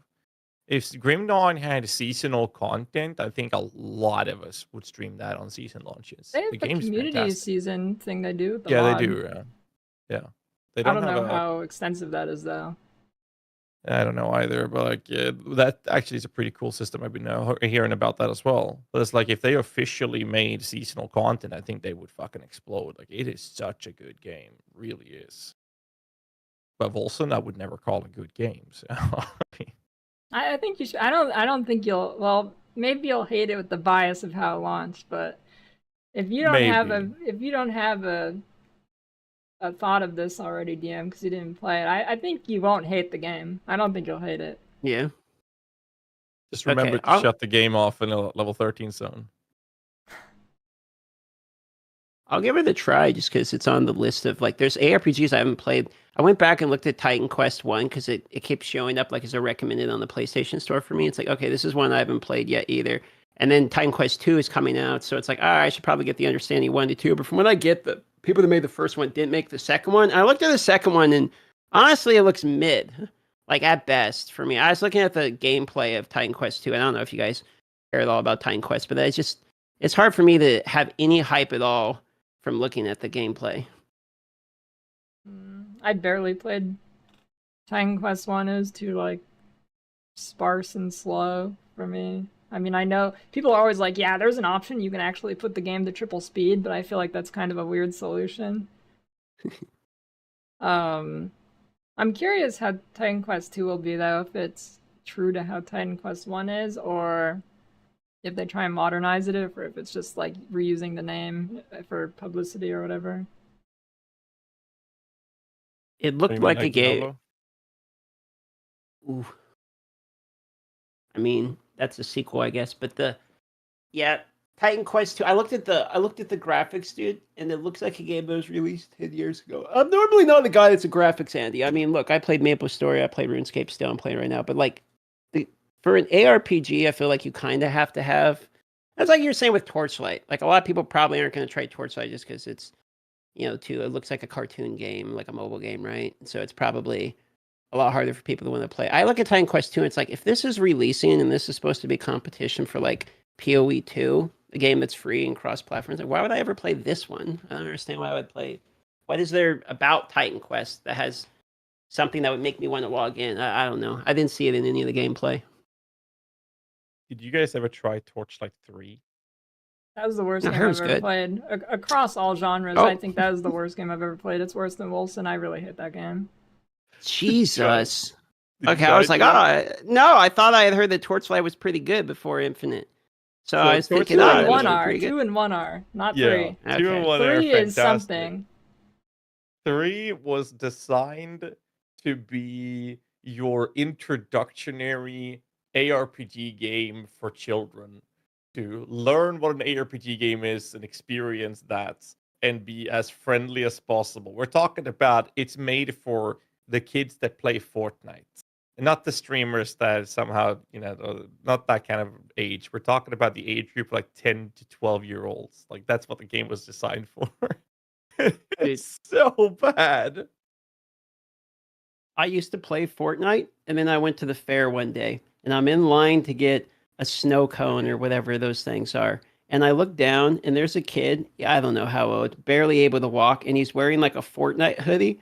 And I realized this is the demographic that I'm playing with, and I never logged back into Fortnite again. Fortnite won a lot because of the popularity of like BRs. Like PUBG was one of the best games ever. Holy fuck. It was so good, right? It's still on the top of the Steam charts, I think, but like 3 million peak players, some crazy shit, right? And then it just died off, right? And nothing's really come up to that. And I think Fortnite was like the game that really took that place and was good for the children that was just watching PUBG stuff on YouTube Reels, I guess. That's how it feels like. I've never really played Fortnite, but I think it's actually a good game. I think it's probably the best battle royale. Maybe competing with Apex or something. I think it's pretty good. I mean, it is good. I mean, it dominated for a while because it was good. My problem with it is I liked it up until it was no longer about aiming, and it was about who's the better Bob the Builder. So let me see a guy and like, can I hit him in the head with my sniper rifle? And the answer is no, because he already has a 3-car garage mansion built, and then he's shooting down on me with a rocket launcher. And I was like, okay, this game is dog shit for me. And then they made no build, which immediately revived the game a little bit for people that were actual normal players, not these like schizo, let me build this huge fucking tower thing. It was, in my opinion, it was unwatchable and unplayable when everyone's just building shit everywhere. But apparently the building's why people said it had depth and all that. But I just fundamentally hated it. Yeah. No, I never actually played it because of the build mode. It's like you said, you take aim, you see a guy, you're about to shoot him. Half a second later, the dude's like 50 stories up sniping you or something. I'm like, what the hell's going on? And people were insane at that shit. But the no build mode came out, and that's the only time I was interested in giving it a try, but I never got around to it. But I've heard that it's supposed to be really good, though. Ironically, I think Fortnite is maybe what, or maybe this is a bad analogy, but kind of similar. I think Fortnite is to boomer shooters what PoE is to D2. I feel like it's the true, like, adaption / next generation, because basically really mechanical games that are extremely punishing if you don't know the mechanics kind of fizzled out and don't exist anymore. Nobody plays RTSs, nobody plays boomer shooters like Quake or whatever. There's like one Quake sort of game that tries to launch, I think it's tried to launch twice now and it flopped both times.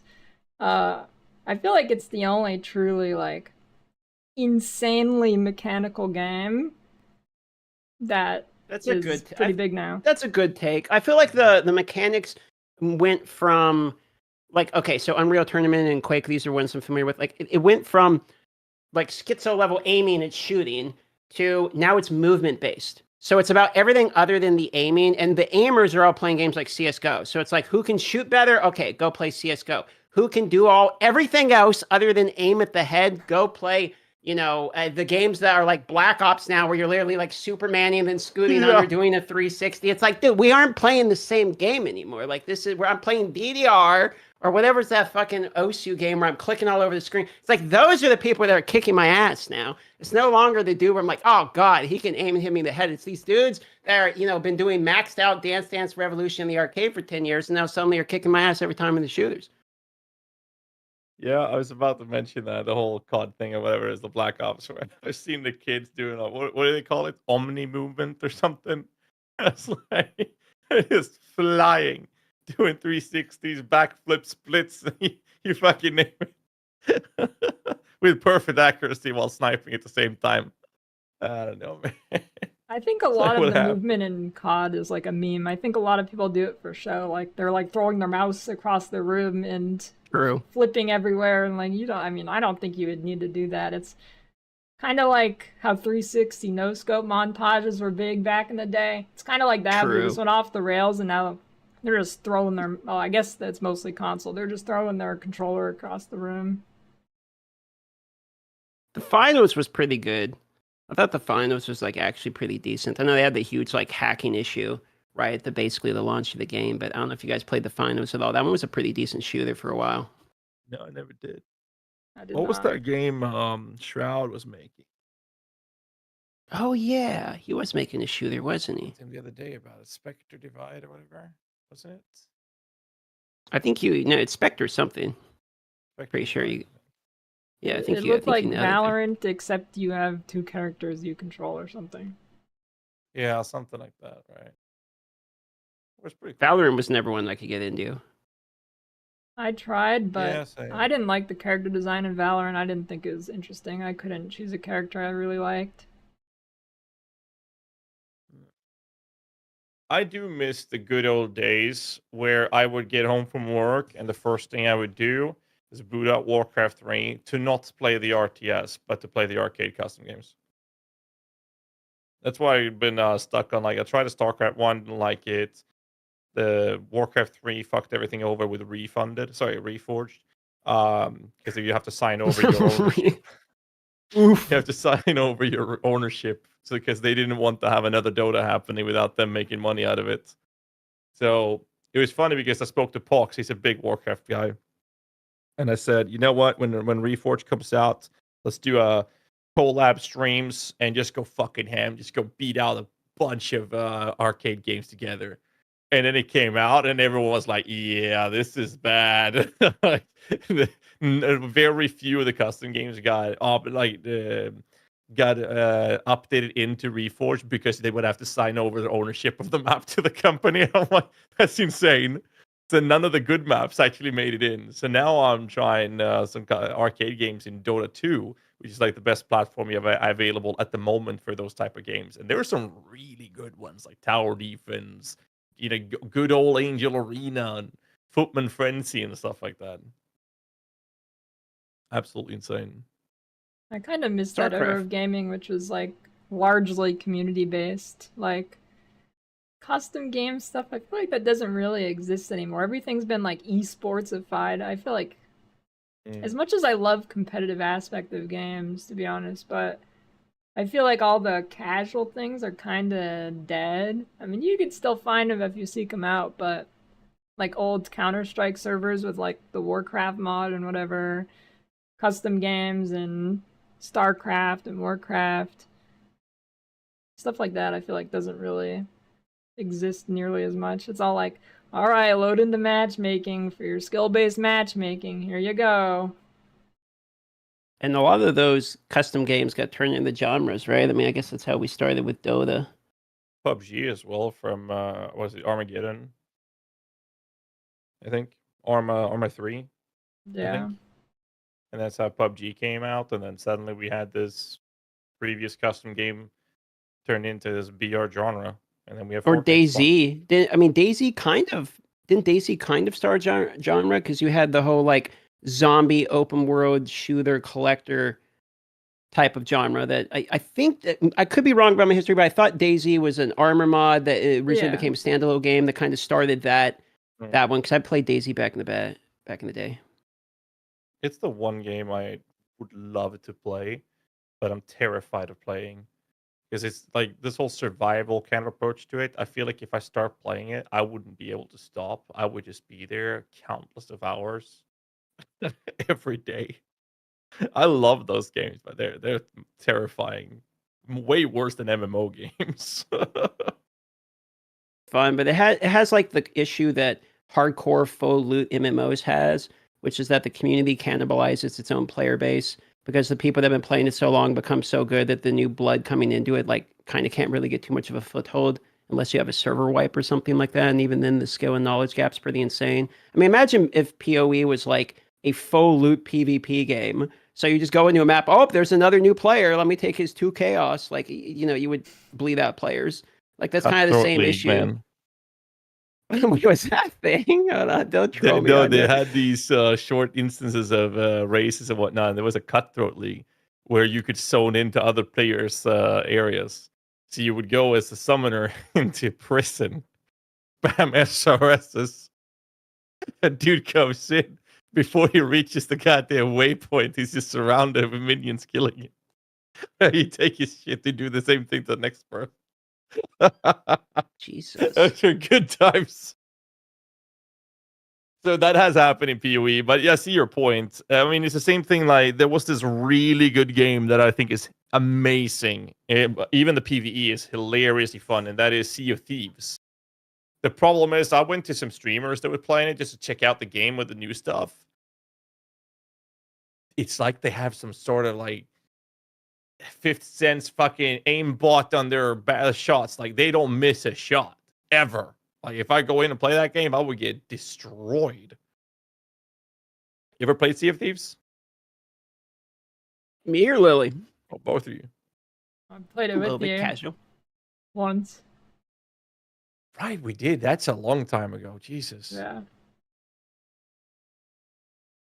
Did you ever try I really it? like Sea of Thieves, but I wish it had more of a progression system. That's what holds me from playing it. Yeah. I Well, that played makes it, but sense. I sucked at it, and then the amount of grind that you would have to do to get the chest and everything felt like too long, considering it was kind of a casual fun game. But I didn't want to do the grind, so I just I played it until I got bored of what it had to offer, and then I kind of moved on. I felt like it was something more fun to watch than play. Like it was almost a sandbox for content creation, is what it felt like to me. Kind of what it is, right? Yeah, I mean, it made good clips, good videos. Loading a cat into a cannon. I need something to like grind in games. That I can't play it. No. How long ago was it that we played? I don't even remember that. And now that you mention it, I do remember it when we did it, but Jesus Christ. Must have Multiple been like, years what? ago. I mean, we must talk 3 or 4 years ago or something. Yeah, it had to be at least 3 or Jesus. 4 years. How do you have such good memory? Holy shit. What do you eat? What's your diet? God damn it. I don't even remember what I ate 3 days ago. Beef. Jesus Christ. Beef? It was June 2021. So almost exactly 3 years Has ago. the receipts, dude. Jesus. Did you ever play the Pirates of the Caribbean MMO? Like, probably 20 years ago at this point? Dude, they had an MMO? Yeah, it was sweet. Dude, the No, only I never heard pirate of it. MMO I played was, remember Puzzle Pirates? Like forever ago? I don't know if you played that. That one. I played Puzzle Pirates way back in the day, and that one was actually kind of fire. Huh. I have to look up Pirates of the Caribbean MMO. Never even heard of it. Yeah, you get different ships and stuff, and you'd have to upgrade your ship, and then you could PvP other players, and you actually had like other players on your ship, and you like fire the cannons. There's different cannonballs you used. I mean, it was kind of like a bad version of Sea of Thieves, I guess, in terms of gameplay. Yeah, I'm looking at it right now. This does seem kind of. This is a game, all right. It's one of the games of all time. I gotta Google this. No, it's something, dude. It's a game. I don't remember if it was actually good because I was a kid, but I liked it. I thought I It looks played like it almost came every out MMO. 20 years ago.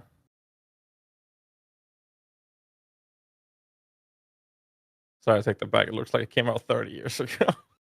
30. No, 20's fair. Surely 20 would have been 2004. I kind Maybe of a miss little bit MMOs. older.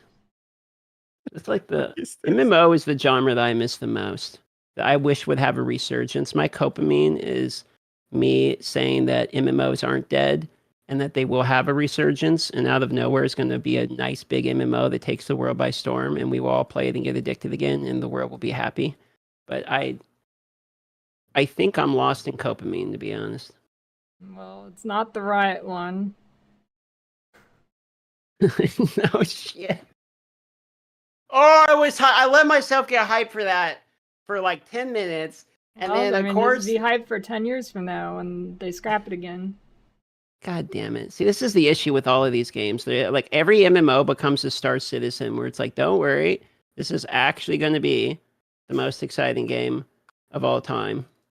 At least really bad games taking really bad decisions are shutting down. Concord. Oh, yeah, September 6th. That shit's over, dude. All 20 players is getting a refund. 20? Don't be generous. You had to realize that their entire dev team was playing the game too every day, is what they said. So those numbers, when it says there's like 60 players online, are boosted by like 30% of them are the actual designers of the game are playing the game. I mean, they made the game for them, not for anyone else. When you look at the players and realize that it, on average, it's $3 million per active player. Was that like, If you want to feel rich, boys, what actually was play so bad it. about that game? Oh, you want to know? You want to know, Lily? All right, Yeah, I got I don't you. know. Don't It was worry. actually bad. I'm gonna first time I heard about it was when it's dead. don't you worry. I'm gonna pull up the characters here, and I'm gonna put in the Discord chat an image of the characters. Here's what the characters actually end up looking like. Okay, so first of all, here's one. All right, check the Discord. There's one, and then okay, so you get to play as someone with a Tupperware on their head. That's fun. Space janitor. Hell yeah! And then this character back there is an actual vacuum cleaner. So Okay, that's kind of sick though. That's kind of sick. A giant orange shop vac is that's probably one of the better characters in the game, to be honest. The other one's just a blue guy with a red My head. favorite character in Torchlight 3 was a washing machine. Oh. Torchlight 3 washing machine? Why do I not know this? Okay, well, it wasn't actually a washing machine, but it kind of looked like one. I know which one you're talking about, but you're pretty accurate on that. Yeah, and it's like the little robot guy. It's kind of like a washing machine. I mean, like, this is the very definition. I'm all for inclusivity, but this is what happens when a game company, goes with the saying, if you go woke, you go broke. That's basically what happened to Concord. That they made a game 8 years after. Okay, so 8 years later than the popularity of Overwatch, right? So Overwatch comes out, they make a game. The game takes 8 years to come out, is a worse version of the game that they copied, and they charged money for it when the other game was free. It's just it's a massive failure to understand what people actually want in the game. Yeah, that's very true. There's a lot to it.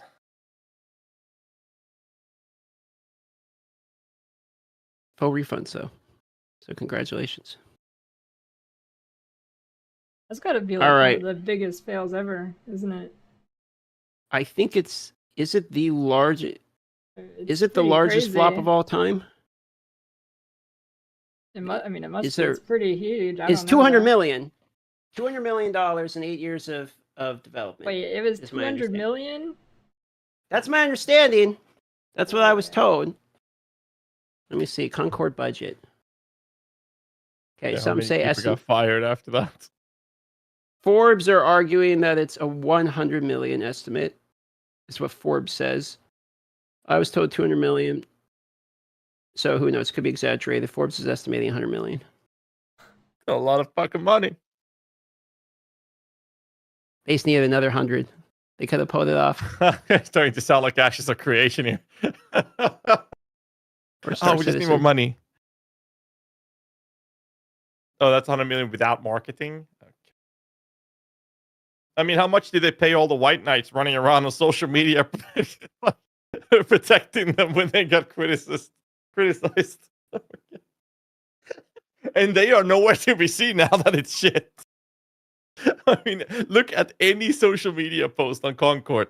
There's not a single one I've seen that's defending them anymore. But before, with all the criticism that they were receiving, there were tons of this is such a good game. I can't wait to play it. No one is saying that now that it's launched. Because no one's played it. They can't say it's a good. They didn't play it. I like Force Gaming's recent tweet. Guys, I've been told Concord's actually a very good game, but you're all just assholes. Correct. I love Force. This shit's funny. All right. Well, with that wonderful segue into unlucky flops of games, I'm going to recommend one game for you guys here on the way out the door. You ready? Ready. Core Keeper. You should play Core Keeper. Game's actually That was the game fun. you streamed the other day? Yeah, I took 2 days just to play that. It's a 1 to 8 person co-op game, kind of a mix of Terraria and Stardew Valley. Bosses, monsters, cool, pixelation style of graphics. I don't know, really enjoyable. Great soundtrack too. It's a chill game that then goes really intense for the bosses and then goes back to being chill. Pretty good game. I'm not a big fan of the graphics of it. Feels too Minecrafty.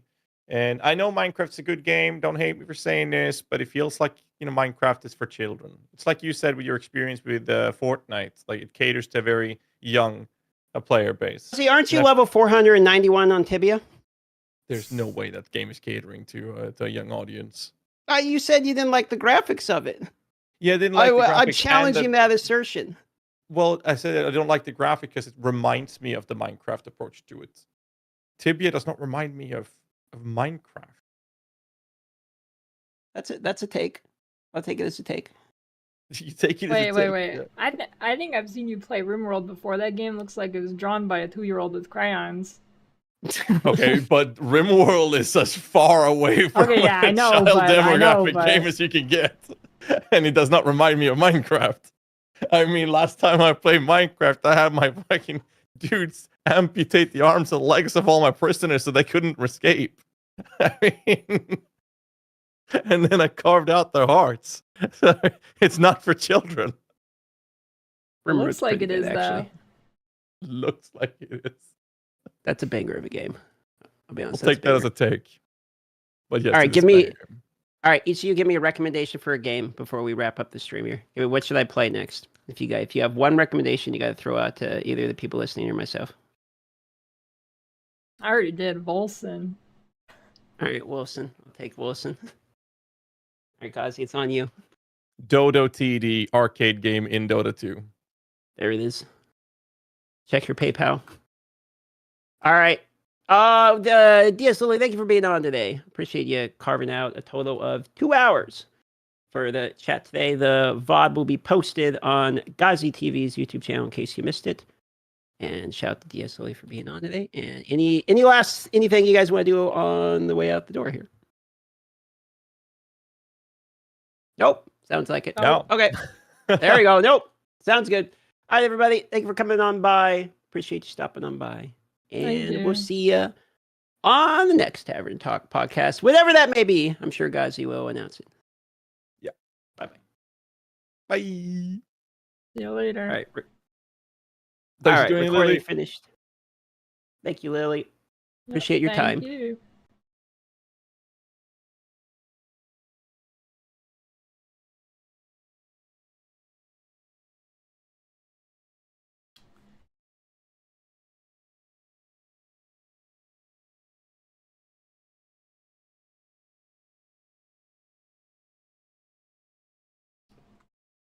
On that note, I'm out of here.